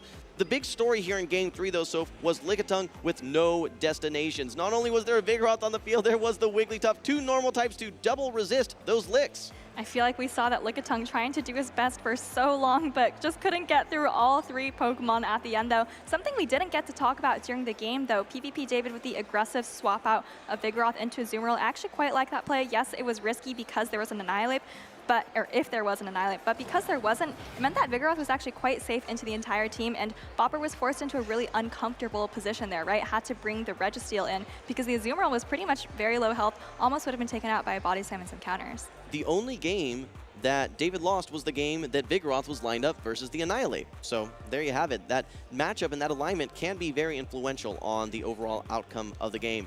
Now that said, I'm very excited to see how David performs. I know he's still repping the EU, which I think we've had Inadequance as well, who is just moving forward. There's been a pretty good representation from different regions, from all the different folks. We've seen lots of support for EU with the folks like Inadequance, like David. We've seen tons of support as well for folks from LATAM with Roacha Baby Face, with Marto. We've actually seen some great representation from folks like Yakai as well. And next up, I think we're going to be having Beelzeboy from the APAC region as well. So it's been a great worldly, holistic type of sets of trainers here at the world stage. Well, you're absolutely right. One of the best things is seeing all of these spectators in the crowd cheering for their friends, cheering for their compatriots. But let's hear from some of you at home who are also spectating this tournament. I think we have some tweets to show to see how you guys are enjoying the event. All right, well, we have Morita here. She says that, oh, well, look at that. She got the perfect hundo, as we call it, Pikachu with the background there, Soph, as well. 402 CP. I got to be keeping an eye on that one. I've been trying to catch lots of them, have not found the hundo just yet. Has the beautiful background, and she says excellent service, so congratulations to Morita on obtaining the exclusive perfect background Pikachu. Here's a tweet from Caleb. It's just a picture here. He's saying that people were really excited about these moveset updates and maybe a little bit less excited for all the amazing battles here, but I think the main way to think about this is everyone was so excited yesterday, but the loudest cheers of all did come during that moveset reveal. Totally agree. Day number 1, we may have had a little bit more hype for the movesets, but day number 2, it has been all battles. Kimberly here says she's so incredible, thankful for being at Pokemon Worlds in Honolulu, Hawaii. Her Pokemon plushies are looking forward to the festivities. Thank you to the Pokemon Company for free access to attend the event. Look at those awesome Hawaiian plushies there, Soph. Yeah, I love that Pikachu. I actually got one of those myself. One of the Pikachu is holding a ukulele, and it's very Hawaiian themed. And look at this nice tweet from a Mind Joke with 2 of his friends and teammates, I believe, 4-2 at Worlds despite having a tremendously stacked path 2 matches away from day 2, but really enjoying his time here. And I think these are his 2 friends and teammates who actually dealt him those 2 losses. Yeah, always tough when you're having to face your teammates, but if it's not you, you want it to be one of your friends that's having success. So that's one of the great stories that we see at Pokemon time and time again, is being able to support your friends. Even in defeat, when you can support your friends, that's probably the next best thing. All right, well, we did see some really nice tweets, but don't forget to follow us on all of our socials, not just X. We also have YouTube, Facebook, and Instagram, so make sure you're following us on all those channels and using that hashtag Pokemon Worlds. That's right. Make sure that you guys are following the Twitch channel as well as following the YouTube channel. You can stream on either platform, and I think we're running the VODs all weekend as well, so for those of you that are in other time zones, make sure you're watching the rebroadcast as well. Many opportunities for you guys to catch the action. That's right, and I think watching those rebroadcasts also gives you progress towards those Twitch drops, right? You've got the research, you've got those encounters, so make sure you're following along all weekend long. All right. Well, so I think we're still wrapping up the loser side of the bracket at this point. We just saw some really good battles there with PvP David taking the victory over Bopper. Next up, we're going to be seeing, we've seen lots of Beelzeboy here, but I don't know that we've seen too much of Tomahawk here, at least recently. I don't know if we saw him too much on day 1. I don't think so on day number 2, but I'm very excited to see him on the stage. Someone that we've actually seen in the casting circuit as well. He's had lots of success at regionals, but I'm very excited to see him here on the world stage. Well, you're absolutely right. I don't think we've seen Tomahawk on stream at all. He came into day 2 on the loser side, but he's been taking out actually some of his EU compatriots. He actually took out Mew Weedle, the reigning EUIC champion, earlier today, and then immediately had to play Colin 6, I believe a 3-time regional champion. Now he's up here facing Beelzeboy, one of the great champions of the Asia-Pacific region. Some of you at home might be thinking, what is that on my screen? Yes, indeed, it is the Shadow Bastiodon. It's not just Kip who is running it. Tomahawk has had success with it as well. He is in losers round 4. In addition to the Shadow Bastiodon, he has 2 other Shadow Pokemon on his team as well, the Shadow Poliwrath as well as the Shadow Gligar. A lot of bulk with the rest of that team though, with non-Shadow Pokemon, the Lantern, the Mandibuzz, and the Cresselia. All right, well, my eyes are immediately drawn to the Shadow Poliwrath. I feel like it has a ton of play into Beelzeboy's team. I think we might get to take a look at the movesets in just a second, but if I'm remembering correctly, I think that Tomahawk's Poliwrath is actually running Power Up Punch Icy Wind, which means it's actually going to get walled by the Skeledirge. Yeah, you nailed it there for sure. So while one of the Pokemon that you would normally expect Poliwrath to have some great play into actually is going to be one of its better counters there in that Skeledirge. Now that said, don't discount Power Up Punch. If you're able to get into a matchup versus something like a Vigoroth versus a Registeel, maybe even a Mandibuzz, where you're able to ramp up your damage and then that Skeledirge comes in, those Icy Winds can still add up. Don't forget that it's Shadow Poliwrath and doing 20% additional damage, so. That's right. Well, Poliwrath isn't the only water type on Tomahawk's team. Look at this Lantern. There's really not that many great answers for the Lantern. Yes, there's the Quagsire and the Cresselia, but there's no water resist critically on Beelzeboy's side. We saw him drop earlier to Yakai, and we all know that that happened mainly because of Yakai's Shadow Quagsire. So I'm expecting to see Tomahawk bring these water types into play here. Okay, we have to talk about the Shadow Basti though just for a moment, because when I look at Beelzeboy's team, there are 3 Pokemon that get absolutely walled. The Cresselia, the Mandibuzz, and the Skeledirge. They all have some ability to hit, but the other 3 Pokemon just beat Shadow Bastiodon so hard. Does Tomahawk take a risk here, or does he leave it on the bench? Let's find out. We're moving into game number 1. We have the Psychic-type Cresselia into the Dark-type Mandibuzz. And a great matchup for the Mandibuzz. You're doing super effective damage the entire time. Yes, you have to watch out for the Moonblast, but Mandibuzz is such an incredibly bulky Pokemon that it doesn't really matter. There is an opportunity for a debuff here. We've manifested it several times on stream. Will we see it this time? Only 10% chance. No debuff this time, and actually a quick swap now by Beelzeboy, bringing in the Vigoroth against the Mandibuzz. Yeah, doesn't have a great answer to the Vigoroth, left the Poliwrath and Cresselia on the bench, so going to be forced to do a little bit of chipping and dipping here. Dark Pulse thrown and go straight into the Lantern. Yeah, I don't mind the strategy at all by Tomahawk. I think that when you're able to get this Vigoroth in a much more manageable position that a Surf is close to knocking out, you love to to see that as Tomahawk. I don't know if that was a charge attack priority, but a Surf is ready to go on the side of Tomahawk's Lantern. That's right. Well, this might be actually kind of a nice position for Beelzeboy. Looking at that backline, he actually brought that Skeleturge. So I don't know if his intention was to bait out the Lantern with this Vigoroth, but regardless of whether he plans it or not, that's what happened, and that's nice for the Skeleturge. That's the perfect farm there because you were only one counter away from getting to that next body slam. So you didn't want to try and undercharge too much because then you get to another body slam and chip it away. Here comes the Grass Knot, though, from the Cresselia. This is non-same type attack bonus. It's going to be very close to knocking out. This Lantern, I think, is going to hang on, though, Soph. No, it doesn't. Goes down with a Thunderbolt of energy. That was really, really close and really nice counting from Beelzeboy. He knew that Tomahawk was trying to commit to the Thunderbolt instead of settling for Surf. Looks like Tomahawk is bringing back the Mandibuzz into the Cresselia now.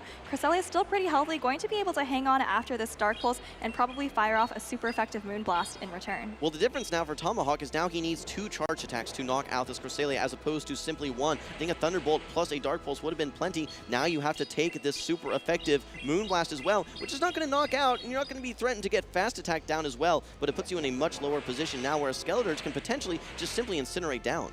All right, well, it looks like Tomahawk is making his final move to take out this Cresselia. It's actually just an air release. I'm not even sure if it takes out the Cresselia, but regardless, I expect that Beelzeboy is going to be playing the rest of this game with his Skeleturge. Looks like a simultaneous swap there. 2 shields up on both sides, and this is an interesting matchup. If you're Gligar, I think in the 2-shield situation, maybe you can just go straight for the aerial aces, as these wing attacks are going to be adding up. Yeah, absolutely, just going straight for aerial ace. For Beelzeboy, maybe just trying to go simply for fast attack damage. These incinerates do add up so quickly, but this is the Shadow variant in these wing attacks. Do add up relatively fast as well. You can see the HP difference, though. If we're simply looking at a fast attack race, Beelzeboy is in the lead right now, but he only has 2 Protect Shields, and he's used both of them at this point. That's right, and Gligar does get to those aerial aces so quickly. Still 2 shields up. Beelzeboy actually throwing a charge attack here. There's still 2 shields on Tomahawk's side, though, so he wants this Disarming Voice to actually do something. He's going to need to get to 2 more charge attacks. The next aerial ace is loaded, though, so you might be able to throw 1 additional wing attack. I don't know that you want to take any additional incinerate damage whatsoever. Don't want to risk it.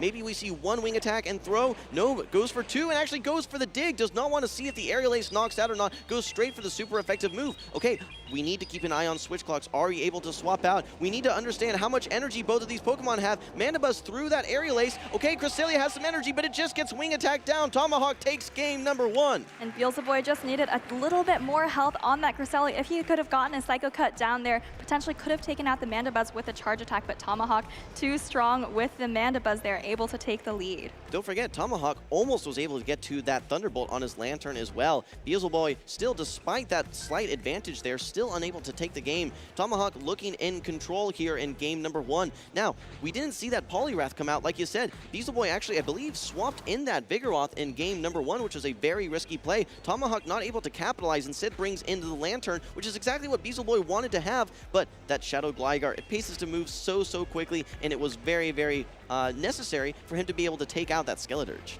All right, well, Tomahawk is just 1 game away from advancing to the top 8. Talking about adjustments for game 2, I'm definitely expecting Tomahawk to stick with the Gligar Lantern core, which did so well for him in game number 1. I think both of those Pokemon have a lot of play into Beelzeboy's team. Looking at Beelzeboy's side, what adjustments are you expecting? Well, what's interesting is when we look at this Shadow Quagsire, normally you're thinking, okay, this Mudboy is going to have some pretty good play into something like a Poliwrath, but no, you're running the Aqua Tail and Stone Edge variant, so you're completely walled by this Poliwrath. That is not going to be a response. It's a risky bring, no doubt. It is an answer to things like the Gligar, and it can hit back versus Pokemon like Mandibuzz as well. So it's a pretty, it's a pretty risky bring. That said, I expect to see more Vigoroth. I think Skeleturge is a good pick as well. It's possible that Beelzeboy just tries to run it back maybe in a different order.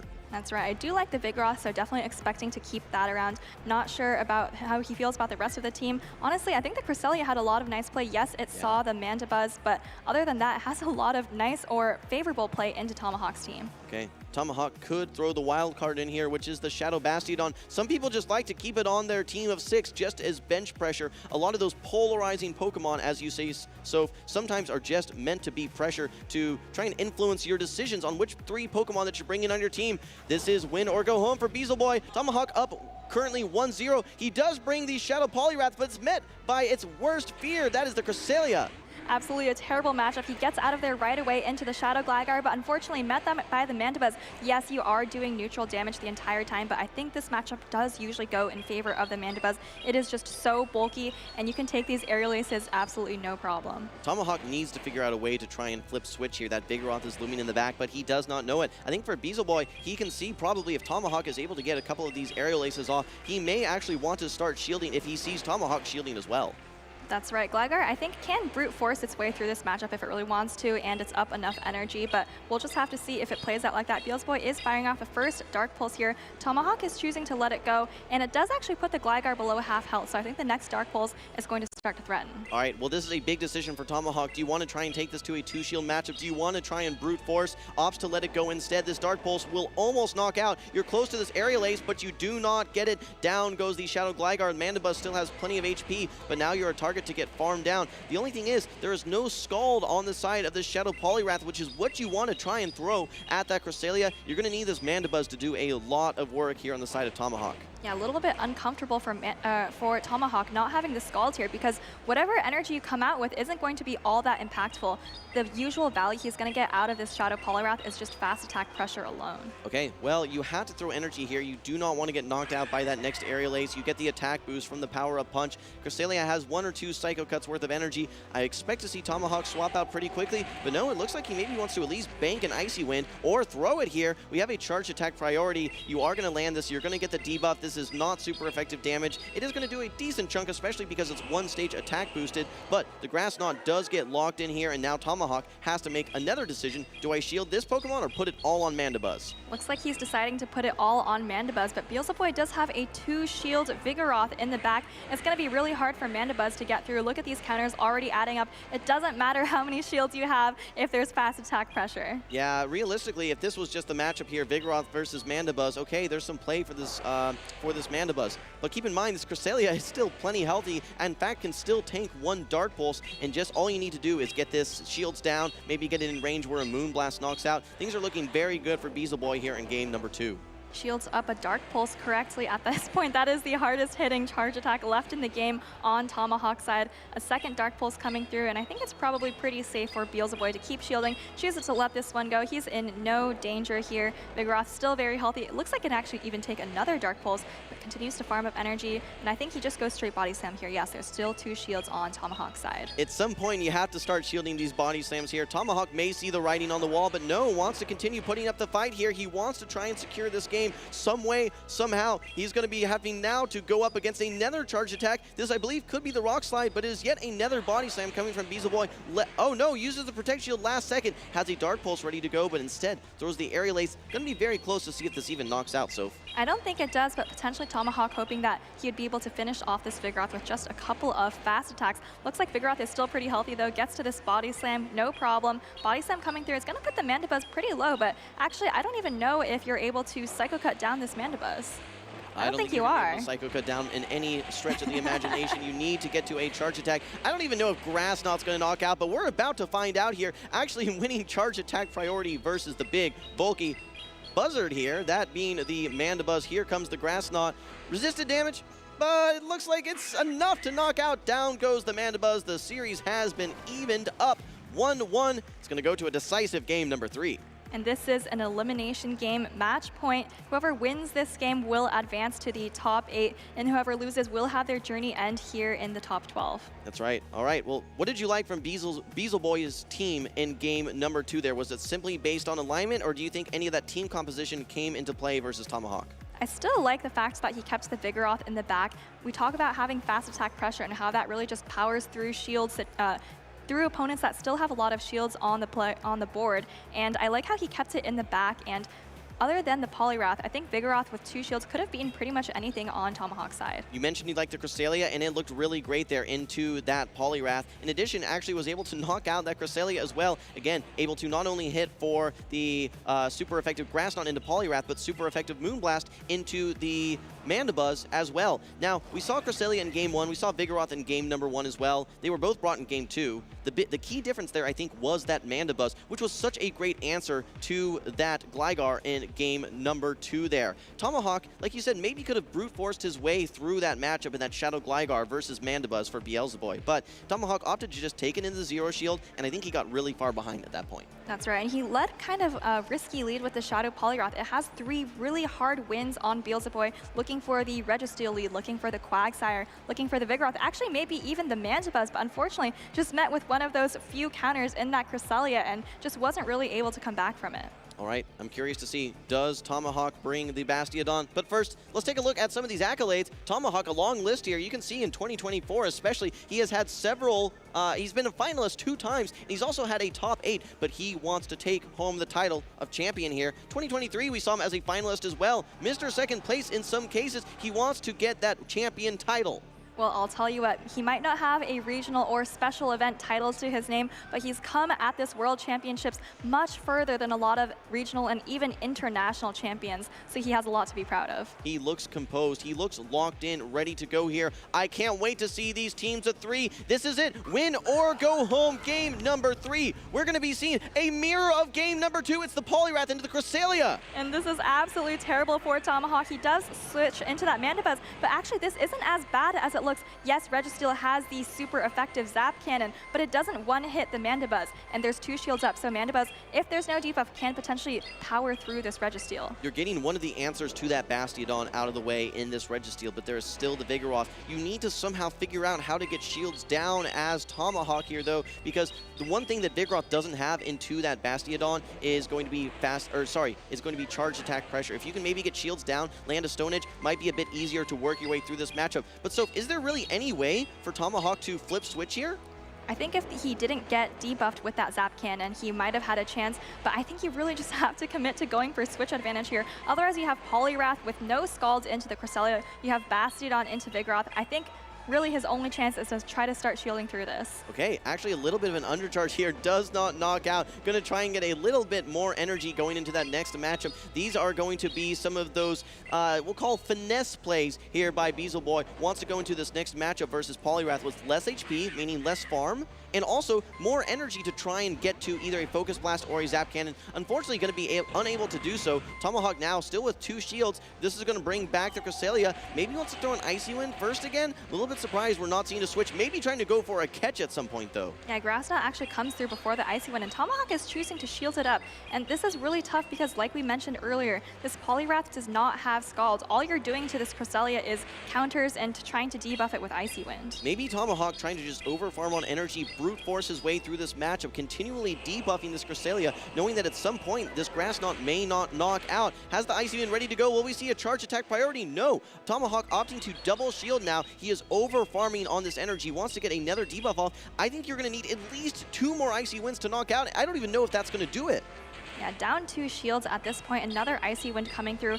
Maybe with the counters, 2 more Icy Winds will be enough to take out this Cresselia, but Beelzeboy still doesn't need to shield. He can postpone that decision to a later time, and he's already almost at another Grass Knot. But now Tomahawk has switched out, which gives Beelzeboy the opportunity to clear all those debuffs. He's countering down this Bastiodon, and it's looking really good for Beelzeboy. I think I'm a mind reader here. I can tell you exactly what's going through Tomahawk's mind. It's, are you kidding me here? The Vigoroth with the double super effective counter is going to simply be able to farm down this Shadow Bastiodon. Again, Bastiodon known for its bulk, but this is the Shadow variant, so it's taking 20% additional damage from double super effective moves. Tomahawk, you can see it, a little bit of a resignment here. He knows how frustrating that is.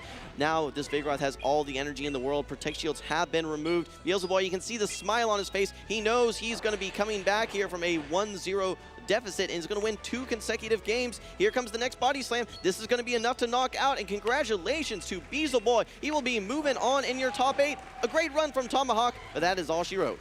Applause from Tomahawk for his opponent, and unfortunately for Tomahawk, his run here at the World Championships has come to an end, but he has a lot to be proud of, making it all the way to the top 12, taking down a lot of big names. But for now, the camera, the focus is all on Beelzeboy, moving on to the top 8. Just like he said, making an incredible comeback. He did come in today on the winner's side, but dropping to the loser's side has not stopped him in the slightest. Yeah, the spotlight is absolutely on Beelzeboy at this point. He has had an incredible run thus far, and despite a knockdown to the loser's bracket, he has looked really strong here on the loser's side of the bracket. He has one more opportunity. He is now at that win or go home moment, and he was able to not once but twice overcome that. and that could be the momentum that he needs. We've seen trainers from the loser side of the bracket sweep tournaments before. He still has a long road ahead of him, but congratulations on making it over this hurdle for now. That's right. In fact, our first ever world champion, Dancing Rob, actually took that title after an insane losers bracket run. So don't count out any of these trainers in the losers bracket just yet. Yes, we have our 2 trainers on the winners finals ready to go, but there's still one more spot in that top 3. That's right. What a tournament that it has been. So I got to ask you, though, have there been any standout Pokemon? For me, I think it's been a pretty solid mix. There hasn't necessarily been one, but maybe have there been any surprises for you, Pokemon that have performed better or maybe even worse than you were expecting? Yeah, I talked a little bit about Lantern. It's made a huge splash here at the World Championships on a lot of the teams in this remaining top 8. But something that's actually kind of surprised me is Wigglytuff wasn't really on my radar. I mean, yes, Inadequance has been talking about it. Yes, he won Utrecht with it. But it's actually been making a lot more appearances than I thought it would. Yeah, Inadequance certainly talking a lot about that Wigglytuff here. But he is doing so well, obviously, that he has reason to talk about it now. We have more battles for you. We're trying to lock in our final trainers. I think we're only going to be featuring our champions in our championship battle in Sunday, so we still have some more battles to come. For now, make sure you stick around. We'll be back with more battles.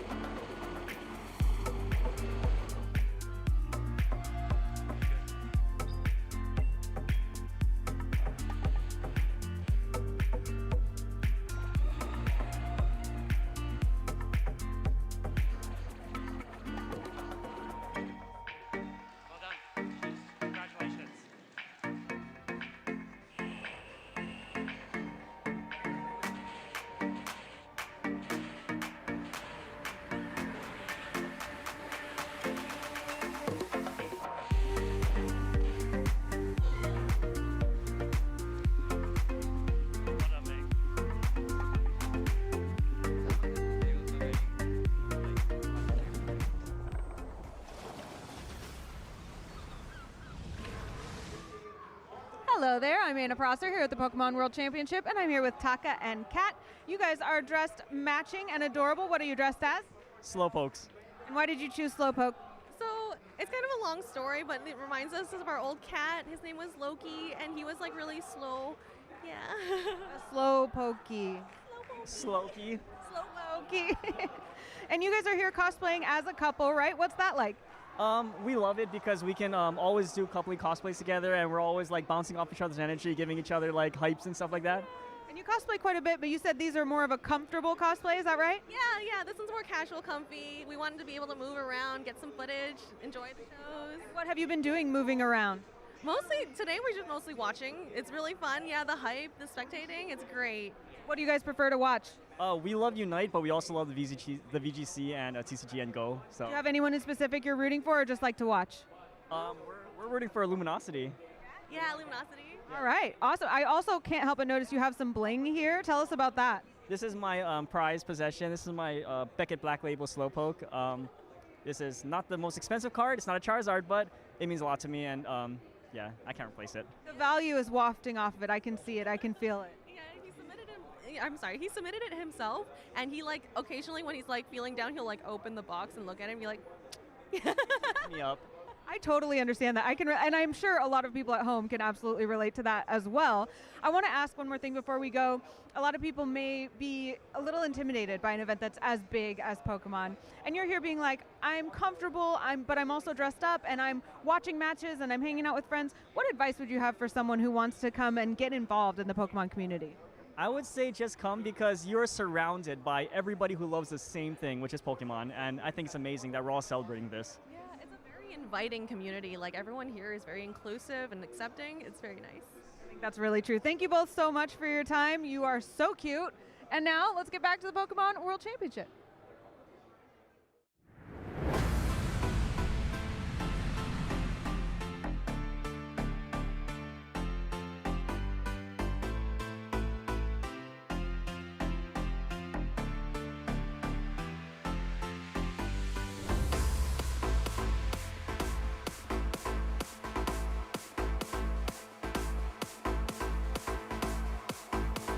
Welcome to the Pokemon World Championship 2024.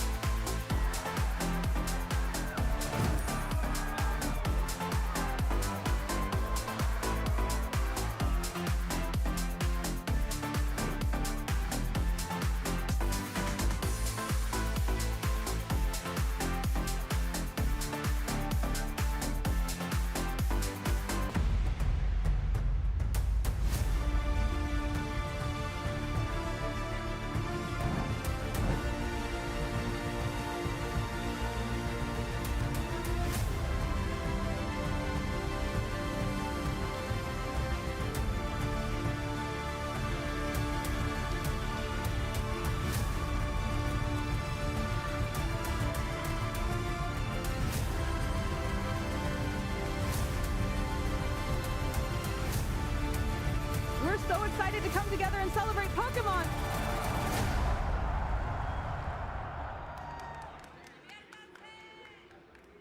All right, hey everyone, I'm Caleb Payne. I'm joined by Zoe 2 Dots here, all the way from Australia and hanging out here in Hawaii. How are you doing today, Zoe? I'm doing fantastically, honestly. It's such an exciting, like the energy, the vibe at Worlds is always just like this radiating buzz, and I'm feeling it. Yeah, it's been amazing. Yeah. Yeah, I'm sure a lot of experiences you weren't even expecting to do, like a little boat race. I saw that segment earlier, cheering on your fellow Australian players. There's still 2 Aussies left in tournaments. Yes, we've still got Yacobervitch and we've still got Fishy Legs. 2 Aussies doing us so proud, so I'm cheering them on. I can't wait to see them just do amazingly. I know they will. Everyone has, yeah. Definitely a lot of heavy hitters from Australia, every single Worlds, and no surprise, at least 2 left here in this weekend's tournament. I was going to ask you what your favorite moment is from this weekend, but I don't know if you saw the moveset reveal from last night. We revealed some moveset changes, and one of your favorite Pokemon, Dedenne, actually got triple buffs, more damage, cheaper energy for the parabolic charge, and on top of that, has a chance to raise defense or attack. I can't remember off the top of my head. What do you think about that for Dedenne next season? My first things first, look, I told you so, guys. I was saying Dedenne, I've got one prepared, now I can just, change the moves, kind of like get a bit more practice. It's gonna be interesting to actually try it out and see how it feels playing with the changes. There was so much. There were so many things added, or that will be added, I guess, and I'm really curious to see how it's going to shake up the meta, see what's going to happen there, but I do feel somewhat validated that Dedenne is going to get a bit of love, hopefully gets a bit of use. Try it out, yeah. There's been, I think, at least one Dedenne top cut in the past, but a little hard to use, maybe a favorite for a lot of people in the lecture types coming up, and you said using it yourself too. I know you played it in a decent amount of tournaments in the past in Australia. Looking forward to the 2025 season? Yes, absolutely. I like the new format's super interesting, but I'm definitely looking forward to either maybe participating a little bit myself, learning a bit more. Again, our local Aussie group, and just I say local, but Australia is big. But our Aussies and the regionals and things, I learn so much every time attending and playing with our local community and trainers. So I'm definitely looking forward to learning even more, doing a little bit better every time. And if I don't succeed, I'm happy to cheer on the home team, Yeah. Definitely. Well, thank you for your contributions to Pokemon Go, not just PvP, but for everything you do in Pokemon Go. And thank you for taking some time to share your thoughts here. Back to you, casters.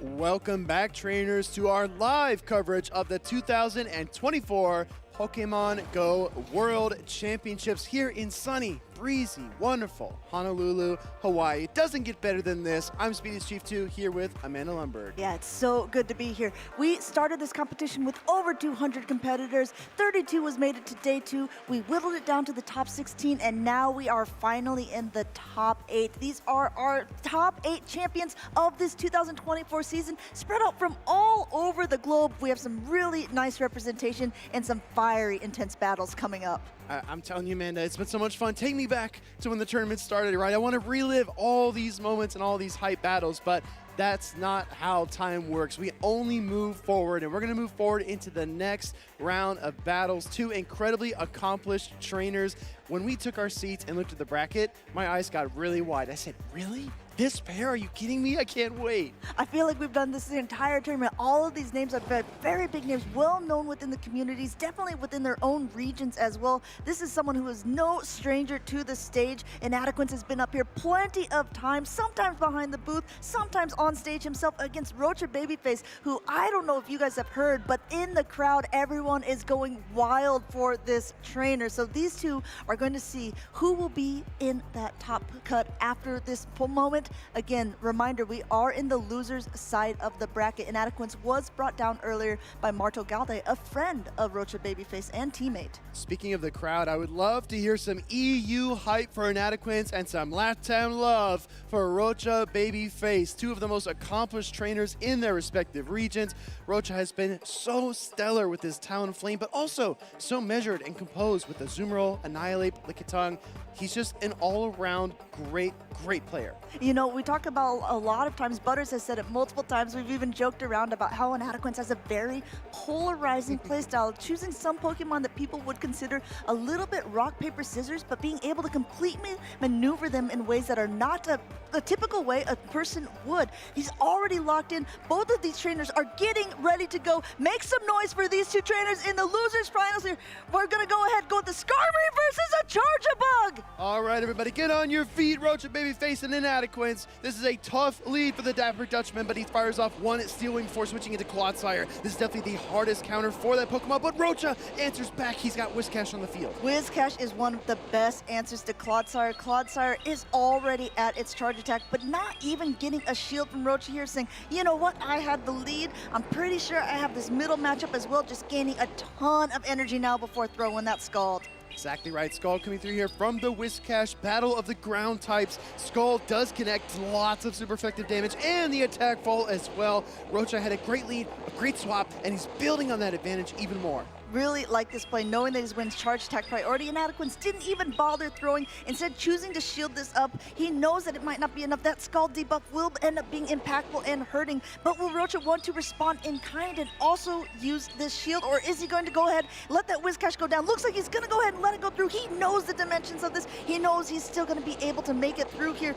but in his Inadequance, going to double shield to be able to regain this alignment. Looks like he is. You can see his expression on his face, right? He says, I really don't want to protect shield this, but I'm going to have to. He is going to be able to finally mudshot down the Whiscash at the cost of both of his protect shields. Now he's exposed. In comes Azumarill. We see the head shakes. Roacha Baby Face, meanwhile, is dialed in. Dialed in. This Earthquake will connect. We have to remember it's not going to be as effective here. Azumarill still plenty in the green, just getting a lot of bubble damage here. And here's the problem. Roacha had him called from the very beginning to end. Azumarill for the Giratina, Whiscash for the Clodsire, and Charjabug for the Skarmory. This Stone Edge will not be doing a lot, but chip damage is chip damage, as we say. This could be impactful later on in the match. Exactly right. We're going to see Skarmory come in. Azumarill fires off the Ice Beam. Roacha Baby Face taking a glance at the team sheet, trying to see what that third Pokemon could be in the back. Of course, Inadequance is able to avoid that Skarmory versus Charjabug alignment, but this isn't very good either. I mean, Azumarill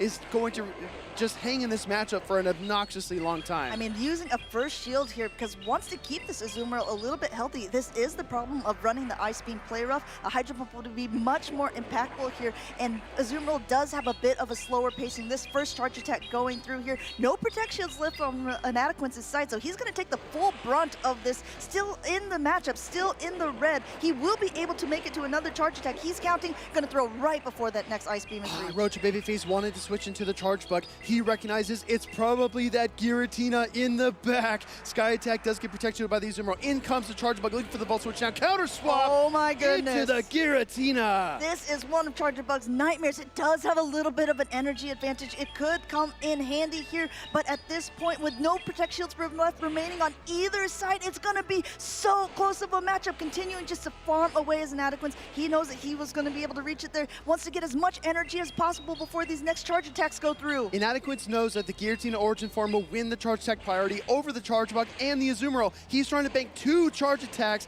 and be able to KO the Charge Bug and then the Azumarill. But he miscounts! A rare mistake here by Inadequance. Is this a game-losing error? This is going to be very close, not quite enough to hang on. He's hanging on by a thread. He throws it. This Shadow Ball will be able to connect. It looks like he has another one stored. Will he be able to throw it before that Azumarill throws a bubble? 1 HP Giratina. In comes Azumarill. Does he have it? Yes, he does! Here comes Inadequance out of nowhere to win game number 1 against Roacha Baby Face. This Ominous Wind is going to be able to connect. The Azumarill barely hangs on. No doubt hanging on at all. 2 Pokemon in the back with barely any HP left, Will. You know what we like to say, Amanda? Not even close. Not even close. Who was worried?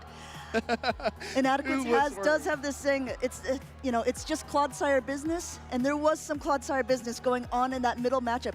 I think that game itself just is a testament to never giving up. Yes. Look at that, hard countered from the lead, hard countered from the safe swap, and even in the end, if he was able to get that alignment back, the Giratina against the Azumarill would have been so horrible for Inadequance. Somebody's got to hand that Clodsire a briefcase, because it went to work against Roacha Baby Face. Face's team. In game number 2, though, this is a fresh match. This is still a moment where you need to be present and locked in. You can't rest on your laurels. You can't just reflect on game 1. You have to take that next step into game number 2. As we take a look back at our replay, Skarmory versus Charjabug was really tough. We saw the swap out, and then in comes the Giratina, and this looked pretty good for Inadequance, but there was a scare at the end. This was, again, like you said, a miscount by Inadequance, which doesn't happen very often. And look at that HP, barely anything. If there was a shield left, there would have been that 1 HP that went through that. Even being able to throw this ominous wind was just worse for the wearer. You can see Inadequance's face there. Wasn't quite sure he had what it took to pull that one off. And just imagine if Inadequance would have tapped the right side of his screen, he would have fired a Shadow Claw, taken a bubble, and lost the game. So he is the dapper Dutchman. He knows how to play that Giratina Origin form, and he proved it here on the biggest stage of the season. Both of these trainers are hungry for this win. They want to remain in the tournament. This is both of these trainers' highest placements that they've ever had at World Competition. So I think that definitely both of them want to continue on. Not only do they want that high stakes claim, they want to be able to be named that champion. Inadequance is one more game away from being able to continue on in this tournament. Roacha Babyface needs to take a moment to compose himself, figure out what he could have done differently, and be able to pull himself up by his bootstraps to win game number 2. If you think about composition itself, Roacha had Inadequance's name and number. Oh, of course. No, absolutely, right? He had every answer, but still, like you said earlier, don't give up. Look for those windows of opportunity. This is the most important game of Roacha's career. If he loses this matchup, he's out of the World Championships. Let's get some love for Roacha in the chat as well. We've got Talonflame versus Giratina. Giratina has been played very often by Inadequance here. I think he's the highest trainer who has been using it in this tournament so far, just continuing to farm away here. And a reminder that Roacha is running Fly and Brave Bird, so no chance to actually boost here. Going for this attack, will Roacha want to use a shield? Looks like he's not going to use it. That is a heavy hitting Shadow Ball. That is almost knocking the Talonflame completely out, going for that Fly. Shadow Ball connects. Talonflame hanging on by a feather is able to get off this charge attack. Inadequance, respecting the Brave Bird, does use his first protection of the game. It's just a fly. Out goes Talonflame. In comes the Whiscash. Whiscash gonna look for a Mud Bomb here any instant, but Giratina gonna strike yet again. I think this is another Shadow Ball. Yeah, this is the problem. I mean, Giratina has a lot of play against the whole team there, except for the Azumarill. I mean, the Whiscash does have to put in a bit of work to be able to take it down. Meanwhile, that Talonflame is still in the game for a potential sacrificial swap later on. Not a lot of energy, not a lot of health left on it either. This Mud Bomb will connect, but at this point now we're swapping out. And I don't know, did you see Inadequance? He wasn't quite sure that was the play he wanted to go for. Kind of shook his head. He said, I'm going to send in the Poliwrath. He said, maybe I should have taken that back, but we're going to find out how this will turn out because Whiscash fires the Mud Bomb, chips down that Poliwrath just a little bit. Meanwhile, Poliwrath closing in on the Icy Wind. Roacha Babyface trying to force Star Trek Party tie, doesn't get it, but throws a Mud Bomb regardless. And meanwhile, the switch timers are heavily displaced. Roacha's going to have his swap in about 5 seconds. Yeah, and I'm sure that Whiscash saying, okay, you like that first one? I'm going to give you another one right away.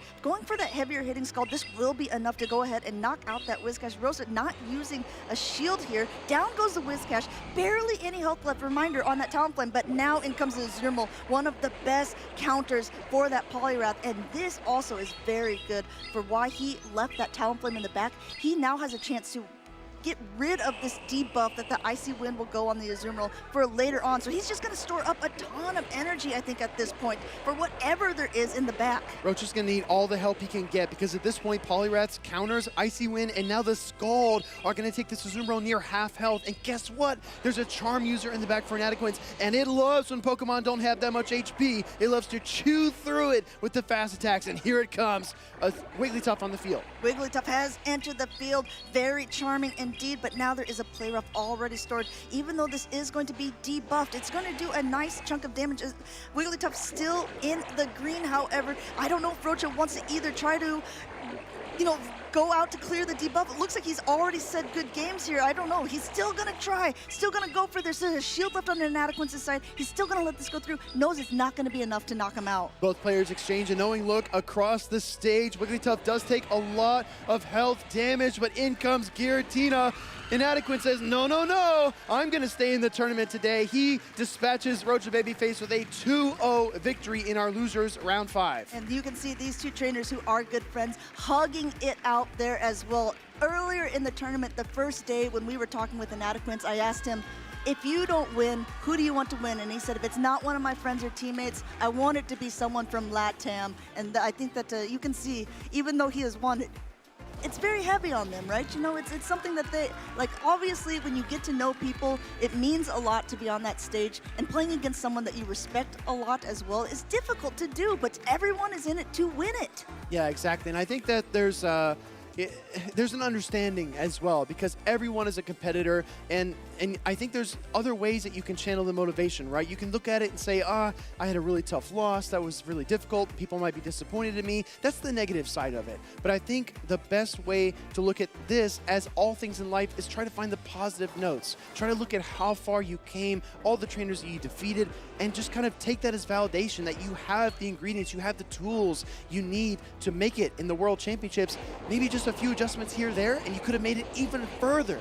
But being able to make it to the top 8 is nothing to complain about at all. Congratulations to Roacha Baby Face. Being able to make it as far as he had, the Zzweilous was definitely putting in work here. Play rough after play rough just turns out to be not enough at the very end game, knocking him out of this tournament. And as a reminder, when Inadequance ended up going knocked down to the losers bracket in Utrecht, where he was the special event champion, he did not lose a single game after that point. Maybe he's looking to get a similar run here at the World Competition in Hawaii. So you would say after Inadequance took that first loss, he evolved, and then he was much stronger, and that's what led to his victory? That could be a little bit it. Although he would probably just claim it's Wigglytuff. If you've been talking to him at all the whole time, Wigglytuff is the key to victory. Said, you know what? I just started bringing Wigglytuff more, and things kind of worked themselves out after that, right? But very proud of Inadequance for advancing in that loser side bracket. Again, so much pressure on these trainers, because a loss here means that your World Championship dreams are done for the season, and you have to try again next year. And for so many players that have tried so hard to get here, that's a tough pill to swallow. Yeah, also while we're looking at this loser side of the bracket, just want to point out a couple of things. Though there has been wide representation from all of the different regions, if you're looking now at that top 4, 2 of them for sure are from Europe. If PvP David manages to take out Beelzeboy, that will be 3 from Europe. If Beelzeboy can take it, we have an India representation, and then we have OutOfPocket, our NAIC champion from North America, left on this loser side. That's actually really prescient, Amanda. Thanks for the breakdown, but let's flip up to that winner's side bracket and look at who is sitting nice and pretty up here on the top side. We've got Yakai 0904 and MartoGalde. That is going to be an absolute thrill in our winners finals. As a reminder to everybody watching at home, we've had a lot of best of 3s. Those finals, the winners finals, losers finals, and grand finals are all best of 5s. So it's going to be a real test of endurance and skill once we get to that stage. Absolutely, and I'm glad that you pointed that out as well, because if you talk to a lot of trainers who are used to playing battles, best of 5s are a completely different mindset than those best of 3s, because yeah, best of 3s, sometimes you win the first 2, you're like, okay, yeah, I'm already done and dusted. But that doesn't mean the same thing in those best of 5s. It gives players another opportunity to take different risks, to throw some spaghetti at the wall and see what sticks. Maybe just if you're a status Stan, in the past he's been known to say he just rolls a die to make some choices for him. So anything can go in these best of 5 competitions. It's definitely, there's precedent for it, right? For losing the first 2 games and then reverse sweeping, but it's very, very rare that it does happen. So in those special moments, the stars really align for those players, and there's kind of this aura that feels like they are unstoppable. So you might get a glimpse into that later on in the stream, so don't go anywhere. Make sure to keep on watching. And also enable those Twitch drops as well, right? We can't forget those. Smart. You got to be able to get those potentially new Pokemon for that update after Worlds will be done. Right now, these people, however, are going to be the kings of the current meta. We already have our next people up on stage. We have Beelzeboy, like we were talking about, against PvP David. We've been seeing them quite a bit today. Beelzeboy was just able to take out David's teammate and friend Tomahawk UK in wonderful fashion here. Will he be able to do it once again? Yeah, that was a really fun Mandibuzz showdown to watch, but Beelzeboy just seemed to have all the right answers to Tomahawk's combinations, really shutting him down at every twist and turn. I fully expect Beelzeboy to have the same kind of team read ability going into this next series, but he's up against PvP David, who honestly, I have not watched much of his performances over the season, but I'm a fan as of this weekend, right? PvP David, incredible to watch, one of the young rising stars in the community, and he's met by another young star in Beelzeboy. Yeah, I think these two trainers have a lot of accomplishments under their belts. PvP David is well known within the EU circuit, certainly probably hasn't had as many chances on that main stage, but either has Beelzeboy, and I think both of them have really been making their names for themselves with just the little amount of battles that have been shown. Many people have been taking a seat back and saying, whoa, these trainers are good. They're the real deal, right? And it doesn't matter what your age is or where you come from. Everything is on the line here at the World Championships. And as we've seen, just total upsets, total wild situations, win conditions snatched from the jaws of defeat. It can all happen here in Hawaii. Yeah, exactly. I mean, if you're talking about jaws of defeat, I think if Inadequance had said it once before in Utrecht before, where he said, oh, I thought Maximilian P had my number completely, but just one small mistake from another opponent can end up giving you the win. We've seen David make a really great catch yesterday against Valor Ash that gave him the win, and that kept him in the winner's side of the bracket. And we've seen Beelzeboy just be playing fantastically this whole day as well. These are really going to be absolutely incredible matches. Losers, round 5. As a reminder, whoever wins this stays in the tournament. Whoever goes home a top 8 competitor, but not with that gold medal. I need everyone in the chat to help me out here. Which Pokemon do you think these trainers will bring into this next matchup? Let's flex those team reading skills in the chat. I know we have so many thousands and thousands of talented trainers watching this stream. I mean, for example, Wigglytuff was so good for Inadequance earlier on in the tournament. Does it look that strong here against Registeel and Skeledirge, though? Yeah, absolutely. Also, I mean, that Vigoroth has a lot of decent play into it as well. I do want to point out PvP David is running Swift, which does get paced just slightly quicker than the Disarming Voice would, so that could become impactful later on. I think a lot of trainers who are running that are choosing to do so because of simply that Vigoroth matchup that Beelzeboy has. So if we do see that, that could potentially come into play later on. But I absolutely agree. With Wigglytuff on that side and Registeel on the other one, it kind of makes a trainer think twice. It's definitely a little bit polarizing, but on the same note, you can turn the page and look at Wigglytuff versus Mandibuzz and say, oh, I love that matchup. I want to be, if you're the Wigglytuff player, you want to be in that matchup all 3 games if you can possibly pull it off. There's also the Goodra with tons of neutral play. Thunder Punch and Aqua Tail has been such a flex moveset for PvP David during this tournament.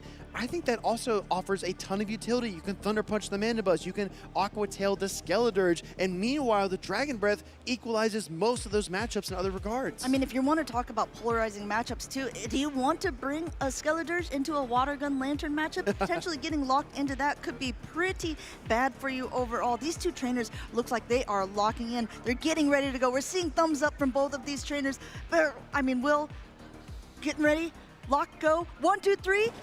Here we are. Here we are. We've got Shadow Quagsire on the left and Vigoroth with that awesome sun visor on the right. Beelzeboy is going to fire off a few mud shots here. Both trainers trying to pace their energy for their charge attacks. Quagsire is just a little bit faster, but Vigoroth hits just a tiny bit harder. Yeah, going for that body slam first. Beelzeboy looks like he is going to go ahead and just tank that one. I'm always interested to see how trainers like to play out these matches when they come so close, when no one really has a firm advantage either way. Going for that heavier hitting Stone Edge, this is an interesting tactic. Won't be enough to knock out the Vigoroth, but maybe we'll be able to pace a little bit quicker to the Aqua Tail and we'll do a bit more damage. Going right at that charge attack priority, it looks like, but the body slam will connect, and you can see Beelzeboy not super happy about it, but willing to let that Quagsire go down. Yeah, losing the charge attack priority tie there is tough, but PvP David is measured and locked in. He knew exactly where the Quagsire was in terms of energy. Coming in out with the Skeledirge, looking to get an energy advantage. 2 Incinerates, unfortunately, don't look like they're going to be enough, but he switches into Vigoroth for the snipe and gets a counter down. Not now you have energy on your Skeledirge, and then once the Skeledirge says, okay, well, I kind of like the way that matchup looked. Let me come in and do the same here. But Beelzeboy already at the rock side here, going out and throwing it. A quick no-shield by PvP David, but look how much damage this is going to do. It's super effective. Yeah, rock slide does land on that Skeledirge's head. It did not appreciate that, but now it's going to fight back. Disarming Voice from the Skeledirge is going to deal quite a bit of damage to the Vigoroth if it goes through, but it doesn't. Beelzeboy uses his first Protect Shield of the game. Protect Protect Shield is up, Body Slam is ready, so is Rock Slide. Right before the Disarming Voice will be reached, getting that first shield from PvP David as well, because he has that energy. If he chooses to go one more Incinerate and throw, he will have even more. No, going right away for it instead. Doesn't want to get any risk of the extra damage going through. Beelzeboy did get that single counter during the Disarming Voice, which means he can get 4 more during 2 more Incinerates. PvP David does not want to allow that to happen. Instead reaches for his Goodra, looking for the farm down, but doesn't get it either. And this Body Slam, David knows it will not be enough to knock out. I think he's going for that full Dragon Breath down. He's hoping to get to an Aqua Tail to do some damage to that. Skeletor is coming in, but Skeletor is basically at a Disarming Voice now. No Protect Shields remaining. Is this enough to knock out? I don't think it's going to be, but there's still a shield left on David's side. I don't think this is quite enough, but that Goodra is putting in so much work. Aqua Tail does connect. Skeletor's, meanwhile, gathered enough energy for a Disarming Voice and a half fires up the first one here. It needs to hang on through 5 more Dragon Breaths to get to the next one. Can it do it? Or can PvP David Dragon Breath down? It's going to be so close. You see both of them trying to click. It looks like he's not able to make it in time. PvP David able to actually Dragon Breath down, going for that Aqua Tail, going for game number 1 and sealing the deal. Absolutely, tying up this game with a bow. PvP David's perfect execution, closing in the margins. Damage calculations absolutely on point for this young trainer on the right, as he's able to, I guess, muster enough damage to close the door on Beelzeboy. And I think it's a really fun thing to look at though this is a show 6 pick 3, let's really analyze the 3 that they brought, because 2 of them were the same. We saw the Vigoroths and we saw the Skeletors. We saw how very similar those 2 trainers wanted to play out those matches. In the end, the Goodra just ended up being such a good pick overall. Being able to get to that end point was so fantastic. I see what you did there. Goodra being pretty good. Yeah, it is, absolutely. Skeletors. It felt like we were watching kind of like an echo of the previous matchup, Vigoroth versus Skeletors, like he pointed out. Those 2 Pokemon are so flexible, offer so much coverage across the board, but right here, getting the Body Slam, I thought that was going to be detrimental, but PvP David trusted in his Goodra. 1, 2, 3, 4, 5 Dragon Breaths, and then the 6th right when that Disarming Voice is getting queued up. Yeah, and now being able to throw this Aqua Tail to end the game. Very, very close matchups. Could have gone either way. If only it would have been able to hang on, Beelzeboy would have been able to throw that Disarming Voice, and it would have been completely different. Though these games look like, of course, sometimes you see the score and you see, oh, someone swept someone, 0-2 or 2-0. But if you actually see how close those matchups have been, these games have been incredibly sweaty. Exactly. I mean, if you look at a VGC, right, you might have a dozen turns in a game or so, maybe a few more. In Pokemon Go, there are hundreds and hundreds of turns. So the 2-0 looks very definite, but there is so much beneath the surface. Going into game number 2, what do you expect Beelzeboy to do to correct? Well, I mean, if you're talking about things being under the surface, that seems like a pretty typical place for a crocodile or maybe an alligator to be lying. I think we're definitely still going to see the Skeletors. It has so much play into PvP David's lineup, except for pretty much just needs to avoid that Lantern. But Beelzeboy's been doing a great job with that so far in the tournament. I think we're probably going to see it again, but that's what I'm wondering from PvP David.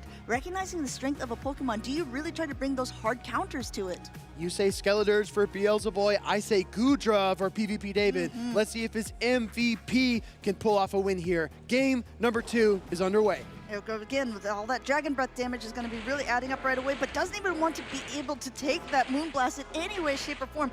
Swapping into a Vigoroth, which is a pretty interesting counter swap here. Already at a Body Slam, but Cresselia has so much bulk to its name. This is barely going to make a dent. Yeah, you say interesting. The word I want to use is uncomfortable. I don't think David really had a built-in response for the Cresselia, and the Vigoroth is the best he can muster. Meanwhile, Grassknot gets no shielded here. This is only going to be a little bit of chip damage, and then we see the swap, chip and dip strategy. Classic from Beelzeboy. Now, this is something that I love to see really good players do, because David is counting perfectly here. The last thing you want to do is throw on a bad timing there and letting an extra Incinerate, 5 turns of damage go through, but throwing masterfully. Super effective damage here. Beelzeboy already now at an attack. Wants to throw before another one goes through. Doesn't want to use a shield in this mid-game matchup, and David content to let the Vigoroth go down. Oh, he's content because he's looking at that Skeletor, and she said, you know what, I farmed that down earlier. I might just try the same thing again. Here comes Goodra looking for the Dragon Breath down, but doesn't get it. That is huge for Beelzeboy. He doesn't get the shield either. Wow, no shield. This Goodra, not quite enough to knock it out, but definitely puts it down into the yellow. Able to take it completely down here. Still 2 shields remaining, but basically 1 1/4 Pokemon left on PvP David's side. Meanwhile, Beelzeboy has 2 pretty healthy Pokemon, 2 shields in the back.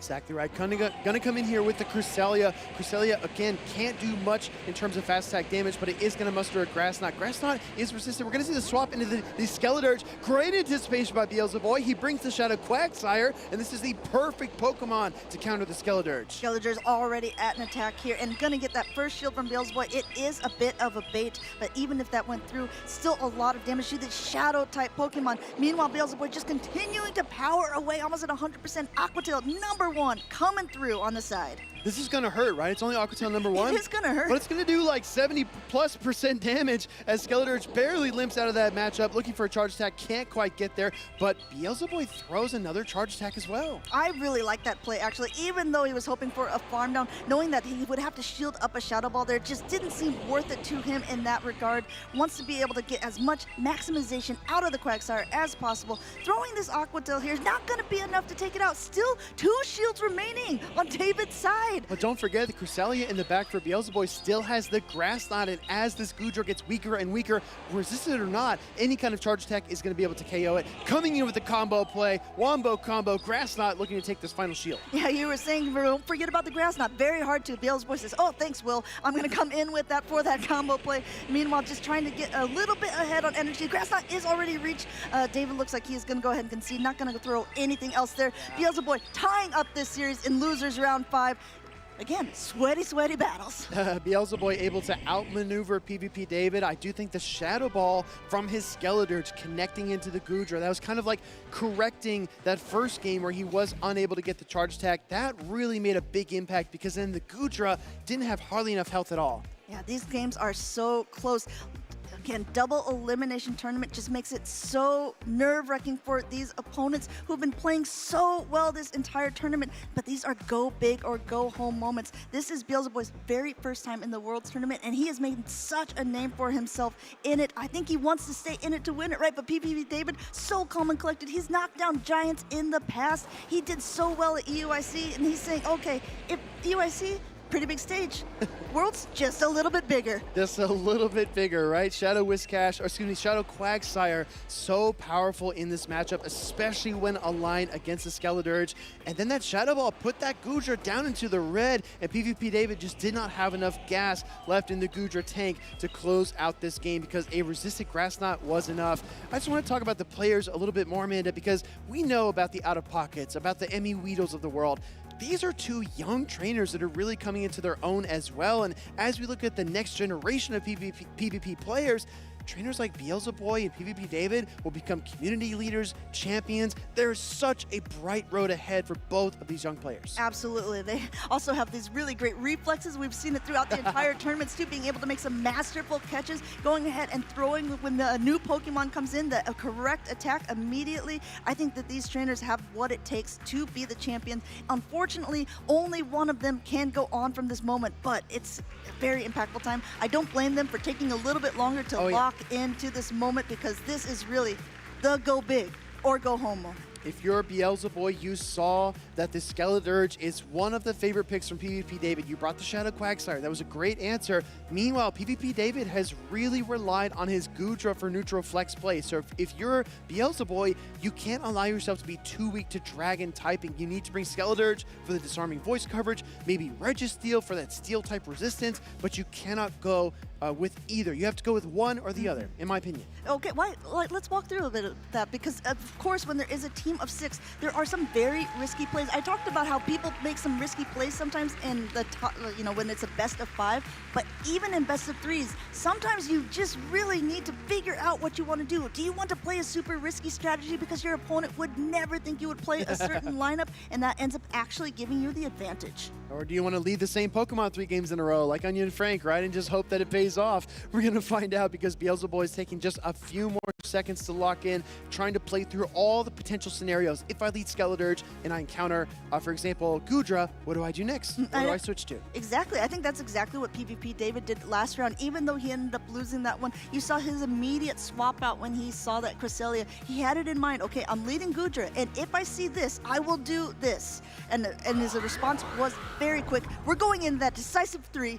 Mandibuzz versus Vigoroth. Looks like a pretty old school matchup here, but that was before Vigoroth got Rock Slide, and now this is going to be a little bit closer. Full teams for the players are Beelzeboy with Mandibuzz as well as Shadow Quagsire Vigoroth. Meanwhile, PvP David leading that Vigoroth with Skeledirge and Goodra in the back. And David not messing around there, going straight for that Rock Slide, saying this is going to hurt should you choose not to shield it. A lot of trainers don't like to use those shields early on in the matchup, and we'll see if that ends up proving costly for Beelzeboy. Answering back with the Dark Pulse, that heavier hitting attack one more time as well. Looks like they're going to pace a little bit quicker. Dark Pulse coming through. Will PvP David want to shield this up, or is he going to let it go? You saw Beelzeboy do something really interesting there. 2 Snarls and then the Dark Pulse, because he knew that if he did a 3rd Snarl, the Rock Slide would be ready, but he wanted to get off that Dark Pulse damage. That's exactly what he succeeds in doing. Rock Slide comes through here, and this makes this Vigoroth for PvP David a prime farm target for the next Pokemon, which is Quagsire. Yeah, Quagsire is coming in, getting 3 mud shots there, and the Vigoroth goes down, but now there's so much energy on the Quagsire to begin with. Goodra coming in to kind of whittle down here. Though this Quagsire has a ton of energy, he's gonna have to throw some charge attacks, gonna have to throw some heavy hitting things if that Goodra wants to go down. David not using a shield here. The Stone Edge will connect. Look at that, already down to the low yellow, and in comes the Vigoroth of his own. That's so much damage there. We talked about having a Dragon-type resist or an offensive answer for the Goodra. Beelzeboy on this team of 3 has neither, so he needs to get creative when he tries to take down the Dragon-type. We're going to see the Skeledirge swap in here from PvP David. Going to apply a lot of Incinerate pressure, and remember, no shields have been used by either trainer yet. Yeah, and this Rock Slide will be able to go through PvP David, letting it go, hoping that it's a bait. Hope is not what is looking good for him right now, although he has a ton of energy on the Skeledirge. Still 2 shields remaining, but a Body Slam now coming through. Gonna have to shield this up if he wants to keep that Skeledirge in the game. Yeah, I think Protect Shield here makes a lot of sense. I think looking for the full Incinerate down makes a lot of sense. Then you can throw 2 Disarming Voices against the opposing Quagsire, and then maybe try to close out with Goodra. Either way, he's got to be careful. Oh, he needs to avoid the overtap there. The Skeledirge barely hangs on. Skeledirge going for the Disarming Voice. David was already at 100 energy. He wanted to throw on good timing, but it could end up costing him. No, he still has it. Throwing yet another Disarming Voice. He is still in this. Well, both shields have been stripped away from Beelzeboy. You can see him looking at the camera. This is going to be so close. There's still some health and energy left on the Goodra in the back, and David has a shield. Still a protection remaining. That shield gets spent right here and right now. Aqua Tail does peel it away. PvP David has some energy. He has the Goodra with the Dragon Breath. He's looking for the charge attack. Doesn't get there. Beelzeboy with the double Aqua Tails is able to knock out this Goodra from PvP David and escape this series in a thrilling 2-1 set. Not very effective, but effective enough to take that series, keeping him now from the top 8.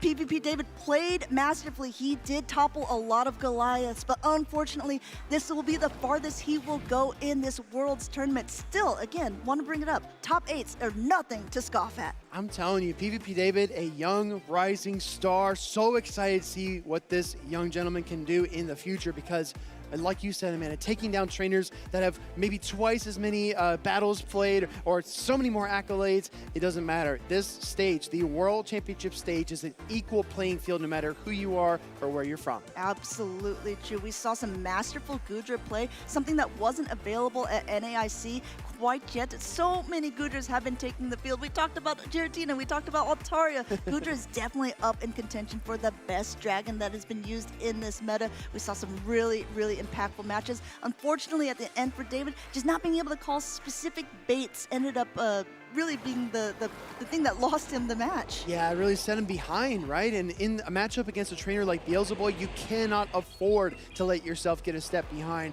Aqua Tail did peel away that final protection, but a second one was ready to go. And still, in hindsight, like you pointed out earlier, Amanda, this is a 2-1 victory. That looks very solid, very definite. It was only maybe a 2 or 2.5 second difference between getting that Aqua Tail and getting KO'd by the opposing Aqua Tail. There's still so many more matches. Like we said, we started in over 200, now below our top 8. Our finals will be done on Championship Sunday, but there's still plenty more matches to decide who will be playing it out on that very day. I'm so excited to see who our grand finalists will be, and I know everyone else is at home, so don't tune out of the stream. Make sure that you continue to watch all these epic battles, follow these storylines, and let us know which trainers you are cheering for. Yeah, that is all for us for right now. We're going to go ahead. We're going to take a short break, but don't go anywhere because there's plenty more action to come, and you're not going to want to miss these incredible battlers.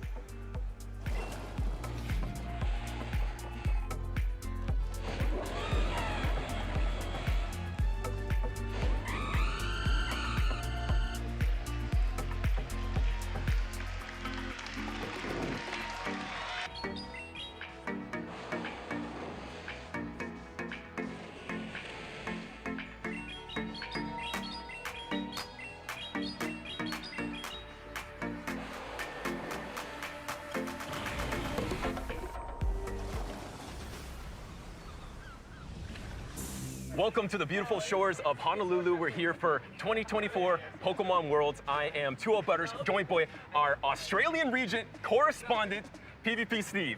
Happy to be here, ready to represent Australia. Steve, how would you rate your Australian region Pokemon Go Championship Series knowledge on a scale of 1 to 9? On 1 to 9, absolutely 9 out of 9. Guaranteed. Interesting. Okay, so are you up for a challenge then? I'm up for anything you can throw my way. Okay, because in the background, we have 2 paddle boats being piloted by 2 Pokemon Go Australian region legends, Zoe 2 Dots and Debbie Pebble. Your challenge, they're gonna be racing towards us. Are you gonna be able to name every single Australian competitor at 2024 Pokemon Worlds before they reach? Do you think you can do it? From there to here, I think I can do it. All right, let's give it a shot then. I gotta give them the signal. Ready, go ahead and go! Okay. All right, here we go. You got Yacobervitch. Yacobervitch, OCIC champ, won 2 out of 3 regionals this year. Definitely in it to win it. Okay, that's 1. Rick Flareon. Rick Flareon won Perth Regional Championship this season and was one of the only 2 people to go top 16 in both World Championships. Very good. Avrip. Avrip, 9th at Worlds last year, Perth Regional Champion last year. Also, in it to win it. Valiant Vish. Valiant Vish, 3 times Worlds competitor, absolute Ghana, second person to qualify for Worlds from Australia this season. Oh, they're coming. That's 4 out of 9. Fishy Legs. Fishy Legs, so also a 2nd time Worlds qualifier, 2nd place at Brisbane last season. Zoe is so fast. Mikey Morgs. Mikey Morgs, also a 2nd time Worlds qualifier, traveled to Bologna, 2 top 8s this season. Rocket Claire. Rocket Claire, 2 tournaments this season. Here. 3rd place in both tournaments. You guys have gone 1001. Gone 1001, went to EUIC. Oh, she's always here. One of the best in the world. Z-Tarp. Z-Tarp came 4th place with Menti. Oh, she's I think I'll give it to you. Okay. You're almost done. So close, so That close. is 9 out of 9. Well done, and that was a tough challenge mentally. But Steve, I have one more challenge for you. This is an emotional challenge, all right? Oh dear, okay. Out of those 9 competitors that you just listed, who do you think has the best chance at becoming the 2024 Pokemon Go World Champion? Okay, that's a tough one. I feel like there's an answer that many people believe, and it's Yacobervitch. Obviously, he's got so many accolades to his name. He's one of the best in the country, one of the best in the world. But I think my money is going to be on Rick Flareon. He was not only the Perth Regional Champion, but also someone that beats me in locals all the time. So I've got full faith in him to get it done. That's a great pick. Well done, Steve. Well done to Zoe and Debbie, by the way. Great pedaling. Zoe just was so fast there. But that's it for us. Let's head back to the Pokemon action.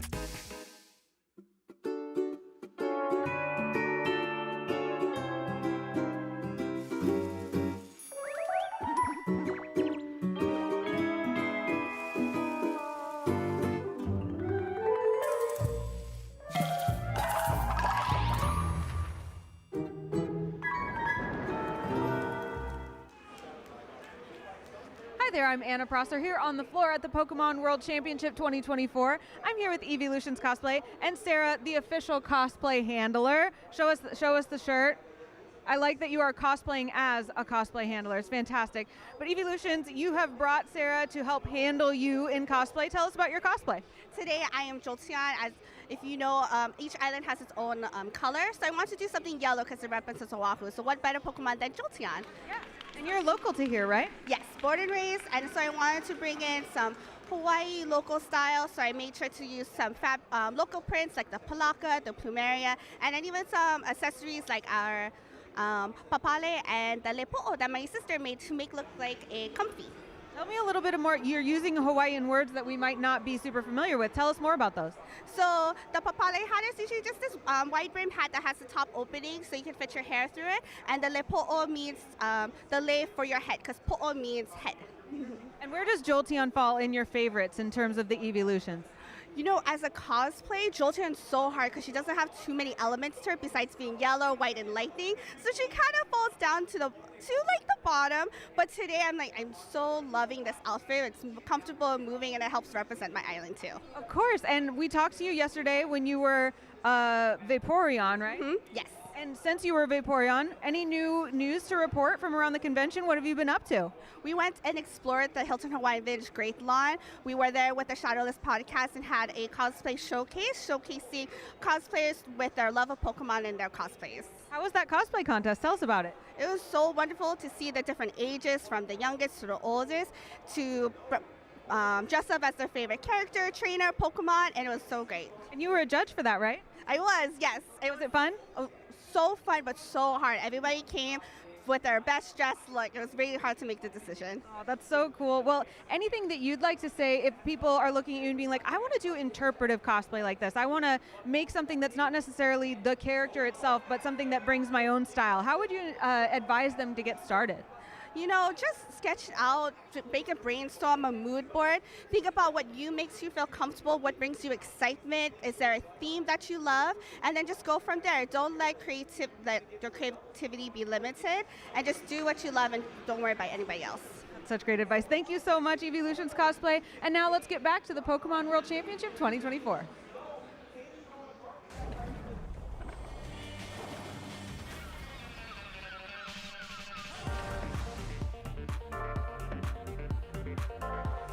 Welcome back, trainers. It's the 2024 World Championships for Pokemon Go. We're closing in on the end of day number 2 to determine who will be our top 3 and eventually top 2 trainers to make it onto the grand finals. My name is Caleb Pang. I'm joined by my good friend Tool Butters here on all the action. It's almost trophy time here at Pokemon Worlds, and of course our next matchup is going to be LurganRocket in a familiar position. He was in the top 4 in 2022 versus Inadequance, one of the most consistent trainers out there. But Caleb, I want to know, how many times have they battled before? I feel like there's 2 trainers that have been at a lot of similar tournaments. Yes, they have, and they've both been into a lot of tournaments in general, both from the EU region.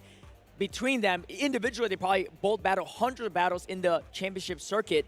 But the fun fact is, I don't think they've ever squared off in any tournaments here, at least no regional, international, or world championships. Both of them, though, have gone to world championships and internationals and regionals, yet this is their first time facing off on the big stage. I'm very excited to see how this one's going to unfold. An epic clash of these European trainers with 2 completely different team compositions. Of course, Inadequance on one side using those picks like the Shadow or the Giratina Origin and the Wigglytuff, also the Clodsire as well. Then LurganRocket, a lot of things have changed since 2022, but that Cresselia has it. It's still so strong now, and could it be that ticket to get back in the top 4 once again? And remember, we're still on this loser's side of the bracket, so it is win or go home right now. And both these trainers have a ton of accomplishments under their belt, but they're also no strangers to the big stage and performing under high-pressure situations on big international tournaments, and that's exactly where they're going to be here. I have no idea how this is going to unfold, but I'm sure it's going to be an incredibly close match. And both of these trainers have heavily leaned on Poliwrath.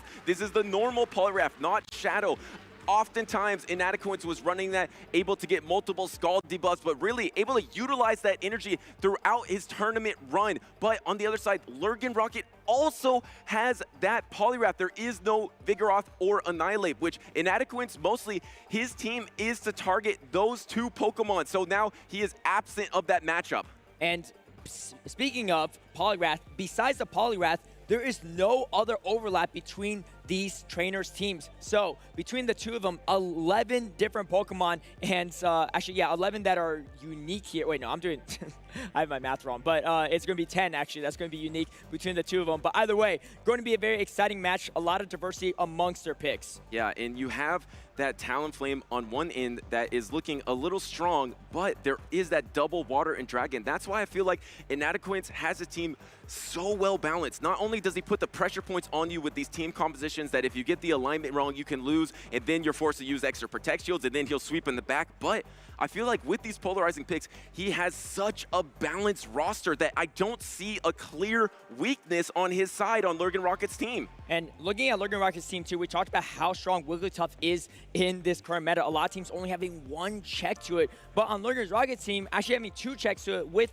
the Registeel and the Talonflame, and also on top of that, Cresselia pretty strong in the neutral matchup, just being able to match the bulk, actually even outbulk the Wigglytuff in a lot of situations. Yeah, and Cresselia is looking like that safe Pokemon if you can avoid that Skarmory and Giratina Origin matchup. Of course, you do have that Lickitung to maybe put that Giratina Origin on the bench, because at this moment, at this stage of the tournament, you would not want to get that alignment between the Giratina Origin and the Lickitung. So we're going to see just how bold Inadequance is in these later stages of his run. I mean, Giratina in some ways have let him down, but in a lot of ways, it's been his MVP pick, and he's still in this tournament. So let's see if you go further with this Giratina, or will LurganRocket be the one to take him down? Both trainers are locked and loaded. Let's see what's going to happen here. It's going to be a Poliwrath mirror to kick things off. And Poliwrath seems like a fringe pick for both these trainers, but they have relied on it, and now it is going to be in this mirror match. And it's going to be interesting to see if you decide to go for the debuff or the scald damage. I think you want the scald damage, but Inadequance thinks differently. Instantly goes for that Icy Wind debuff. Now Lurgan is going to no Protect Shield it. It is resisted, but does he try to land that scald? Inadequance actually has a slight advantage here as well, because his backline is much stronger than Lurgan's backline. So if they play this matchup straight out, Inadequance has a huge advantage, but we know these players don't play as linearly no debuff. No debuff, but more damage. But the damage is actually kind of equal here at this point, especially after the Icy Wind debuff, and Inadequance going straight away for another Icy Wind. But you should be able to get to the Scald. I don't think LurganRocket pressed the Icy Wind. Just one more counter, you get to the Scald, and you should get the knockout, actually doing 2 counters. And then the Icy Wind actually made me thinking Inadequance wants the alignment, trying to guarantee the debuff, but it looks like Inadequance does Protect Shield, and yes, takes the alignment here, but at what cost? Using that Protect Shield, but that's really strong because that means the Skarmory is going to align into the Cresselia, but you do get the Dragon Breath down with Goodra. Actually, this could be interesting if Inadequate comes in Skarmory into Goodra instead of the Clodsire. LurganRocket gets exactly what he wants. He avoids the Cresselia into the Skarmory. Let's see what he chooses. And he goes Skarmory! And shield advantage Goodra is actually not too bad here. I know that the Goodra master here. Break it down for us, Butter. No, it's just fine. You're actually in neutral shield situations unless it's in the zeros and you take the Brave Bird. You're fine in this matchup. You're already up energy. Now you can land this Thunder Punch. Now you can go straight Aqua Tail. You're definitely going to want to use this Protect Shield because you don't want any part of this with your Cresselia. But now you just put the Dragon Breath damage, you put the Aqua Tail up, and you will get the Protect Shield. So it looks like this Goodra is going to be able to get through this Skarmory. Plus, these Steel Wings aren't doing enough damage to try to get a farm down like it will do against other Dragon types. It's going to be a tough situation for Inadequance. Clodsire has been so strong. He shields but he wants to take out this Goodra. It is so annoying for that backline because he can't really much-shot this down. Does LurganRocket shield? No. Saving the shield for the Cresselia. This is going to be interesting because you're actually going to take a decent amount of Steel Wing damage in the process of taking out this Skarmory. This is tough. Yes, you can get to that Grass Knot. It should be able to knock out, but is going to be double resisted. Instead, tries to go get to the Moonblast, tried to maybe catch on that Moonblast, was inadequate, and instead is going to be catching these Grass Knots. These are not going to be doing that much damage. They're neutral. The Cycle Cuts, even though they're super effective, doesn't do that much damage. Inadequate still has a slight chance here. Yeah, I mean, I actually think Inadequate is actually in the pilot seat here because he has energy on the Skarmory. Yes, he doesn't have a shield, but there's no way Cycle Cut down the Skarmory nor the Clodsire. And Clodsire, generally speaking, wins this matchup straight up. Obviously, LurganRocket has energy on the Cresselia. The Cresselia really has to do a lot of work for LurganRocket here in the final stretch. But the problem is, I think this is lining up for a Cycle Cut down, because by the time you throw your next Grass Knot, which is going to be neutral, and then throw subsequent Cycle Cuts, you might get close enough to that knockout to bank that Moonblast to throw at the Skarmory. No, actually, Clodsire is just too bulky. I don't think you can get that Cycle Cut down. Clodsire too bulky indeed, and yeah, you're right. You have to Cycle Cut down to get rid of the Skarmory as well, because Skarmory has energy. The swap into the Brave Bird. He gets there first, and Inadequate is able to pull this off to knock out LurganRocket in game number 1. Wow, what a back and forth there too. I mean, LurganRocket did not have the backline advantage, but still put it really close there. Inadequance knew what he had to do there to win that matchup, shielding that Skarmory to make it harder for LurganRocket to take it out, recognizing that it's probably either a Cresselia or a Lickitung in the back, knowing that anything else, LurganRocket would have came in with something else. And he was feeling pretty confident that up a Protect Shield with his signature Pokemon Cresselia, he was going to be able to take out that backline Pokemon, but that backline Pokemon was Clodsire. It is just too bulky in that situation. I think Lurgan probably would have been better off shielding on the Goodra, and before also not throwing the Thunder Punch, throw the Aqua Tail. You didn't need to commit that Thunder Punch energy, and then you could have double Aqua Tailed and got some Dragon Breath pressure in before your Cresselia had to come out. Yeah, I don't know, maybe LurganRocket didn't expect the Skarmory because he is very strong into it with the Talonflame, the Poliwrath with shield advantage, or just shields up in general, and then the Registeel, very strong counters to Skarmory, but Skarmory was so valuable for Inadequance in that backline matchup. And you saw right there, he was almost at another Aqua Tail on the Goodra. So you could have just gone straight Aqua Tail against that Skarmory, and you could have double Aqua Tailed, knocked out, and then Clodsire wouldn't have a good time trying to mudshot down a Goodra. That Goodra would likely get to another Aqua Tail, and if that lands on the Clodsire, it is game over. But I don't mind that call from LurganRocket, thinking that Cresselia up a shield could beat most things, but it couldn't beat the combination of Clodsire and Skarmory. Yeah, I think if I were to take a glimpse of the LurganRocket's brain right there, too, obviously we see all the backline Pokemon, but the players don't. He might have been thinking it's possible there's a Lantern in the back, right? So Inadequance forced it to shield up that Skarmory low on health to try to take out the Goodra because you don't want to be walled off Goodra into that Lantern matchup. But it actually was that bulky Clodsire. Clodsire, not a top 12 usage Pokemon, but it's looking so strong on this world stage. I mean, from what I think, unless it was going to be that Giratina, that would have been really trouble, because then if you protect shielded the Goodra, then that Giratina would have been able to Shadow Claw down and throw the Shadow Ball. And there is that Giratina with his tournament dreams on the line. He brings it out in the lead versus Talonflame, and that Lickitung swaps into the Giratina, actually banks some energy, but is met by the Wigglytuff. And this is actually not the worst situation with LurganRocket. He is going to lose this matchup head-to-head against the Wigglytuff. However, you could potentially farm down. You have the Brave Bird to potentially threaten a shield on the Giratina. And Goodra, like you said, it's not too bad in the Skarmory in the back end, and you avoid the Goodra against the Wigglytuff, which is what you really want if you're LurganRocket. And Inadequance has been one of the best trainers ever to call team compositions. And how about this call to expect Talonflame in the lead and be ABB weak to Talonflame in the back? He is making these hard calls, trying to get some hardware here at 2024 Worlds. And alignment is pretty important for Inadequance because he's already seen the Talonflame, so he does not want the Skarmory lined up against it. Let's see if we can potentially grab a shield off of Inadequance here, because his power is actually going to do a lot more damage, or not a lot more, but a decent amount more damage to the body slam, and it might be enough to KO. Is it enough to KO? No, the debuff came in clutch. Oh, but there. swapped and tried to get a full Incinerate and got the knockout there. That's a big play from LurganRocket, knowing that he lost alignment regardless. You might as well start getting an energy advantage, and a one Incinerate energy advantage is pretty strong. Well done by LurganRocket. Yeah, this is going to be interesting, too. I completely forgot. LurganRocket is not running the Brave Bird combination. He's running the Fly and Flame Charge combination, but Fly is enough to threaten shields for Inadequance, too, so he's going to shield that first Fly. What does LurganRocket do? He's going to put everything on that Goodra, but he still has to lick it down for a potential sack swap later. The thing is, you're going to be able to full Dragon Breath this down, and then suddenly your energy is going to be super effective into Skarmory. So it is not over for LurganRocket. Plus, there is only a speck of health left, and though the timer is up, so you're able to pivot into the Skarmory here. So this is actually way tougher because that timer was up. Goodra is going to get quite low after the Skarmory battle. It's an uphill battle for LurganRocket. He's not out of it yet. Again, he has that look on the back for a potential sack swap play, but he's facing against one of the best trainers in the world, and Aqua's not going to let him get away with such an easy catch. Let's see how this unfolds as another shield is going to be spent on LurganRocket's side. Only one shield remaining, and Thunder Punch is not enough to KO the Skarmory from this health range. LurganRocket told us that his Goodra is capable of some crazy things. Is it capable of coming back in this game? It needs to knock out the Skarmory, plus take out the remaining health of the Giratina. Swap, trying to catch the Sky Attack right away. LurganRocket knows that that might have been game. He wasted his swap way too early, and now Giratina is going to be able to wall all this energy from Goodra. We get the Brave Bird too, and Inadequance doesn't want extra farm on this Goodra here, and actually swapping out to prevent even more farm, and I don't think this is enough.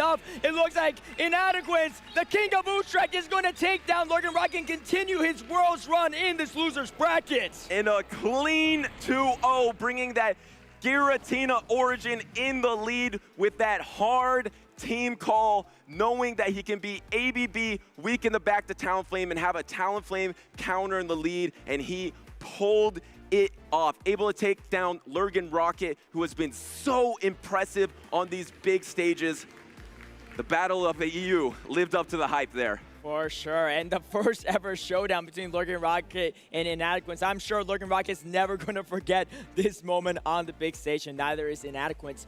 What a wonderful performance from both players, but Inadequance just one step ahead of LurganRocket in those plays. And I don't think people realize this, but Giratina Origin is not easy to pilot. Like, having used it before in local tournaments, it is not an easy Pokemon to use. There's so many matchups where you do not do enough damage or just completely hard-walled, like that Lickitung or Vigoroth Mandibuzz matchups. Wigglytuff have so many issues with running that Giratina Origin, but Inadequance is making it look really easy to run, and it's really been his MVP pick, as we expect. I'm even going to take that point further. There is no room for error with Giratina Origin. In a double normal meta with Lickitung and Vigoroth, if you mismatch that into a normal type, you're gonna probably lose that battle. And if you lose that battle, you might have a decent chance of losing that series. So the fact that he's able to pilot this Pokemon with so little room for error at this level is what makes him probably the best team reader I've ever seen in Championship Series. And I know, say you're a big Gudra fan as well, right? I think you say Gudra is the best dragon in this current meta. After seeing Inadequance win game after game with this Giratina, does he have your opinion swayed here, Butters? You know, the thing is, it has so much potential. I have to give it to Giratina. Gudra's way more flexible. There aren't that many downsides. There is the downside of Wigglytuff. Even against that Skarmory, you saw it did just fine. But, I mean, just because there's a lot of room for error, there's also a high ceiling. And if you're able to reach that ceiling on Giratina Origin, it for sure has a much higher ceiling than Gudra. Yeah, that's a hard ceiling to reach, but it seems like Inadequance has a whole escalator getting up to the rooftop of that one. Congratulations to him as he's moving forward in this losers bracket. I actually don't know what placement he's at. He's probably around the top 5, top 6 area here, so really incredible performance from him so far, but he's looking for more. Yeah, he is trying to make his best Worlds performance yet, but we want to hear from you. So let's head on over to social media to see what you have been saying about the tournament or Pokemon Go. And here we have Roacha Baby Face and MartoGalde. These two trainers put on an absolute show in day number 2. It has been amazing to watch. Yeah, a show on day number 2, the whole weekend even for these two players, friends, teammates, and definitely fellow compatriots here. But you can see MartoGalde still in this tournament. Roacha Baby Face, incredible run here in World Championships as well. Definitely a memorable one. Yeah. And here we have Trainer Rim out here with the shiny Mienfoo on stream. And did you know this? It's actually good luck if you watch the stream while playing Pokemon Go. It maybe could increase your shiny stats. No, it doesn't really, but it feels like it does. So congratulations, Trainer Rim, for that shiny. And look at the cool background as well. Definitely.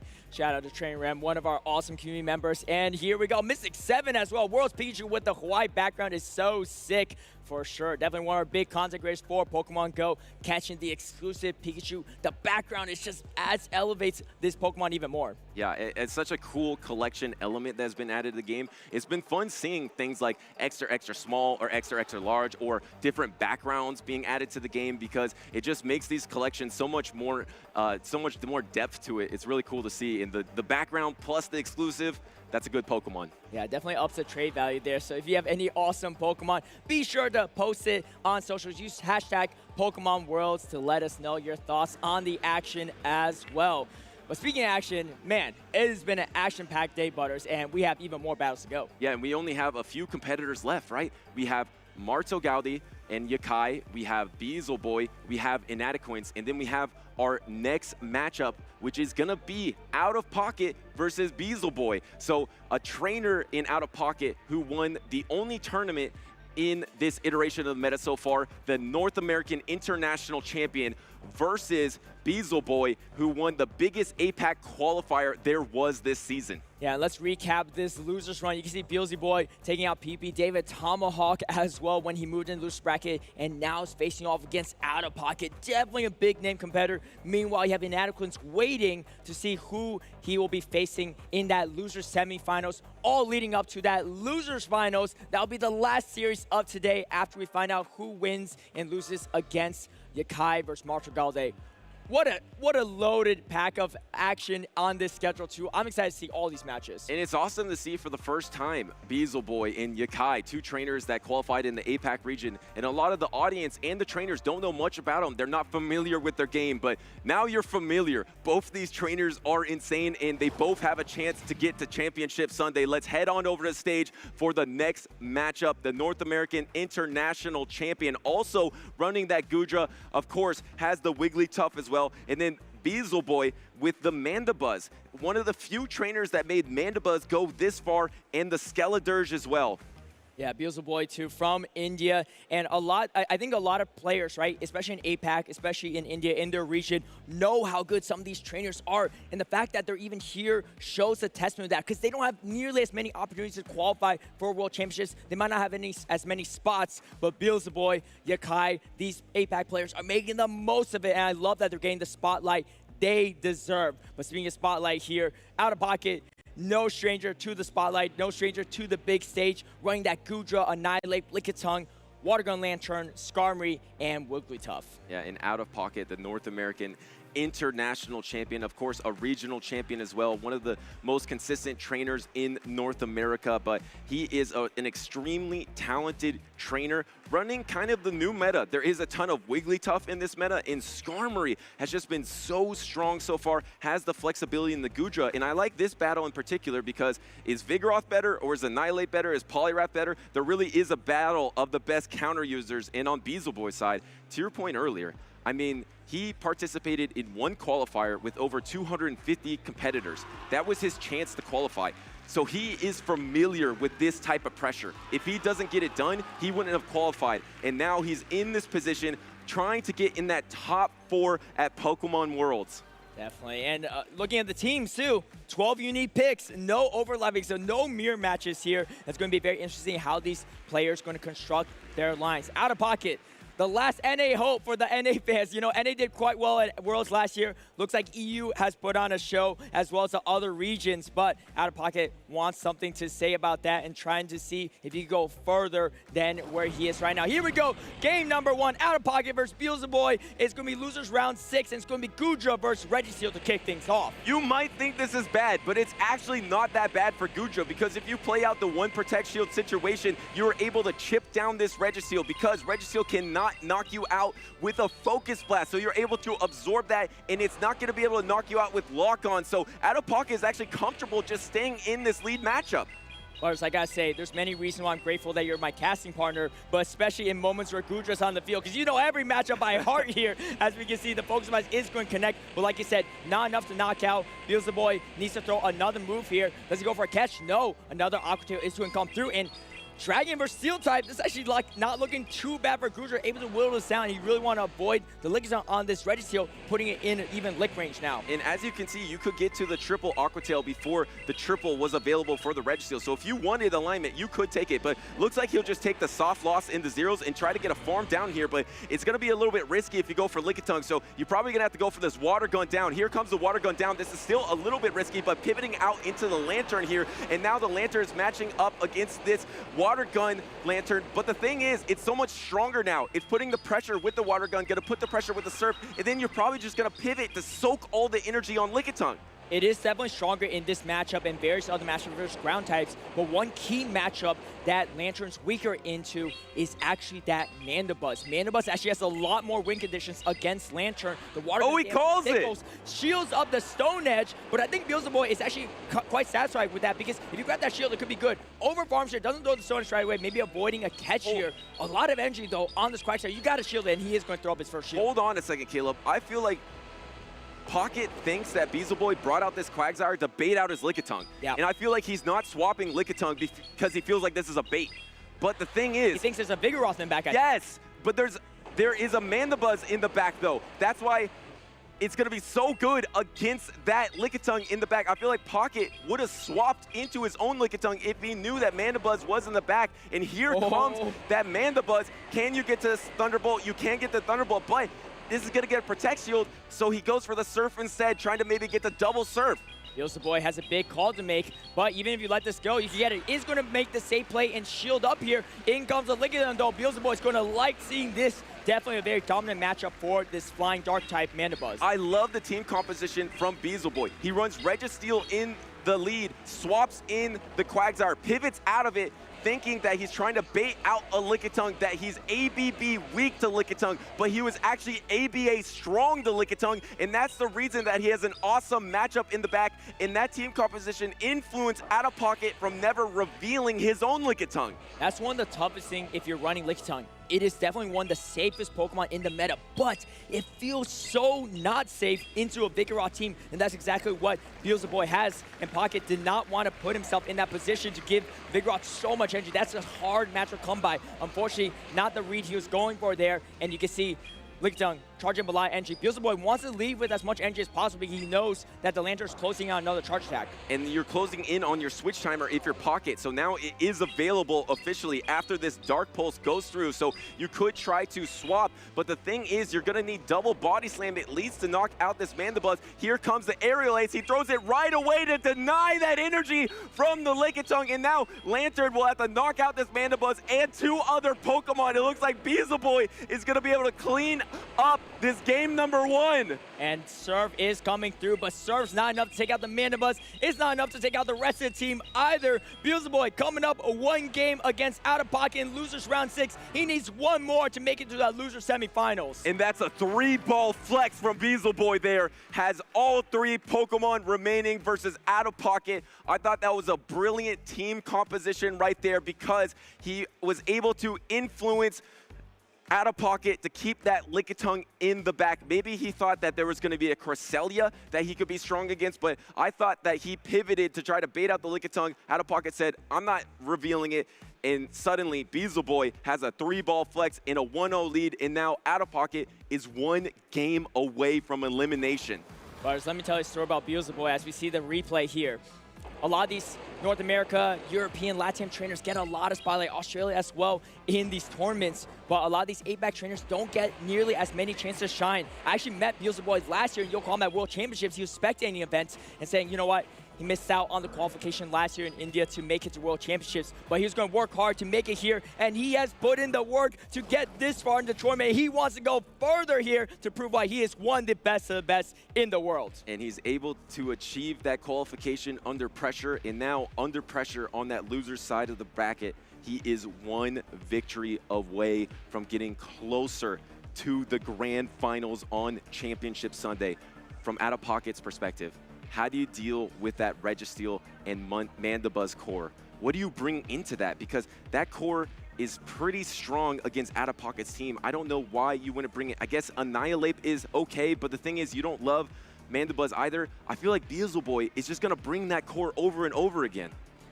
Yeah, it's a tough one for sure. I mean, OutOfPocket definitely had a lot of play in that matchup, but again, it's that fear of the Vigoroth in the back that puts you in that tough position to say, you know, if I lock this in, it could be over for me too, right? Beelzeboy making the aggressive swap there to deny OutOfPocket energy advantage on that Lantern. And honestly, even if OutOfPocket swapped over to Lickitung, the Mandibuzz has, like I said, a ton of play into the Lantern these days. I've lost matchups with Water Gun Lantern into Mandibuzz because the Water Gun pressure and the Surf pressure is not enough. You need to land a Thunderbolt to have a chance in that matchup against the Mandibuzz. And here comes the Skarmory trying to deal with that core of Beelzeboy into the Vigoroth here. And this is a pretty good matchup for Skarmory, especially if you want to pivot out, because you could just soak this energy. The Body Slam's resisted, the Rock Slide is not going to do that much damage, and you could just throw a Brave Bird, and it looks like he's actually going for the bait, and he picks up a Protect Shield against Beelzeboy early on. He might be able to get 2 Protect Shields out of this situation.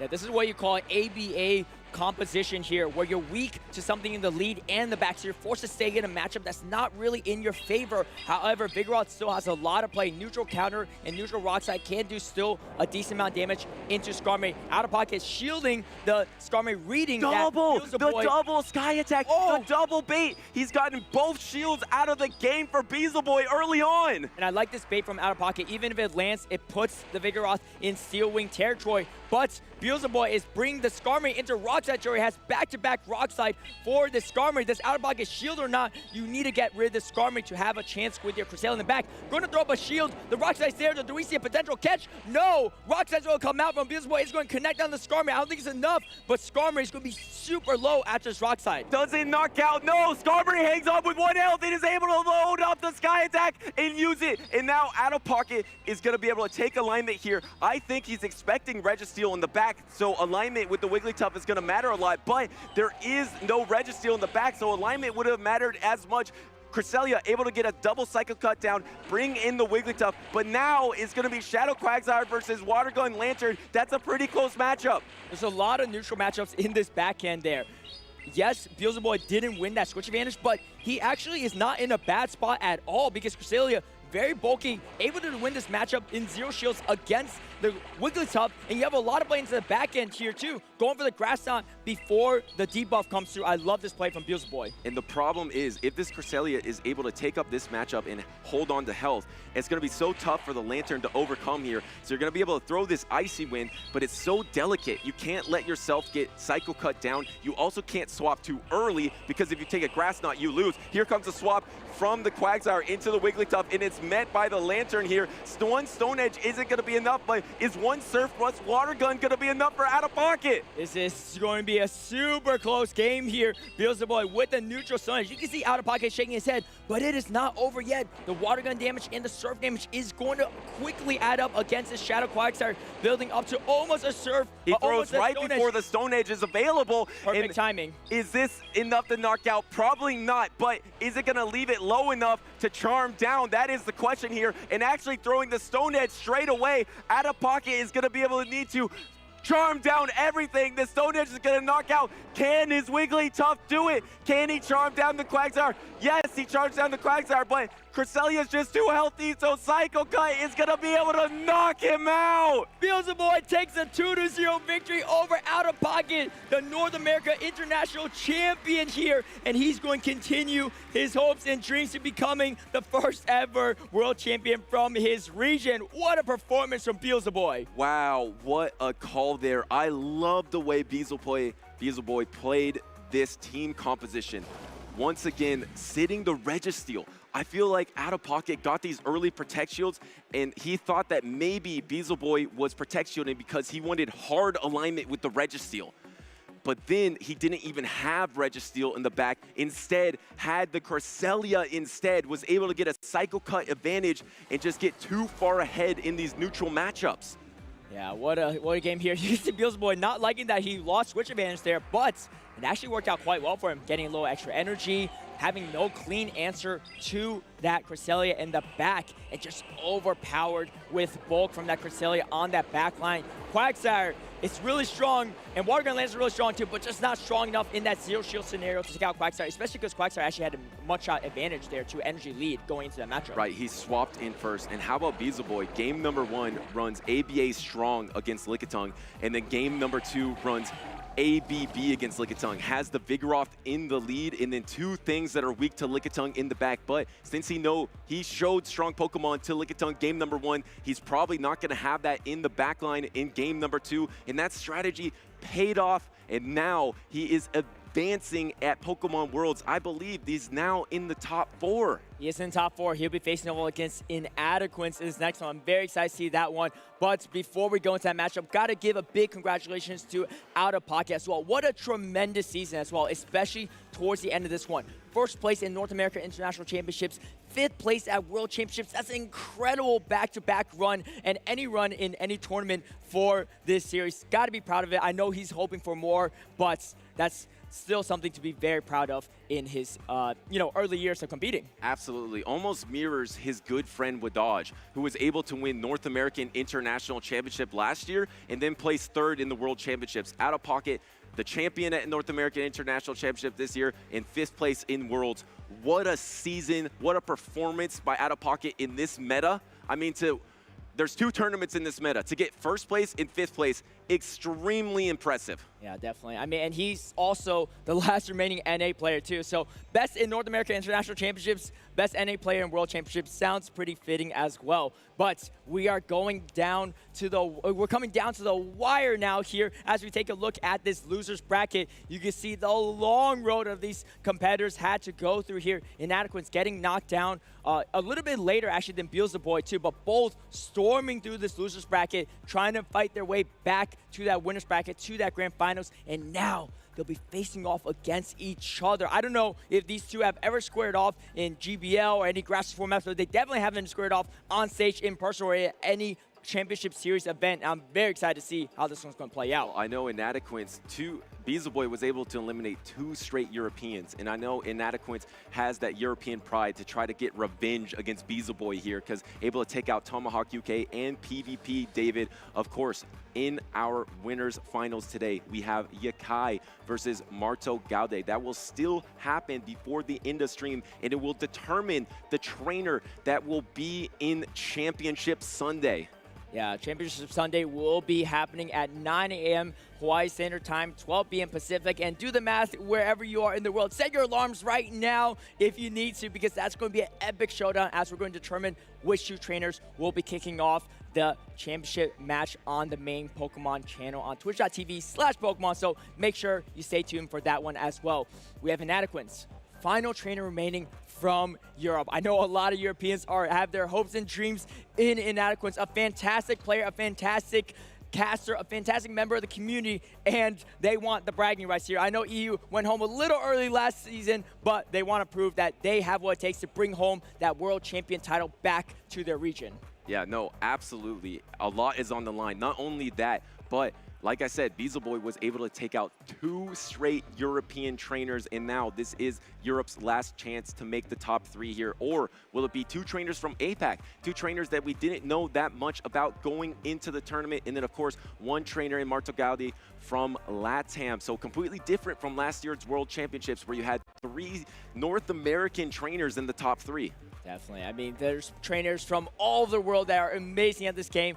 Beelzeboy too, repping his region as well, and India. I believe last year the Indian qualifiers were not able to actually make it to World Championships too. So I know a lot of players from India are rooting for Beelzeboy and for their region to put their name on the platform here. And Beelzeboy playing fantastic.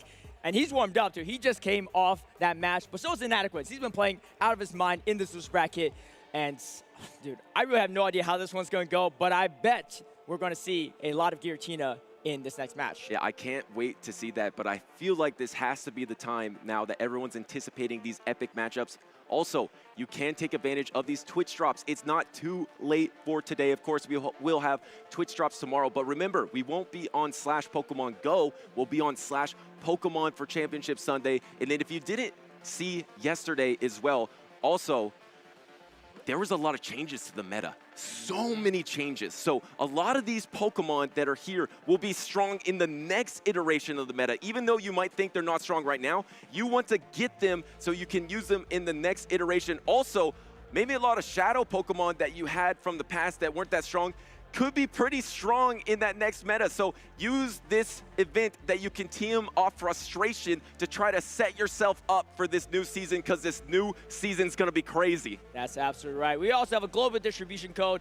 Be sure to type that in. Take a screenshot if you need to save this code to get the exclusive Honolulu 2024 Worlds t-shirt for your in-game avatar. But here we go. This is what we're waiting for. The matchup here, the loser semifinals determine who will be making it into top 3 and have a chance to make it to Championship Sunday tomorrow at the main event. Beelzeboy on the left, Inadequance on the right-hand side too. We've seen these teams so many times here before, but let's go through them again. Beelzeboy with the Registeel, Shadow Quagsire, Skeledirge, Cresselia, Mandibuzz, and Vigoroth. Yeah, and on Inadequance side, the Giratina Origin, the Water Gun Lantern, the Clodsire, the Skarmory, the Wigglytuff with the Swift, and the Poliwrath. And this Poliwrath is quite interesting versus Beelzeboy's team. I actually think Poliwrath is looking really strong against everything but Cresselia. So you're probably going to see a lot of Cresselia out of Beelzeboy, and I feel like Inadequance throughout his run on this loser side of the bracket has been heavily relying on that Poliwrath. And once again, he is in a positive situation with it because it's going to be good against Vigoroth. It's pretty good against Mandibuzz. It's amazing versus Shadow Quagsire. It's good against Registeel. Has a lot of play against that Skeledirge as well. And it's a non-shadow variant as well, so the Vigoroth's not even as strong too. The counter damage and the bystander damage typically adds up into Poliwrath because it's neutral damage, but it's not as easy to take down the non-shadow Poliwrath variants. I personally had some doubts about Poliwrath when I initially saw Inadequance's team, but he's been piloting it really well, and this is actually honestly, like you said, a really good team for Poliwrath to match up against. yes, Mana Bus, a flying type, typically beats fighters, but you have Snarl that's resisted, Aerial Ace, kind of an underwhelming move, even super effective, and you got super effective Icy Wind to throw at it to debuff the Mana Bus and neutral counters. With shields up, it's actually a matchup that's better for Poliwrath. Yeah, absolutely. And pick your poison also when you're trying to pick a team composition against Inadequance, because it's so well balanced with these picks that can hard beat you. But at least you have the Mandibuzz that will single resist everything from the Giratina. You also have the Vigoroth as well. And looks like we got a lock-in. These trainers are trying to make it to the losers finals here at 2024 Pokemon Worlds. And this is devastating for Inadequance. It's the Giratina origin in the Mandibuzz. That's not the matchup you want. But you said pick your poison. This poison Pokemon is actually super strong for Inadequance. There's not really any checks for it besides that Quagsire. So Inadequance, even though it has a terrible lead for him, actually has a lot more play into this matchup. You see Beelzeboy going for the chip and dip action. Caleb, however, it's not an easy matchup, but I have to point this out. Beelzeboy doesn't need switch advantage. Beelzeboy did it again. Look at his backline. Look at Mandibuzz and Vigoroth. Where is Giratina Origin gonna go? He ran ABA strong against Giratina Origin, and now Giratina Origin has absolutely no play in the background, so that means it's all up to Poliwrath. At least he did bait out the Cresselia, but Inadequance's hopes and dreams are all resting in Poliwrath now. That's right. Giratina might have been his MVP all weekend, but it needs to be Poliwrath for this one too. Let's see how much Inadequance is going to try to value switch advantage. Typically speaking, you see that matchup, you need to fight for switch advantage here. I wouldn't be surprised if Inadequance drops a shield here, but you're in a tough position here. No shields, Lets it go, actually. but he hangs on, and is he going to be able to get to the Stone Edge? And now suddenly, he's going to get a Protect Shield. Yes, the Giratina Origin is going to be useless, but this Poliwrath with a shield advantage, no, actually gives up, but it doesn't matter because Beelzeboy has two hard answers, and now pivoting into the Poliwrath, and now staying with the Vigoroth, just trying to throw a little bit of energy, throwing the Body Slam, but you have to expect that there's going to be a pivot into the Mandibuzz, so you guarantee your Vigoroth in the Giratina. This is a really tough situation for Inadequance. This is actually what Beelzeboy wants, right? This He's is actually staying. not a bad matchup here. You kind of want that counter damage. Counter damage actually adding up way faster than Snarl would, and actually throwing another Body Slam, forcing Inadequance to shield here. Inadequance doesn't have a lot of place to go. It doesn't matter if you have energy here and you debuff the Mandibuzz in the back. Actually, no, swapping over to Mandibuzz now. Beelzeboy recognizing, wait, actually not even shielding the Icy Wind. Yeah, I was confused. Inadequance was a little confused. That Vigoroth has gone quite low now, and you're not going to be able to snarl down a Poliwrath. You're actually going to get a lot of damage off here. Double no Protect Shield. Okay. Beelzeboy is playing extremely risky. The Giratina Origin can't do much, but it could clean up some really low health Pokemon. You want to get as much damage as you can with this Poliwrath. You're just trying to inch closer to victory so Giratina can do something. Yeah, I mean, I think eventually you're going to have to shield something here. This next Ice Wind is almost guaranteed. Tried to catch it on the Aerial Ace. Beelzeboy doesn't throw, but the thing is, you can't snarl down. You're too deep up to snarl down, so you have to throw that Aerial Ace anyway. So he effectively did swap. All right, this is going to be a very close matchup here. Beelzeboy still have 2 shields remaining, but no shields on the side of Inadequance. His Choice Charmer is super misaligned now, so he'll be locked into this matchup here. Oh, I like this too. Clear the debuff, force the Giratina to throw energy, then come in with the Mandibuzz. I mean, for the you have Shadow to Ball. shield something at this point, right? This is double resisted, so maybe he tries to let it Ominous Wind go. No, he finally does use a Protect Shield here, but the thing is, you still can't knock out with the Rock Slide here, and Poliwrath does have some health remaining, and you can't snarl it down. Inadequate somehow is in this battle. It's going to be super close, so that Mandibuzz still has energy remaining here. You can see Inadequance trying to do what he can. Actually probably wants it. Oh, throws perfect on charge attack priority. I love that play too. There's still a shield on the side of Beelzeboy. You're going to have to shield the move from Giratina at this point too. But if you double up on moves here, you have a good chance of winning here. You actually have a lot of energy as well. Going for the Aerial Ace right away too. You don't want to even have to worry about shielding or take any extra Shadow Claw damage because the Mandibuzz is so low on health at this point. Can you survive? But he doesn't knock out. One counter, and he throws the Icy Wind here to try to debuff this Mandibuzz to have some shot here. I think this Mandibuzz is one snarl away from reaching that Aerial Ace. That Aerial Ace will knock out. He does get to the snarl, but Caleb, this is going to be fast attack. This is going to be slow calls here. Will Shadow Claw be able to knock out, or will one snarl do it? All their fates are on the line with the fast attack, and Giratina Origin does it!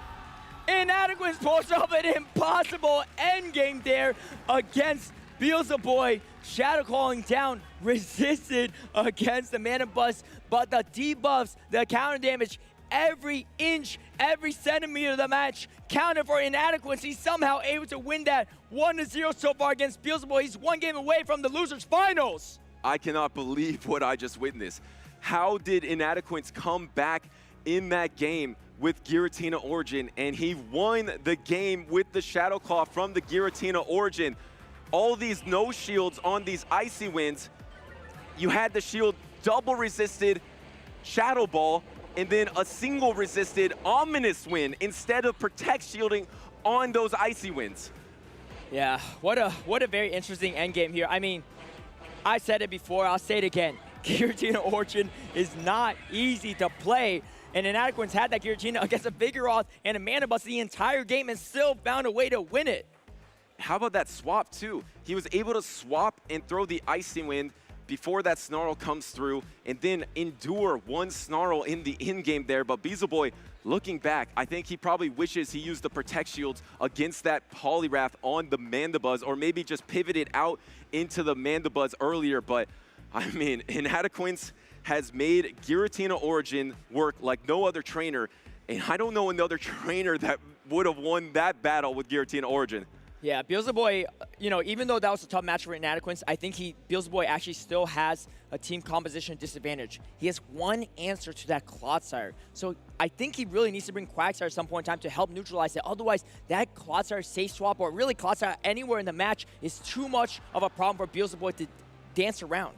Yeah, and he did bring ABA Strong to Giratina, calling that was going to be the Pokemon, and that worked for him against OutOfPocket in game number 1. Then game number 2, he completely changed his strategy. So if he does the same that he did in the last series, I agree with you. I think he's going to change it up here. And now Inadequance, one of the best team composition callers in Championship Series. We're locked in for game number 2. If Beelzeboy loses, he is out of the tournament, and Inadequance advances to the losers finals. There's that Shadow Quagsire into the Water Gun Lantern. Wow, and this backline's super tough for, I mean, it really, winning Switch advantage here is going to be pretty important here, but Mana Bus doesn't have a ton of places to go here. Inadequance pretty strong to Mana Bus in all 3 Pokemon. Well, you have to have the Mandibuzz in the Skarmory and the Cresselia in the Lantern. If you have that reversed, your Cresselia in the Skarmory and your Mandibuzz into Wigglytuff, excuse me, that is going to be devastating. So this lead win actually is really important, and even if Beelzeboy wins it, he can't pivot out of it. Yeah.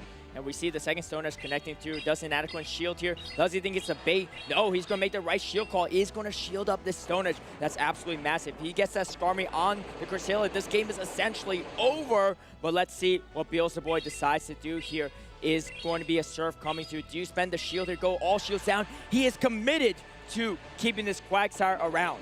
And he wants the alignment here. Knowing that Inadequance gave up a Protect Shield to take alignment, he's probably thinking alignment will be important.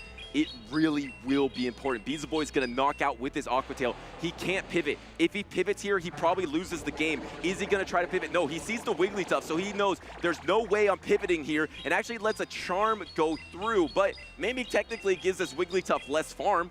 Yeah, I think he wasn't sure if he was going to get to the Stone Edge, so he wants to make the safe play here. I think he actually wouldn't have, so probably the right call there too. Definitely don't want the Skarmory here. Skarmory up a shield advantage is quite strong in this backline. You see Inadequance nodding away too. He knows he's in a good position, but it's not over yet. The Skarmory's going to go quite low into this Mana Bus matchup. This is the Inadequance special. He forces your Protect Shields, trying for you to get the alignment, and then he has a Protect Shield advantage in the back, and that is with Skarmory. Skarmory's going to need to do everything here to win this battle. You're going to be able to land this Sky Attack, but the crucial point is, can you put this Mandibuzz in range of Brave Bird? Yeah, it's going to be super tough. I mean, it's closing in on Sky Attack range at this point too. Inadequance has to let this Dark Pulse go after spending that final shield, but it's still looking very good for Inadequance, because the problem is, how do you take out this Skarmory at this point in time? It's going to throw the Brave Bird on charge attack timing. priority. is going to take out this Mana Bus now here too. Going to be debuff, but I believe Inadequance should be able to get to another hard-hitting move, and that might be lights out for Beelzeboy's dreams here, become the world champion, actually coming in to clear the debuff. I love this play from Inadequance because now he's not only going to debuff the Cresselia, he clears the debuff on the Skarmory, and then he's just going to throw Brave Bird later. That's going to be the game. Yeah, he's going to be able to land this Icy Wind here, just going for it straight away, making sure he gets it. He doesn't even go for an extra charm to throw on proper timing. He's just like, I need to debuff this. I need to get it in range of Brave Bird. And after a couple charms, it's going to be in range of that Brave Bird. Even if you get the full cycle cut down, which you are, I don't think double Moonblast is going to do it. Can you do it with double Moonblast? Here comes the first one. Wait a second. Hold on a second. This Cresselia has a ton of energy. If you get the double Moonblast, there's a chance for Beelzeboy here. Can he get to the double? No, the Sky Attack is there, and Inadequance is moving on to the Losers Finals. Inadequate's story is not over. The King of Utrecht wants to be the King of World Championships. He's going to go 2-0 against Beelzeboy, and that's a top 3 at least finish for Inadequance. And Inadequance defends the Europeans there. Beelzeboy was able to take out 2 straight. You can hear the roar of the crowd. And officially, we have an APAC trainer, a LATAM trainer, and a European trainer in your top 3. And now Inadequance will be awaiting the loser of Yakai and MartoGalde. But how about Beelzeboy? What a 2024 season, able to qualify by getting first place in the biggest APAC qualifier and making it to top 4 at the World Championships. Absolutely brilliant gameplay the entire tournament. He proved to the world why he was the best trainer from his region and one of the best trainers in the entire world. Definitely something to be proud of. And personally, I'm very excited to see Beelzeboy at the next one. Hope he makes it there too. And yeah, a lot of people, new fans of Beelzeboy for sure. Oh, for sure. That was a fantastic introduction to the championship series scene, able to go this far and to be this consistent. He made himself way through that loser side of the bracket as well, which is incredibly hard. Of course, he did start on that winner side and then drop down. What an impressive run, but Inadequance secured it. He secured top 3, but more importantly, he is now one best of 5 away from Championship Sunday. And I was talking to a little bit about Inadequance backstage, and he said, hey, I saw those caster predictions, and I didn't see Giratina on there. I'm going to prove to you all why Giratina is here to stay and why it is actually really potentially meta in this meta. I personally still disagree with that. I just think he's 2 miles, maybe 3 miles ahead of everyone else in using that too, because anyone else using Giratina is not going to win this much. Let's be honest. There is not a lot of room for error. I think most trainers would have lost that game 1 against Beelzeboy. Maybe Beelzeboy made a mistake by not protect shielding the Icy Winds, but regardless, you have ABA weak as a Giratina Origin, you usually lose that game. And especially, you had Giratina Origin versus a Vigoroth Mandibuzz backline. You're probably losing that game. And that's why trainers haven't been able to reach that ceiling, because they haven't been able to get past these obstacles. But somehow, some way, Inadequance has been able to do it. He's not on the ceiling, he's not on the rooftop, he's on the moon here. If you're a fan of Giratina and Inadequance, he is going to be coming up, but we have the winners finals to take care of first. It's going to be Yakai versus MartoGalde in the winners finals. We'll be right back, but don't go anywhere because this action is unreal.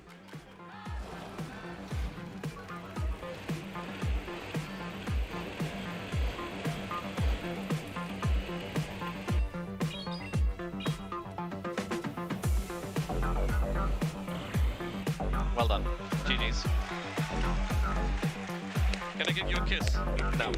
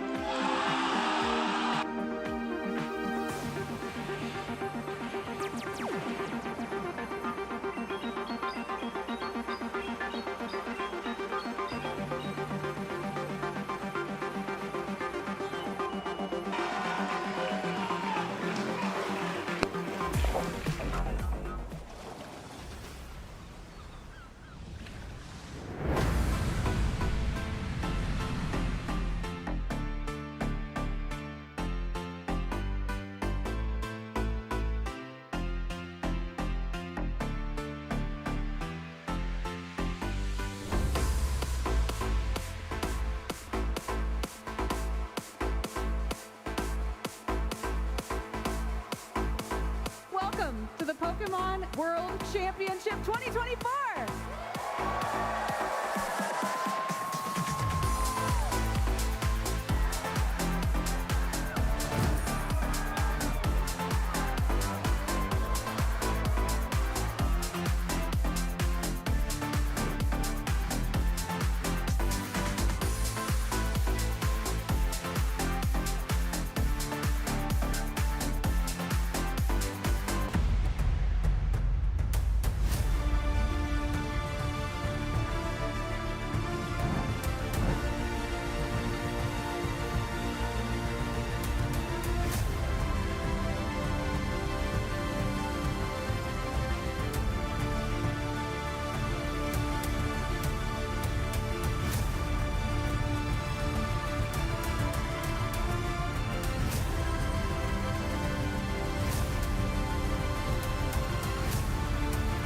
We're so excited to come together and celebrate Pokemon.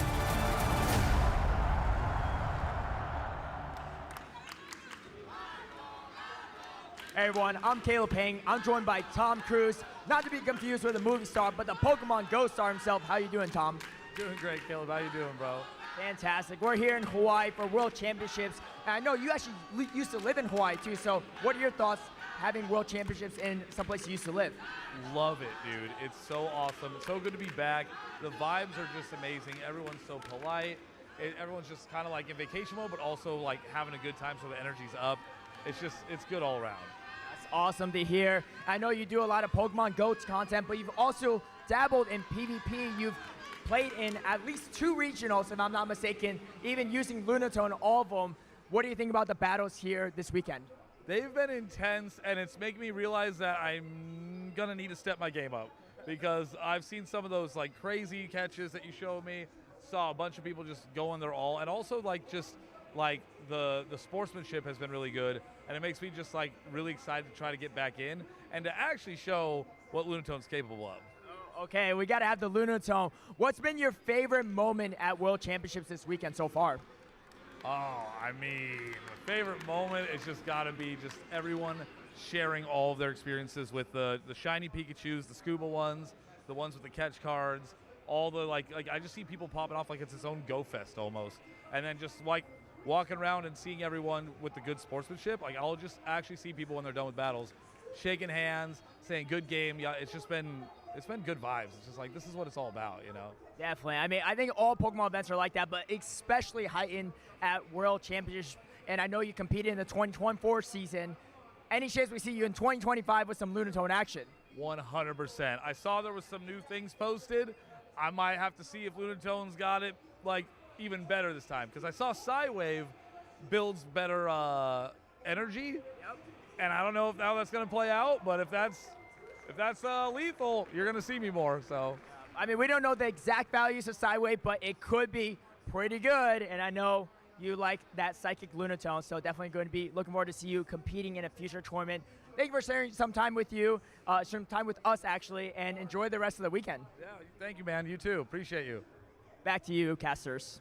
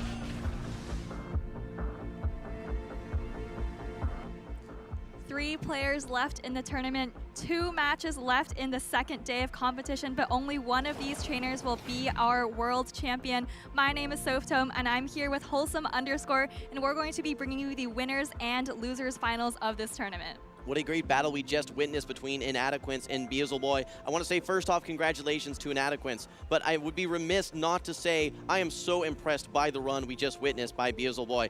A lot of these trainers, Soph, you and I have seen in the NA or EU circuits, but I don't think we get quite as much feature from some of the trainers in APAC, specifically trainers in India, and I really want to call out just the incredible plays that we saw from Beelzeboy throughout this entire tournament. A very valiant effort. Certainly earned my respect. It's one thing to see someone have success on paper, but to see someone translate that to success here in person at the world stage, certainly impressed here on by Wholesome_. I completely agree with you. I've seen Beelzeboy's name all over the place on those Go Battle League leaderboards in that grassroots scene, but I think seeing those plays in person here on stage has absolutely impressed me. But just like you said, Inadequance moving into the top 3, and we're going to find out who he's going to be playing in the losers finals in a very short period of time. Well, one thing that we would specifically want to mention here is that this is going to be a top 5. We are now moving into the winners finals. Before we before we bring back Inadequance, we have to get through Yakai and MartoGalde here in our winners finals. Best of 5, so we will have longer matchups here. So we have some iconic Pokemon on both sides. Yakai with that Shadow Quagsire, Marto with that Whimsicott. I'm very, very excited to see these battles play out. Well, speaking of Pokemon, I think for both trainers, the flyers are going to be quite important here. Looking at Yakai's side, we've got the Altaria and the Skarmory, both of which I think have a lot of play into Marto's team. Yes, the Altaria has to watch out for the Whimsicott, but you can hit back with the Sky Attack. And looking at the crowd here, Marto has a huge fan base cheering in the front row there. Really exciting to see. Okay, well, let's take a look at some of these trainers' teams. I'm very excited to have a little bit more of a detailed breakdown. Starting with Yakai, we have the double flyer combo, like you mentioned, so the Altaria and the Skarmory, the Lickitung Charjabug combo, plus the Shadow Quagsire and Annihilate. That's right, and let's take a look at Marto's team really quickly before we jump into the match. I think he had a Lickitung and Skarmory, which are going to be looking pretty strong for him here against Yakai's team, but just going to be taking a couple more seconds to lock in for this first battle. Yeah, I think that we can take a quick look over at Marto's team while we get situated here. MartoGalde, we has the Skarmory, also another flyer, the Shadow Gligar, but let's not forget the Lantern, the Lickitung, the Annihilate, and one of the best features here, Whimsicott running that Fairy Wind, Moonblast, and Seed Bomb moveset. That's right. Well, Yakai hasn't dropped a single game in this second day of competition. Marto has dropped 1 game, so going to be really interesting to see how these trainers are going to match up. They've both actually been sitting on the sidelines for quite a few hours at this point, having played all of their matchups, I think, early in the morning or very, very early in the afternoon. Well, one thing's for certain, we will not have a repeat region winner. No NA left in this tournament. We simply have APAC, LATAM, and then Inadequance over in EU. So it's so exciting to see a new champion crowned here. We're going to be starting off in these winners finals here. First, I have to say, what a tournament that it's been. Just some of the emotions, some of the storylines that we've seen here. We had a great interview earlier with MartoGalde, just talking about some of the emotions and some, I guess, some of the backstory for his journey here. He talked about some of the ups and the downs and what it means to be here on the stage in this moment here. Yakai as well, a very unique story as well. People were kind of talking about how, folks like Dunebug, it's Axen, they get a lot of features, but Yakai is that trainer here from his region that is that, it's Axen or that Dunebug. No surprises to see him here on this stage, Soph. That's right. We've seen Marto have a lot of emotional reactions to what's going on the stage. A ton of fans here. He's been around since the very beginning, has certainly experienced all the ups and downs. Really exciting to see him making it back so far into the World Championships. Remember, in that first World Championships in 2022, he actually made it into the top 6, going even further today into at least the top 3. So our trainers are locked in. We are loading into the battles. It is the winners finals here at 2024 Pokemon Go World Championships. Let's get the hype! And a fantastic lead for Yakai here. Skarmory into Gligar. Marto switches out straight away into that Lickitung safe swap. Not a great answer on Yakai's side. Gonna have to decide what to do. Maybe a chip and dip into his own Lickitung. I think that's exactly what we're gonna be seeing. I would have actually liked to have seen Marto maybe throw a body slam early on just to switch, just to delay the switch clocks. But no, actually opts to shield what could have been a Brave Bird. Yakai still staying in. Maybe wants some of that energy to get absorbed actually by the Skarmory. But look at these licks adding up tick by tick. That's right, Body Slam coming through here. I wonder if Yakai is just waiting for some of this energy to get absorbed by the Skarmory before he switches out. But at this point, maybe you just want to stand. Yes, he does reach for the Lickitung here into the mirror match, but now with such a health advantage, it's kind of a nice matchup for his own Lickitung. Keep in mind, though, that Skarmory now has been chipped all the way to maybe 35-40% HP, which is much more manageable for Marto to eventually use his Shadow Gligar, potentially to knock it out as well. Another thing to keep in mind is Switch Clock is almost back up here. Marto throws one more Body Slam. He's actually going to be able to potentially pivot out back to his Gligar if he would like to try and bring that back in. That's right, but it would be a little bit of a risky decision because even though the switch clocks are quite misaligned, oh, but here he comes with the Gligar. Lickitung has a ton of energy though. Yakai was banking all of it, just waiting for this to happen. I think by the time he throws both of these body slams, the switch clocks might be up with just a little bit more time. Yeah, no, there's still a decent chunk left. I think Marto will be able to get to one charge attack if he's able to get to this dig. No, nice timing by Yakai, denying any ability for Marto to throw that potentially lethal dig there. The Aerial Ace would not be enough to knock out. You have to go for that dig, but look at the energy situation here, and look at the switch clock. It is not yet up. I think we're going to see the Aerial Ace come out from Marto. He has just a tiny bit of HP, meaning that there's going to be essentially zero farm for the Skarmory of Yakai. That's right. I expect to see the Skarmory come back in straight away, not waiting out the switch clocks, because like you said, the switch clocks are misaligned. Marto is still locked in here. Aerial Ace coming through. Going to put the Skarmory pretty low, but then it's all going to come down to Charjabug versus Lantern. Yeah, Marto only able to reach that one charge attack. Actually had a Sky Attack ready to go. Don't want to throw that energy into a low HP Pokemon. Save it for a little bit later. Okay. Well, take a look at this, though. Marto now has the opportunity to bring in the Pokemon that he would like to bring. He's waiting out Switch Clock as long as possible, and Switch is actually up for Marto. Again, that desynchronization of the Switch Clock benefiting Marto at this position. You're going to be resisting all of this Brave Bird damage. It still does a nice chunk, but this Lantern is still very healthy, and due to the fact that it has Water Gun, doesn't have quite as bad a matchup versus this Charjabug. But take a look at this. Yakai is up a shield, and the Lantern did get chipped pretty nicely by that Brave Bird. You have to wonder if after all these Volt Switches, if just a single X-Scissor might be enough to threaten this Lantern. While Yakai certainly has the shield advantage and the HP advantage as well, Marto has a lot of energy on his Pokemon. In fact, he has a Body Slam stored, and he makes a catch here as well, catching the neutral X-Scissor. This is not enough to knock out. Yakai has a second X-Scissor stored, which could be the nail in the coffin here. Will he throw it right away? No, actually, Marto now able to get this Body Slam off. Maybe lost track of the energy a little bit there. I think if Yakai had thrown that X-Scissor straight away, could have denied this Body Slam, but gonna just let this Body Slam go, realizing that perhaps Surf is going to do more damage in the back. Farms up just a little bit more energy before throwing this first X-Scissor. Never an issue getting some additional energy to go back into that matchup, but Marto actually opting to use the Protect Shield. Does he know that there's a second X-Scissor ready to go? Will he be able to get to this Body Slam in time? No, he's not able to. Actually, Yakai throws the charge attack. Marto did not fire the Body Slam. This is going to be enough to knock out the Lickitung. Marto still has the Lantern on the field, needs to get through two Pokemon. Will you be able to Water Gun down this Charjabug? The answer is no. But so, does this knock out? I don't think it quite knocks out, and it's actually going to be very close because Yakai's remaining fast attacks certainly do less than the Water Gun. Skarmory coming back in, gutting these Steel Wings down. Oh, and Yakai barely takes the first game. Yakai looking very dominant in that game number one. Benefited from a great lead, though. Let's not forget the Skarmory was led into Marto's Shadow Gligar. Marto did some dancing around, trying to figure out what's going to be that opportunity to find that window to come back. Unfortunately, was not able to do so in game number one, and Yakai takes a 1-0 series lead. A lot of dancing around in that game from both trainers. Pretty hard to keep track of just how those switch timers are aligned, all the energy on the different Pokemon. I think at the end of the game there, maybe both trainers had lost a little bit track of the energy there, using shields when the opponent was actually doubled up or almost at a charge attack. So if you'll notice, the three Pokemon that can take super effective damage from that Whimsicott, the Altaria taking damage from Moonblast, the Quagsire taking damage from the Grass Knot, and Annihilate also from Moonblast, all three of those Pokemon were left on the bench. The answers and neutral answers to that Whimsicott were the ones that Yakai brought, and Marto actually left the Whimsicott on the bench. Yakai still able to take the victory due to that great alignment in the beginning of game one.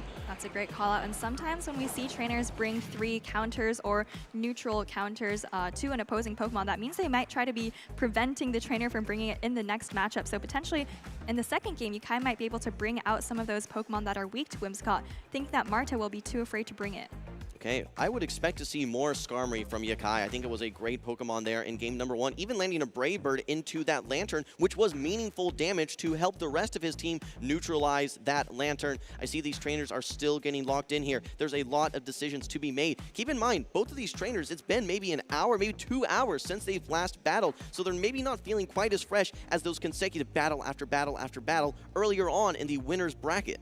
That's right. Well, in terms of game 2, I think both trainers are still getting locked in. Still expecting to see some Lickitung gameplay from Marto. It did pretty well for him in that last game on the Say Swap, forcing Yakai into a pretty awkward situation. He didn't bring the Annihilate, remember, so he had to stay in, misalign those switch clocks before bringing his own Lickitung. A lot of decisions to be made and a lot on the line. So you win 3 games here, you punch your ticket to Championship Sunday, to the Grand Finals. You get that next tier of prizes, and you get your opportunity to take home the title of Pokemon Go World Champion. These trainers are so close. Like you said, just 2 games from day 2. And because they're on the winner's side, actually they're only 5 games away from the title of World Champion. Emotions are high here, but you can see that both of these trainers have composure. They are locked in here to these games. This is everything for them. There were over 200 trainers registered for this World Tournament, and we're down to the final 3. They are on the winner's side of the bracket, and it is so important for them to try and make it to these Grand Finals. So many decisions to be made, so much just trying to get into your opponent's mind and understand what you need to do to make this final push on what has been a very long day of battles. That's right. Well, we are moving forward here. Looks like we're getting into game number 2. Yakai leading the Lickitung, very neutral lead, and Marto's got the Shadow Gligar. Marto bringing the Shadow Gligar again. This time, no Skarmory, a much more neutral matchup. Gligar trying to land some of these digs. Yakai going to be able to get to this Body Slam before the dig is fired, though. Will launch this off early on. Marto, I believe, right at 7 wing attacks.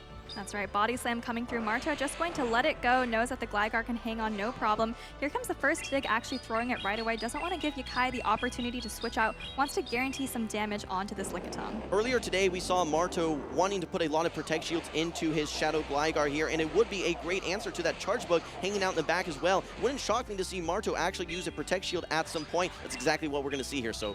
That's right, Marto maybe wants to go for switch advantage. Also has a pretty bulky backline there. You see Lickitung and Lantern, so potentially investing Protect Shield into his Glacier Gligar is the way to go. Here comes an Aerialist. He has 2 charge attacks banked here, so I don't expect to see Yakai put up a Protect Shield. Okay, here comes the Aerial Ace. This is enough to knock out. No Protect Shield, just like you said. And you've got a good answer to this Gligar.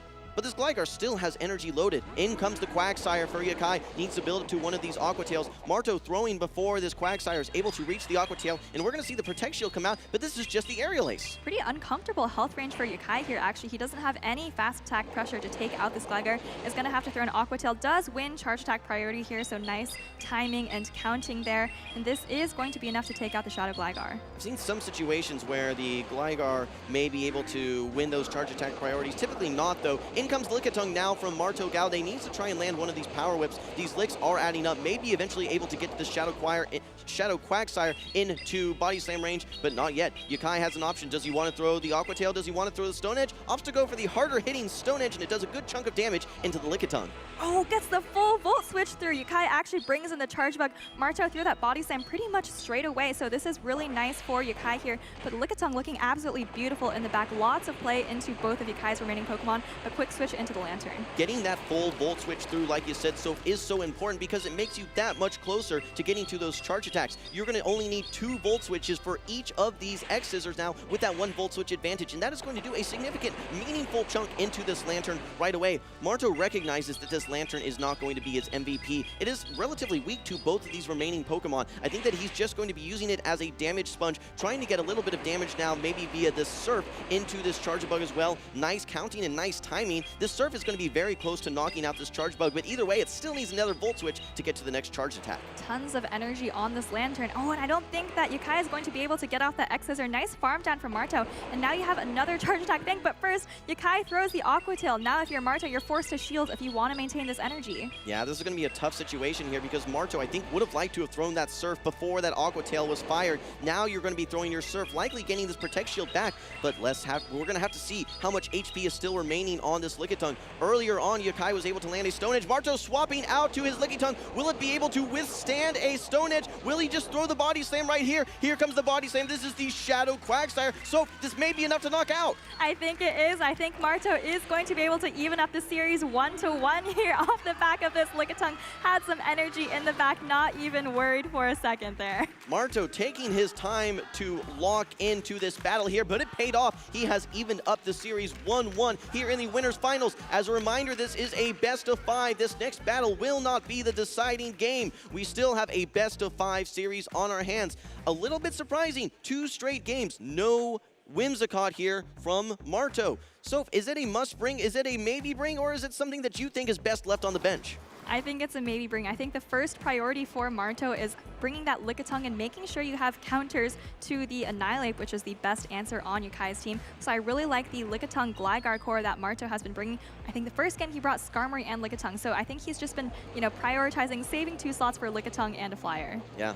Marto seems like he really likes the Shadow Gligar. He's brought in the lead for 2 consecutive games. We've seen sometimes Marto willing to go down 2 shields to protect the HP of that Shadow Gligar. The flying ground coverage is just such a good coverage when it comes, it's a good combination when it comes to coverage. Able to hit so many meta Pokemon especially, able to hit super effective versus the Annihilate, able to hit at least neutral versus most of these Pokemon, but the one thing it really needs to watch out for is that Skarmory. The Skarmory is pretty good on Yakai's side, with the exception of Marto's Lantern. It actually has pretty nice to actually very positive matchups looking across Marto's team. And I think that's one of the reasons we haven't seen the Whimsicott on Marto's side. Skarmory is just too much of a threat for the Gligar, which he really likes to bring. What's a little scary in general is just that Skarmory, because Marto is so likely to bring that Lickitung because of all the neutral matchups. Skarmory has a positive matchup, still a little bit uncomfortable, but a relatively positive matchup, and a dominant matchup versus that Shadow Gligar. We've seen so many trainers, including Marto, use that combination of Shadow Gligar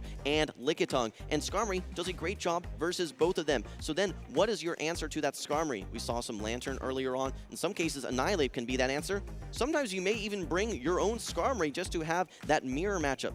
All right, trainers, we're locked into game number 3. It's 1-1 right now. Let's get into the action. And first appearance for Altaria on Yakai's side. Another very neutral lead brings it into Marto's Lickitung. All right, well, ideally you would love to have your Whimsicott lined up here. It double resists these Dragon Breaths. These Dragon Breaths, though, do a significant chunk into the Lickitung. Keep in mind, it is a little bit stronger of a fast attack. Meanwhile, Lickitung is using a non-same type attack bonus non-same type attack bonus fast attack, that being Lick. This is a relatively neutral matchup still, though. Marto is already at 2 Body Slams. Is there any situation where he'd want to swap out and save this Lickitung for later?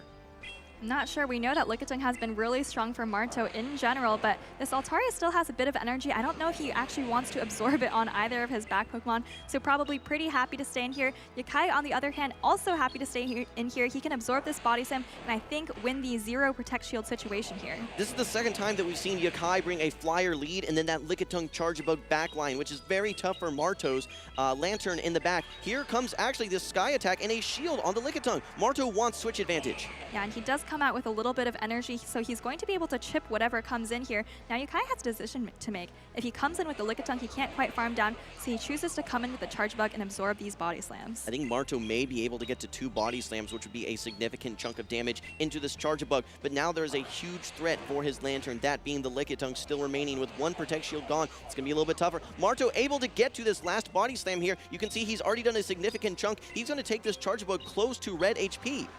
That's right. Charge Bug able to farm down, comes out with a lot of energy though, I think close to 2 X-Scissors, and that's going to be able to hit whatever Marto wants to come in with. You also have to remember, Marto used a Protect Shield in the lead to get switch advantage. I think he didn't get a Fairy Wind through here, but X-Scissor coming through. All right, this is neutral damage due to the Bug and Fairy typing. It's going to hit for neutral. That's a nice chunk of damage, and you're actually relatively close to this next X-Scissor. You can actually throw 2 more Volt Switches now before Marto's able to get to his next charge attack. I think the Seed Bomb would be enough to knock out here, so you're just going to have to withstand this damage, putting it all on Lantern. But again, one of Lantern's primary answers is hiding in the back there for Yakai.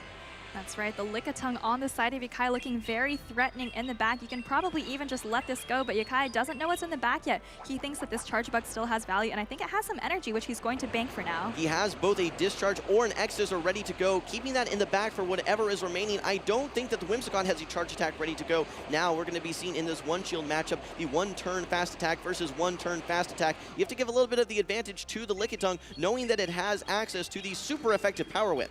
That's absolutely right, but we've seen a lot of trainers, I believe, including Yakai, sometimes opt to go straight for the body slam, farming up all the way to almost 100 energy, but actually go straight for the power up this time. Okay, this is a big shielding decision for MartoGalde. Does he want to use his final Protect Shield? Yes, he does. He properly shields this Power Whip. That is a very nice play. Will we see a Thunderbolt? No, actually, Yakai is able to reach this next Power Whip. Marto's Lantern is thick enough that it will be able to withstand this Power Whip, and he is getting close to 2 charge attacks. You're thinking to yourself, what is my formula? Do I go straight for 1 Thunderbolt? Do I go for double Surf? Let's see what he goes for. Almost at 100 energy here, and I think this is the right call. Lickitung is just about in Thunderbolt range, but actually Yakai makes a huge call and shields it up. Okay, well now this Lantern is in Body Slam range, and Body Slam is ready to go here. This will be enough to knock out the Lantern. Let's not forget as well that the Charge Bug has a move ready to go here. There is only the Whimsicott left on the field for Marto. Switch clock is up. He has the X-Scissor ready to go. Yakai will be taking game number 3.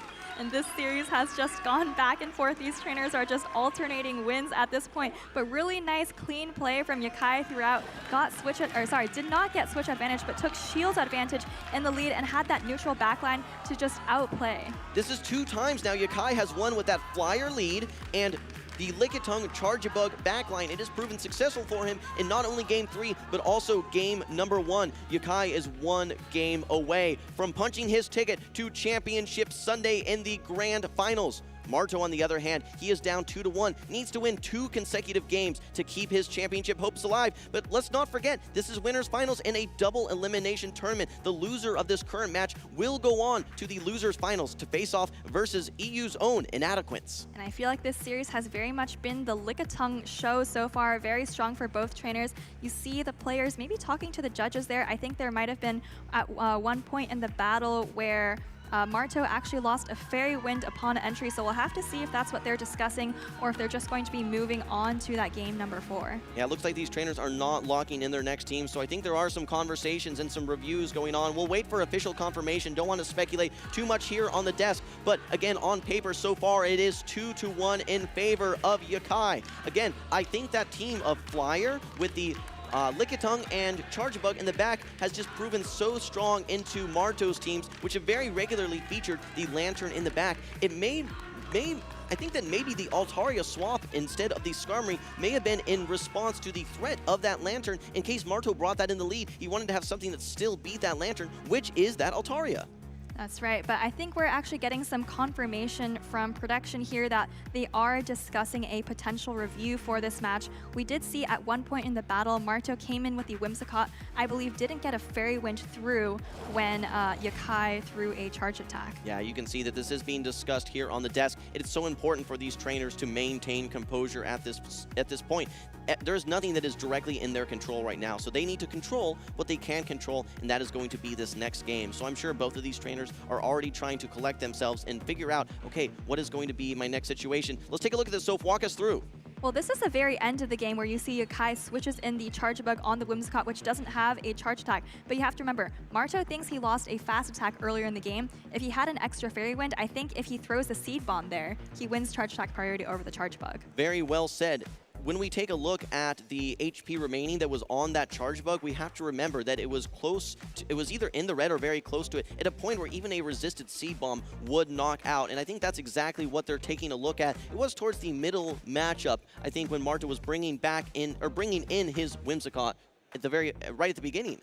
I think that's right. It was a little bit earlier on in the match where Marto lost the Fairy Wind. Right. But I mean, you have to remember, how many games have we seen, not even including yesterday, but just today, that come down to 1 HP, 1 turn, even charge attack priority, right? Even just 1 turn, or this is actually a 2-turn fast attack, but 1 turn or 2 turns can really define the outcome of a match. So really important to get this right. I definitely saw that Marto lost the fast attack, but I think they're just discussing whether it made an impact on the outcome of that. That's right. when we have a real-time game like Pokemon Go, we have to not only think about the damage that a Fairy Wind would do, but also the impact of energy. Fairy Wind being a very high generating energy attack. I think this is actually what it was right there. We see no Fairy Wind come through. You're going to be taking this charge attack no matter what, but I think it is the pacing to this Seed Bomb here. Okay, able to get to that next X-Scissor. Looks like we cut it out just a little bit early there, unfortunately, Soph. Yeah, but I think we did see that critical moment where Marto does not get the fast attack. We see the outcome of the game where he's just one fast attack off the Seed Bomb at the end. And I think this is the replay in slow motion. We see Yakai doing the bubbles on the X-Scissor. Marto kind of looking at the camera saying, yeah, I didn't get the fast attack through. And you know, it might have actually mattered for the outcome of that battle. A frustrating position. Yeah, we can clearly see the Fairy Wind did not launch. We are now, I think, getting ruling from these judges here and how this will impact the score. Will we have a reset going back to 1-1 and replaying game number 3? Or will we be solidifying the 2-1 result? I think we're still waiting at this point, so. That's right. I think the judge on stage, our friend CCO, a superstar judge, he's appeared at a lot of these events. I'm sure he can get this one right. Looks like he's explaining the decision to Marto, so we'll be getting confirmation pretty soon on just what that decision was. All right, well, it looks like they're still talking, and it looks like that we are going to be still waiting for a official confirmation. So I want to ask you, is there a real response that Marto can bring here to that Flyer, Lickitung, Charge Bug backline? It seems like a very safe team, a very flexible team for Yakai. I know we're getting a little bit ahead of ourselves. We'll wait for this confirmation, but that seems to be the recipe for success for Yakai right now. I don't think Marto has a single Pokemon that can handle all three, but he has several Pokemon that have a lot of neutral play, right? He has his own Lickitung, which we've seen him bringing time and time again. He has his own Gligar, which, you know, depending on which Flyer exactly Yakai is bringing, also has play into all three. Yeah, I think that Altaria looks so good on paper right now for Yakai, as long as it can stay away from that Whimsicott. And even against the Whimsicott, if you're able to get one of those Sky Attacks off, it can still do a significant chunk of damage. We're still awaiting a decision here, which is such an important decision here in these grand finals. You go from either one game away from the grand finals or back to even Stevens, complete parity, 1-1. So the impact of this decision is not lost on us here on the desk. Absolutely. I mean, you think about the grand finals, whoever wins this match only needs to win 3 more games to become the world champion. And over here, you know, you either have to win 1 or 2 additional games, and that's a 100% difference right there in terms of the additional games that you need to win. So huge decision here. We want to make sure that the judges are certainly taking their time on this one. I think regardless of the decision that's made here, it is really going to come down to both of these trainers to reset everything that they feel. Let's remember that every battle is a complete reset. You have to take each battle 1 game at a time. Even before this, whether you went 2-1 in your games, whether you went 2-0, whether you're undefeated, it really all just comes down to these games. I don't want to go too far back here, but if you recall, the C2U had won 18 consecutive games and then got 2-0'd by Inadequance. So momentum can simply be reset just on the flip of a dime like that. That's absolutely right. And you know, Yakai actually, before this matchup, he hadn't dropped a single game today. Marto was able to take the first game off of Yakai on the second day of competition. I think this is that frame where the Whimsicott is brought in. We don't see the Fairy Wind come through. We see Marto recognize it, and Yakai is, you know, continuing to throw the X-Scissor here. Yeah, I think that first X-Scissor, right, that's going to be launched no matter what. But what the question that we have is, would Marto have been able to get to that Seed Bomb, I think, before that second X-Scissor, denying all of that energy and all of that damage? That's right. I think sometimes losing a fast attack, it's not just the energy and the damage that you lose, which of course is pretty critical, but it's also going to affect the way that you play, right? Sometimes that means that you can't outpace the opposing Pokemon to a charge attack. That means you might be forced to switch out right away or throw when you actually didn't want to. So it's really hard to tell how the game would have panned out. I want to even call out just the mental frustration of just being thrown off like that, just having that expectation, okay, I should have gotten that through. You kind of have to mid-battle reset and say, okay, I'm still in this game. There's still win conditions. I need to figure out how I'm going to pivot. And despite, you know, some of this frustration, how I'm going to move forward here. So that's certainly a tall task. And I think Marto absolutely did his absolute best to try and win the rest of the game here, but to put him in a tough situation, no doubt. Absolutely. Well, I mean, we can take a look back at these two trainers' teams. You were talking a little bit earlier about how Altaria seems pretty powerful for Yakai, and really, I mean, the best answers on Marto's teams are...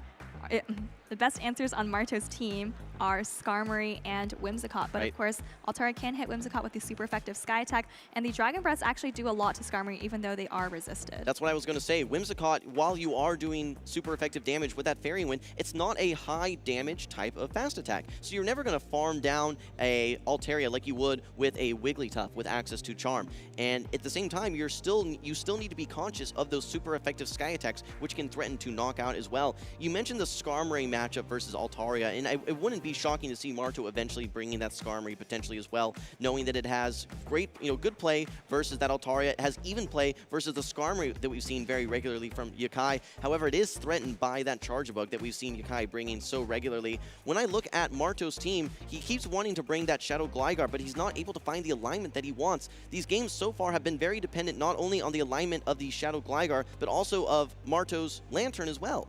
That's right. I really like the Skarmory from Marto, and I think he actually brought it in that very first game, ended up dropping it later because he saw Yakai was favoring the Charge Bug.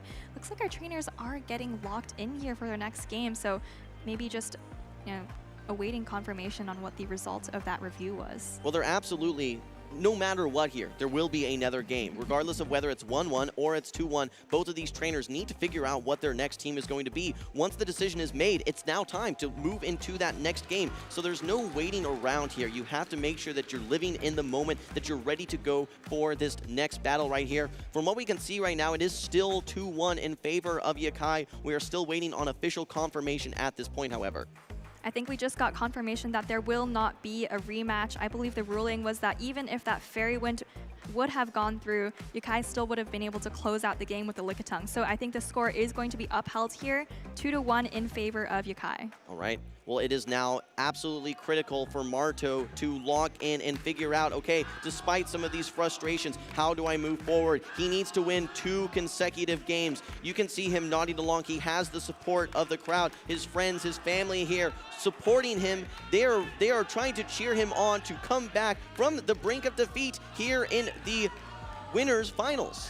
That's right. Well, game 4, this could be decisive here. Yakai once again leading the Altaria, and this time it sees Marto's annihilate. It's another game here for Yakai with the Flyer Lickitung Charge-Bug team. Marto now has the Lickitung again in the back, which is going to be the safe swap. We saw it versus the Skarmory, and we're yet again seeing it versus the Altaria. Actually, in game number 3, if you remember, I think Lickitung may have been in the lead, ended up facing off versus this Altaria anyway.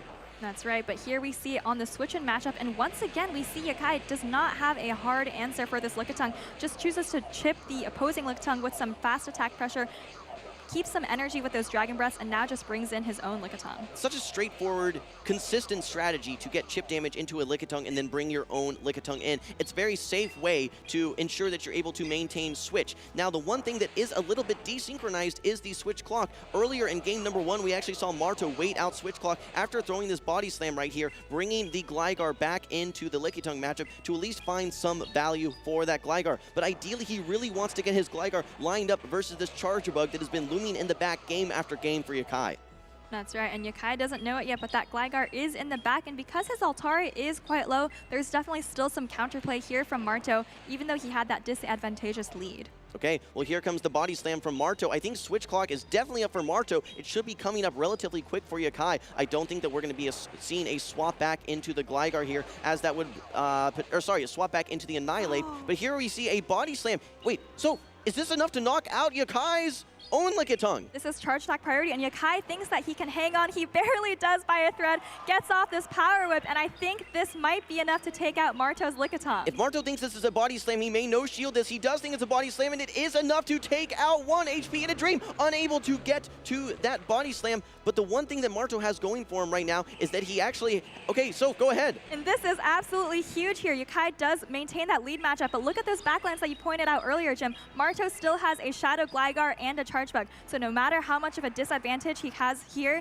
he's going to get an even bigger advantage down the line. Great observation. You are now in 9-slash range or very close to it. If you can get through this Altaria, you have one of the most dominant matchups in Pokemon Go, with Shadow Gligar resisting all of the fast and charge attacks from that Gligar. And we see a boost for MartoGalde. I hope And this is all of a sudden looking fantastic for Marto. Bad lead, tough switch in, but now he's got the advantage in the backline here. Probably just going to build up some energy and then wall it with his own Gligar. He is boosted and he's able to throw this Night Slash here. This would be a huge shield. Okay, he's able to get the shield. Maybe Yakai thinking there's no answer to the Charge Bug, but Marto has the answer, and it's the Gligar. He brings it in and catches the discharge. And this is all of a sudden looking amazing for Marto. He looks very subtle about it on stage, but he's in a great spot here. Gligar absolutely walls Charge Bug. I think you can just maybe go for one dig, wing attack down, and come out with some energy for the Altaria. That's right, and ideally you'd want to be throwing X Scissors here as Yakai's Charge Bug into the Shadow Gligar. It's a little bit of a more efficient move, actually lower energy, same amount of damage as that discharge. 1 is not going to knock out, 2 is not going to knock out. Actually, I think we had a charge attack priority there. Will you even be able to get off this X Scissor now as Yakai, or does this dig knock out? Dig landing, it does knock out the Charge Bug, and Marto is almost at the Aerial Ace here, going to be able to tie up the series 2-2. Marto bringing it back from the brink of defeat, despite a tough lead. Annihilate into Altaria, able to get the positive matchup. Shadow Gligar finally aligned versus that Charge Bug, and we are even here 2-2 in the winners finals. Third game didn't go Marto's way, but he didn't let that stop him. He stayed locked into this matchup. He pulled out the victory off a tough lead there and is able to take this 2-2. We're going to have a decisive game 5 here. So I know we were talking about this during the review, but Altaria, Lickitung, Charjabug has been such a consistent team for Yakai. Marto responded with, okay, I still am going to bring something that might be weak to Flyers in the lead or neutral to Flyers with that Annihilate, but saving that Gligar, instead of having it in the lead this time, bringing it in the back, was finally able to find that Charjabug, and that was his key to success in Game 4. It's that Gligar Lickitung core that Marto has relied on, and Yakai switched out the Flyer. Remember, early on he was bringing Skarmory. Since then, he's pivoted to Altaria, but that now means that he hasn't had an answer to the Shadow Gligar. I wonder if we're going to be seeing a switch out of that Altaria now into the Skarmory again that we saw in game number 1 for Yakai. I think he is absolutely favoring the Lickitung. I think he wants to bring that Charjabug again, but maybe not. Now maybe he's thinking to himself, okay, well, I'm seeing Gligar each and every game, whether it's in the lead, whether it's in the back, I don't want it versus my Charjabug. There are other answers to that, to the Shadow Gligar that he can bring, maybe 2, even 3 answers to that Gligar on his team. That's right. I mean, we might see the Quagsire come into play. Obviously, you need to watch out for the Whimsicott, but other than that, has a lot of positive to neutral matchups. I really like that Altaria, and we still have not, we've only seen, I think, the Whimsicott in 1 game so far, which was a loss for MartoGalde. I think that he may want to bring it again here in game number 5, especially since we're seeing that Altaria. I would love to see Marto lead that Whimsicott, but there are still so many threats. We saw the Skarmory game number 1. There are still Pokemon that can just out-bulk that Whimsicott as well. It's such a risky pick, but it's game 5. I know, but I think if you're Marto, you really just have to be anticipating which of the Flyers, if there's only one, is Yakai going to bring. If it's the Altaria, you want to bring the Whimsicott, but if it's a Skarmory, you want to leave that Whimsicott on the bench. Okay, here comes game number 5. We're going to be seeing Yakai versus Marto. What a matchup here! It's the Skarmory into the Lantern! And Yakai has been getting all the leads in this match so far, but doesn't get it here. Switches into the Lickitung. Marto does have the Annihilate in the back, but looks like he's going to try to chip with the Surf before going out. A tale as old as time here. It is the chip and dip strategy. Here comes the Surf from Marto's Lantern. Needs to get some chip damage to make this matchup safe. He brings in his own Lickitung now. We have to keep an eye on these back matchups though, so because what is your answer going to be to this Altaria that's hanging out in the back? We saw Marto have a tough lead and still win game number 4. Yakai still has an opportunity to do that in game 5 as well. It's going to be a little scary. I feel like we thought that Marto was going to come in with the Annihilate. That would have been the obvious answer, but instead saving it for the back line. He doesn't know what Yakai has in the back yet. Okay, this is going to be the slowest of our matches, probably the least exciting here. Beginning and end, I think, will be very exciting. This one is going to be a little bit slower here. Marto over farming, getting to 2.5 body slams almost. Switch clocks will be coming up relatively soon, trying to chip away this Lickitung, lick by lick, body slam by body slam. I don't think either of these trainers can afford to give up switch advantage, though. We saw such a polarizing lead, Skarmory into Lantern. Marto doesn't know it yet, but Yakai does. The Altaria has such a positive matchup into the Lantern. Last time we saw Yakai throwing that power move at the end. Marto now just throwing a body slam. I think Marto has 2 body slams stored. This may have been a charge attack priority for these 2 trainers. Neither body slam is going to knock out. Just puts the Lickitung quite low, and I think Marto knows that he can hang on here. I wonder if there's any reality where we actually see a shield come out. Yes, indeed. He does try to preserve switch advantage there, wants to maintain the Lantern lined up with the Skarmory, but just like you said, now Yakai is up a shield and has an Altaria, which is looking very, very threatening. The Altaria looks so strong in the back here, and I don't think it's even going to have to face the Lickitung whatsoever. The only Pokemon that's going to have to go up against are going to be a Water Gun Lantern. It's resisting those Water Guns, and a counter user, that being Annihilate. It resists all those fast attacks. You will be able to get a nice amount of chip into this Skarmory as MartoGalde's Lickitung, but still, this Skarmory is going to get a ton of energy. It'll chip that Lantern, and then how do you navigate around this Altaria in the back? Well, the Skarmory is not going to be the star of the show. We might see Yakai just try to chip whatever comes in with a Brave Bird before swapping. Obviously, we're expecting that Lantern. He does throw the Brave Bird. I expect to see an immediate pivot out into the Altaria. Okay, this is going to do a little bit of maybe 30% damage into this Lantern, but it all comes down to this Altaria. Can it sweep the team? Marto, he has no answer for it. He needs to get to this Thunderbolt, but Yakai still has 2 Protect Shields remaining. He goes here for the first charge attack. He desperately needs to strip away these these Protect Shields from Yakai. And Yakai He lets it calls go! the serve! All that energy on Marto's side wasted, and it is looking very good for Yakai here. Dragon Breath's adding up on the Annihilate. I don't even know what he can do here as Marto. Maybe you have to go for a boost. Marto has to shield his Annihilate. The Lantern is not going to be able to reach a Thunderbolt. He's desperately searching for a boost. Goes straight for this Night Slash here. Yakai has 2 Protect Shields. He can hang on to this one. He may even no shield. He does no shield. You need a boost as MartoGalde. Your only hope is to be able to get that boost and boost your counters, but not this time. Racing for the Sky Attack is Yakai. No Protect Shields remaining. Marto sees the writing on the wall. Here comes the Sky Attack for Yakai, and this will knock out the Annihilate. Yakai celebrating a little bit. There's still just a little bit of this Lantern, but these Water Guns are not going to do anything. It's looking like a 2 shields flex for Yakai here. Moving on to the Grand Finals. Congratulations to Yakai. He has the tenacity necessary despite the one-sided lead. He is able to recover and ride that Altaria to victory. He will be moving on to Championship Sunday. Congratulations to Yakai. Maybe posing for a picture there on stage while he celebrates. I think this is the farthest an APAC trainer has ever made it at the World Championships. What an incredible achievement. Oh my gosh, they are bringing the intensity here to these battles. What a series we just witnessed. Yakai, congratulations to you. You've locked in top two in the world in 2024. We're going to be seeing more from him tomorrow in Championship Sunday.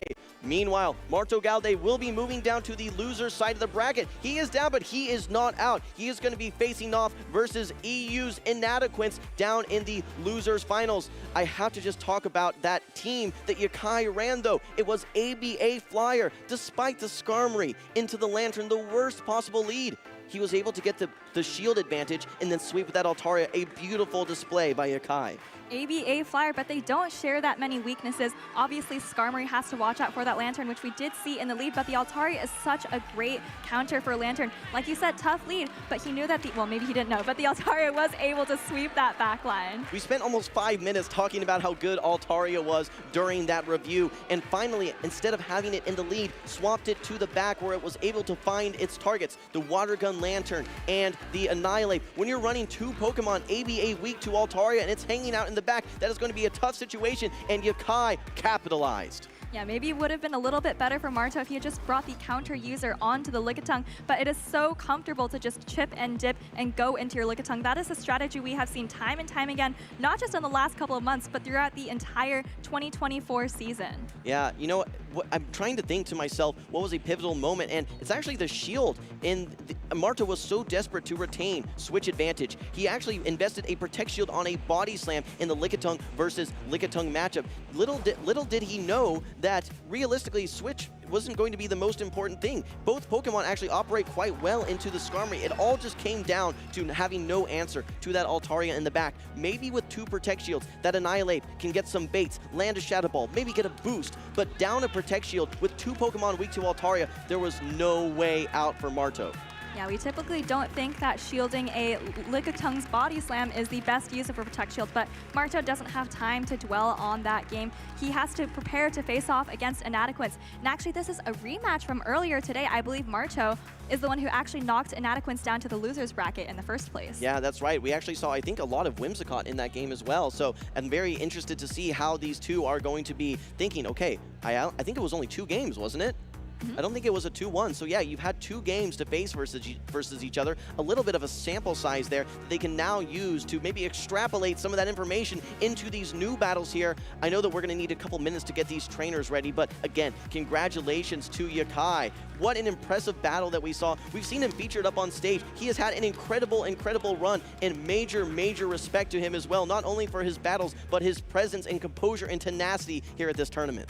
All right, well, we're talking about Yakai's tenacity, his journey to the grand finals tomorrow. Let's take another look at the winner's bracket and look at that journey again. Yakai started out the day facing Keibon from Japan, a 2-0 victory, went on to sweep Beelzeboy with another 2-0 victory, went on to sweep LurganRocket in the winner's semis with another 2-0 victory, and then finally MartoGalde finally able to challenge Yakai with a 2-3 in the winner's finals. What a repeat in the grand finals that could be if we end up seeing Marto go back into that matchup here. I think that they were so evenly matched. It just came down to a little bit of creativity. So many trainers are tempted to run those ABB type of teams. Running ABA Flyer was that final surprise for Marto that translated to putting Yakai into the grand finals. Let's flip over to the loser side of the bracket, though. We can see where we have Marto and Inadequance on the far right side of our screen. We've had a much longer journey for Inadequance, though. Soph, take us through it.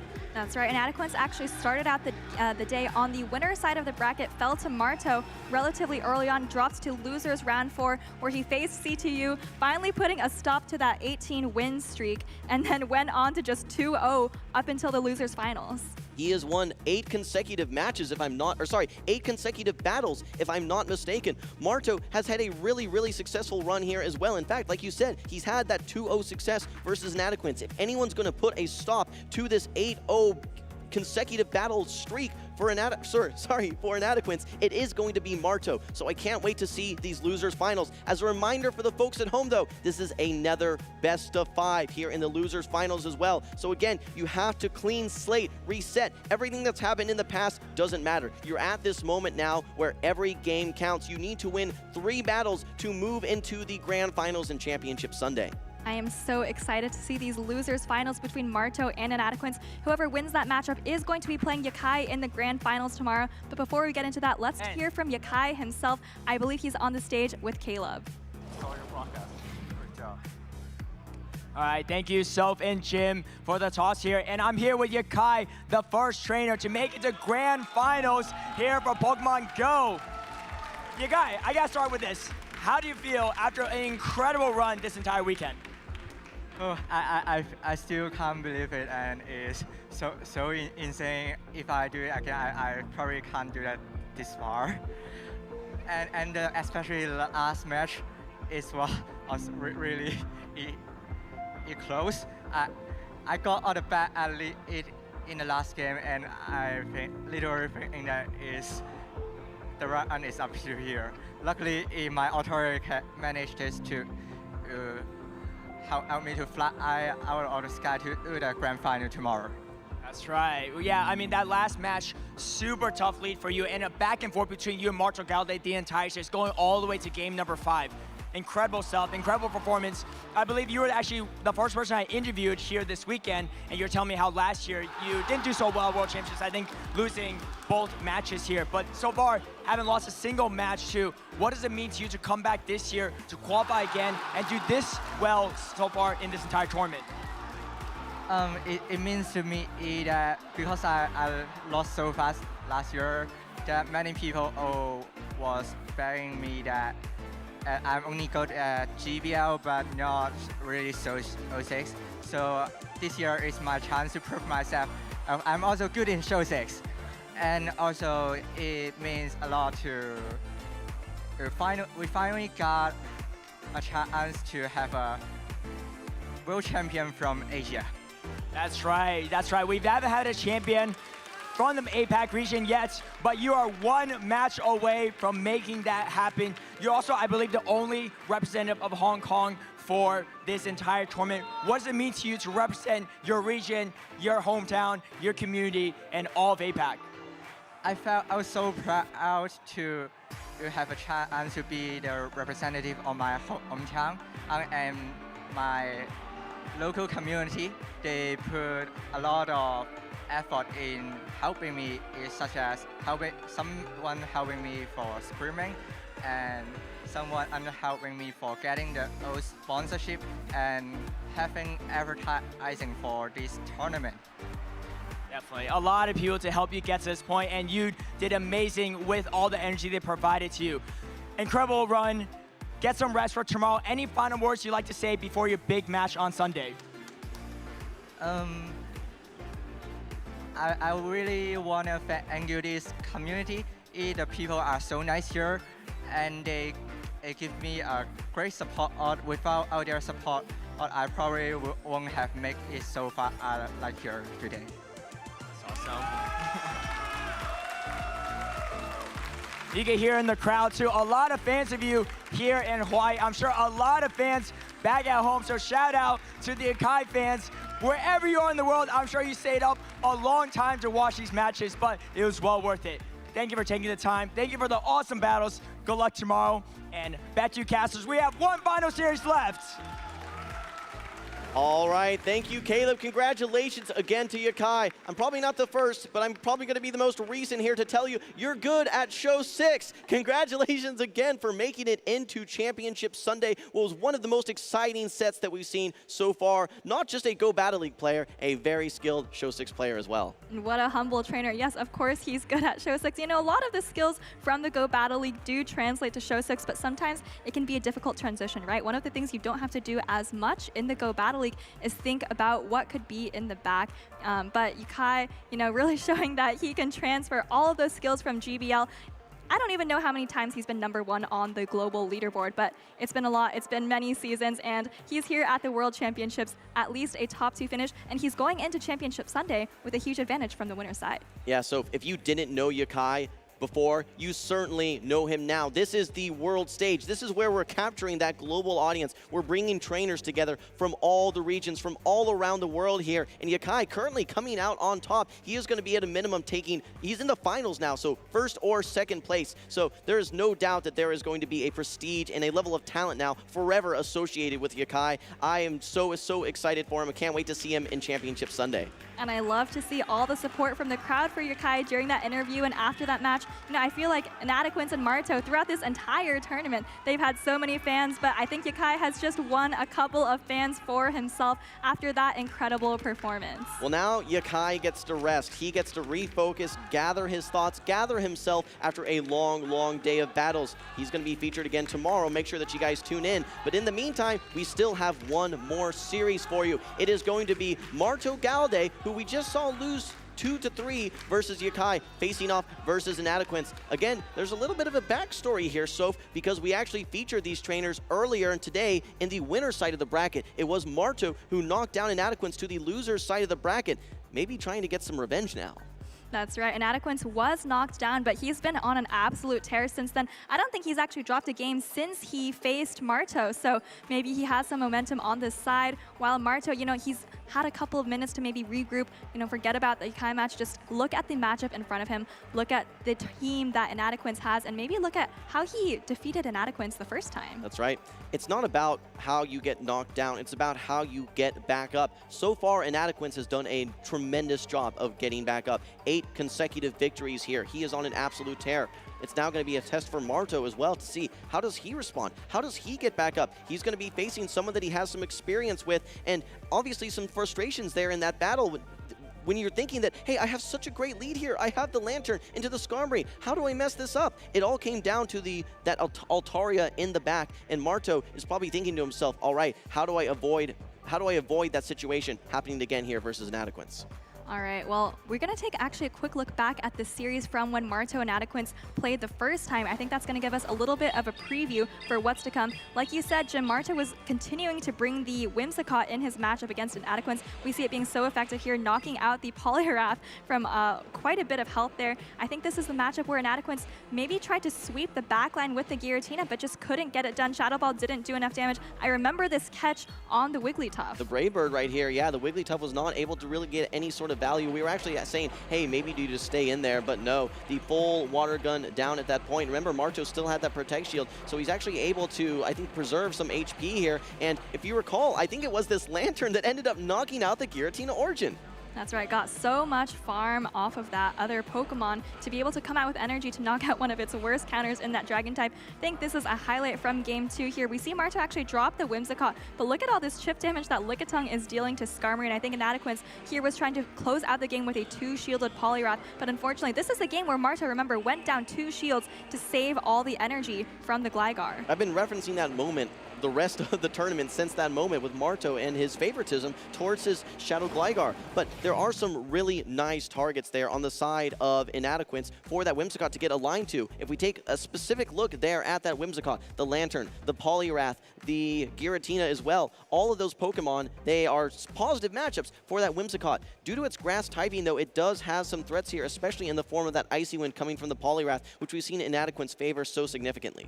All right, well, here's a decision that Marto has no doubt been making since the beginning of this tournament. He's got both Whimsicott and Shadow Gligar, which do very poorly against this Skarmory on Inadequance and so many others as teams, so he can probably only bring one at a time. But Jim, first, walk us through Inadequance's team. We have the Ghost Dragon-type Giratina Origin, the Lantern, the Clodsire, Skarmory, Wigglytuff, and Poliwrath. It's running that Icy Wind Scald moveset, different from what we've seen with the Icy Wind Power-Up Punch from some other trainers. That's right, it's actually a regular Poliwrath as well, a little bit unique. Looking at Marto's team here, of course, we did just see him face off against Yakai, but let's take another look. We've got the Skarmory, the Lantern, Lickitung, Shadow Gligar, and of course, the Whimsicott. I think that Marto can only bring one of these 2 bottom Pokemon at a time, but either of them is really strong against Inadequance's team. Inadequance has lots of reasons to bring this Poliwrath. Even though there's an electric type, you're going to be resisting those water guns, and you're going to be hitting for neutral counters. Even versus the grass fairy type, which you think is the worst case scenario, you can still hit for super effective Icy Winds. The longer you extend that matchup, I think Inadequance actually may have forced his way through that or could have forced his way through that matchup in the earlier games versus Marto as well. So I expect to see a lot of Poliwrath, and I expect to see Marto bring at least one answer. Maybe the Shadow Gligar, but maybe also that Annihilate as well. Well, if he brings the Shadow Gligar, he's got to bring some answers for the Skarmory. We might see him bring that Shadow Gligar Lickitung core that I know you're so fond of, Jim, or maybe the Shadow Gligar and the Lantern, which is a bit of a harder answer to Skarmory, and we've seen even take out Inadequance's Giratina before. So if I wasn't going to bring it back up, but that was in my caster picks here with the Shadow Gligar and Lickitung, so thanks for mentioning that one again.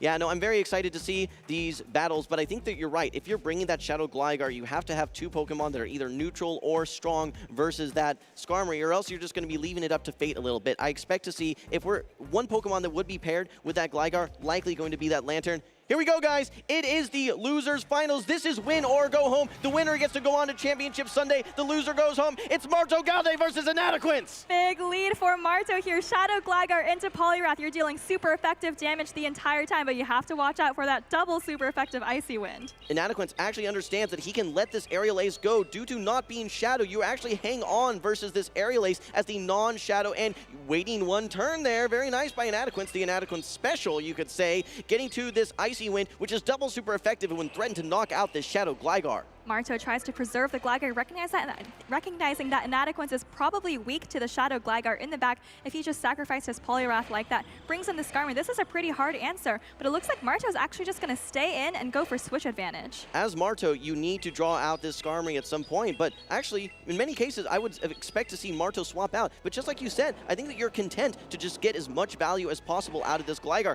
2 digs are going to be some chunk of damage. A 3rd dig, I think, actually might be enough to knock out the Skarmory. While this isn't a good matchup in general, you're going to do a significant dent into the Skarmory still. Well, you are debuffed here as the Shadow Gligar. You do threaten to get to another charge attack if Inadequance goes for the farm down, which it looks like he is doing. Marto actually going a little bit past the dig here, gets a final dig as a parting gift. I think Inadequance's Skarmory is going to be able to fire off 2 charge attacks for whatever comes in. Well, if you're going to let the Skarmory get all this farm, you have to have a wall for it, and that wall is the Lantern. Actually, now the Clodsire comes in for Inadequance. This is going to be threatening some super effective damage in the form of these Earthquakes. Marto staying in, actually maybe trying to catch an Earthquake, gets a lot of super effective water gun damage, and now puts this Clodsire in a much more manageable range for his Lickitung. Yeah, I was actually expecting Marto to throw the Surf there, but potentially didn't want to misalign those switch clocks too much. It's looking good for Marto, though. He is down in shields, but look at how healthy that Lantern is. Inadequance still has a Skarmory with 100 energy in the back, but it's very, very low health. You have to be careful here as Inadequance. You have 2 Protect Shields.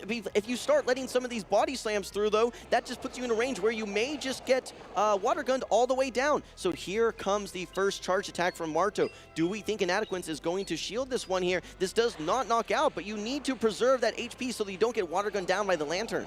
That's right, body slam coming through from Marto. I think Inadequance does have a Stone Edge banked on this Clodsire, but maybe saving his shield for something else. A body slam coming through here. Clodsire still has a lot of health. Expect to see a big overfarm. Oh, but actually switches into the Skarmory, trying to snipe down this Lickitung. Okay, well, 2 Sky attacks are loaded, and I think that Inadequance will be able to get to a Brave Bird versus the Lantern as well. Let's see, is the Brave Bird ready to go? No. Marto maybe even could have thrown a Surf there potentially to deny that energy, but he knows he needs to save that Protect Shield for what could be an Earthquake coming from the Clodsire. Brave Bird comes in, does about 30% of the remaining HP of this Lantern. Water gun down. Marto has a lot of energy, and there's almost 2 Surfs loaded for him. If he is able to get to 2, he will surely knock out this Clodsire. A lot of energy on Inadequance's side still, but the Lantern is still pretty healthy, still has a Protect Shield, and almost at the Surf. Clodsire cannot stack 2 charge attacks, so I think Marto is almost going to be able to take the Surf and take the first game. Just like you said, Marto in the driver's seat here. He is 2 water guns away, and he gets to the Surf. Game number 1 will be going to MartoGalde. Inadequance has now lost 3 consecutive games to Marto, and Marto, despite what was kind of a rough lead situation, or sorry, it was a good lead, but he goes down a shield, despite going down a shield and having to throw debuff digs into that Skarmory. Alignment was everything. If you can protect your Gligar with that Lantern and force that matchup, things are going to go well for you. 3 consecutive games lost to Marto, but remember, that's his first loss in a couple of hours, so Inadequance, losing a little bit of momentum there. Unfortunately, just didn't have the team composition that he needed. He was so weak to the Water Gun Lantern in the back, bringing the Clodsire, bringing the Skarmory, and, also had the disadvantageous lead on top of it. So Marto really just in control for most of that game. Okay, there you saw that final dig coming through. The Skarmory had all the energy in the world, and this is where you have to love Water Gun Lantern. When you're bringing in those ground types, instead of absolutely walling all that electric type sparks, you now take super effective damage. So Lantern was the MVP without a doubt there for Marto, able to wall energy, able to get super effective water guns into that Clodsire. Lickitung was able to do a lot of work as well, but it all came down to Marto. Energy management, able to get to 2 Surfs, and he is now 2 games away from Championship Sunday. That's right, love the Water Gun Lantern from Marto there. Actually, great play into almost all of Inadequance's team. Again, you have to watch out for the Giratina, you have to watch out for Poliwrath when it has shields on the field. But other than that, I think it's still going to be a great pick for Marto, a great answer to the Skarmory, which of course is going to be the main threat to his Shadow Gligar. It's all about, in my opinion, there's so much importance on having complementary Pokemon that can protect each other. We talked about that Shadow Gligar and how it has to be worried about the Skarmory on the side of Inadequance. Having that Lantern to back it up makes it so much more safe, knowing that, okay, if I'm able to get Gligar, even if it gets lined up versus that Skarmory after winning lead, I can still have my Lantern to back it up so that any of that farm, any of that energy just gets completely walled. There's what we say is good matchups, and then there's hard walls. Lantern is that hard wall into Skarmory to protect the Gligar. All right, well, Inadequance does have a Lantern of his own. You have to wonder if he's going to bring it. Last game, he had really no answer for the Lantern and the Shadow Gligar on Marto's side. Lantern of his own is at least neutral into Marto's Lantern, and of course, advantageous against the Gligar. Let's keep in mind, this is the furthest that either of these trainers have made it at the world stage. Both of these trainers have top cut worlds before. They're no stranger, but they are here in the losers finals here. 1 step away from Championship Sunday, 1 step away from the grand finals. These trainers are locked in. MartoGalde versus Inadequance, game number 2 right now. That's right, leads on the field here. Marto's got Lickitung, but it's met by Inadequance's Poliwrath. All of a sudden, Inadequance's Poliwrath finally finding a good lead. Poliwrath has 2 good Pokemon that it can face off here. Not only the Lickitung, but a positive matchup versus that Skarmory as well, making it very challenging for Marto to justify swapping out. He is able to hit back versus this Poliwrath as well. In comes the Scald now from Inadequance's. Poliwrath does land on the Lickitung, wants to now throw this Power Whip. Inadequance does shield up this Power Whip. He's very happy to win Switch, just like Marto won Switch in game number 1, and he's going to move into this next matchup with energy. Yeah, and this is really nice, useful energy for Inadequance. If the Whimsicott comes in, you have super effective Icy Wind. If the Skarmory comes in, it has pretty much no fast attack pressure against this Poliwrath, so it's going to be able to get a lot of damage on whatever it is. Looks like it's that Whimsicott. Yeah, I think this is a great situation for Inadequance. Despite going down a shield, you actually are able to get a debuff now into your opponent to make this Whimsicott even less threatening, and I don't know if a Seed Bomb is enough to knock out here. This is a bulky Poliwrath here with 1 attack debuff. down on probably the 45% HP. This is going to be a close one, Soph, but I do think this knocks out. Whimsicott is a relatively attack-weighted Pokemon. Also got the Hangs very on with 1 he HP. hangs on. Here comes an Icy Wind with 1 HP left. So much value coming out of this normal Poliwrath. These are things the Shadow Poliwrath cannot do. Able to take out not 1, but 2 Pokemon. Marto putting everything onto this Skarmory. Now able to take out this Poliwrath, which is a nice counter. But what do you have to come in now? It is the own Skarmory. This is such a tough task to get this Skarmory off the field because you're only throwing resisted Steel Wings and resisted Sky Attacks or Brave Birds. That's right. Skarmory Upper Shields can be very threatening with that nuke move of Brave Bird, but Inadequance's own Skarmory is a great sponge to all the energy. Like you said, it's all going to be resisted, and all of these Steel Wings and resisted Sky Attacks are really starting to add up on Marto's Skarmory on the left. I don't want to call it too soon, but things are looking great for Inadequance right now. Every chip of energy that he is able to get into Marto's own Skarmory is going to make it easier for him to simply Shadow Claw down with his Giratina. In comes the first Protect Shield from MartoGalde. You normally don't want to shield resisted moves, but you have to shield something at this point. That's right, getting quite low. You don't want to just get Steel Winged down by an opposing Skarmory. Marto continuing to farm up, actually throws the Brave Bird here. There's pretty much no win condition for him in the back. I think even a Wigglytuff could potentially charm down from here. Skarmory actually hangs on there, but, oh, actually doesn't hang on, but Inadequance does bring in the Giratina to Shadow Claw down. Just like you said, really just needed to get into a range where you can Shadow Claw down. Inadequance still has the Protect Shield, despite a tough game number 1. Inadequance has stopped the bleeding here, and he has now evened up the series 1-1. Both of these trainers 2 wins away from Championship Sunday. Feels like Inadequance really had trust in that Poliwrath. It didn't do so well for him in game 1, in fact causing him to have a pretty big disadvantage, but stayed true to his Poliwrath, let it lead into the Lickitung there, and had a great situation. Marto really didn't have a great answer for the Poliwrath, didn't have a great place to absorb the energy. I saw Inadequance looking down at the team sheet. He was pretty confused when the Whimsicott came in, like, is this really the only way you can absorb my energy? Yeah, you're thinking maybe, okay, is there going to be a Gligar? Is there going to be a Lantern perhaps? But yeah, all of that energy on that Poliwrath, able to get a debuff and able to actually withstand that Seed Bomb as well. That's maybe where he would have wanted Grass Knot instead. Able to get 2 Icy Winds, knock out the Skarmory, and then it puts Skarmory in such a difficult situation where it can't do the Brave Bird and dip, as we say. It is permanently debuffed after throwing that Brave Bird and unable to get through 2 Pokemon there. Have to imagine that Whimsicott versus regular Poliwrath, not a matchup that either of these trainers has probably practiced a lot. So, I mean, I don't really blame Marto for realizing that the Seed Bomb would not KO there. Probably could have just done 1 more Fairy Wind to take out that Poliwrath before throwing the Seed Bomb. Well, Soph, if I'm not mistaken, the last 2 games that Marto has brought that Whimsicott have both been losses. I wonder if that's going through his mind and he's starting to doubt the capability of the Whimsicott into Inadequance's team. Inadequance has done a great job of building around that Whimsicott, though, bringing Pokemon like Skarmory, bringing a Pokemon that has some weaknesses like Poliwrath, but due to that great ice coverage is able to neutralize the flimsy whimsy, as we've said, that Whimsicott. Because of the ice coverage move, not only are you able to hit for super effective, but those debuffs make you that, it's artificial bulk, as we call it here, so, and that's the only reason he was able to withstand that charge attack. The series is tied. It's 1-1, 2 games away from Championship Sunday. Let's move into game number 3. Marto's got Lickitung on the field once again. This time it's seeing Inadequance's Water Gun Lantern. I think that's the first appearance of this Lantern on Martine's side. Okay, what's really scary here, though, is this Giratina Origin hanging out in the back. A tremendous answer to the Lantern and a great answer to the Annihilate as well, able to hit for super effective Shadow Claws, meanwhile double resisting the counters. And this is a really nice matchup for Lickitung to be in, but you have to imagine, I know Marto is aware of the Giratina on Inadequance's team of 6, probably going to be expecting him to switch out at some point. Yes, there it is, goes straight into the Annihilate, trying to bait out the Giratina, and this is exactly what he wants, but these Shadow Claws are super effective, and they're starting to add up. Yeah, this is great awareness by Marto. He recognizes that there's likely a Giratina. He needs to bring it out here, and actually Inadequance just going straight here for this ominous win. It is super effective, but it doesn't knock out. Does he have the Shadow Ball stored? Yes, indeed. Inadequance letting this one go. Is this perhaps a miscount, or is he just content to give up switch? Down goes the Giratina. This frees up this Lantern so much. And I have not seen Inadequance treat his Giratina that callously. We think it's his signature pick.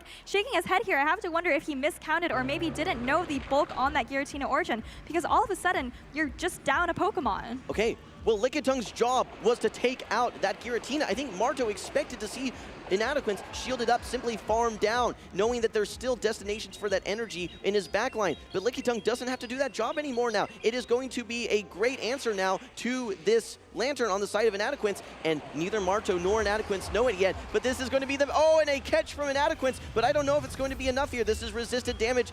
Inadequance hasn't seen it yet, but Marto has a Pokemon waiting in the back. That's right, it's the Lantern, the hardest wall to the Skarmory here. I think both trainers kind of recognize that this game is pretty much over. 2 shields on the field here, but I don't expect either of them to be used. What a back and forth series that we are seeing here. This is exactly where Marto wants to have this Lantern. In game number 5 versus Yakai, he saw it in the lead and it unfolded differently, but we are here in the end game. There is nothing left for this Lantern to do but simply take out this Skarmory, and I think he's going to have no problem doing so. Inadequance shaking his head. He knows there's no way out for his Skarmory. Yeah, conceding the game here, realizing that Skarmory is going to go down. Lantern is too low to do anything to that opposing Lantern, and Marto is going to be able to take this game and take the lead in the series. All right, down goes the Lantern there. Water Gun versus Water Gun.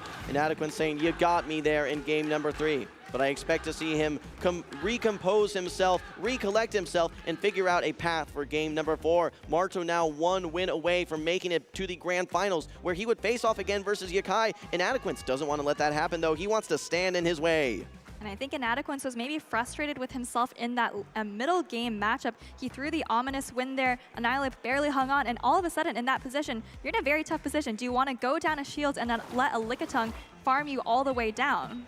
Or do you just let your Giratina go, which he did? I don't know if this was a miscount, thinking he was maybe only at 7 counters, but nonetheless, a 1-hit knockout, able to neutralize that Giratina. Lickitung didn't need to do anything else. Okay, you caught the body slam, but guess what? I have the Lantern ready to completely wall all this energy. I think that Inadequance even paused there saying, oh shoot, dang it, I'm not going to be able to win this. I am just going to not use Protect Shields. Let's go again, game number 4.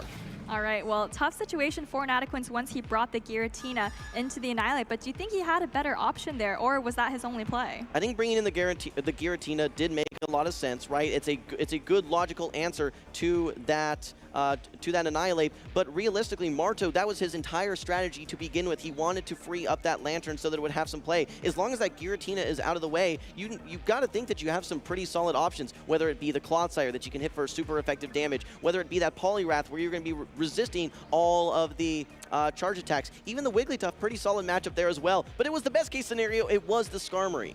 That's right, and I think Marto has been really loving his Lantern. He's been leaning on it a lot. In the first few games, it felt like it was just there to counter the Skarmory, maybe provide a bit of cover for the Whimsicott and the Gligar. But just now, we saw Marto actually build an entire team around it. He had that ABB strategy, trying to bait out the only real counter to Lantern to let it shine.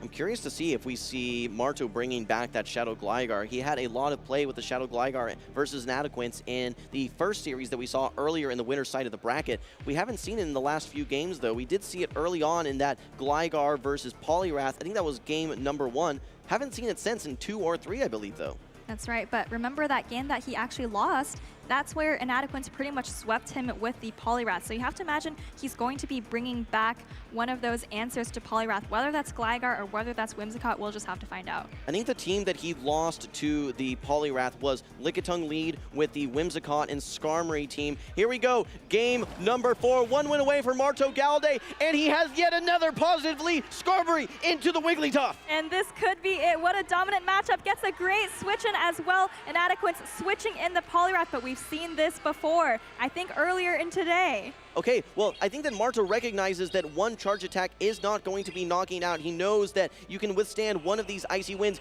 One Seed Bomb, not going to do it versus that Poliwrath. He needs to build up to that Moonblast. Okay, but now quickly Inadequance knows that, am I in a position where I can simply force alignment and I can double shield and counter this Whimsicott all the way down? Looks like that's exactly what he's going for, Jim, but Marto did get that bait successfully. Moonblast coming through there. This would actually do a ton of damage, maybe even knock out the Poliwrath, but Inadequance is shielding it up. He knows he has a very hard counter to that Skarmory in the back. And this Poliwrath is so good into the entire team of Marto. Does well versus the Skarmory, does well versus the Lickitung as well. Inadequance, despite using 2 shields, now has some energy, and he has a Poliwrath that has a lot of work that it can do. It's going to be lined up versus the Skarmory now. Scald coming through. This is just a regular Poliwrath, so not going to be doing a ton of damage. But I think I've seen this before. Inadequance goes down 2 shields to 0 to take switch advantage, I think earlier today, but he actually ended up winning that game. Here's a Scald coming through. This is enough to threaten the Skarmory, but I mean, this energy isn't really going to go anywhere useful. You need to get this Poliwrath off the field is MartoGalde. It's already done enough work. You have the Sky Attack loaded. Get the Poliwrath off the field. Skarmory still has a lot of work that it can do, especially if it's able to get realigned eventually versus that Wigglytuff. But Inadequance now is the trainer that has the Lantern ready to go. This is going to be a quick swap now for Marto into the Lickitung, and it's met by the Whimsicott. Only 1 Protect Shield remaining for MartoGalde, and Inadequance needs to try to get to that Icy Wind to debuff these remaining Body Slams. Meanwhile, Marto has the Body Slam ready to go.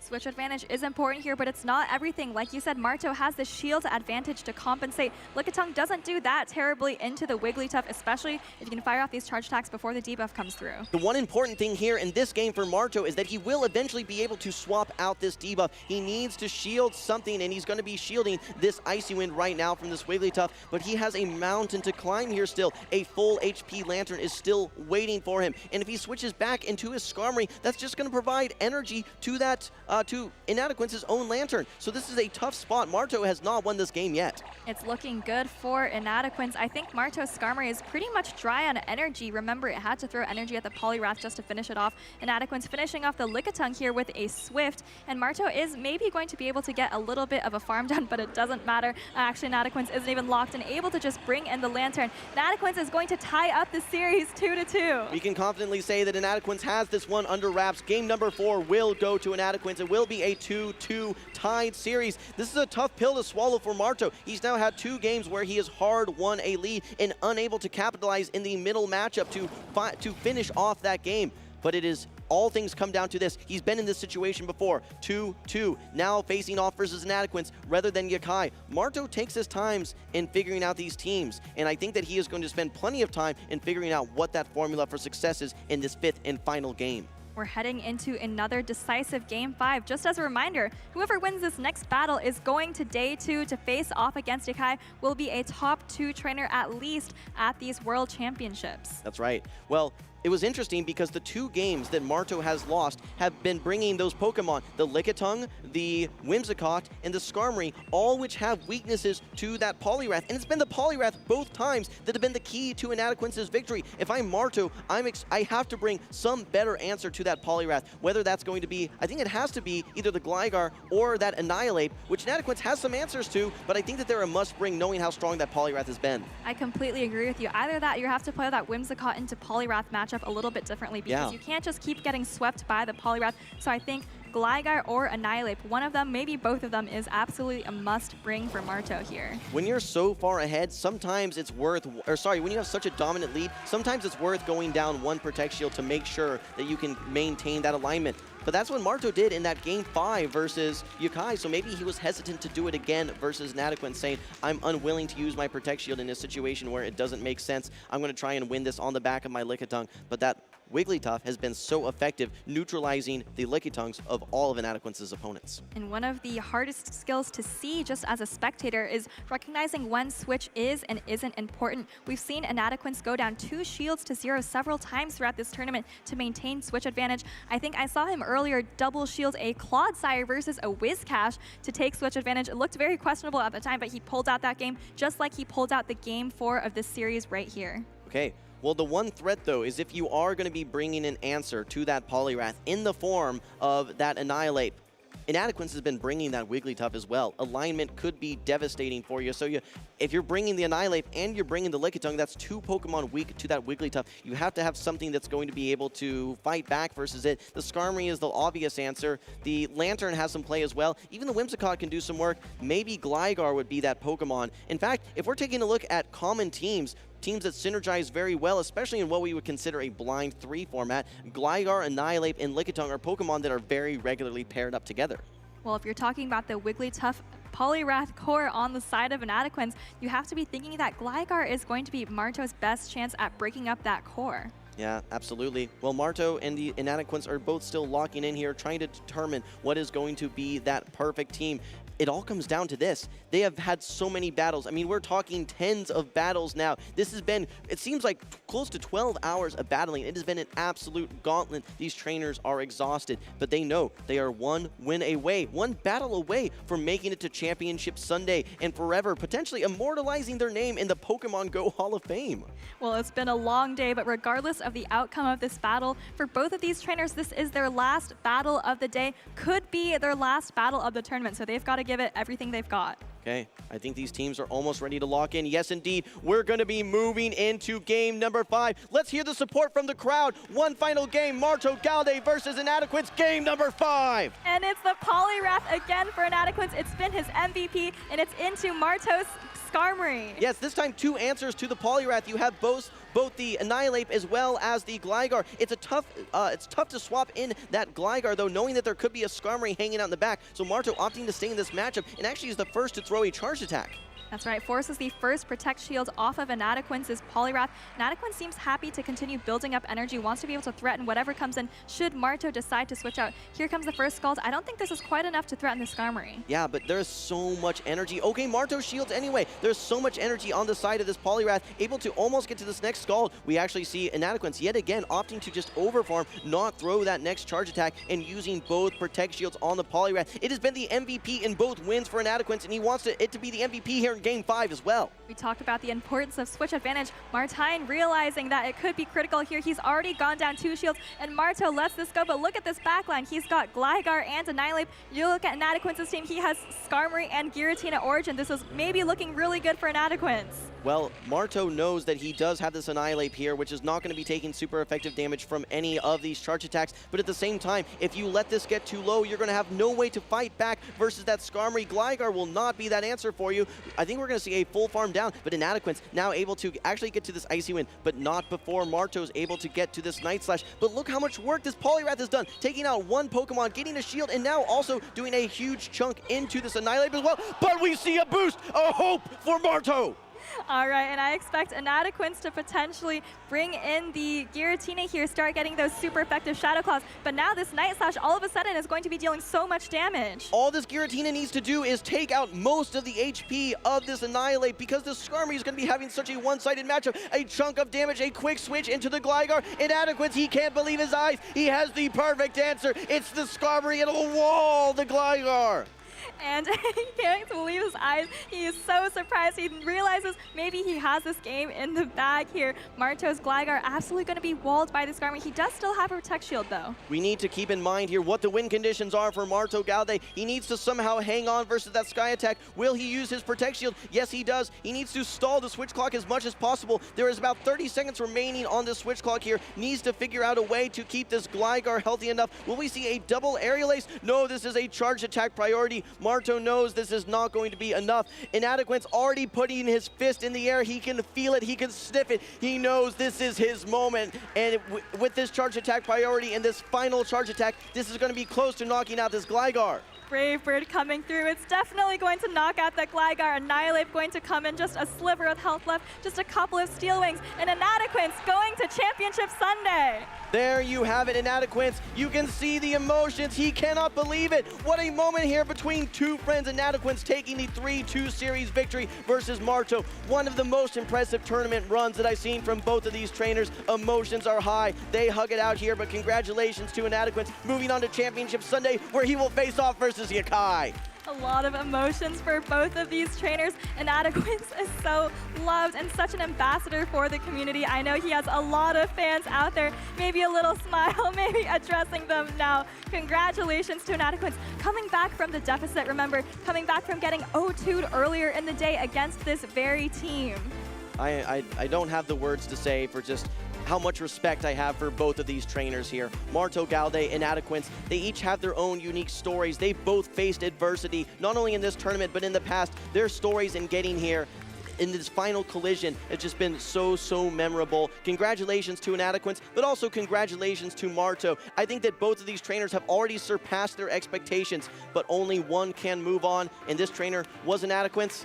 I gotta say, Inadequance, after going down 2-0 to Marto earlier in the day, to come back and not only I think he lost the first game as well. To win 3 out of the next 4 games, that is a huge, amazing comeback story. We talk about resilience all the time in this championship series. We saw Inadequance show it here, not just in this series, but also throughout the tournament, losing to Marto earlier and coming back later in the day, and also just throughout his career. How many tournaments did he play before he finally got that first regional win? And here he is in the top 2 at the World Championships. I don't think that Inadequance has faced off versus Yakai yet, so this is going to be a fresh battle for us on Sunday, and I cannot wait for it. But what an amazing series. So we got to go to 2 Game 5s here in both the winners and losers finals. What a treat for us and what a treat for the crowd. It's been a long day, but so many amazing battles, not just in the winners and losers finals that we just saw just a few moments ago, but also just throughout the day. So many games coming down to 1 HP, so many games coming down to CMP, or just a little bit of time. A lot of creativity involved in these matchups, I think, and I think that these trainers were leaning in on their Pokemon that it was going to be that MVP. For Inadequance, it was absolutely that Poliwrath. All 3 games, it was able to knock out a Pokemon, take a shield, debuff a Pokemon, in some cases set up alignment, even when whether it's 1 shield, 0 shields, 2 shields, Inadequance always figured out how to get the Poliwrath in the right situation, and that's why he's in the grand finals today. That's right, he adapted. Remember that game 1, he led it into the Shadow Gligar, and after that, Marto pretty much dropped the Shadow Gligar, but Inadequance stayed true to the Poliwrath, and it had so much play against the rest of Marto's team, even against the Fairy type, even against the Grass type in that Whimsicott. We saw it able to flip switch advantage and take a game for Inadequance. I want to say a personal thank you to all the trainers that participated here in day 2. We had an absolute blast casting these battles here. What a wild time that it was. A long day 1, a long day 2, but this is the best of the best. Some of the most exciting,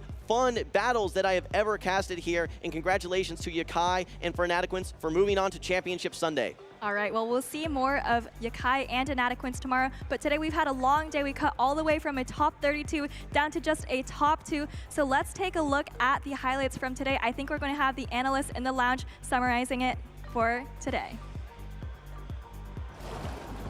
That's right, the sun is setting here on day 2 of the World Championships here in Honolulu. We went from 200 plus competitors day 1, 32 started out today, and like Soph said, all the way down to 2 competitors. It has been insanely good competition. Quickly, any thoughts from you guys? Were there any matchups or things that jumped out? I'm gonna start with you, Will. It's so tough, right? I mean, you could look at any point in this stream and see some of the best Pokemon Go PvP anywhere, not just this season, but any season leading up to right now. I really admire the young stars, the Yakais, the PvP Davids of the world that are coming out here showing what they're made of, and it's too hard for me to pick a single moment. I'm just so excited for the future. How about you, Caleb? I mean, just the competition is on another level here. It reminds me of last year too. Winners finals, losers finals, game 5s too, both here last year and this year as well. Just shows peak performance on all 3 of our top 3 trainers, and of course around the entire globe for those that participate in World Championships this year. I mean, we just witnessed 2 epic best of 5 series, both with MartoGalde into Yakai and then falling to Inadequance.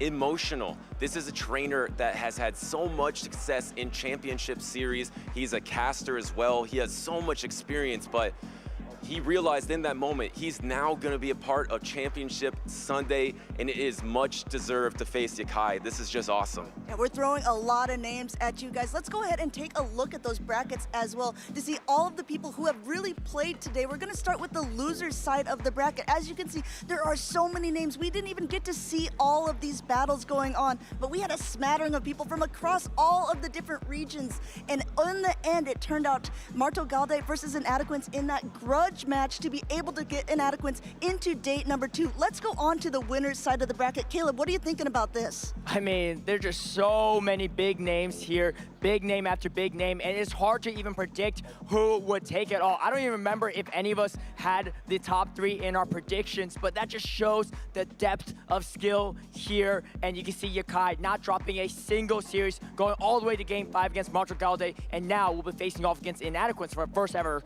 in this tournament, and maybe ever in his career. Quick shout out on that loser side. 18-0 run by the CTU. Absolutely incredible. Absolutely incredible. I completely agree with you guys. There is so many good battles that have gone on today, and the best battles are going to be tomorrow, where we're actually going to crown the champion. What time do people need to be there?